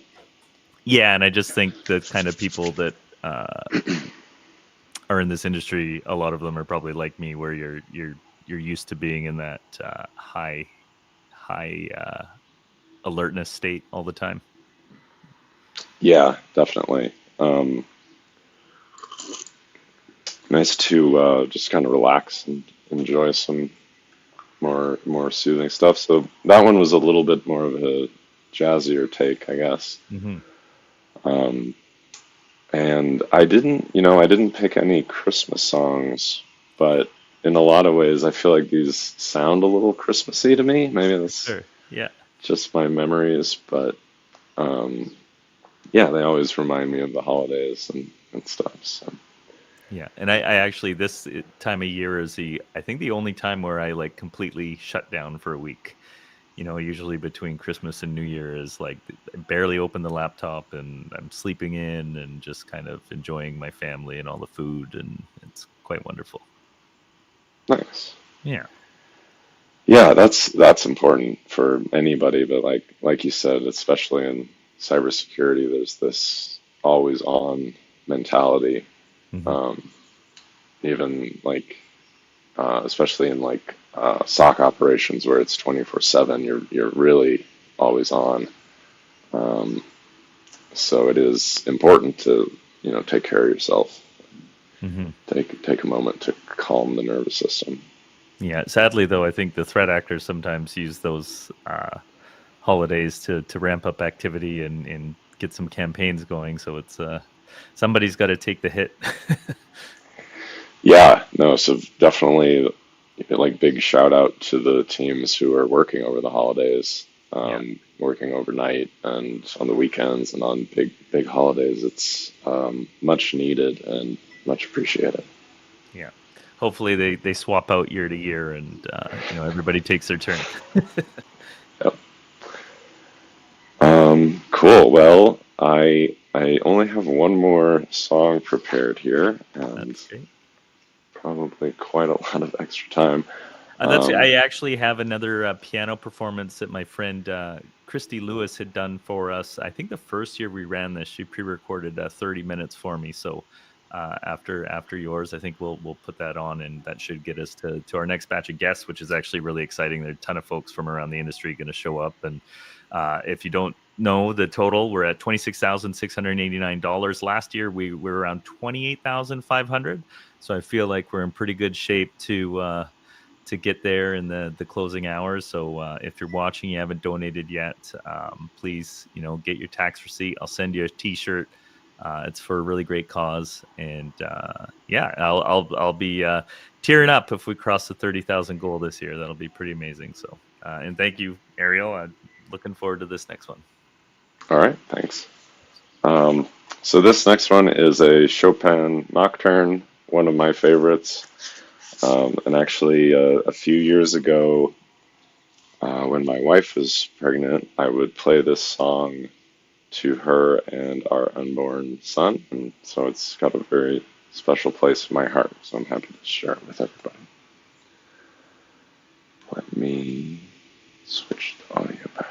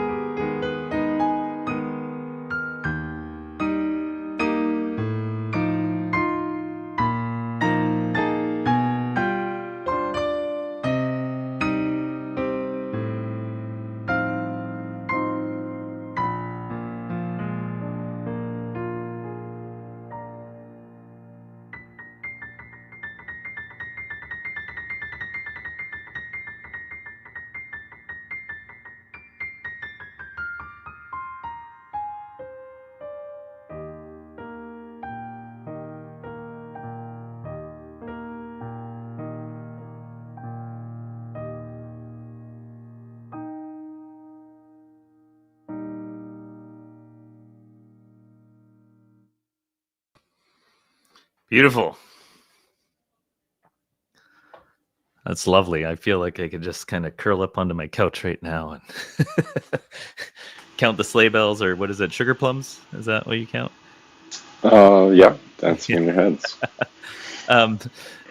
Charlton, a really fine fellow that I work with, wanted me to inquire what you're printing with a 3D printer back there. Oh yeah. Which side is it? I've got some kind of stocking stuffer things going. I haven't used it in a while, so I kind of dusted it off today to print out some last minute stocking stuffers. Fun. This is they make a lot of these like fidget toys now, where they're like a bunch of interconnected pieces that kind of move around. So I'm curious to see how it turns out. It's got another, gosh, 4.5 hours it looks like. So Oh wow. a ways Yeah, to I'm go. curious. I've never done any 3D printing, but I'm curious about how reliable, and like it seems like it's the kind of thing that would break all the time in those machines. Yeah, it is. It is. Yeah, I thought so. A few years ago, I went through a phase of like building my own printers. I would like design them and then build them, and that taught me how they like work. So when it does break, I can fix it pretty easily. This is one that I wound up just buying one Right. off the shelf because, yeah, the custom ones would break constantly. Yeah, I bet. So this one kind of just works most of the time, but it's fun, especially if you have any kind of 3D modeling talent, which I do not. Right. I imagine you can just download files. People share those pretty freely online. Is that how? Yep. Yeah, that's mostly what I do. But my dad is actually a pretty good 3D artist, so he's able to actually sculpt things on the computer and then print them out, which is a whole different level. Can you get away with using open source software like Blender? Is that translate into the same kind of files? Yeah. Mhm. Oh, that's super fun. Does the 3D printer complain if you have a shape that doesn't have support, or like does it have any intelligence about what it will let you print? It won't complain, but it'll spew melted plastic everywhere. It'll do exactly what you tell it to do, even if it's not a good idea. Right. And does it smell like burning plastic in your apartment all the time when it's running? A little bit. Well, you definitely need some good ventilation. Okay. As I don't see any windows in the room you're in, so I'm a little concerned. They're all over Okay. there. I'll be all right. Yeah. I'm often on my kids about microplastic. I have a little bit of anxiety around it because I look at like all the stuff in the room and the fibers, and so 3D printing we'd have to keep in the garage, I think. Yeah, there's probably microplastics just spewing off of this constantly. Oops. I've been going to Buddhist classes once a week, which is actually helping the anxiety. So if anybody's out there and struggles with all the ways that you can die all the time and the way the world's on fire, I recommend going to talk to a Buddhist teacher. Interesting. Yeah. Yeah. So thanks for coming out. Yeah, we booked you a little more time than we needed, but like I said, I think we got this video we can jump to. I was also talking to a woman on here, Amanda Schelt. I don't know if you're watching. Now would be a good time to join. Oh, I didn't even notice the chat here. Ooh. Thanks, everybody. Appreciate it. Yeah, it was great, man. And I appreciate you coming back again. I'm sure you're a busy guy and have lots of things to do. So very much appreciated. And hopefully we'll see you next year. I think we're getting enough momentum where we'll have like some pretty crazy acts all come together next year. This year was great, but I think there's always another notch we can take it up, right? So Definitely. Yeah, well, I'd be happy to come back anytime. awesome. Okay, I will let you go, and I'm gonna play a short video to see if I can get this guest on, and then we'll go from there. Thanks again, Ariel. All right. Thanks, Chris. Bye. Oh, there we go. We're getting there. I'm just gonna check the total, make sure it hasn't changed yet. No. So if you're watching and you haven't donated, pull out the little credit card, get the tax receipt, help fight domestic violence.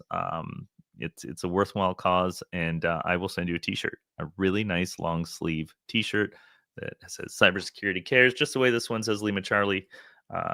Different brand, and you can tell I'm getting a little squirrely from the poor sleep I got last night. Oh, and here we go. Okay, so we have a guest coming on. This is sort of a last minute thing. So, hi, Amanda. Oh, I think you might be muted. It's not on my side, so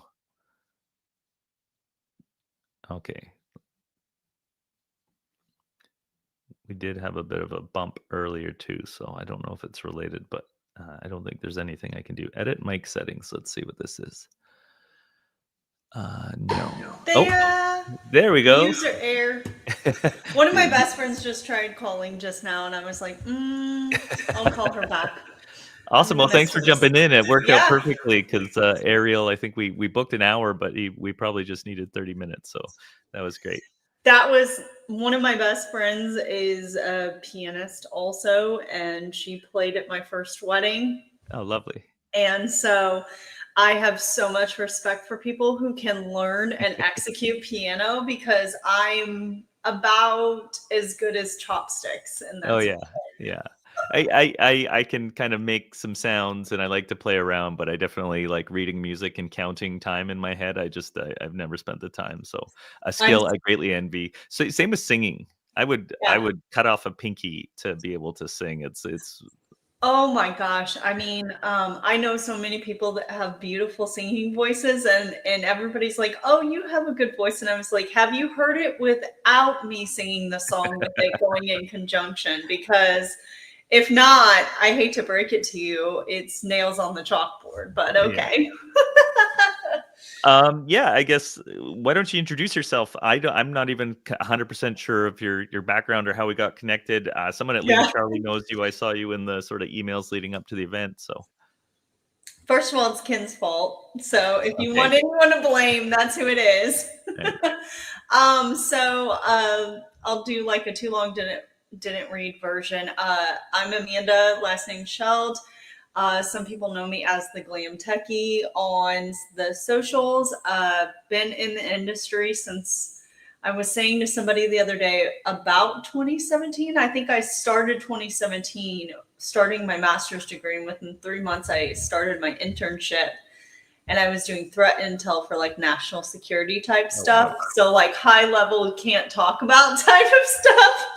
And I did that for a while I was in school, graduated, got a big girl job, and then COVID arrived about 8 months later and was like, yeah, we're going to ruin all that for you. Here you go.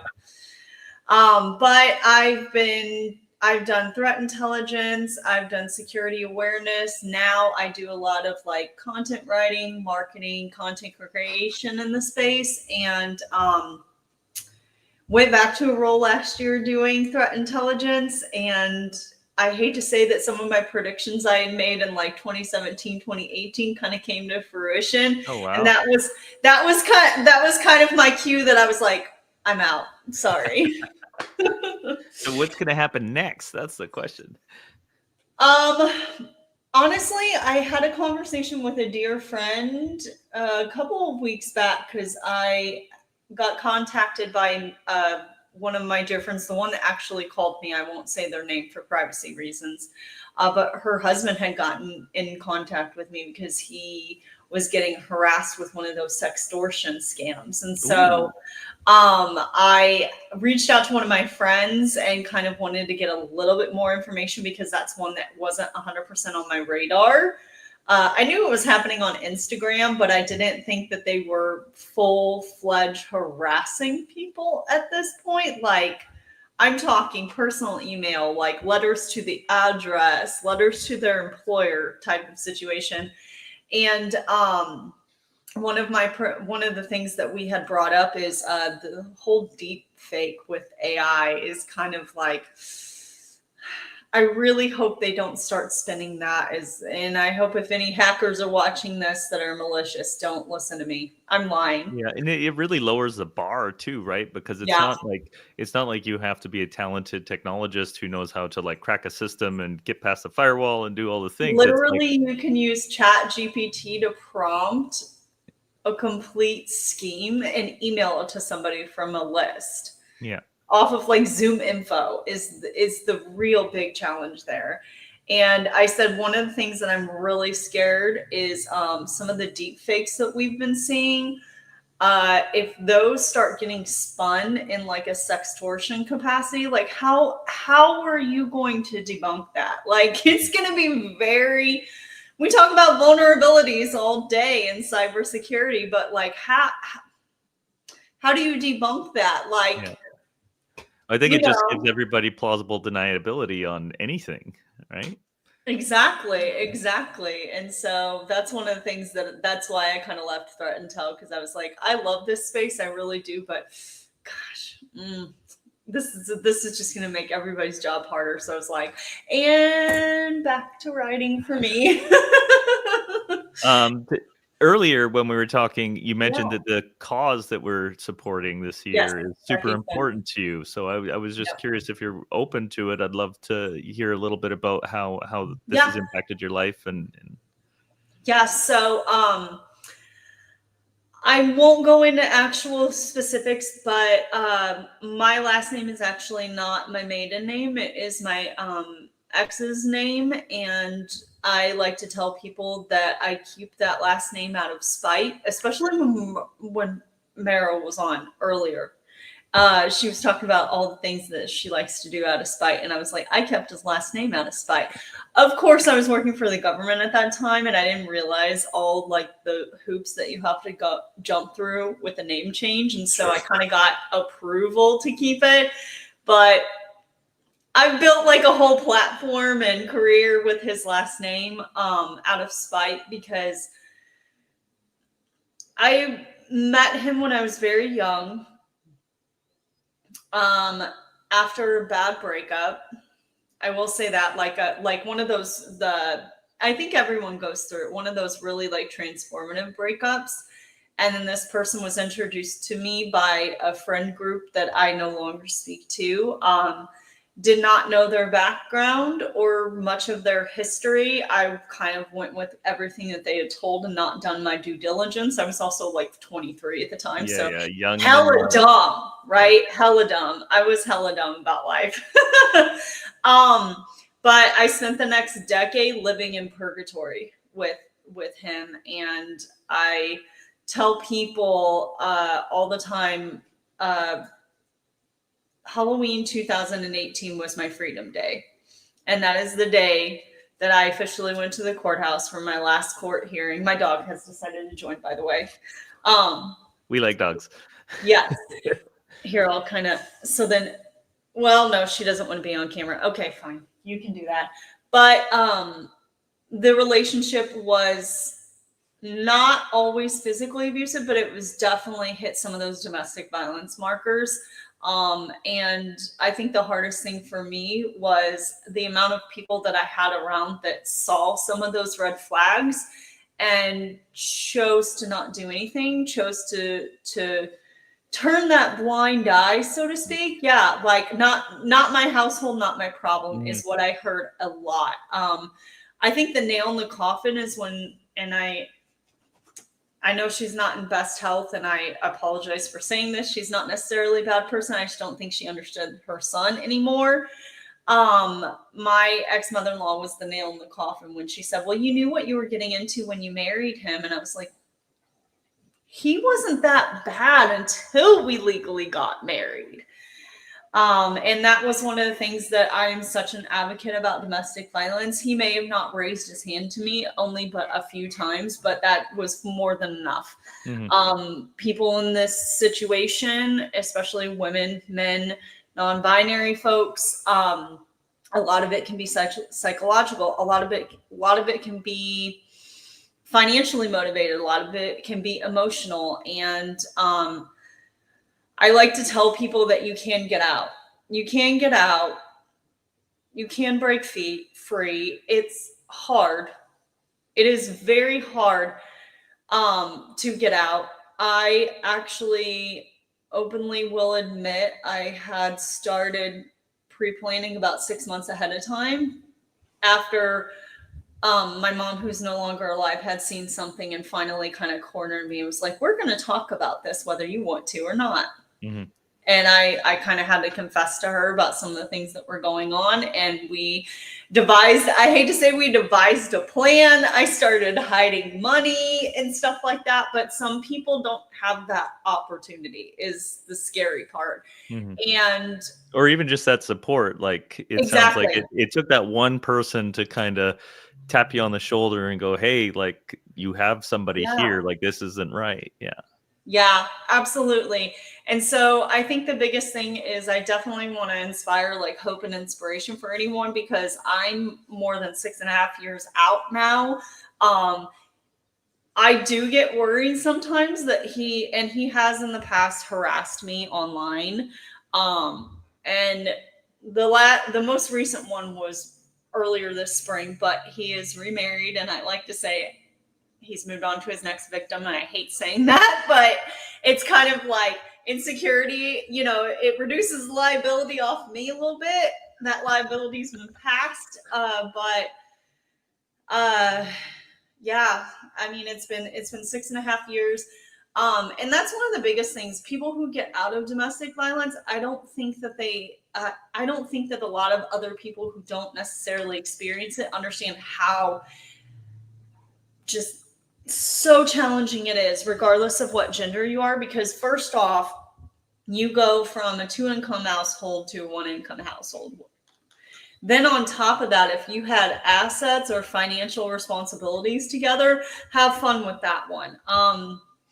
I actually, still to this day, I have a friend that says that I should have pursued them legally, but I had a bank that when I was going through my divorce, they made it nearly almost impossible to even make my car payment.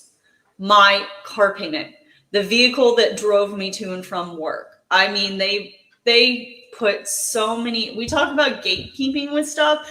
They put so many gates in my way. I eventually had to get a loan from family members to pay off the rest of my car, because they were making it impossible for me to even just pay my car note, because they're like, well, he's still legally on it. I don't care. He signed it over. Yeah. And so I eventually ended up trading in that car just to become free of it.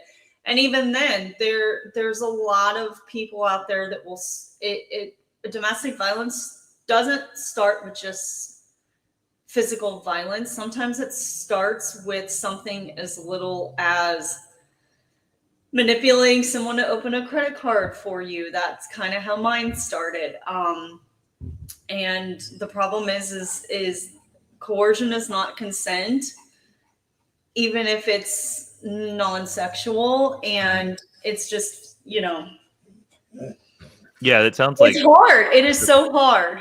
It is so hard to get out, but I do want to inspire hope for a lot of people that the other side of it is really beautiful too. Mm-hmm. Like, I was just saying to somebody the other day, never in a million years did I think that I could do it on my own. Never in a million years did I think that I could even go out on my own professionally. Never in a million years did I think that I was going to actually find a life partner again that would match me. And that's the beauty of getting out of these situations, is it's scary, and change is scary, especially if you've been with someone for decades, years at that point. But getting out, there's so much good that can still come afterwards. And that's one of the reasons why, like, it was very important, especially like whenever I saw everything for it, that I really wanted to try and promote all of this the best that I can, because I've been there. I've done that. I had people sitting outside of my house the night that I told my ex-husband to get the fuck out of my house because his name wasn't on this house. And that was actually a call that my mom made me do, because she's like, I'm sorry, whose name is on that house? Your mom sounds like a quite a big supporter and wonderful. Oh my gosh. Yeah. I wish she would. My dog keeps wanting to go outside. My apologies. I'm walking her out for right now while we chat. She is no longer around, but she was a force to be reckoned with. And I tell people all the time, she's the reason I went into cybersecurity. And so when they ask, I'm like, she's got a track record and it's on paper legally. And so, but she was still a force to be reckoned with. And she was like, I'm sorry, who bought that house when you bought that house? And I was like, I'm pretty sure my name's on it. And she goes, exactly. So he out. Nice work. I know. Way to go. Thanks, Mom. Do you have any advice for people that are maybe like in that situation and thinking about leaving? Like if you could go back and talk to yourself in that moment before your mom reached out to you when you knew it was wrong, but you were just stuck, what would you say to somebody sort of thinking at that level? Look for the light. I know people say look for the light at the end of the tunnel, but I actually like using the analogy, and I see Amanda Berlin here. Hey, Amanda Berlin.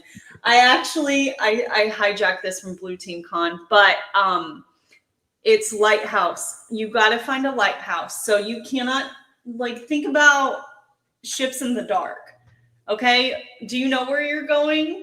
Is the GPS accurate? But if you can see the lighthouse, even if it's just that little dot, keep going that direction is the best advice that I can tell people, because that light's going to get bigger and bigger and bigger the closer that you get there.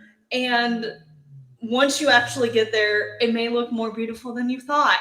But all it takes is sometimes you just have to reach out to one person, be like, this is like in my gut, I know that this behavior is wrong. I know that the relationship that I am in is not only just toxic, but abusive. And so the biggest thing that I love telling people is it only takes one person to reach. And sometimes it's very hard for people to reach, but also if you're the type of person, and I say me, I pay way too much attention to some stuff. So I'm the type of person that it's like, if I see something, I say something like that was kind of suspicious behavior. Mm-hmm.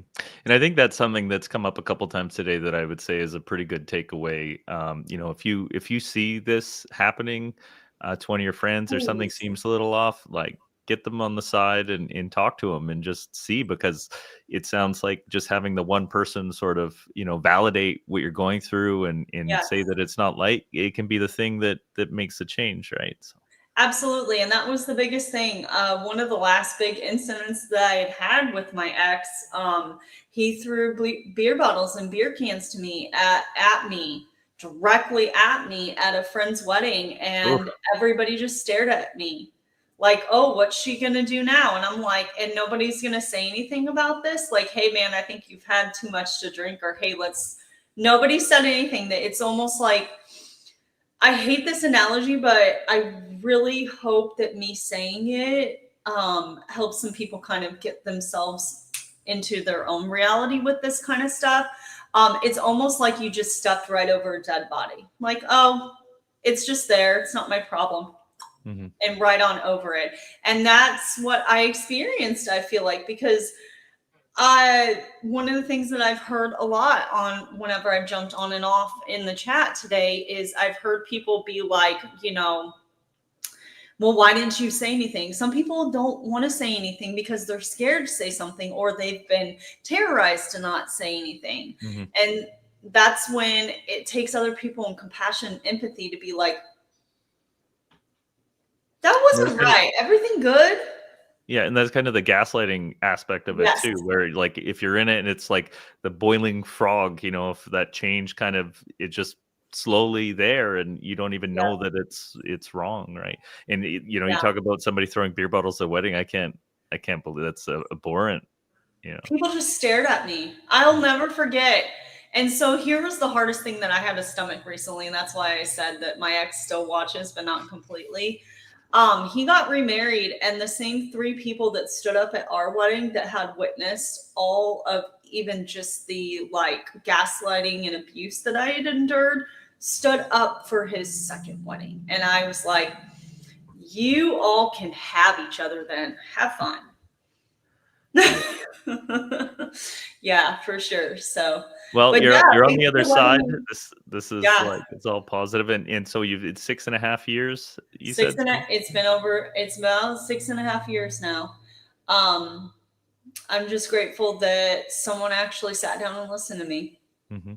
And you're in a healthy, positive relationship now. Oh and my you- gosh, yeah. I mean, a couple of people on here, if they're watching, they actually got to meet him in person. I always say that he's the David I should have always married, not the one I ended up getting stuck with their last name.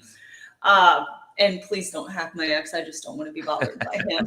He can just stay in his little hole and stay there for the rest of his life. I don't want to be bothered by him. But I always say that, yeah, my partner now was the person I should have always met. But sometimes we have to go through those hard life lessons. Yeah. And especially with domestic violence, like my only hope is people just get out. And sometimes it just takes one person to be like, let's get you out of here. Yeah. Yep. Cool. So this was impromptu. I Yes. don't have much else. What I'd suggest if you want to come join back, Yeah, it's I'm gonna be a going little to. bit later. So at 5 p.m., if you're still around, we're gonna have a few people on, and then we can just kind of do the chit chat. I'm gonna try and get a drink before the next set of folks show up and play a video. So hopefully nothing catches on fire while I'm gone. Thank you so much. Thanks for having me, Chris. Hopefully we raise a good portion of money for Becky's funds. So Yeah, we're at $26,889. We did 28,500 last year, around there. So I feel pretty good about it. I know there's at least one more company who's going to be pulling out their checkbook. So I think we get to 30 grand today, and you'll see the tear come down my face.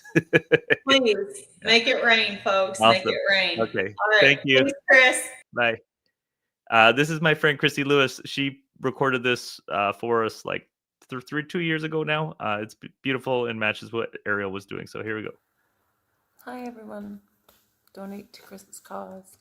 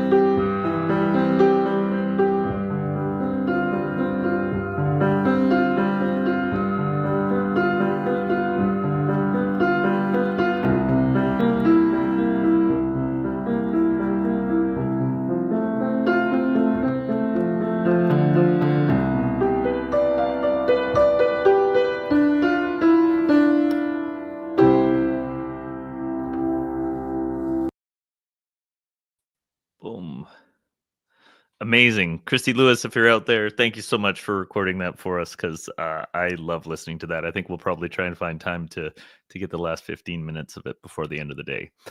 So I've got a roster of cybersecurity superstars teed up here. I'm going to bring them all on stage at the same time, and then they can fight each other for who gets to do their introductions first. So here we go. Hi, Amanda. Oh, I get to do Nice it first. do.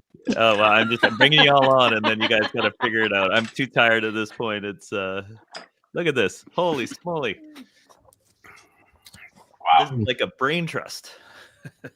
Sure. I don't know how you're still doing it, man.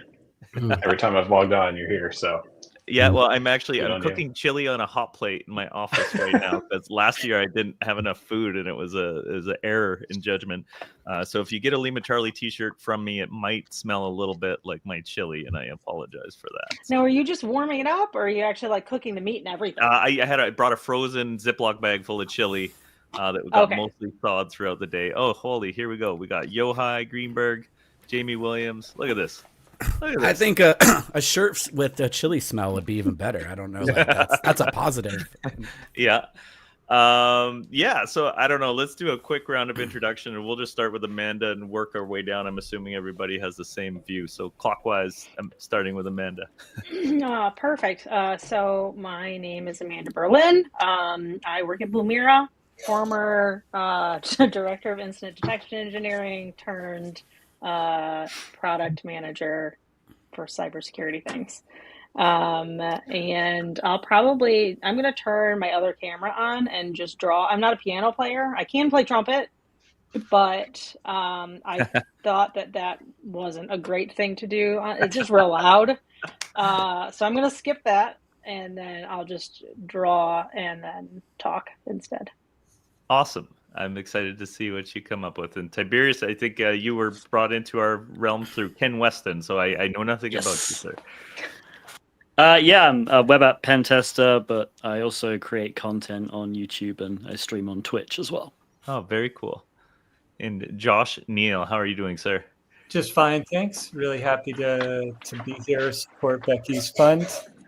And I'm a statistician and a founder. Awesome. Ira Winkler, thank you so much for making an appearance. I wasn't sure if you're going to be able to join us, but I'm really glad you came. My alarm went off just as I was coming back in the garage. So I thought I'd better do it. Awesome. Well, it's much appreciated, sir. Now you can see we're $27,000, $27,089. So getting close. Nick Gibson, thank you for joining us. Yeah, thank you for having me. I'm Nick Gibson, CEO of Gibson Cyber. Super excited to be here. I run my own cybersecurity company, and this is a really near and dear charity to my heart. So thank you for everyone for donations and for showing up today. Awesome. And Wade Wells, I almost feel like you don't need an introduction at this point, but Oh, wow. I feel like I do. There's much more famous people here than me. I am literally a mustache is pretty much what I am. I read logs all day for a company who will go unnamed. That's pretty much me. Yeah. I like your shirt. Oh, thank you. This one does not smell like chili, so I will take one of those. All right. And Mr. Tuckner? Yeah, my name's John Tuckner. I look at browser extensions at a company called Secure Annex now. So, and Wade, I really like your tagline, just a walking mustache. Like that's really great. And Yohai Greenberg, I think, possibly one of the first customers of Lima Charlie. I think the first customer of Lima Charlie. It's debated. Yeah, debated, but like 7 years, that's a long time. Yeah, 7 years. Yeah, Yohai Greenberg. I've been doing cyber, I guess, most of you guys all of my life. Today I'm a VP at a company called Cypher, and I'm happy to be here. Awesome. And Jamie, the last but certainly not least, how you doing, sir? Pretty good. Thanks for having me. Jamie Williams, threat intelligence researcher, and I guess recently hungry for chili. So thanks for that. Right? Right. I keep getting mentioned. I'm going to like, be eating beans, it no soon. I beans. got to go check on it. Yeah, no, I'm willing to argue like Texas chili versus not. Like that's awesome. But also Ooh. like fair warning, I am very musically ungifted. So like I was watching earlier like all the awesome like DJs and like artists. Like thankfully Amanda's holding us down because keep a saxophone away from me if you value your eardrums. It'll get really gnarly. So Very cool. speaking of chili, I have a good topic for us to start off on. Okay. Then I'm gonna go look get my up chili, the but go ahead. Hornmeal chili beer. Oh, I've heard of that. Literally, a brewery made a chili, made a beer that they're near the Hormel chili factory. So they made a beer that tastes like it. Everyone said ew. I'm like, you know what? I'm gonna buy it. It's gonna be bad. I'm gonna try it out, and it's literally probably one of the best beers I've ever had. And it tastes like chili, but in a good way. There's even like a cheese like flavor in the back end. It was one of the best beers I've ever had. And you're saying that's I live in San Diego unironically- and drink a lot of beer. It's unironically delicious. Yeah. Like, okay. I had to call people over to my house to taste it, and they refused. And I was like, just take one sip. And then everyone's like, all right, that's actually pretty good. But It's made in Minnesota, so it's like the most Midwest thing that you could ever imagine. I'm sure I've had bad beers before. There's probably way worse beers out there. Oh, without a doubt. I'm a big wine pickle guy, beer. so like my question is like, do you pair it with chili or like? Yeah, well, is that I too would think much? that would be that would be the easy one, right? I think you'd pair it with Fritos, right? Chili boat right off the bat, yes. maybe a hot dog. Like go use it as the chili substitute. Like a very unhinged Frito pie. Like that's it the makes most sense. the but most also, Frito yeah. soup. Like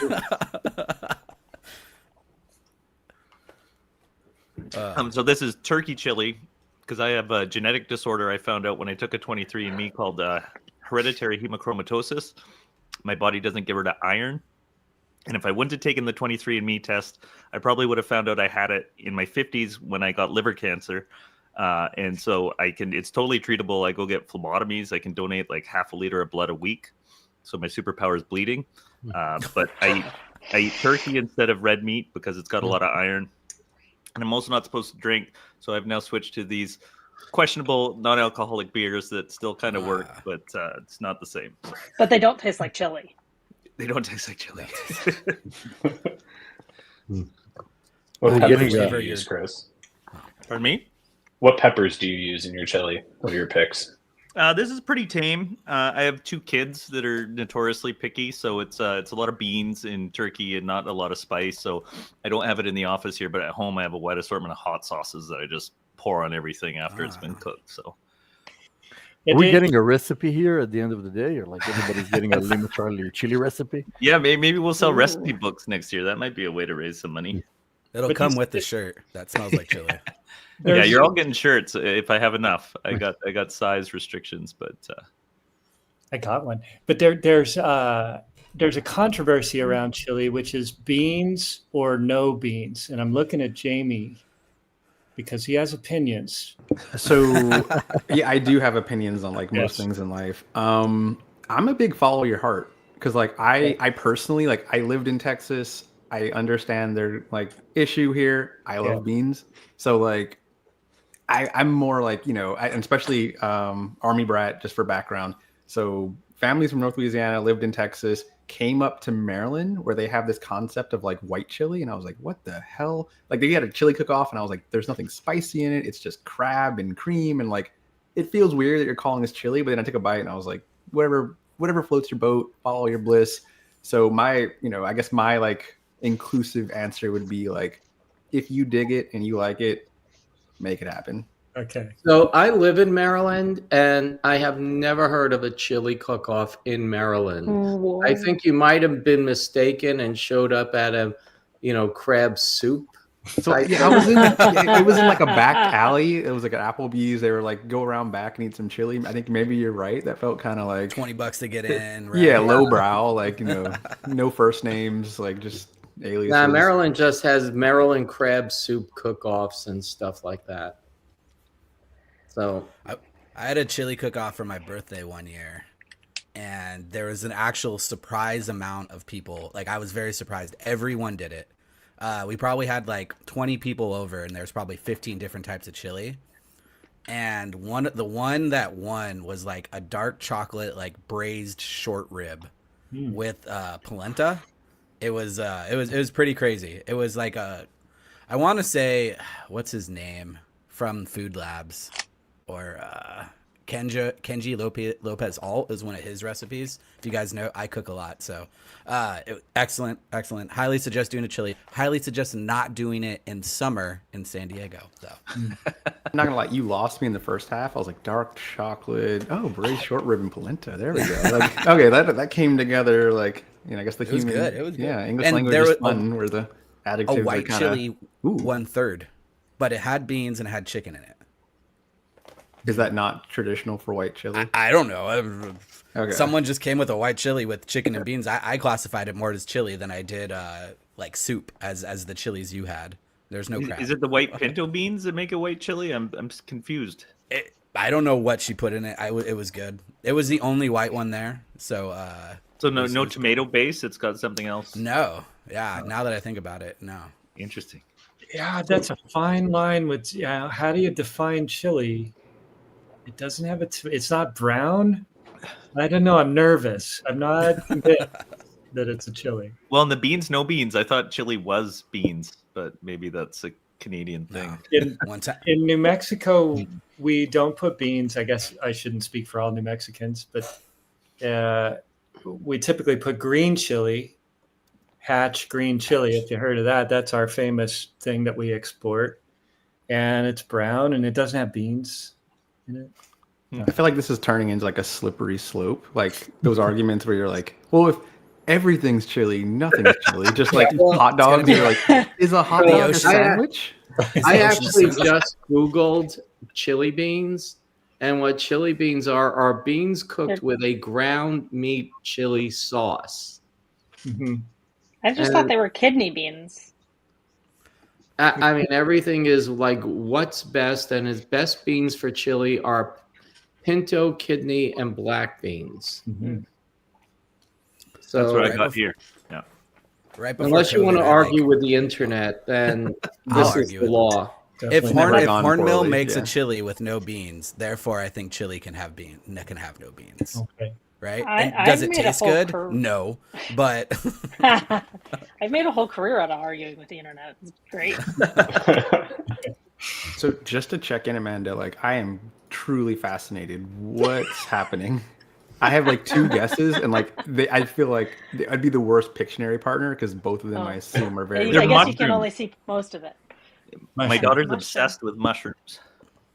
Okay, yeah, that makes sense. I was thinking either mushroom or like a cheeky little like what's that dude's name? Frieza, like peeking over their shoulder. Oh, okay, nice. You can see that. It's Yes. I can see it. I can see the shoulder pads. I can see that is a pole reference though. Like I was hard, but I see it. Like staring in clouds. Once you see it, you can't unsee Frieza, but it's a very obscure reference. They are mushrooms, though, right, Amanda? They are mushrooms. Okay. Yes. Sorry, I jumped in there for you. I don't know. No, you were 100% correct. I will say. Oh, sorry. I was going to say I've been looking at the chili article on Wikipedia. There is an entire section called "Dispute over Ingredients." Yeah. And the question of whether beans belong in chili has long been a matter of contention among chili cooks. Yeah, people getting fist fights and stuff over this. Yeah, that's just like with pizza. People get very, very adamant about what should and should not be on pizza and what it's supposed. I just think All right, eat what you want. Pineapple, yes or no? If you like it, go for it. Yes, of course. Not on my plate, but do you? Yeah. My favorite pizza. My favorite pizza is a Hawaiian with jalapenos. So speaking my language, pineapple, Sweet bacon, and spicy. ham, jalapeno. Mm-hmm. There's a restaurant right next to here that does the pepperoni with the sweet chili sauce. That's pretty hard to say no to. Yeah. I went to Italy and I had a proper like Tuscan, wood-fired pizza, and it's different.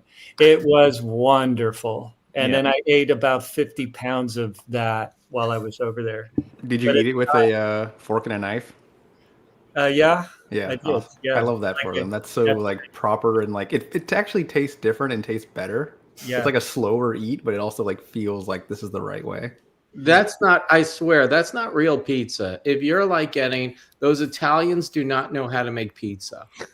You go to New York and you need the New York Italians if you want pizza. I don't know. I mean, it was delightful. It's very simple, and I think a lot of their dishes focus on fresh ingredients and just a few, just 2 or 3 ingredients, but super fresh. And man, it's good stuff. I don't care what you call it. I want a lot of it. No, it is. I will admit that Italian pizza is good, but you might as well call it a flatbread. I was gonna say, I think the way it was presented, it wasn't meant to. At least when we were there, it wasn't meant to be like the star of the meal. It was kind of like a side bread. It was like, oh, we're gonna eat like shrimp or pasta and stuff, and then like the pizza's, like you said, it's kind of just like a side auxiliary thing. So pizza's breadsticks for them, effectively. Yeah. Okay. I don't think you guys with heard the service. I think that does a disservice to the Italian pizza. I went to Rome with a few of my friends last year, and we universally agreed that while Italy invented pizza, Americans perfected it. So, Tomatoes aren't from there, right? Tomatoes are from here. All right, they couldn't make pizza without us. That's all I'm saying. Like, don't check your phones, but we're slowly getting canceled online. Like, as soon as Italy wakes up, like in a couple hours, you know. Can we at least all agree that whatever Chicago has is just like crap and throw? No, how dare you? I am a strict Chicago pizza person. Wow. I love a deep dish. Talk about this. That's like lasagna. Yeah, that's a good way. It's kind of like lasagna, or like something you throw all the leftovers after making lasagna. Yeah, it's like pizza soup. It's like you put pizza soup in a bread bowl, and then you ate it. That's what basically. So I've just been inspired. I think next year we're gonna have to do some cooking as part of this. I almost did that. Cooking show. Yeah, I think that'll be a good one. One of my most memorable.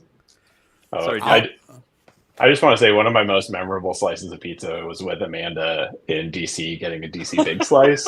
And I think that we waited 20 minutes for that thing to cool off, and it still burned our mouths. Yep. So DC jumbo slices don't make any sense until it's like 3 a.m. and you're like, this is the perfect, like, it's disgusting and it's like exactly what I want.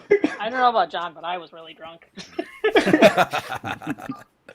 It was the right timing for it, and we were still mad that we couldn't eat it fast enough. Yes. Well, I'll try to make a profound statement, and it'll be ridiculous, which is a quesadilla is a grilled cheese sandwich with a different delivery medium. That means a taco is a sandwich. Wait, has anybody ever looked at like the it's a taco sandwich. You're going is going down the deep end. Is a burrito a sandwich? Is a hot dog a sandwich? Burrito is a sandwich. No, because there's no burrito is a wrap. Burrito is completely closed. The sandwich I is don't know, open. but a quesadilla and a grilled cheese sandwich are the same like species, and they're just different. Different dialects of the same. I'm okay. One's made of corn and one's made of wheat. Yeah, that's what I was gonna say. It depends on the tortilla you're using. Yeah, because. Yeah, you could corn tortilla. That's two different animals, right there. True. That's true. Here we go. Has anybody ever seen this? It's the Cube Rule, thecuberule.com, or just cuberule.com. Oh, you're gonna I can put it up. Yeah, like this describes. No. There it is. Where's grilled cheese? I don't see grilled cheese on there. The Cube Rule. So grilled cheese would be a sandwich. It's number sandwich. 2. Yeah. I mean, obviously, right? Okay, but if you have a quesadilla made out of one tortilla and it's just folded in half, then it's a taco. That just seems arbitrary. That's just arbitrary. This makes no sense. We need more rigor. Taco? Is there such a thing as a cheese taco? Sure, there is. Taco Bell has taco roll-ups, but that would be sushi. That's a roll. Now we're talking about wraps. We're talking about wraps. Well, wrap and that's a whole different wrap category. No, that's sushi. That's number 4. Oh no! Based on that, Big Mac is a cake. What? Wait, where are you at on that page? Oh yeah, he's right. It makes no sense. Is it the layers? Yeah. Yeah, it makes no sense. It doesn't make any. No, I reject. And is a lasagna a cake? Oh yeah, it is. Well, lasagna is technically a cake. And like pancakes. Pancakes are a cake. Pancake here is a toast. What? I don't understand. That's like one Multiple pancake a cake? Yeah, I was gonna no, say that's because you just can't just have toast. one. Yeah. One pancake is just toast. What about soup? Well, that's salad. Soup in a bread bowl Is that counts as a nachos? quiche. Soup in a bread bowl. But it doesn't. The cube doesn't have soup in here. Would that be a nacho? Because it's like number 8. It's like Can poutine. you share a link a in the private salad. chat so I can put this up on screen? Yeah, hold on. I think we need to form a committee. And a there will be a memo written about this. A memo. I love how it calls ramen wet soup. nachos. Oh, soup. It does. Soup is a wet salad. Soup is a nacho. You're right. It is a nacho, but that's ramen. Ugh. It's there under 0. It's the bonus round. It says soup is wet salad.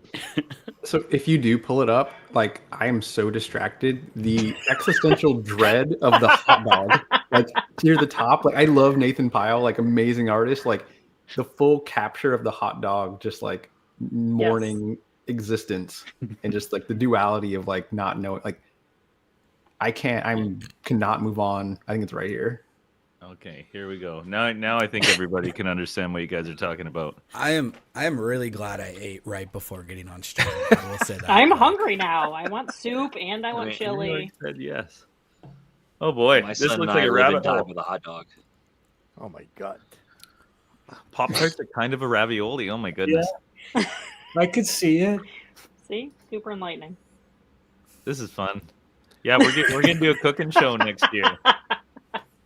Totally No, down. I don't buy Pop Tarts as ravioli unless you're going to argue that really, really stale ravioli is worth eating. I'm sure my children would probably eat it. Well, what happens to a Pop-Tart if you throw in boiling water? Then it's soup. No, it's not soup. It's nacho. Oh, it's a nacho. Yeah. Okay, here we go. This is dry and wet. Sandwich, taco, soup, and calzone. Nigiri sushi is toast. What?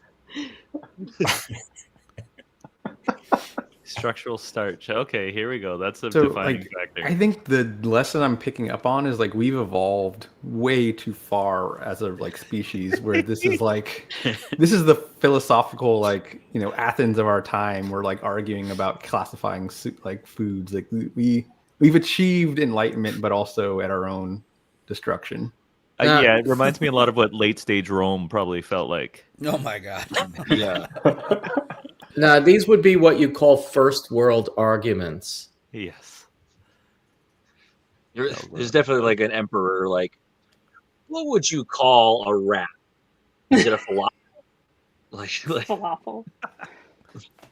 So ChatGPT, which is obviously incredibly intelligent and basically going to take over the world, claims that a quesadilla can be considered a relative of a grilled cheese sandwich. And then it goes through a whole long story about why that is. Like, what did they do? Examine the DNA of a grilled cheese sandwich, and then, like, the DNA is 89% like a grilled cheese or quesadilla. Yeah, they can trace. Share a common ancestor. Yeah.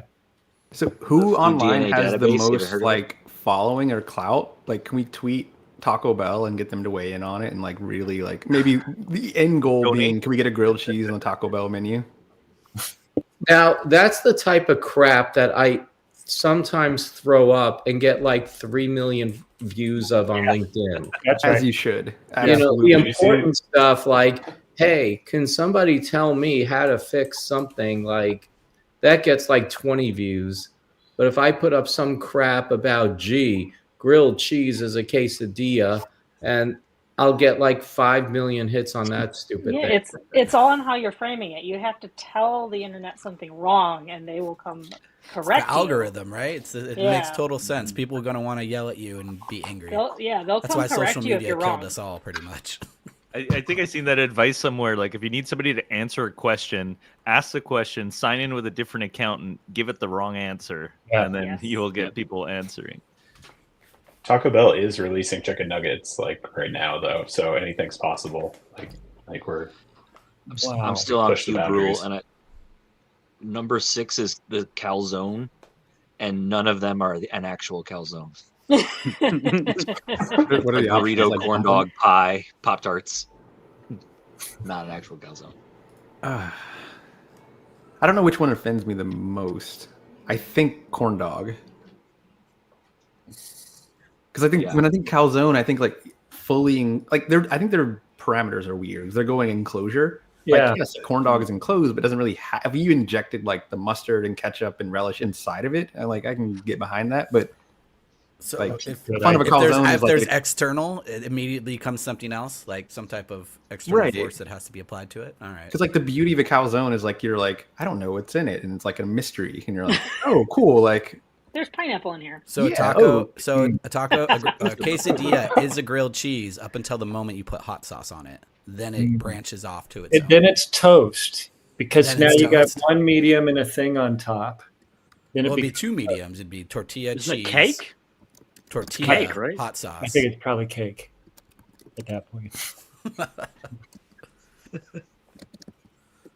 Good thing I love that like anyone listening is just like either fully engaged or just like What the deeply hell are these disturbed. people? This is prime pre-show banter right now. I'm gonna tell you Right? guys, this is great. Yeah, The it's internet funny would how love the it. conversations change throughout the day. I'm interested to see how unwound we get by 6 o'clock. You got to do those like 30-second clips, and like this is gonna be just a gold mine of samples. Like what they were like, Okay. it's all the stuff, and then the hot dog. We'll be on TikTok all over for the next 2 weeks. That's about So, it. just for the point of, I went ahead and I asked LinkedIn, is grilled cheese or is a quesadilla a grilled cheese sandwich? And we will now see how many hits I get by the end of this half hour or whatever it is. Excellent. Thank you, Ira. Amazing. Inquiring minds need to know. Yeah, it's really important. I need to know because I made quesadillas my whole life, but then my wife made fun of me because I'd never made a grill. I asked her how to make a grilled cheese, and then while I was making it, I realized it's just the same thing. It's just you put bread instead of tortilla. So does anybody? Okay, so what do you use to fry it? What substance do you use? Like Are you a an mayonnaise oil or person? butter? That's where I was going with this. Yeah. If you mayonnaise a grilled cheese, the outer bread, no, it makes a far superior grilled cheese than you that say has butter. never occurred to me. That's highly suggested. You put mayonnaise instead of butter. And you put in a frying pan and you flip it, right? You need like a PhD in mayonnaise, culinary skills to like Mind-blown. introduce mayonnaise to heat. That feels just like very unnatural. All mayonnaise is oil and egg. That's all it is. Yeah. Oil and egg. Mind blown. We're going to confuse Paul Imey a lot right now because I'm about to bring him on stage into the middle of this. So All right. Let's context switch. yeah. No context See switching. his We double taste. down on No. the conversation So as is. throw them in. Let's see. I think I might Mayonnaise have to on remove bread myself for a minute. creates a superior toast on a grilled cheese than butter. Okay. And it I also do doesn't agree with rip Wade. the bread as you're lathering it. Okay. Which Oh. is then another pro tier move. I'm trying it. When you scoop the mayonnaise on like into the pan, is that like a proud moment? No. or You is it like put a it hush-hush, on the like- bread. No. Yeah. You put it on the bread. Like an unlabeled jar, and you're like, don't worry about it. Like this is secret trade You craft. have a knife and the Melt mayonnaise, mayonnaise you put in it the on, you fish. throw it down. Wait, you want to go crazy and try something new? Mashed potatoes with mayonnaise instead of butter. Whoa, okay, Whoa, now what? that is crazy. What? I will try that. Try it. Try All it. right. You're a risk You put taker. Mayo and mayonnaise in salt. with like potato salad. Well, it's just like mayonnaise and French fries, right? It's going back I to love Pulp mayonnaise Fiction. and French fries. That's my favorite. I don't know what I walked into, but I'm here for it. So, That was the point. We were told to confuse you. Yeah. so the most intro is question for The you is mayonnaise like, hour. is a Pop-Tart. What is it? That's No, not it's a ravioli. quesadilla. Yeah. I think a Pop-Tart's a burrito. No, but I think the better question is pig in a blanket a sushi. Depends on if you leave the ends open or not. That's offensive. This committee we has hit our limit for the stream, so I had to kick Nick out for a minute just so I could talk, I just wanted to acknowledge that Paul Amy from Soteria Security just joined us. We love Paul. He's been a big supporter of everything we're doing at Lima Charlie and this initiative every year. So, Paul, I don't know if you picked up, but they're debating food. Yeah, I walked into the mayonnaise discussion. I was going to ask if we have any zealots here about the specific mayonnaise brand. I'm from the South. I live in South Carolina. Oh, so you're not a. Are you Dukes through and through? Yeah, it's got to be Dukes. That's the. I've never even heard of Dukes mayonnaise. Yeah. No. It's the only It's a South acceptable thing. brand. Never heard of it. Oh yeah. Now I have to look that. I use Kewpie, which is like Japanese mayonnaise. Deep cut. Right? Well done. Yeah. Yeah. No, It's if already in a not squirt Hellmann's bottle. or Miracle Whip, it's crap. I mean, No, Miracle Whip is Miracle yeah, Whip is you're not right. mayonnaise, but you know, the only alternative to Hellmann's is Miracle Whip. Kind of, yeah. This is so gross, but like I feel like this is leading towards a mayonnaise off where we just get like pretzel sticks and dip them in different mayonnaise and flying taste, and it's going to be disgusting, but we'll like quantitatively and data-driven approach to like the one true mayonnaise. Well, that could be a disgusting. That's next year for sure. Dukes You does can't have paint it with bacon and pretzel tomato sticks, flavored spoons. mayo. When you mentioned the one true mayonnaise, I'm thinking about some hobbits like journeying towards the one true mayonnaise. He tossed the ring into the giant pit of Mayonnaise. Yeah, it's a gross imagery, but Yeah. that's going to be in my head Dukes. for a while. Go to Duke's website. They have some gnarly recipes with mayonnaise. If you thought grilled cheeses were bad, you're about to go down the rabbit hole. They got turkeys, pineapple upside down cake, ham, What? classic deviled eggs. That makes sense, right? Yes. It's going to Sure. have mayonnaise in it. Yeah. But then there's Yeah. some like chocolate mayonnaise cake. Ooh. Guess too what much. I'm making for Christmas? Oh. There's 39 pages of recipes here. This may be a biased source. They're trying to sell mayonnaise. Oh, what that is. But I wonder You how paid a many team just to people sit tried- there and go think of things. Yeah. Let's make a cookbook. I wonder how many people actually tried to make chocolate mayonnaise cake, though. Ugh. That'll be my recipe for next year. I will do it. I Put a guess, strictly speaking, like I've had a bunch of cake recipes that do require oil and egg. So technically, I Streamlining? guess, but it just seems wrong. Wow. That just sounds like efficiency. You're just I think like you're right, yeah, cutting 'cause this- corners. Yeah. This Prepared, mayonnaise does not have oil or egg in the recipe. So you're absolutely right. Cool points for anyone who gets that reference. I didn't hear it. What was it? Oh, I put in the chat. Is mayonnaise an instrument?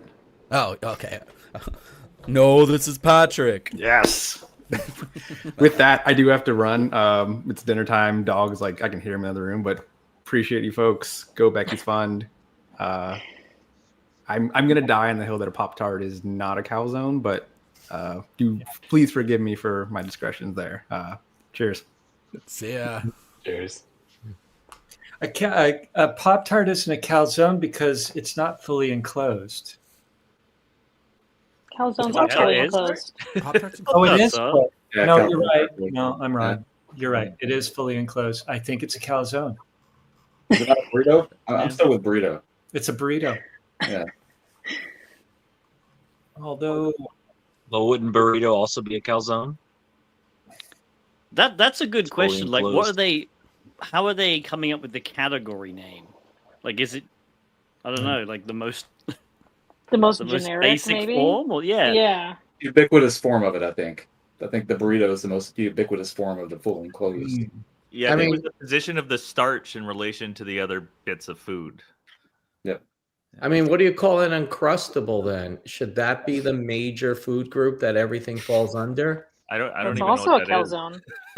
You don't know what an uncrustable is? No, It's I it's a garden. frozen Are, calzone. are you like kidding me? Uncrustables are like the They're critical burritos food with, group for peanut like butter and milk. every student in the United States, I think. Okay, let me take a look. I know that an American made this site because steak and mashed potatoes are under salad.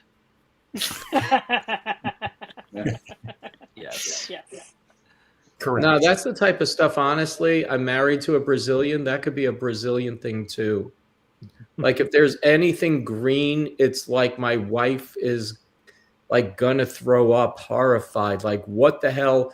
I'm like, that's a chive that accidentally made it onto your plate. And she's like, send it back. I'm like, are you out of your mind? Anyway. My parents like to put cheese on everything. And not like nice, finely grated Parmesan cheese, like cheddar, heavy grate, salad, anything, everything gets cheese. It's a little much. Give us something that shouldn't be cheese that is cheesed. Salad. Salad? The cheese can go on salad. That's like a little bit of Parmesan. All the time. Nah, I see full-on cheese and I salad. want to give our British friend Tiberius the chance to make fun of American cheese. What do you think of American cheese? Here's the thing. I'm an American. Oh, sorry. No, it's fine. Sorry. I'm an ex-Brit, but I am very specifically an American now. So My apologies. I'm good with American cheese. Okay. What about Velveeta? Velveeta's all right. It's great. I guess. What is British cheese? I don't think I've ever Not Velveeta. thought about it.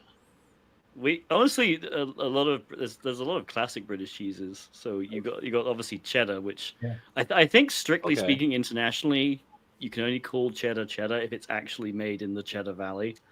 But like champagne. Yeah, something like that. But yeah, we got like Gloucester as well. So there's quite a large cheese making community, I guess, in the UK. I actually thought cheddar was made in Wisconsin or something. There's a Wisconsin. This is where it gets like tricky internationally. I think in the EU, you're not allowed to sell cheddar unless it's made in cheddar. But America isn't in the EU, so screw it. Neither is the UK anymore. So we can do wherever cheddar now. Exactly. We don't care about GDPR. We also don't care about your cheese rules. There you go.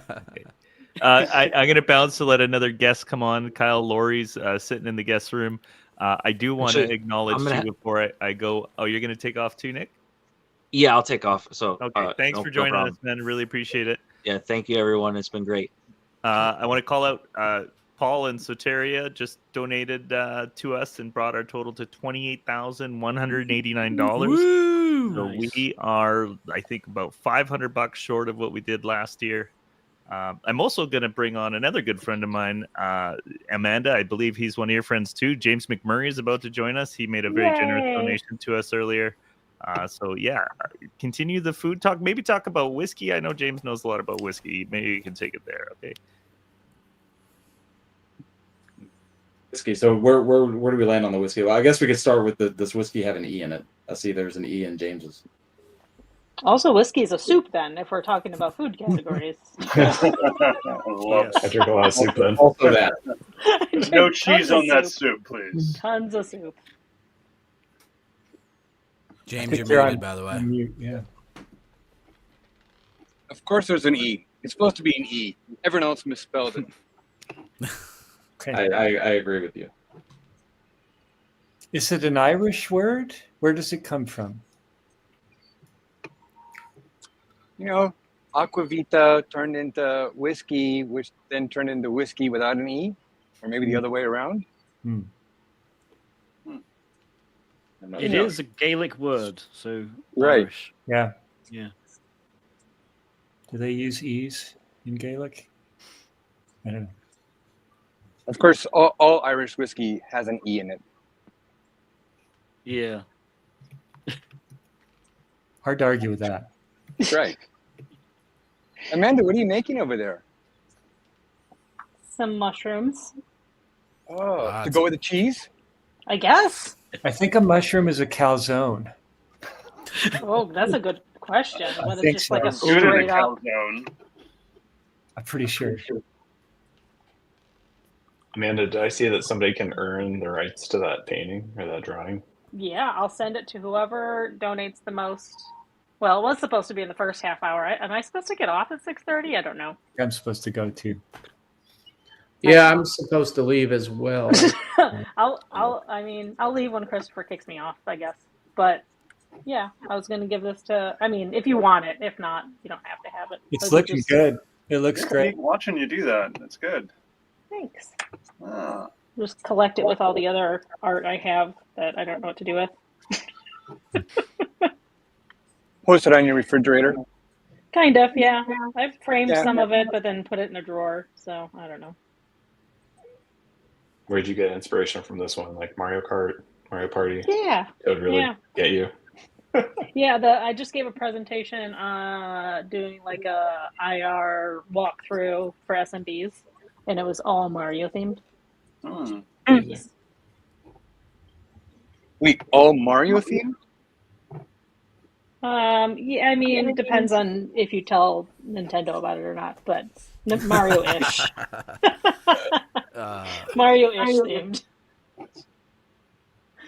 Yeah, they are a little aggressive. They are hiring a security engineer right now. Somebody sent me a application for it. That would be pretty cool to work for Nintendo. That would be pretty cool. All right. Well, now I gotta go. I have to go pick up a child. It was nice talking to you guys all. I will say that a grilled cheese and a quesadilla are one and the same. Excellent. Thank you, Wade. I really appreciate that. See ya. Yeah, I'm also going to have to hop off. And so far, just for the sake of argument, probably going to delete the post. It only has, in 14 minutes, 85 impressions. So not going to hit very high numbers. No. Yeah. So the internet just doesn't care about our first world problems. So I will leave it at that. Thanks, guys. Thanks so much, Ira. Bye. And thanks, Wade, if you're still there. Appreciate you coming out. And yeah, I get to come back on stage. It's great. Kyle, James, I don't know if you guys want to introduce yourselves. I think we went around the table. Go ahead, James, Kyle. go ahead. Oh, whiskey first, man. Age before beauty, whatever you want to call it. James McMurray, threat hunter, also known as Milton Security. This is my third year participating? Is that right, Chris? Yeah, that's how we met. You just showed up and threw $4,000 at us the first year, and I was like, Nice. "Who's that guy?" I need to be his friend. Yeah, I actually bought Twitter Pro so I could send him a DM on Twitter in year 2 because you have all your stuff locked down, and I couldn't get to you to thank you and invite you back the second year. So, Yeah. And you, Kyle? Yeah, Kyle Lurie. I'm on the island out here with Chris, so enjoying it here, and been doing this for many, many years. Lots of cybersecurity, SOC compliance, and helping people get to that. And I've got been working on some really fun things with the Quantum Algorithms Institute. So, yeah, looking into cryptographic bill of materials. What are we going to do with post-quantum cryptography? And my head hurts. Yeah, and we actually had a chat at coffee like a week ago or so. It kind of floated the idea around of like almost like asset management, but like cryptographic methodologies used in your environment. Like if there'd be a way to like somehow inventory that so that as things begin to unwind, we know where the vulnerabilities are and stuff. But I talked it through with my partner. I don't think there's any easy way to get to that. It's a tricky one. It's a beast. Yeah, like how do you inventory all the algorithms you're using in your environment? I'd love ideas. Like I'm taking notes here. Awesome. And Paul, I think I just like introduced you. Do you want to say hi and tell us who you are? Yeah, sure thing. Paul Amy. I work at Soteria as my tag says down there. Mostly on the incident response and managed detection and response side. I've been working with Chris here since 2018-ish. Give or take. Yeah. You're our first real customer. Yohai was like our first customer. Soteria was the first one that pulled out the checkbook and made a big difference for us. So we love you guys. Yeah, likewise. It's been an amazing partnership. And still going that tool just about every day. Every day that I sit down at my desk. So it's been amazing to see how far you guys have come. Yeah, it's pretty wild. Chris, how long have you been doing this right now? Like today? Today? Well, it'll be 12 hours at 6 p.m. So 9 3/4 right now. Okay. Yeah, I'm actually going to pull Ken Weston on here. I'm going to go grab myself a real beer for the last hour because I feel like I earned one. Yeah. What did I miss today? What's the highlight of the day thus far? I mean, there's been a lot. We had a nerdcore hip hop guy that was really awesome. He came on and like did some rapping about like nerdy stuff, which was super cool. And then we had like a AI backed synth pop band that was a little spicy for me. But you know, I guess that's what the kids like. Yeah, no, it's just been great and like such a big turnout. It's kind of cool to see, you know, pulling back people year after year. And now I've been running into problems where we have too many people on stage, which is wild because I think before there was a lot of two guys twiddling our thumbs for an hour. Yeah. Well, you trying to make small talk with nobody. Yeah. And it seemed every year I seem to have a hard time falling asleep the night before. I don't feel nervous, but my nervous system must be jacked up because I slept like 3 hours last night. My Whoop score is 32% today. So Thanks for doing this, man. It's incredible what you put together, and the numbers are amazing as well. Yeah, we're close. I think we'll get there. If I have to, I'll pull out my checkbook again. Your goal's 30, right? That's a big goal, but last year we did 28,600, $5 or something. So that's the bare minimum that I can go home happy with. Well, we can get that in the next half hour. Let's go, you guys. Let's get it up to 28.6. Come on. We got 28,239 now. I'll update that. Okay, we're there. We're almost there. And the compelling food discussions are going to cause people to donate left and right. Yeah, absolutely. Yeah, Paul, I think we came to the conclusion next year we have to have a cooking segment. So I don't know who's going to spearhead that, but I wanted let's do like a Christmas dish cooking tutorial and have a few people in the kitchen together. I think that'd be pretty fun. I know I'm going to make grilled cheese. You do a grilled cheese competition? Oh, yeah. Did you say a cheese eating competition? No, count me in. Also that. No, like a grilled cheese contest or grilled cheese bake-off. I don't know if you can do that virtually though, but you can have people flex their recipes at least, right? Yeah, I think that'll be fun. I think Wade might be a good candidate. He's a pretty entertaining guy. Seems like he really likes to cook too, so he can probably pull something off. And he's in San Diego, James. Maybe you guys can get together. You can do a whiskey pairing with the braised meat of some sort. And cheese. I was going to say, Jim, what whiskey goes best with grilled cheese? Oh, well, is it like a Gruyere, a blue cheese? You know, what are we talking about here? Ooh, I really enjoy Gruyere and cheddar on mine. So Like Gruyere, real sharp cheddar. I would go with a Scotch, a nice peaty Scotch. That's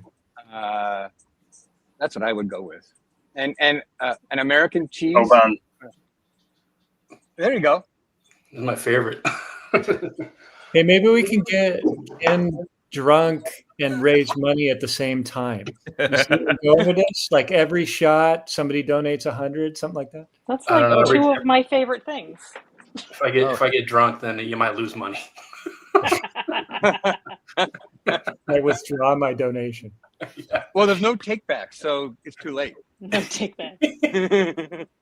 So we just had 2 donations come in from folks on this stream right now, Tiberius and James. Thank you so much. Awesome. James with the 666. I think you've done that before. I sent my wife some money lately because, you know, the way we do our finances, and I think it was 500 I owed her, but it felt, you know, it needed to be 666. So I carried that forward with me. Yeah. So wow. Well, guys, I'm going to drop off. Thanks, right, Chris. sir. Thank you so much. Bye. Take care. So who lives in San Diego?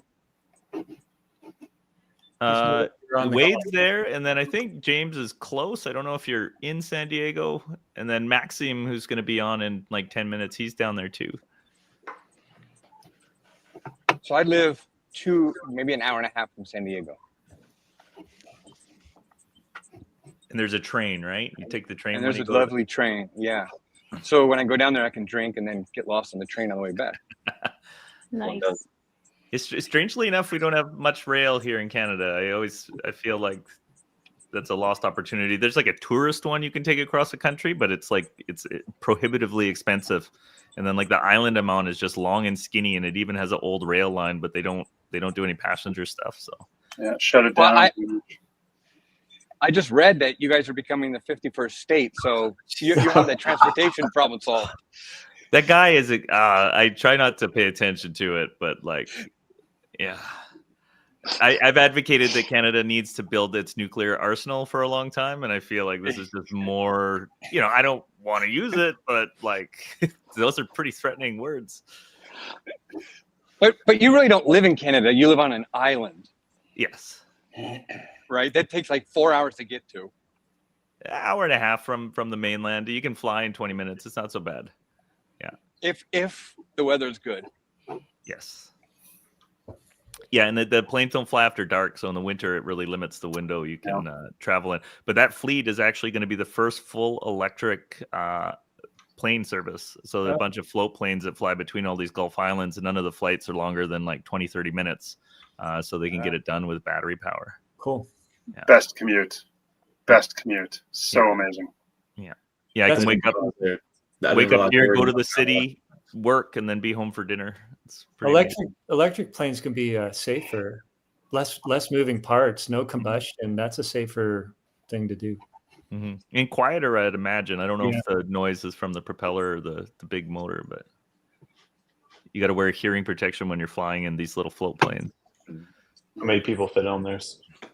It depends. So they have the Beaver and the Otter, two great Canadian bush planes. Yeah.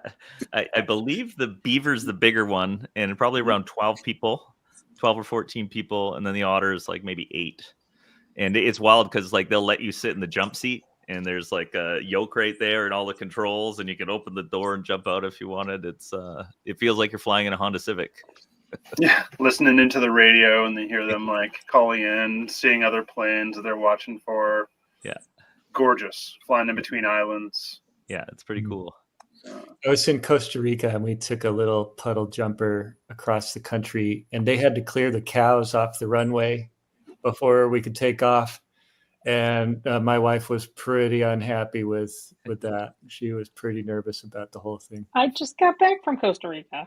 Oh, so nice. Oh, have you ever driven across the country? Because I can tell you, no matter how many cows they clear from the road, it's much better than driving. Yeah. Yeah, we actually drove across and then we flew back. So I got both experiences. Yeah. So I just brought Dennis Chow onto the stage. Dennis, I don't know if you want to give us a quick introduction. I love your hat, by the way. It's the right time of year. Thanks. Just the season, right? Yeah. Dennis Chow, I think you guys, some of you have seen me before. Director of Detection Engineering at UKG, and I make content and automations for SecOps and stuff. And wrote a book.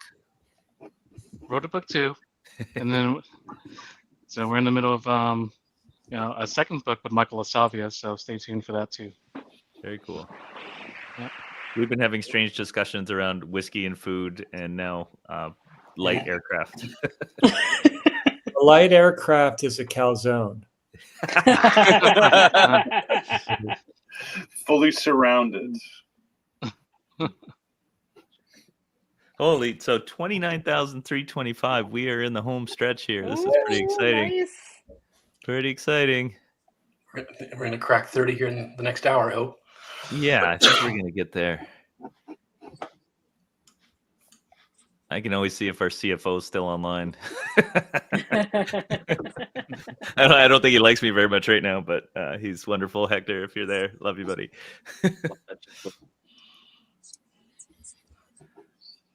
Yeah, I think it's a good way to spend your marketing dollars. So that's part of what this is all about. And I think like raising the money is great, but I'd love to see the culture of it catch on more, if that makes sense. You know, I look at like the trade shows we go to, like RSA and Black Hat, and it's just like burning money for, very questionable returns sometimes.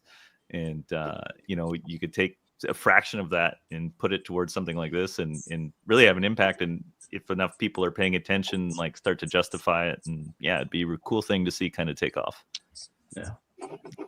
A lot less time consuming than packing up the Pelican case and flying back and forth across the country for every conference too. What kind of plastic stuff are we going to give away that people will probably throw out? Like it's so weird, and fly everybody in on the planes, and yeah. But every industry has it too. That's the realization I came to as well. It's not just cybersecurity. This is like any sort of layer of business that's, that's big enough. Yeah. I went to World of Concrete in Vegas. Wow. It's all about like, it's like bigger, almost bigger than RSA. Wow. In just concrete. Concrete saws, concrete mixers, concrete tools, types of concrete, you just name it. It is all about concrete. Well, why did you go to that? I mean, it sounds kind of cool. It sounds fascinating. Why was it so my right? Well, my partner sells Caterpillar engines. Ah. And he sells engines to a place that makes concrete saws. So he went there, and I just went along because I don't know. I wanted to see the world of concrete, I guess. I was struck by, I think Amanda, I saw you there, and Ken at GurCon this year. They have the big, huge conference hall, and right next to GurCon was like a shed convention.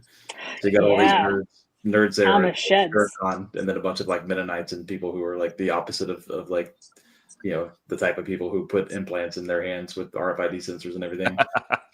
like two like extreme ends of the spectrum in terms of technology, and then surrounded by art all at the same time. Like, right?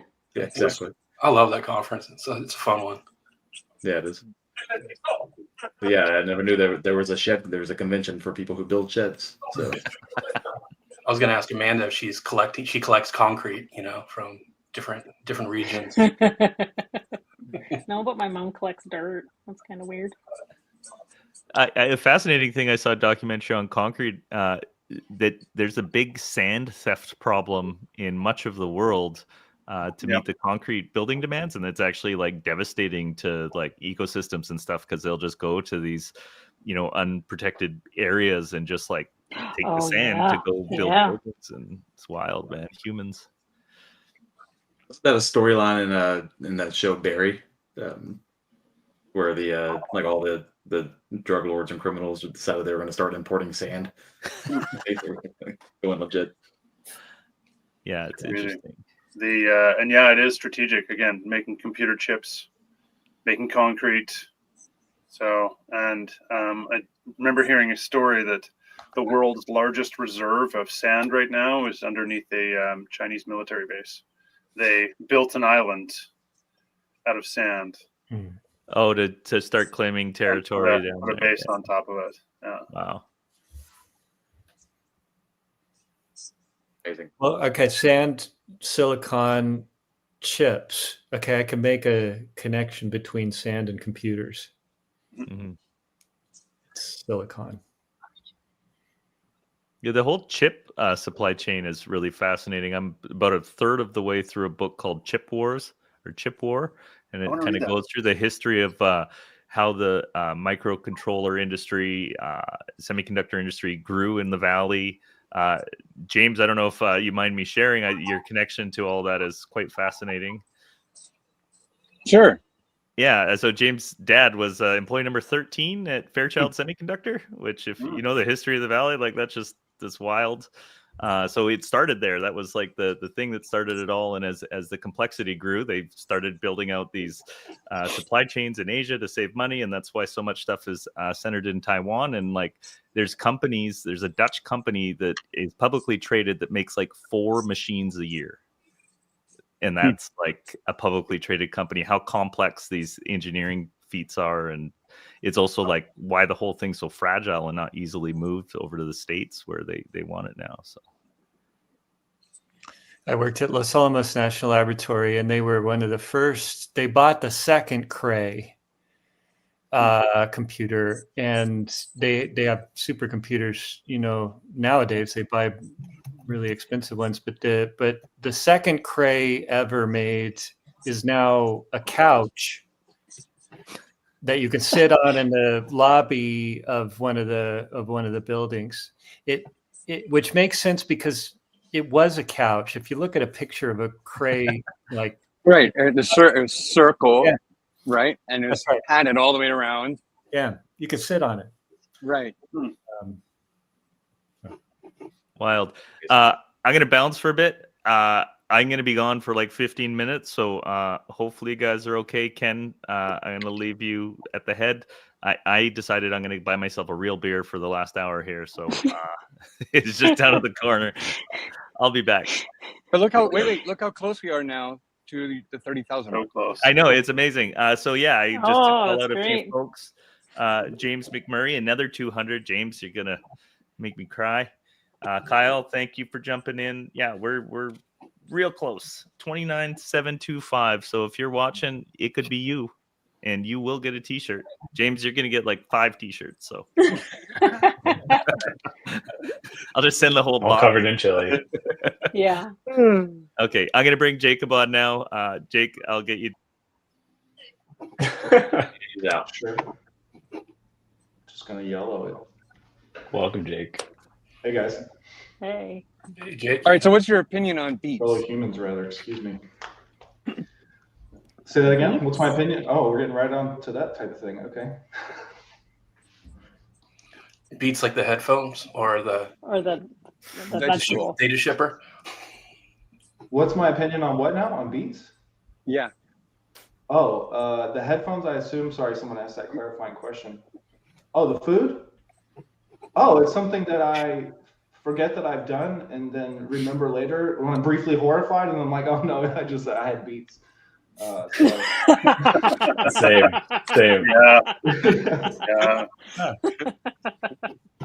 I have a similar experience. Yeah, I'm a eater of beets. I mean, if you eat them, I don't mess around when I eat them. I probably eat too many, but I don't eat them every day. So I like a good beet salad. Pickled beets. It's good. Wow. I'm a hater. A beet hater. I'm a beet hater. What happened to you? Who hurt you, James? They're basically dirt clods colored yellow and red. That's what they taste like. It's a weird texture. Yes. Well, how do you feel about carrots? Raw carrots are awesome. Cooked carrots, no way. Really? I agree with James. Yeah, I'm on the opposite end of the spectrum here. I'm all about cooked carrots. I don't care for the raw ones. I like the raw ones with ranch dressing. Or dill. Do you eat the baby carrots or like Oh yeah, baby carrots for sure. Right. Or No one carrot really sticks, but I'm too lazy to make carrot sticks, so you always just buy like the baby carrots already made. That's what I eat. I don't feel like I've ever seen anybody just eat a carrot like Bugs Bunny. Like that's not happening. That's how I used to eat. My kids do that. We haven't seen it. We haven't seen it yet. Now's your opportunity. Yeah. That's how I used to eat peppers. We buy like a 10-pound bag of carrots, and I'll grab like 5 or 6 of them, sit out in the backyard on the steps, and I'll start eating one. We have 2 mini ponies. They come roaming around as soon as I come out, and they want to steal all the carrots from me. It's great. It's great bonding, And by the way, they hate beets too. I think they're getting that from you, James. Maybe you're denying that. Maybe they would have been beet lovers. How many animals do you have on your farm, James? A lot. Oh, okay. How many types of animals? How about that? The variety, yes. Horses, chickens, mini horses, dogs, cats, owl. We now have a permanent owl who stays in our barn, and a family of raccoons. Does that count? Counts. It counts. Do the mini horses live in your house like Arnold Schwarzenegger? They do come into the house, but they don't live in the house. Yeah. Are they allowed on the couch? No. And they have to stay over on one side of the house because one side is wood flooring, the other one is tile, and they slip all over the place if they try and walk on tile. We have about, I think I lost count, 14 or 15 horses. Oh, wow. The 2 mini, 7 dogs, and 7 cats. Those are the primary animals. And 30 chickens. Wow, how you have a pretty big farm then. I'm guessing it's not a studio apartment. No, it's actually not that. It's only 2 acres. But of the 2 acres, about 1.7 acres are the farm area, basically. Oh, nice. And the house just sits in the very front. Yeah. Nice. It's great when you get pissed off during a Zoom meeting and close the door to the office. I have a small building on my property where I work from home. And when I get off of Zoom, I walk out my door to a little sitting area, and that's when all the animals come running over, basically. It's kind of a cool thing. That's cool. All right, folks, I'm going to use this chance to drop off. So it's great hanging with you all. Bye, John. Thanks for joining us. We appreciate it. Does anyone else have horses or farm animals? I have a snake. That counts. What kind of snake? A python? A ball python, yeah. Wow. I have a cat who thinks he's a horse. Yeah. Sort of. Yeah. He behaves like a horse. Yeah. I guess he just behaves a lot larger than he is. He thinks he's a larger animal than he actually is.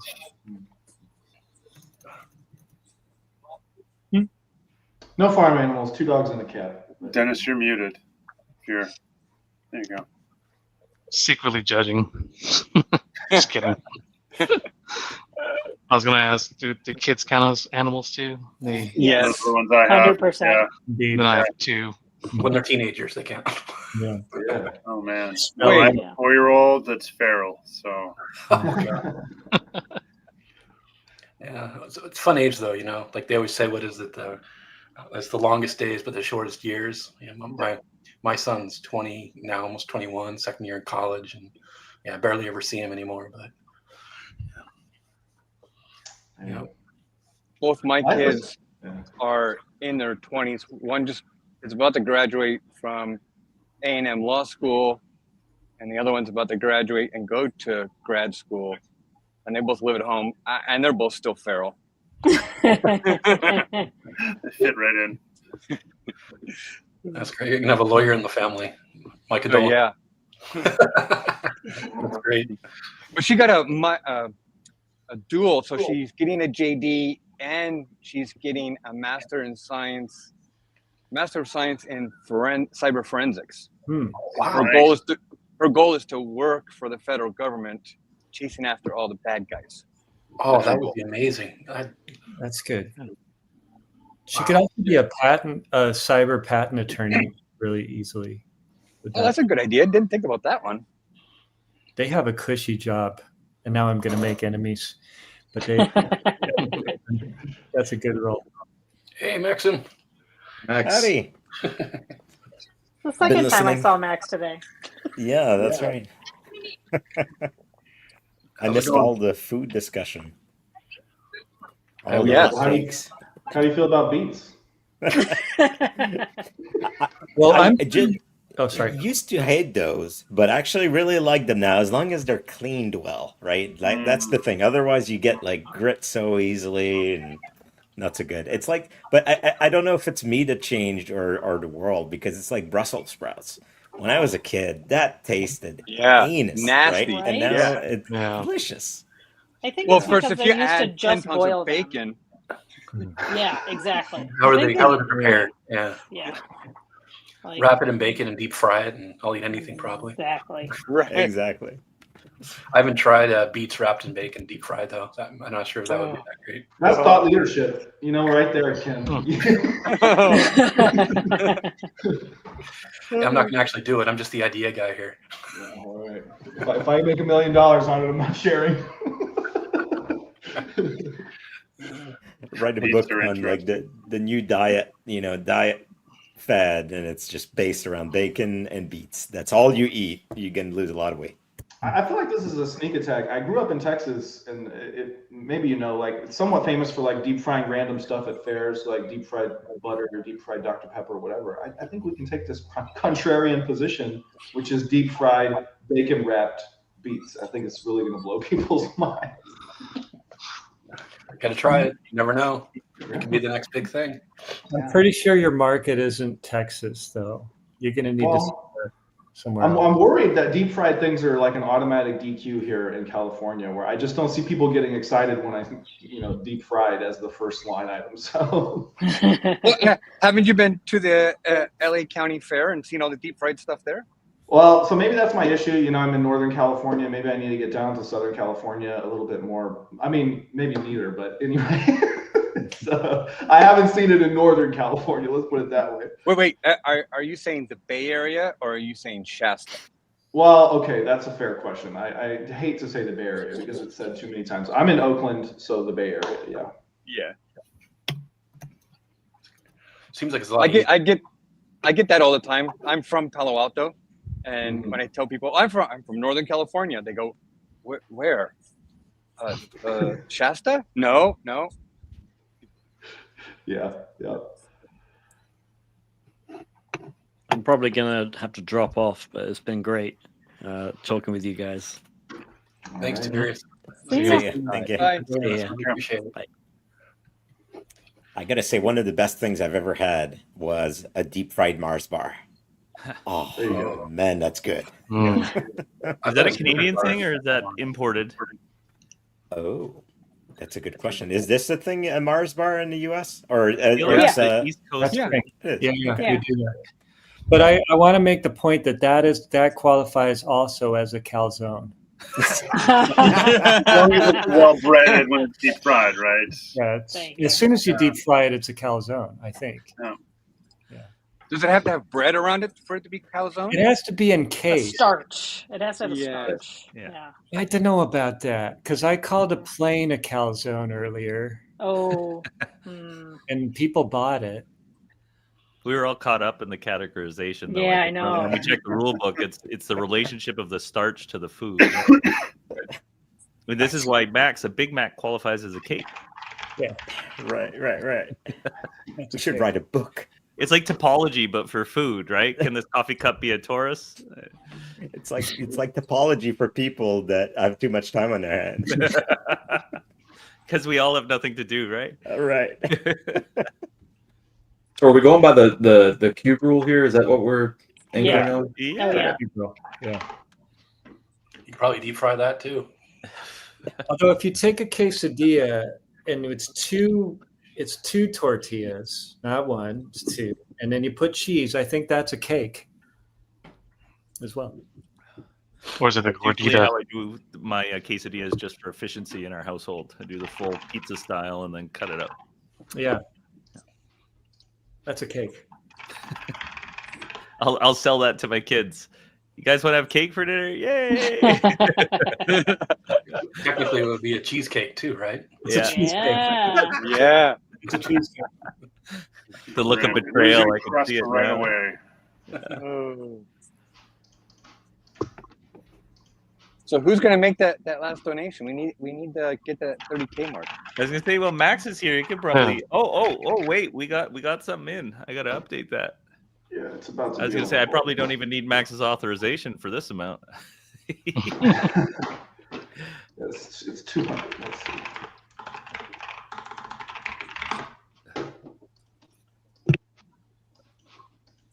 Don't worry, James. We're gonna get there. We got to make it a bit of a nail biter, right? It's the entertainment value. What? So we got Oh. 29.8. We can get us to the finish line. Yeah, we'll get there. Almost 2 hours left. You guys don't have to stay for that, but I'm just there's some time to. If I can get my PayPal password typed in here, we'll be good. No, I gotta beat him. You probably are going to beat me because it's still more unlocked. All right, Ken, what are you gonna play? I don't think I play till 5. You're just warming up. Warm up. To tease. The ancient art of tuning. I got a pretty sweet app on my phone. That changed a game for me because I used to have like a little separate thing for tuning because I can't do it by ear. So as an aside here, guys, is Chrome the only browser that like actively rejects Mac OS auto password completion? I'm It's just a touchy noticing. subject for us. I had to switch to Chrome for StreamYard today, and I'm like, oh, I noticed something about why my passwords won't complete. So I get to Dennis. You were the guy that took us to the finish line. So you're definitely getting a T-shirt. James what I getting came for. 5. And I actually have Cybersecurity Cares T-shirts this year, which is pretty cool. Ooh. I can't. If Nicole was around, I could get. There was a company we talked to, and they did it pro bono for us, just to like help the cause, kind of thing. So it's pretty cool. Where are they? Congratulations, Chris. Oh, congratulate all of you. Yeah. I'm just sitting here with a beer now. It's easy. You've been there for 10 hours. 10 Yeah, hours. right? I'm usually in this seat for 10 hours every day. Well, I Just think not you talking to people. Yeah, that's it. This is much nicer than normal. But you probably are the reason a lot of us are here as well. Oh, yeah. I think you get credit. Well, thank you. I'm too dumb to be embarrassed by things, so I make them happen. I don't mind failure. It suits me just fine. So these are the Cybersecurity Care shirts. They're pretty sweet. Thanks. Champion brand, long sleeve black shirt. So I think we got $500 worth. So I don't know what that is by numbers, but we'll start sending them to the biggest donations to the smallest donations, and when we run out, we run out. Cool. Boom. Nice. So I'm gonna have to drop off. I have to go to the airport. All Fly right. home. Well, thank you so much, today- sir. Your today- support every year is. Nice. Nice. Saw people walking past you there. Yeah. This is the 4th casino today. We're doing a small project for MGM. Awesome. That sounds pretty good. I don't think they've ever had any security problems, so that's good. No. Yeah, what are they doing? Like, geez. Not at all. Oh, I don't know if you guys went to the Okta conference about 2 months ago here in Vegas. No, OktaCon. No. And you know, Okta is or Caesars is a customer of Okta, and that's how they actually got into Caesars, was because of Okta. And Okta held their conference at Caesars. Oh, wow. And I social engineered my way into their conference and attended 2 days before I was asked to leave.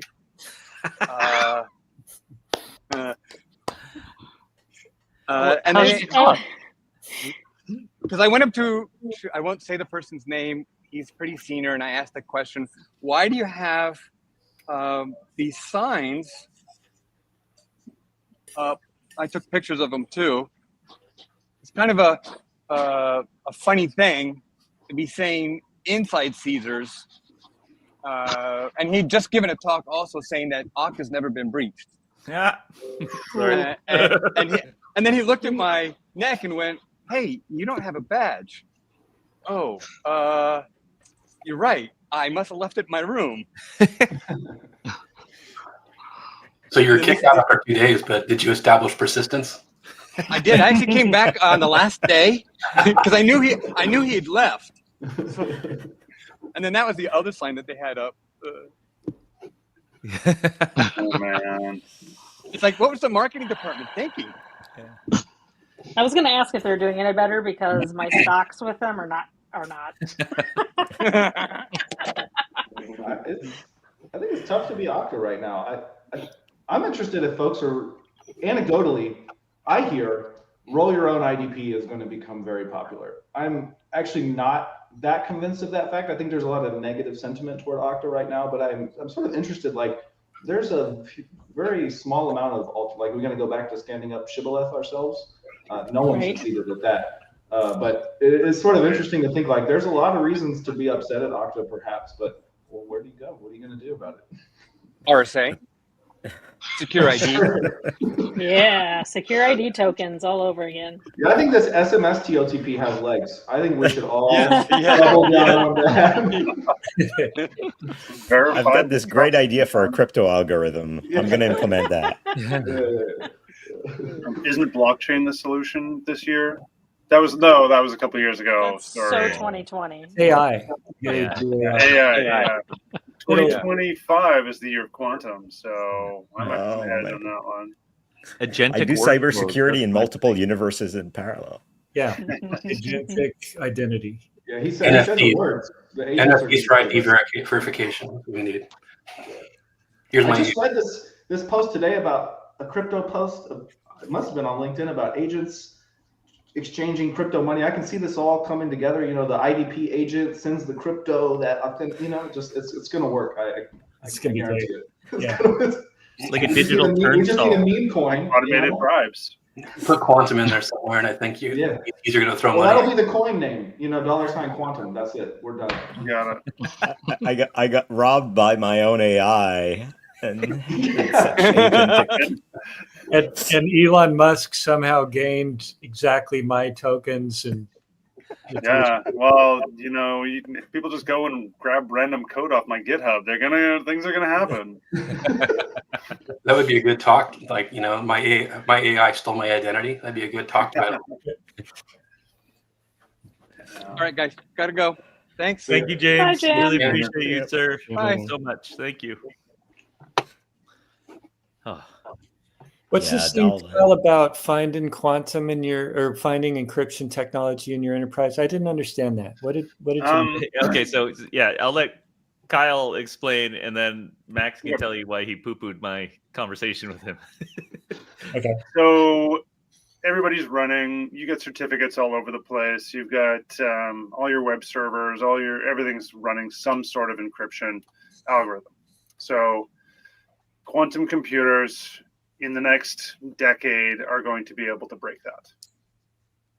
So if you have data that you want to keep safe for the next 10 years, then you should change today so that in 10 years, when someone breaks it, you're not as worried about it. I see. So there's a whole theory on that, but really the NIST standards came out in August. As of yesterday, they have deprecated RSA and elliptic curve algorithms for 2030. Okay. And it says do not use after 2035. So that was the NIST standards NIST recommendations as of yesterday. Another memo. And then I had this like half-baked idea that like, I wonder if we could, scan the environment somehow and get a ledger of all the different crypto algorithms being used, but I think it's too wide and too deep a problem. And Max, when I said poo-poo, you just gave me a little dose of reality. It patted me on the shoulder.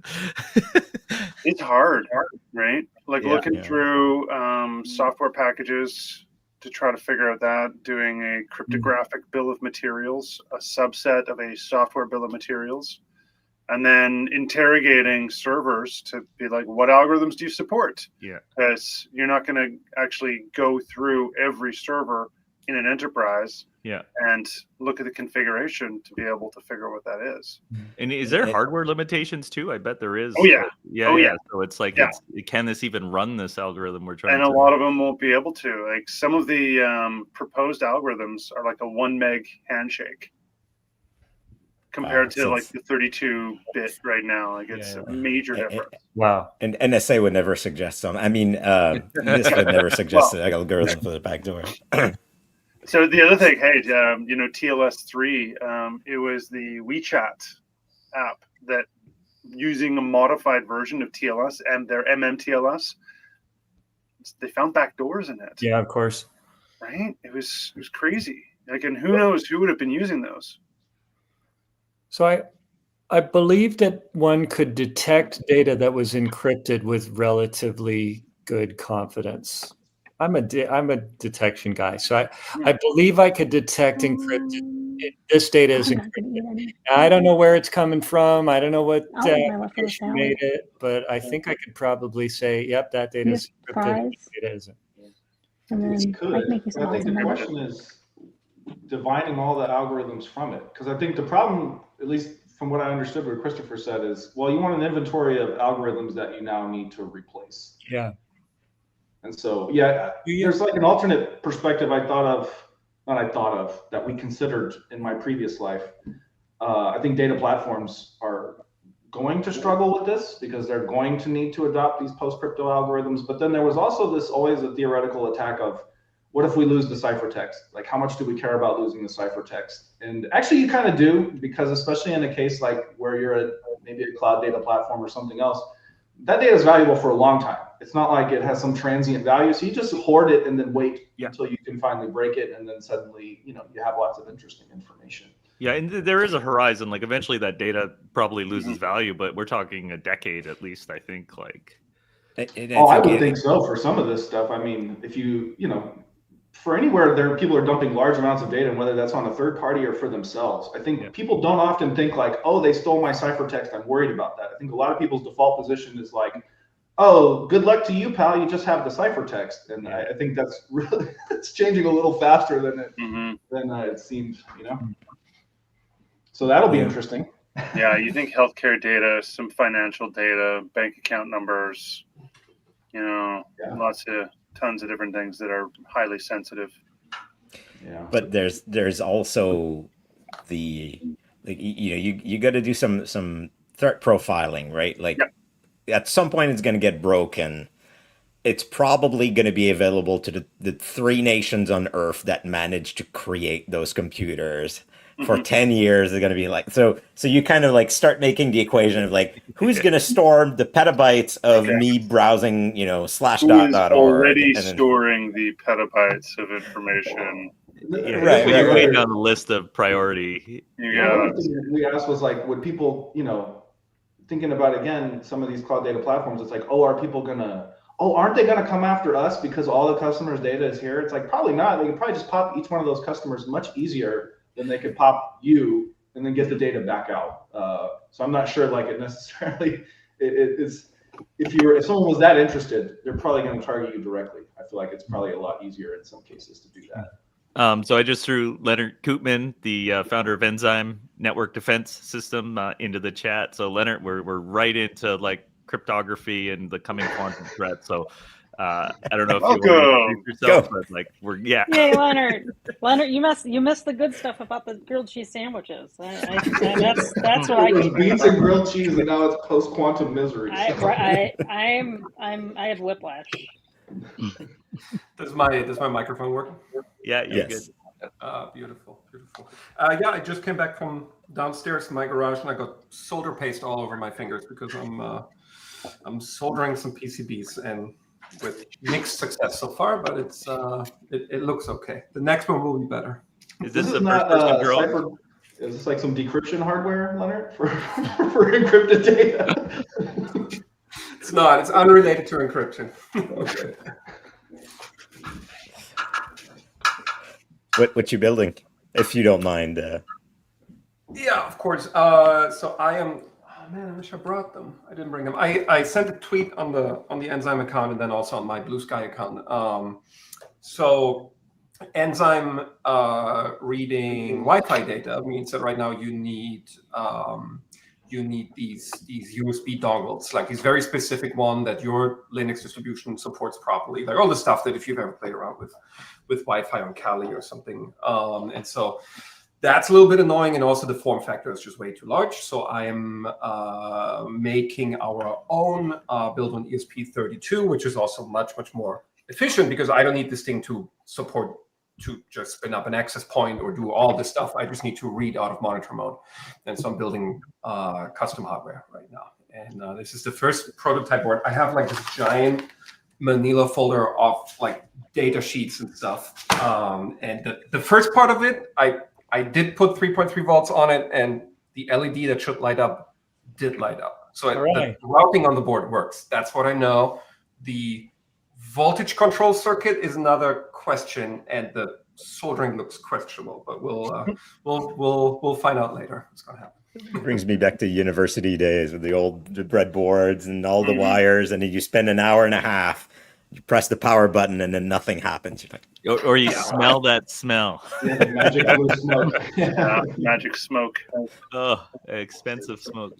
So Leonard, I'm curious. This takes me back to, I'm sure it takes a lot of people back to the days of Orinoco Golds and Alpha cards or USB adapters. But like, what? I was asking this maybe like a month ago or something like that. It's like, what can you even do today? Like in the face of modern wireless protocols, like, are you just looking for those holdouts who loved WEP till they died, or is there practical attacks against some of these more modern? Yeah, there's there it is. Yeah, that's the one. Nice. There is a ton of stuff that you can do, and a lot of that is nothing that you could fix with the next WPA standard, because it actually gets closer to social engineering. Actually, the thing that I am personally the most maybe not scared of, but I have the most respect for is you can really get to people with captive portals. So like you're in a hotel and you connect to the Wi-Fi, and just the browser just pops up with a login page, right? There is a lot of ways to do some sort of phishing that way. Like, hey, log in with your Facebook account, log in with your Office 365 account. Those browsers that open often don't really show an address bar either. So you could just there's no you're not even pretending to connect to a Microsoft server. So all of these stuff that you would usually protect is just kind of out of the window, and people might just enter credentials very easily on captive portals. There is God, I forgot the name of it. There is a software called Evil Fisher, I believe, that has all sorts of predefined HTML layouts that just look like it's a free Wi-Fi login with your Facebook account or Instagram account, and you get our free Wi-Fi, right? And This is like a rogue AP type of thing. This is not like I was thinking like, how are you redirecting the traffic from a legitimate captive portal? You're not. This is like, I'm sitting in the airport, I'm broadcasting free airport Wi-Fi, and then here's my captive portal. That's one of those. The whole let's say you have a target network, you're jamming it so people can't really use it, and you happen to spin up another network that is called, I don't know, you're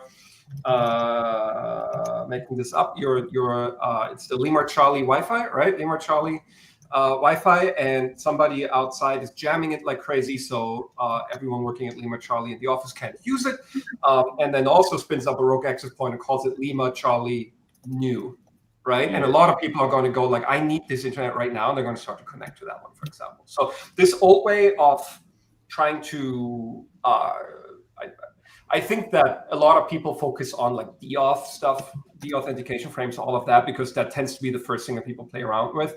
I'm not concerned about that very much. You can mitigate that with modern standards and protocols and a good passphrase pretty well today. I'm more concerned about the social engineering part of it. There was a story a few weeks ago. I forgot who published it, but in DC, I think it was the GRU, I believe. The Russians basically tried to attack a target through Wi-Fi in DC, and at CyberWarCon was when that research was published. They tried to break into it with all classic methods, no success. Decided that it was too risky to show up in person, so what they did is they found a company, I believe, that was across the street, got into that laptop, and then used that laptop to breach the Wi-Fi across the street of their target. So they are basically doing kind of a close access remote operation, which is very interesting. And I read about that one. That's a fascinating use case. They compromise a laptop in the building across the street and then use that to launch the attack. It's like, whew. Yep. So I mean, Enzyme is built for people who could, either people like us who like to play around with it, where there's nothing wrong with that, or for people who have in their threat model that someone might show up in person and attack them, right? And I'm not in the business of scaring people of like, oh my God, you need this or you're going to be hacked through your Wi-Fi. It's very unlikely. But there are organizations, there are locations that are at risk of that. And that's what this is built for. And they usually have requirements that are higher than, hey, buy these 12 alpha adapters and a bunch of Raspberry Pis and put them all together and glue them on the wall. That's why I'm working on the custom hardware right now.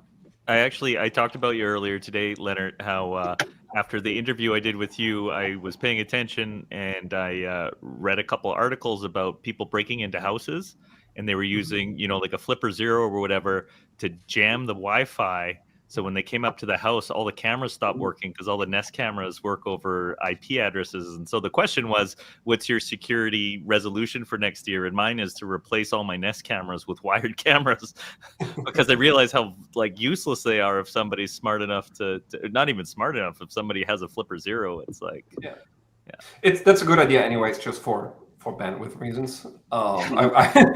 We moved in a brand new house, and it had Cat 6 everywhere, including on each outside wall of the house. Nice. So I could just PoE up the entire house and just have Cat 6 outside, which is perfect. Beautiful. Did you buy the house because of that? That's yeah, the realtor was showing us around, and then of course there's the big bedroom with the giant walk-in closet, right? And then I got excited downstairs because she opens this door, and she's like, "Oh yeah," and then there's this thing I think it's like a network thing or something, I don't know. And she closes the door again. I'm like, "No, hold on," and it's a whole patch panel, like in a door behind the kitchen, where all of the Cat 6 comes together, and it literally would fit. I haven't got one yet, but it would fit a 19-inch rack perfectly. Amazing. You could roll it through that door.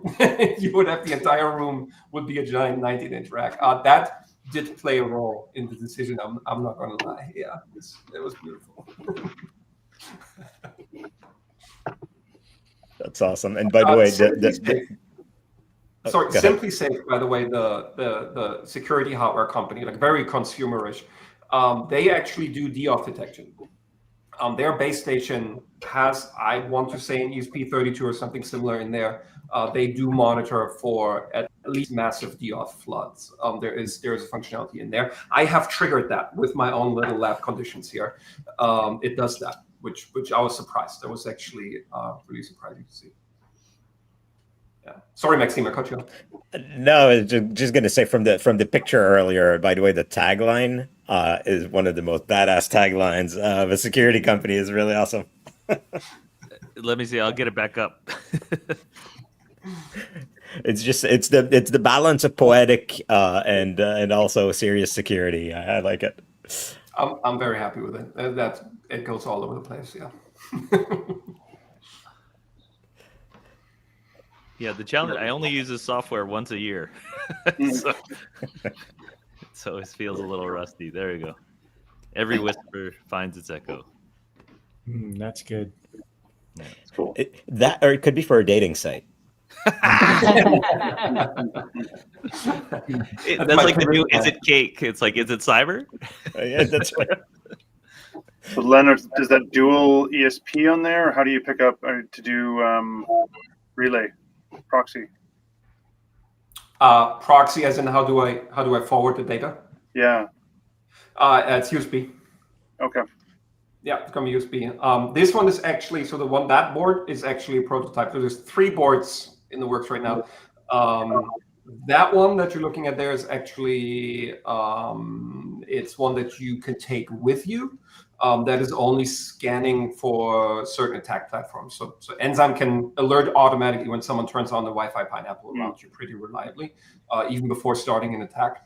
And you can set up these definitions. There's a lot of them out of the box. And one of my very, very early customers had a requirement to take this with them because they do a lot of what they call expeditionary Wi-Fi, which I was not aware of that's a thing.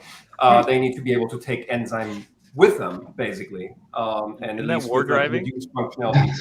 Anti-war driving kind of thing. Anti-war driving. China. Yeah. That's amazing.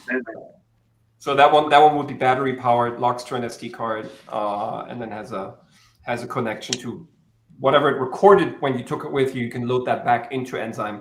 It has GPS on it, and it kind of gives you an overview of what it recorded, but it can also, like, on the spot alert you on what's called bandit definitions when it sees any of that. And you can do triangulation with a couple of your nodes, right? Like you can actually triangulate roughly where the source of this stuff is coming from. Yeah. Yes. Yeah. There was an interesting use case of a European federal police agency that is using Enzyme. They have the problem that they provide Wi-Fi for their officers in the police stations, They have the problem that then their officers' phones are sending probe requests and are looking for that Wi-Fi when they're out and about.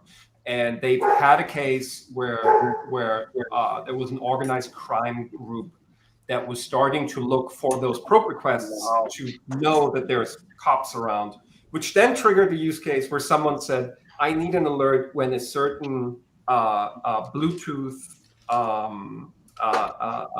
MAC address vendor is around. So the first 3 octets of the MAC address. I said, yeah, sure, you can do that. And I can record that for you. And he sent me the vendor ID he was looking for, and that was Taser Inc.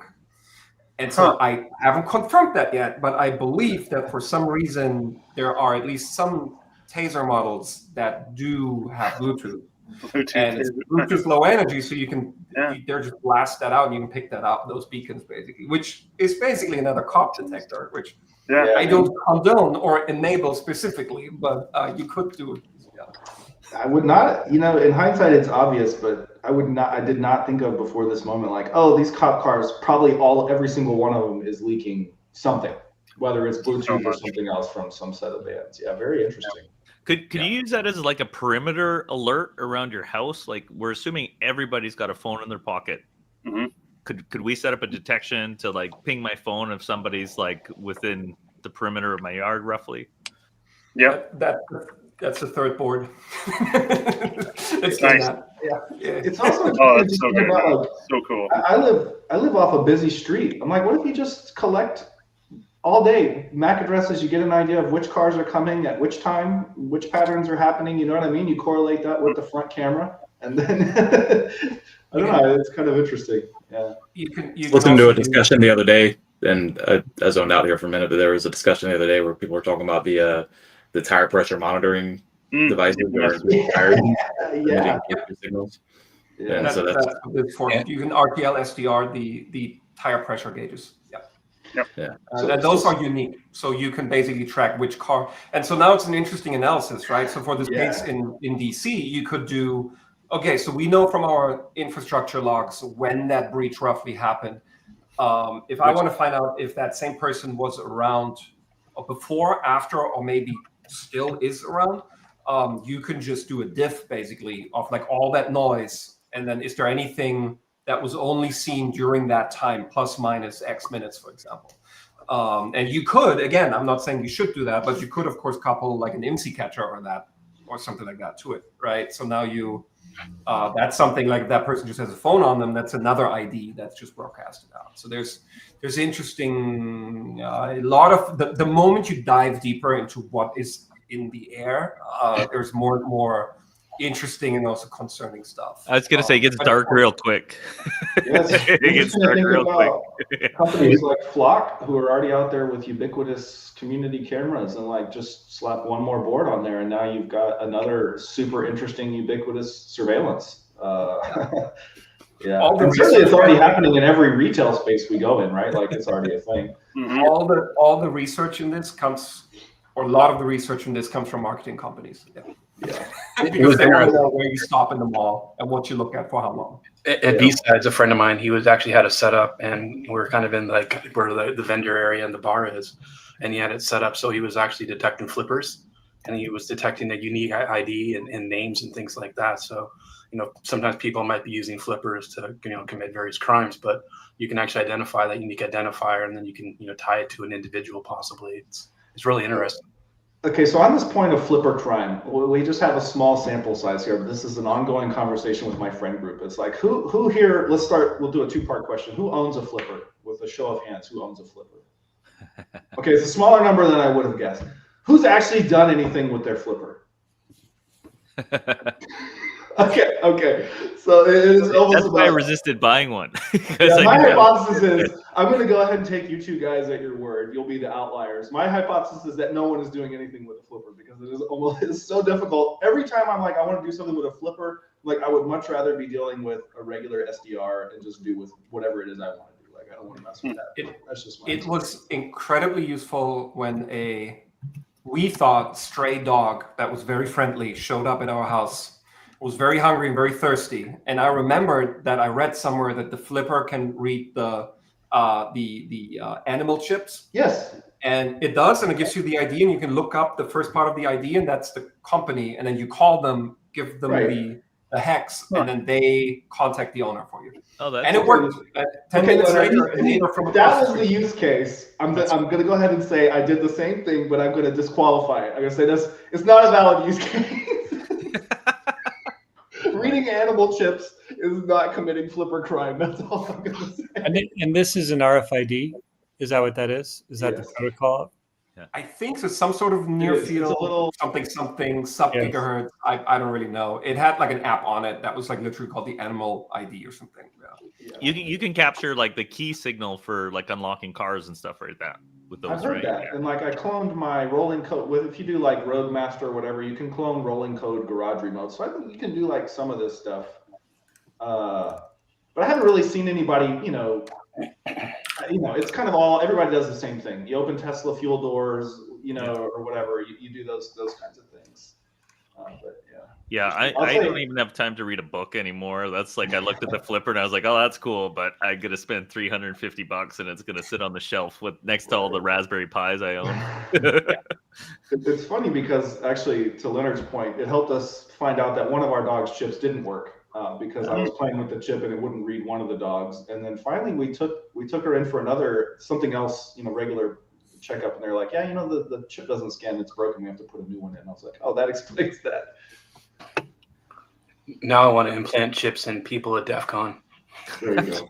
You gotta get pretty close though. I gotta tell you, gotta get it right up on their necks. No, that's the social engineering. They'll do it. They'll do it on themselves. They'll opt in, right? Oh, yeah, we did it like at like TorCon they did them. They were putting those kind of chips in, but like get the actual pet ones, and I'm sure you can find people that would do it.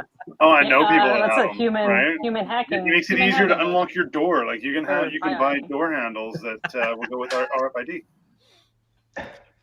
It's the biohacking stuff. They have a non. Paul, thank you so much, Ben. Yeah, I should go too. Thank you all. Congrats. Paul, thank you, Well Kyle. done. We'll see you around. Thank you. Got it. Cheers. I'm gonna head out too. All right. Amanda, the biohacking stuff is next level. It's, I'm just worried about the I infection watched. stuff. Oh yeah, for sure. I watched my friend get it in his hand. The magnet? And RFID chip. RFID. I see the guys that put so- a magnet in so they can detect electrical fields. Right. Yeah. Yeah, and I don't think it was a doctor that was in there, because like they're doing it in a Vegas hotel room. They sterilized it. They Pour a little whiskey on there. Just a little lighter, just. Sure. What the heck? I would never, ever get something implanted in my body in a Las Vegas hotel room. Well, Never, people ever. do. Never say never, Josh. Okay, all right, fair enough. And pay for it. But I'm thinking these RFID tags, it doesn't have to be implanted. You could just kind of It doesn't have to. Yeah. drop by and Put it in slap your wallet. one and stick one on somebody's bag, and now you can track them wherever, wherever you talk about surveillance. My brain has not left the moment when he said TPMS also, because I'm like, oh, TPMS plus the Bluetooth, you can know who's riding in whose car, who rides in different cars. There's so many interesting things you can do with, even if you don't know who they are, just having the IDs correlated to others. Yeah. And I don't want to get on the LLM. I love LLMs train, but like with that kind of data stream, like that's the kind of stuff you can work with one of these LLMs and start to make sense of it in a way that I think takes a human way longer. A friend of mine was doing that. He built like the porta packs, Jared Boone, and he was doing some stuff around the tire pressure monitoring. He was trying it out, but one of the challenges he ran was the signal strength wasn't strong enough. Right. So it wasn't like practical unless you get super close to whatever. But maybe if like the reader or whatever was able to high power and pick it up or something. But that's what I'm wondering, because like Blue Snarf, and this is like ages ago, of course, and I don't know, Leonard, if you're up on this or not, but like Ken, my perception is that like, oh, you can boost signals, but I don't really know if it's reasonable to be able to say like, hey, from 100 feet away, I have equipment that can do TPMS or something. And you blow up their car. Oh gosh. I was just trying to reach your tire pressure. You guys are I mean, if making the antenna's script big for, enough. yeah. You guys are making the script for like a new Squid Game season, I believe. And like, just put your scripts out there. You ever read the book Daniel Suarez, Damon? It's like one of my favorite books. It's just like what was like when AI goes horribly wrong. Oh. It's about this like genius game developer, and he kind of develops like a brain tumor, and it makes him kind of go mad. And so he ends up programming this AI that actually is monitoring for when he passes away, and it unleashes these AIs that actually like kills people, like messes with traffic lights. It even like pays people to kill others. Like it takes over like the world. It's like kind of the worst case scenario when AI takes over, and it's awesome. I heard they're trying to make a movie out of it, and like it's like total like nerd like porn. I love it. It's like what could possibly go wrong, you know? But it's not far from what's coming. I've been talking to people on the podcast, and they're talking about agentic workflows launching with ChatGPT next year. So you're going to be able to have AI agents that have like login credentials for you and can act on the internet and interact with different apps, and you can start to build workflows with them. And it's like, you know, this is like year 3, right? Like since we've got these new LLM models, it's like this stuff's going to move fast, and soon we're going to have these things operating without oversight. It's crazy. I saw someone give a local LLM model access to their, like one of those that's not locked down at all, gave them access, I think, to a TaskRabbit API key or something, and then the local LLM started to instruct an actual TaskRabbit worker to do things for it. That was, I think, a year ago when I heard about that, which is already wild, right? This is like, oh, we already broke that barrier. The other side didn't even know that it was instructed by, it was just trying to solve a problem for the person instructing the LLM, which is wild. Yeah, and if you can find any simple mechanism where you make $1 and you start putting those things out, like we're going to see a lot of people, and then it's going to make these weird sloshing things on the internet of all these bots trying to do a thing. It's going to be wild.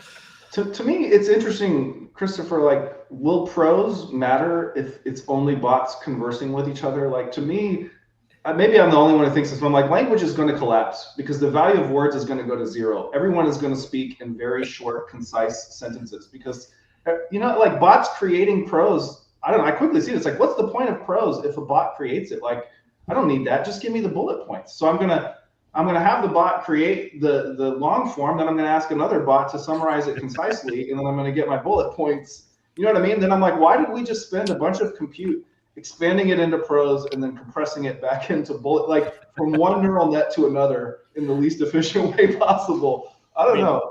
I mean, it sounds like computer code. Like if I wanted to. Yeah, writing it. For a computer, I would write assembly, right? Or, C or. Yeah, it's almost like you might not choose the most computationally expensive way to exchange information possible. I mean, I don't know. Have you seen humans, Jacob? We're not the brightest. Like, we're pretty clever, but there's not a lot of wisdom there. I don't know, man. Chris, I'm super interested in this because I do think you're right. I think these agents are going to be doing stuff for everyone. But I think if you look at like fashion, is it fast fashion or like drops? Think about Supreme. Think about Ticketmaster and sales. Like bots rule those worlds. And it's like what happens there is like there's just no market for humans anymore. Like, humans don't really participate in ticket sales. They just get extorted more by ticket vendors or get Supreme stuff. You only buy it on the resale markets where the bots aren't competing for the same stuff, and the bots have already won, and now you're doubling the profits. Yeah, I don't know. Yeah, drop shipping. Thank you.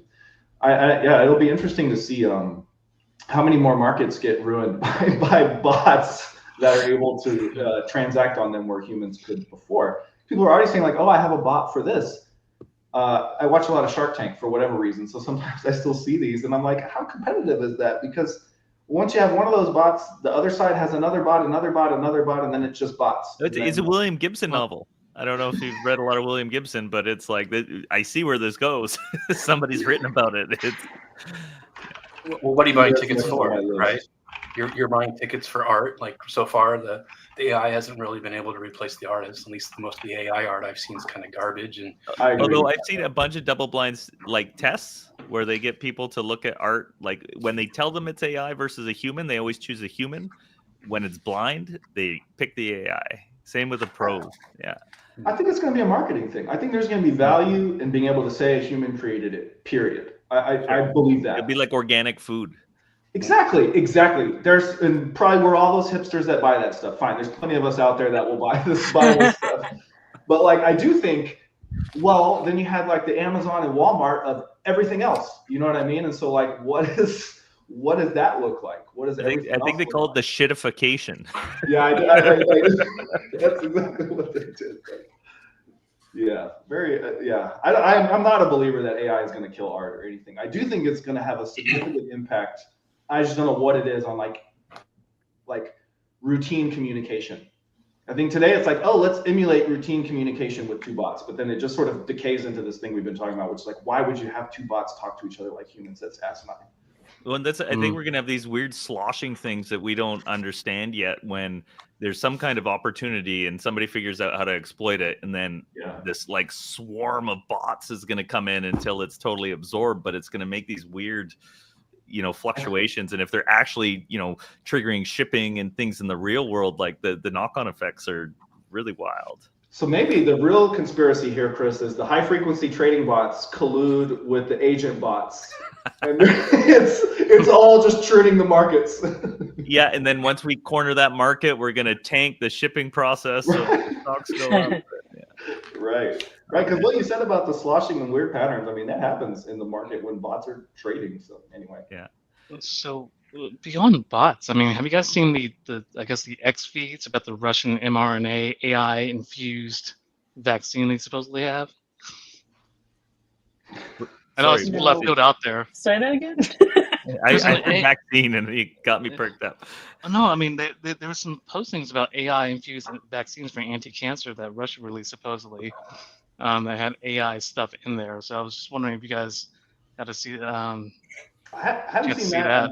I'm certainly AI in it, as in they used to develop it. They used AI to develop the they don't specify that. So I've seen some additional articles on X recently too on the they're using AI-based cell treatments. So yeah.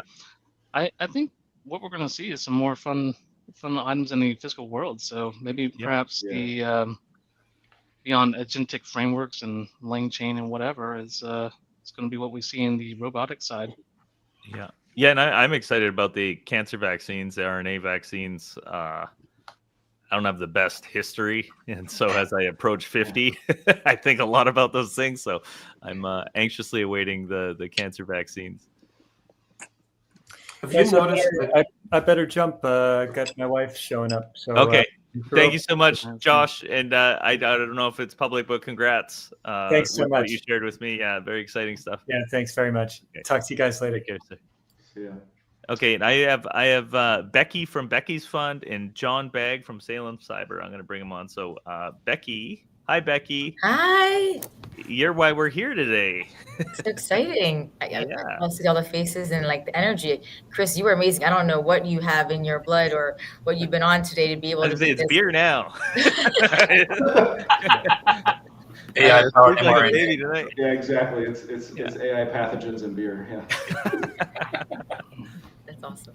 And John from Salem Cyber. John, maybe do you want to introduce yourself before we start bugging Becky about all the awesome things she's going to do with this money?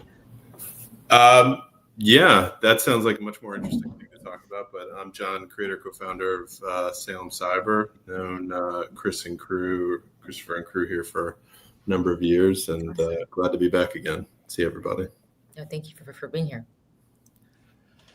Yeah, $30,350, Becky. We did it. I know. I was posting and I was telling people to come join for the last hour to come watch instead of the live feed. So I was just posting. Amazing. Yeah, pretty exciting. So yeah, maybe you can tell the folks on the call here about some of the awesome things you're going to do this year. Sure. So first of all, thank you all for being part of this in this effort.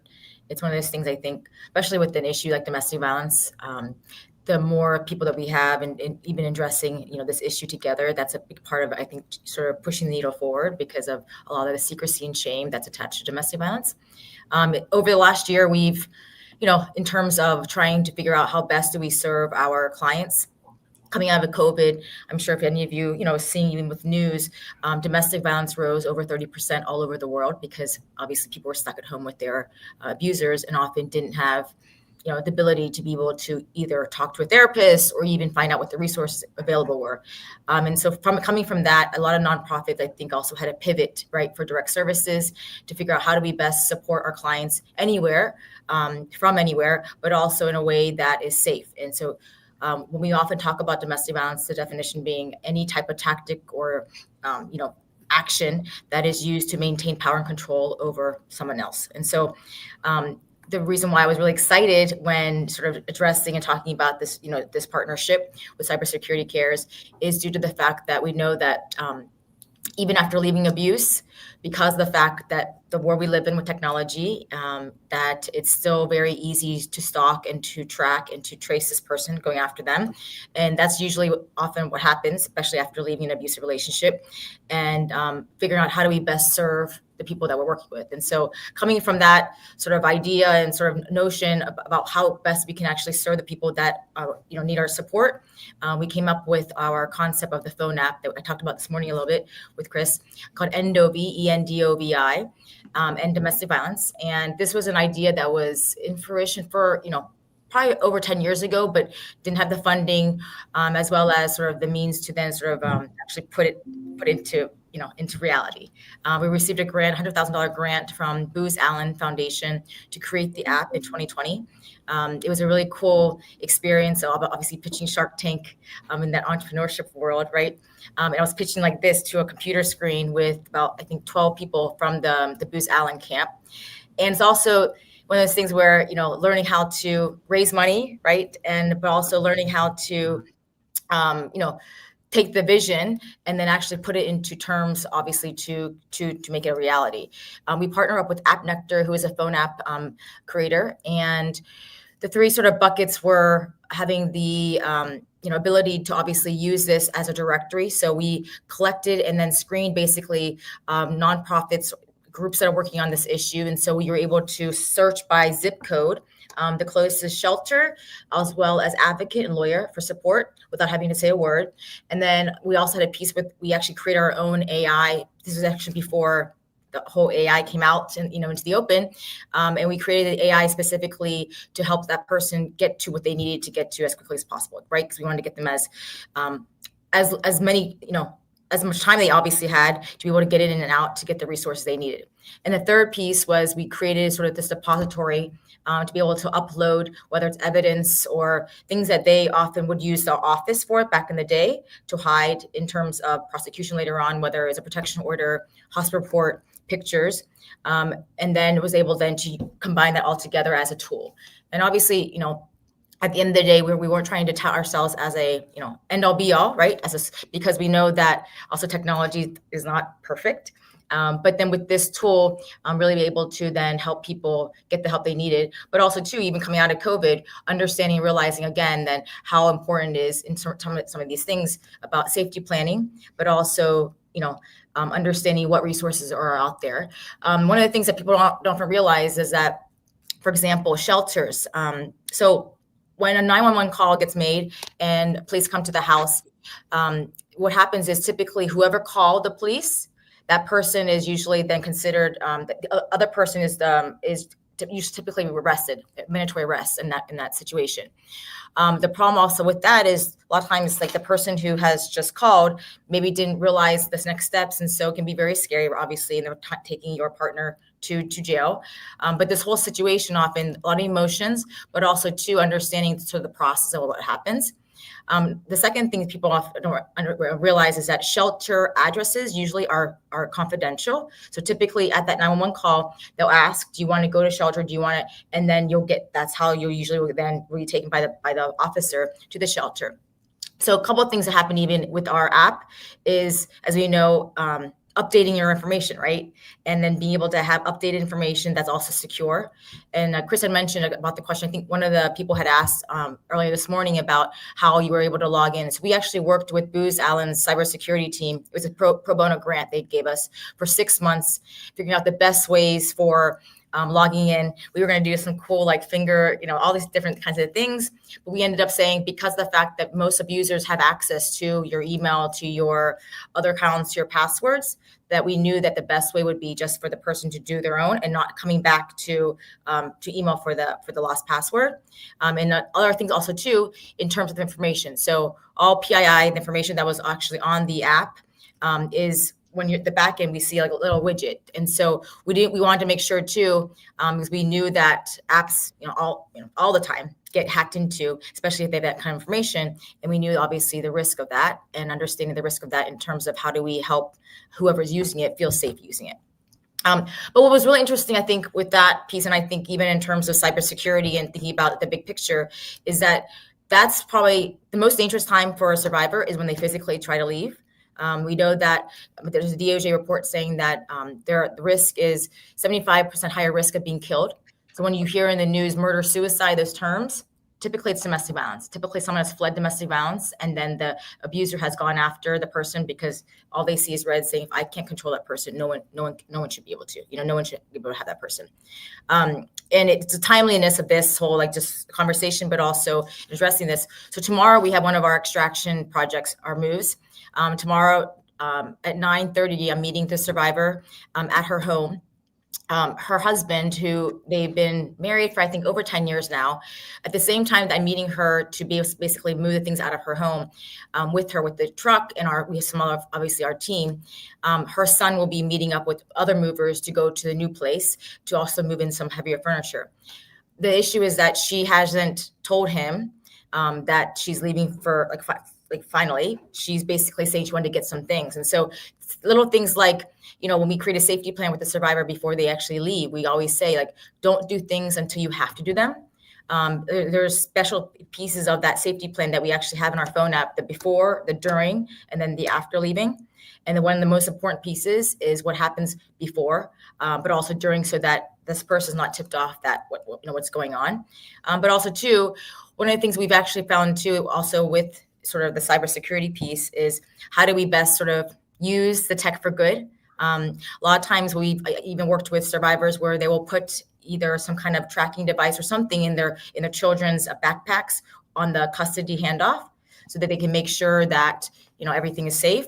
A big thing that often is not really addressed, but we often say about the whole safety of children, especially in the situations, because imagine if you have a protection order against someone who has hurt you, but then you have to meet them every 2 weeks to hand off the child, right? And so even in terms of using children as pawn, that is a big piece in this whole conversation as well, and addressing how do we stay safe after leaving abuse, especially if you still have to have contact with this person.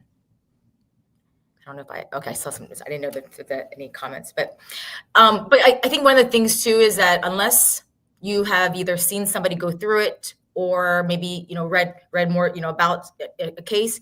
I don't know if you guys probably saw the case today with Giselle from France, and this whole thing about how she was basically not going to obviously protect anonymity, but actually wanted her story to be shared to show people that how difficult in this terms of this legal system that we live in, but then in terms of how do we do better for survivors, but also how do we prevent this from happening again. Right. And so a big part, I think, in terms of even cyber, one of the things that we do with the survivor when they're making the plan to leave, we also have a list of things like sort of that, cybersecurity housekeeping, as you might call, right?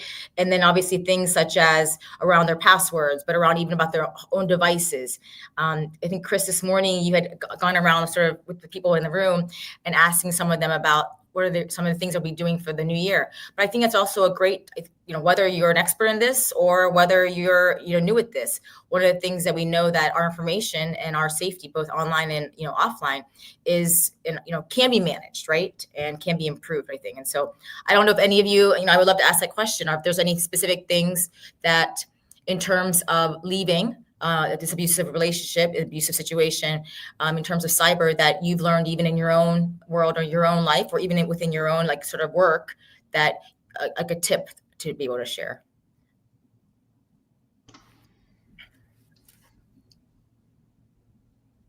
Yeah, I mean, it's a tough one. If you have a strong online presence, it's really hard to erase that. Yes. Michel Khan, who was on earlier, he has a guide. I can find the link in a second, and I'll post it up. But he's got a guide for how to like disappear yourself from the internet. It takes like 6 months, but it's like it's a big ask, like for somebody to have to do that. Like that's really intrusive to their ability to like progress professionally and like exist in this world, because so much of our identity is tied to online, right? And like credit, right? Think about credit. Think about getting a new house, getting a car, showing history, right? I think one of the things that several women that I've worked with in the past who came over and in terms of their degree, they were doctors, many degrees where they had to give up their sort of past life, their whole identity to be able then to move forward from the situation. But also, if you have children, like, how do you tell your child to change their name and now they're a new name and we're living in a new area? The one thing about the shelter that was very frustrating, and it's one of the things that we're trying to figure out how to do better, is that many shelters get funding from they'll get state funding. And so what happens is there's several times I've gone to a shelter with a woman and trying to get her to be able to, get their services, but they ask for your driver's license and they say, well, we can't accept you here. I'm like, why would she go to the same shelter that her husband is living in, the same city, right? And so things like that, where we're trying to figure out better ways to support survivors. Another thing that shelters don't often do is accept pets. And we know that abusers will threaten that, dangle that whole piece, like, well, if you leave, I know that you can't take your pet with you. And so I think slowly, as we're trying to figure out real scenarios, even breaking a lease.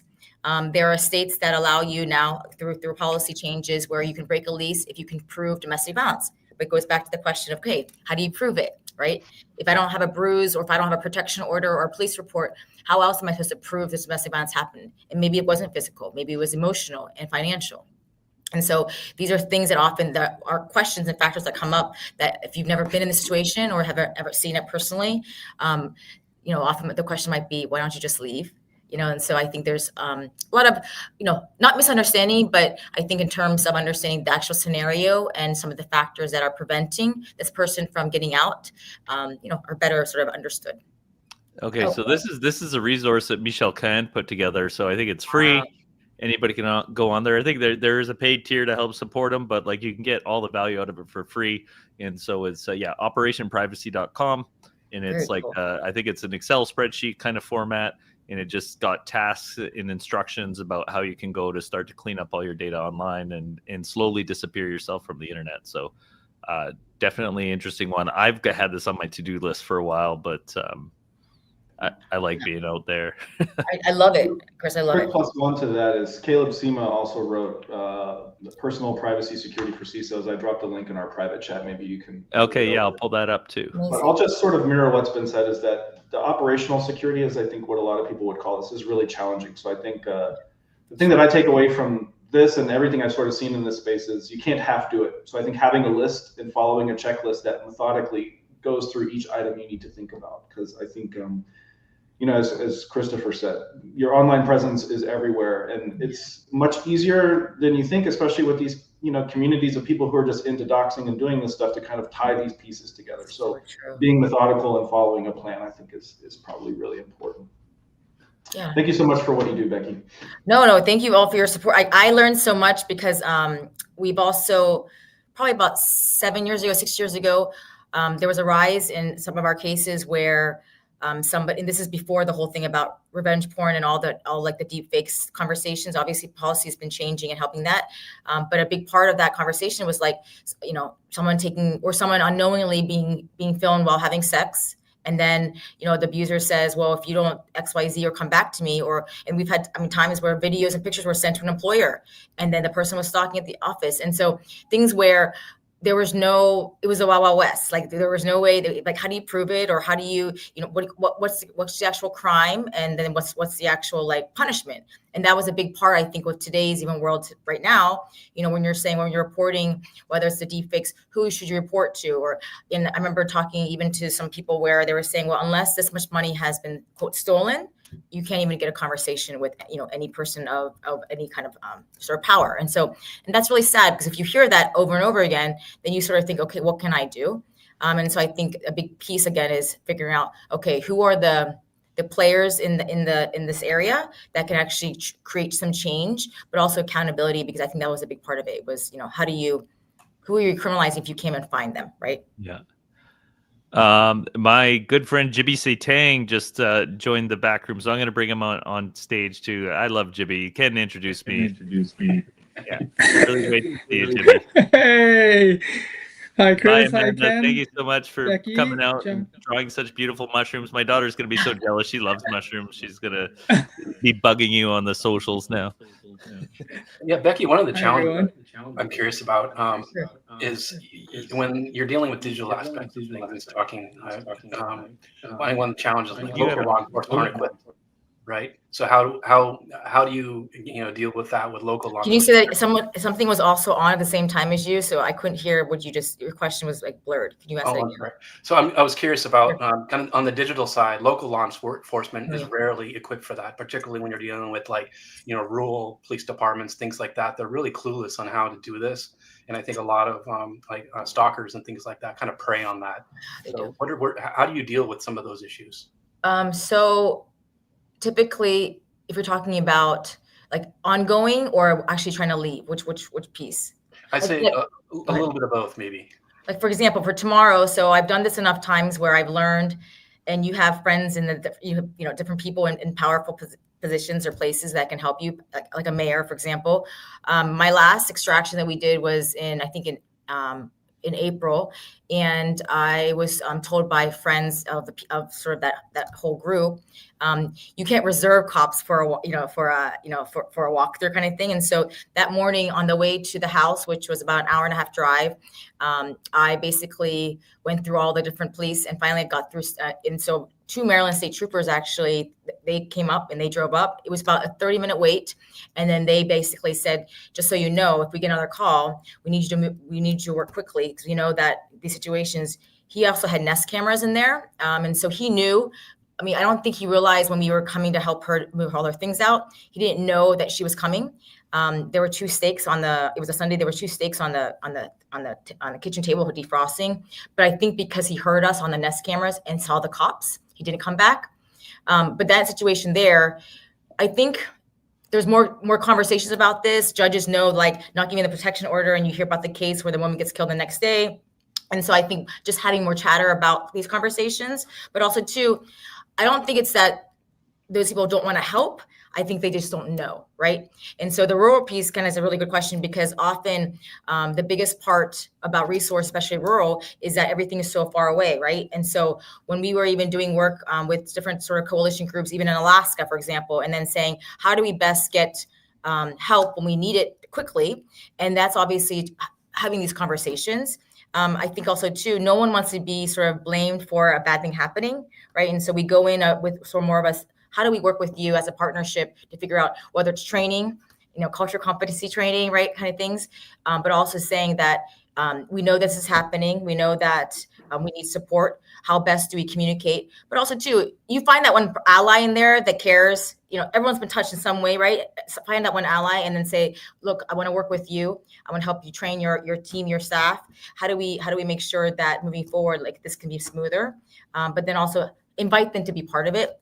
I remember, for example, there was a judge, I remember, in Virginia, and it was a horrible, horrible case. And he basically, very old school, and we got the protection order because he really wanted to rush to his golf game. And so he wanted the case to end. But things like that, where how to get certain things by playing the game in terms of what people's, their own priorities as well. But also too, we knew that it was a necessity, obviously, of being able to get her the protection.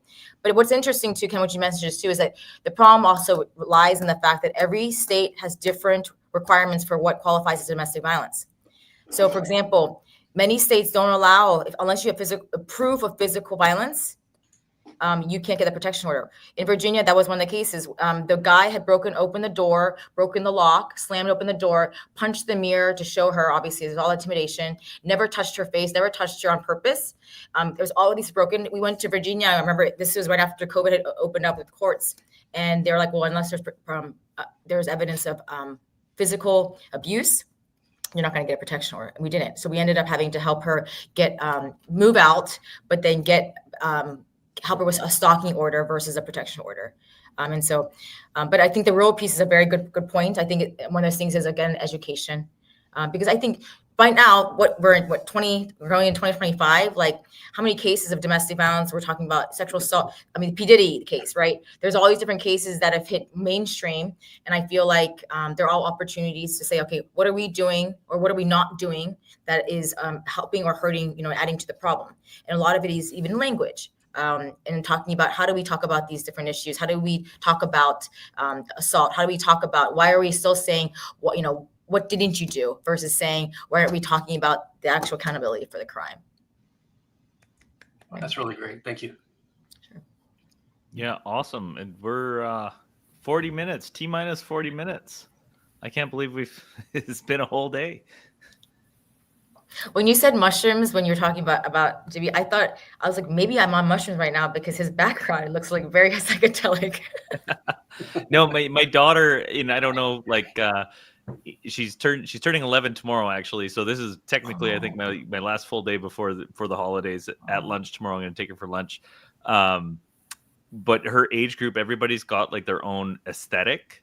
And so everybody's like a favorite color and your thing that's like your special thing. And her special thing is mushrooms. So everything that's in her room right now is either this light forest green and mushrooms. That's like her aesthetic. So that's very cool. Yeah. It's interesting. Different from when I was a kid. I can't remember what our big thing was. It was skateboards and tapes, cassette tapes. That's what I remember. Becky, I have a question for you. Sure. You talked a lot about relationships that where like somebody's trying to leave. Do you have any like recommendations or advice for maybe like if we know people in our own lives that are in relationships that may have some level of abuse, but That's the number one was question. not ready to leave? Like, how do you be supportive to that person? And then John, like literally, that's the question. I mean, literally, I'll get people calling and say, "Can you call this person and tell them to leave?" I'm like, it doesn't work that way, right? But at the same time, too, it's. I mean, the statistics say that it takes somebody 7 to 9 times to permanently leave an abusive relationship, and I think that what you just mentioned, ups and downs, like going back, the forgiving, and then the cycle, right? The cycle of abuse, it starts out with obviously the honeymoon, then the walking on eggshells, then you have the explosion, you get the apology, and it starts over again. And people often ask, like, what can I do? I know that something's not right, but also too, I don't know how to be supportive without pushing them away and getting them, having them get defensive. So I think we often say, the first things first is when you're talking to them privately and just check in how they're doing, and then just say, I'm concerned, I'm worried, maybe talk specific things, right? Specific things like, recently I see you don't seem like yourself, or how's everything going with blah blah blah. So create some rapport, and creating that sort of for the beginning. But then when you show somebody that you're asking because you care about them, it matters, right? To showing that, but also saying like, whatever is going on, like, I want you to know, like, anything you would ever tell me would be confidential. But also, it's okay. Like, I understand, like, if you're struggling, and I'm here if and when you need support. And so I think just leaving it like just like an open, sort of the open line of communication. And then obviously too, when they're ready, then they know that you're available. But I think people are so scared because of so many different things, right? Because on the outside, we always try to filter everything. Everything's fine. I mean, it could be embarrassment. It could be maybe if they're married, the whole thing about, well, the church is against divorce. I worked so hard for this. I know that if I did this better or did that better, I could help, make it okay. There's so many reasons, right? But I think the biggest part, especially for somebody who's looking out from the outside in, is just letting them know that you're there for them. Yeah, and I think Amanda, we were talking to earlier, who left an abusive relationship 6 years ago and went through quite a thing. When she told her story, it was really just her mom touching her on the shoulder and saying, "Hey, this isn't right." And it was enough validation because she was sort of in this thing where she just didn't know, she was miserable and knew that it felt wrong, but she didn't want to, like, I guess, break the contract she made with all the people in her life when they got married and stuff like that. So yeah, just letting somebody know that what you're seeing doesn't look healthy, I think, can help them get over the line with the decisions they got to make. Yeah. And I think, John, just being present, I think that's huge, because I think people are so scared that they're not going to be believed, or they're going to be blamed, or they're going to, they feel stupid that how could I have gotten myself into this situation, or I'm smart, or I come from this and that, and like, how did I get here? And so there's so much of that self-doubt, which is part of the verbal abuse, right? That person has sort of tricked them and gaslit them to believe that this is all their fault, or they're imagining it, or it's really not that bad. It's not a broken arm or XYZ. And so all those things internally are fighting with that person, trying to figure out, okay, like, what do I do? Where do I go? How do I even start this sort of path out?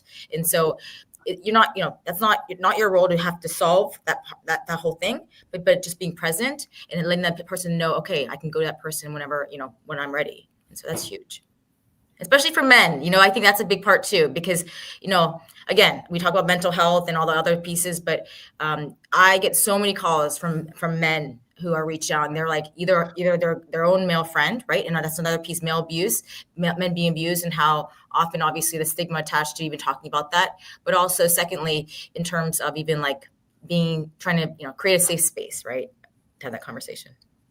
Yeah, and I think, like, obviously men have a lot of advantages in the world physically and economically and all the things, but they're also trapped in the patriarchy hurts us all, right? And so they're also trapped in these roles, and reaching out for help and showing vulnerability and all those things are stuff that in the wider perception aren't okay. And so I think they can be isolated and suffer as much. Yeah.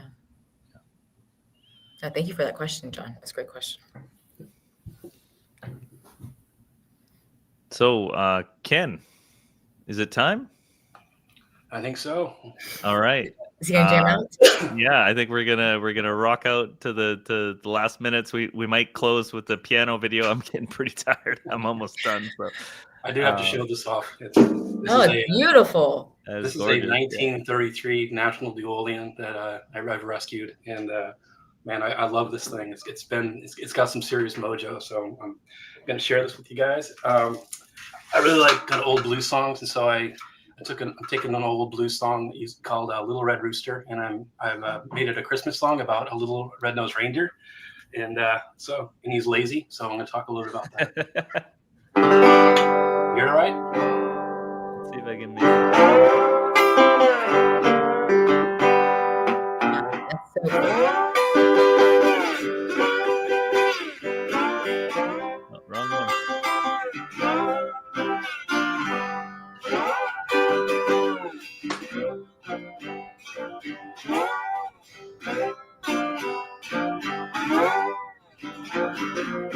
I'm a little red-nosed reindeer, too lazy to pull that sleigh.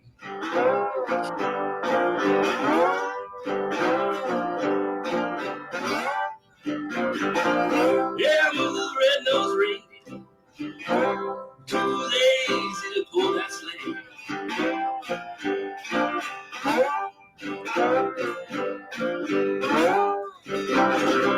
Yeah, I'm messing up Santa's workshop in his deliveries in every way.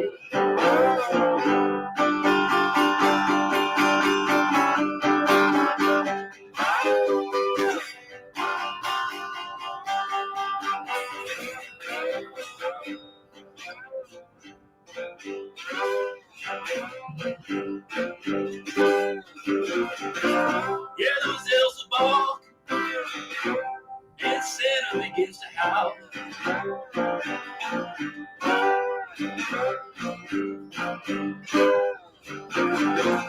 Yeah, the elves are balk, and Santa begins to howl.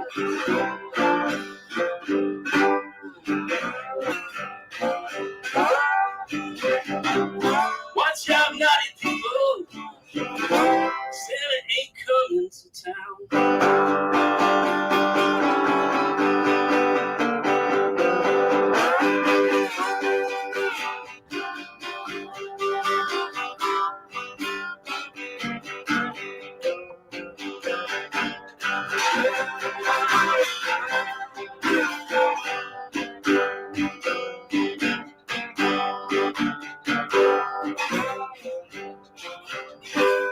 That's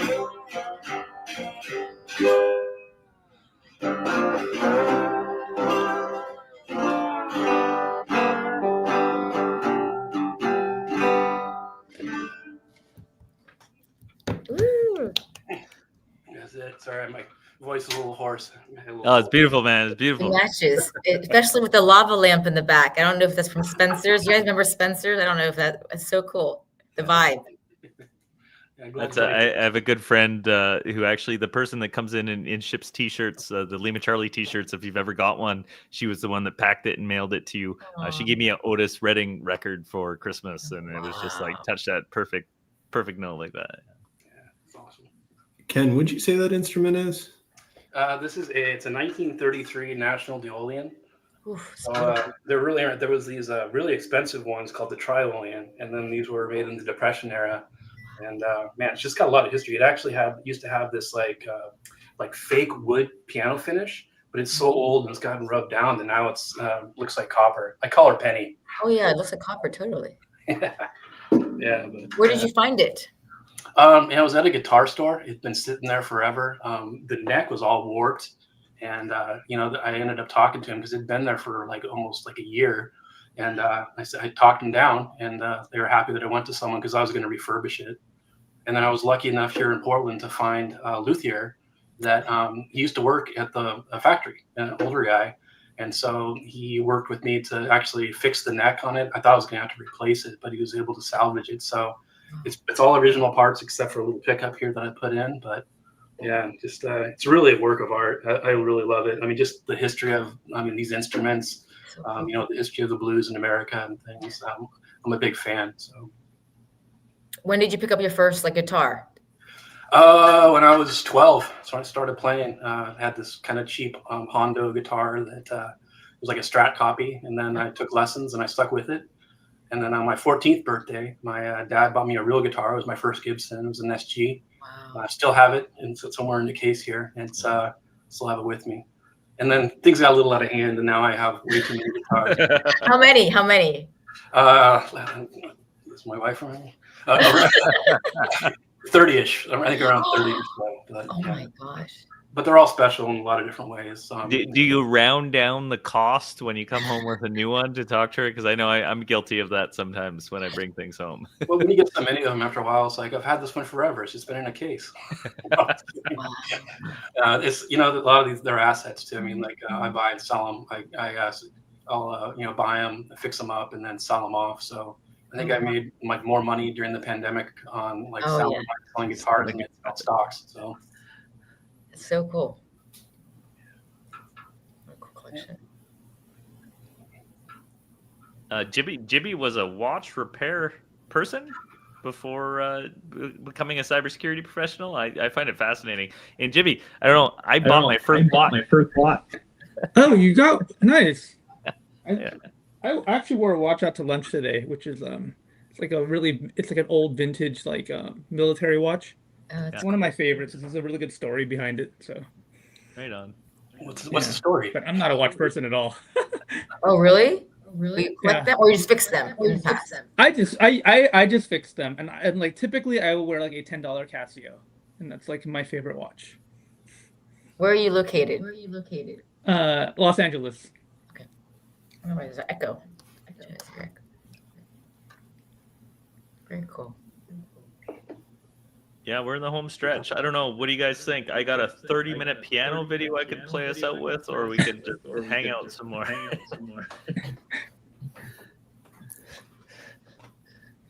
I do feel quite accomplished. We got another one. So I'm going to update. Yeah, Jibby, I think it's you. Sorry, bud. You got a bad echo. So, Christopher, maybe you could, for those of us who haven't been here all day like you, maybe you can give us some of the highlights of the day. Yeah, sure. And I'll do a little bit of history too. So I'll go way back. I'll tell you the whole story. I grew up in adverse conditions. I know it's a common thing in cyber. And when I was about 22, my uncle sold a company for a ridiculous amount of money. And he came and basically lifted me and my family out of poverty, helped me go back to school. It's funny, I still get choked up when I talk about it. And yeah, I wanted to do what he did, and so I got into technology. With no direction. It wasn't like I wanted to do cyber. That's a thing that found me.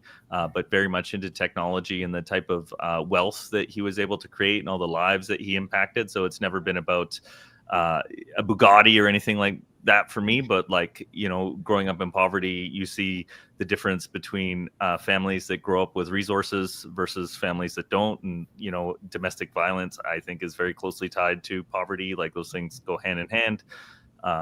Adverse childhood experience stuff, which we talked about earlier. So, yeah, just having that door open for me and going through school and getting like my first real job with like vacation and like, making 5 times more money than I ever made before my first job, all those things. Jibby, I think you understand what that experience is like, getting your first tech job. I felt so much gratitude when my daughter was born. So this is 10 years ago now. She's turning 11 on Friday. I wanted to do something, and so I started like a food drive in Vancouver in the local tech community called Startups Care. And I think we raised 1,000 pounds of food the first year, and then it became a financial thing. And the last year that it was under that umbrella, we raised $45,000 or $50,000. Together with that and this, so far I think we've raised over $350,000 plus what we did today. So just like, yeah, super inspired and grateful for all the good things that have happened to me. And and that's what this has culminated in. And then 3 years ago, when we switched from Startups Care to Cybersecurity Cares, we came up with this idea of the Streamathon, which I love. I think there's so much potential here, and I think we were starting to really touch on it today. So we've had packed groups of people just hanging out from cyber. We've had a bunch of musical acts. We had a nerdcore hip hop rapper on, AI K-pop synth band. I don't know if I'm capturing that right. And then we had some piano players and just like interesting guests. We had the folks from Sober and Cyber on talking about their mission, a magician, the folks from Bare Knuckles and Brass Tacks. I think I got that right. And they were talking about like branding and some of the challenges for folks in cyber, and like how company identity is something that's really important to your sales outcome. So quantum computing, encryption challenges, like we've done the whole thing. There was like an hour spent on deciding whether or not a burrito was the calzone and a bunch of other very interesting food conversations. So yeah, it's just been like this variety show day, which I think is sort of harkens back to like, the old telethons, which I think was like the inspiration for this. So I think we got close to it this year, and every year I say this is my last year, but I know I'm going to do it again next year. So yeah, I feel super great. I like the financial outcome's great. We've raised more money than we've ever raised for this initiative. But it's also like the event itself. Like I think we crossed some real thresholds this year, and I think that's going to keep feeding itself and hopefully become something that like the potential here is huge. If you think how big the industry is, and if we can convince some companies that spending some of your marketing dollars on this is way better than buying plastic shit you're going to give away to people at trade shows that don't even want it, and this is the way, right, to borrow a trope. So yeah. What was the conclusion on the burrito v calzone discussion? I can send you the website. It gets really complicated. So there's like all these classifications that are essentially you classify food based on, like, you take a cube, and depending on which sides of the cube that are starches touch the food, you can classify the food. So some things that you wouldn't think are soups because the starch covers 5 of the 6 sides. Yeah, it's fascinating. So I'm trying to remember one. Yeah, like 2 quesadillas with cheese in between is actually a cake, and technically it's a cheesecake. So there's a rabbit hole. I can send you the link to I can't even begin to like reproduce that, but it was a lot of fun. You get a lot of like really sharp, brilliant people onto some weird esoteric subject. It's fascinating. This reminds me of the whole like vegetables aren't real discussion. Yeah. Well, you missed that. So David Burkett was on earlier. I don't know if you know him, but he just wrote a book on the UAP phenomenon.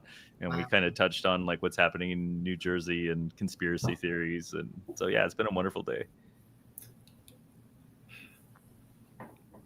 And probably a good time to sign off. Yeah, I got a video of my friend Christy Lewis, who recorded a video piano set for me 2 years ago when we started this thing. I'll let her take us out. It's beautiful Christmas recital. Yeah, and thanks for joining me. This is a great outcome. Chris. So $30,520. Amazing. Yeah, next year we'll 40. Let's say 40 next year, okay? All right. I love you. I love you guys. Thank you. Take care. Yeah. All right, here we go.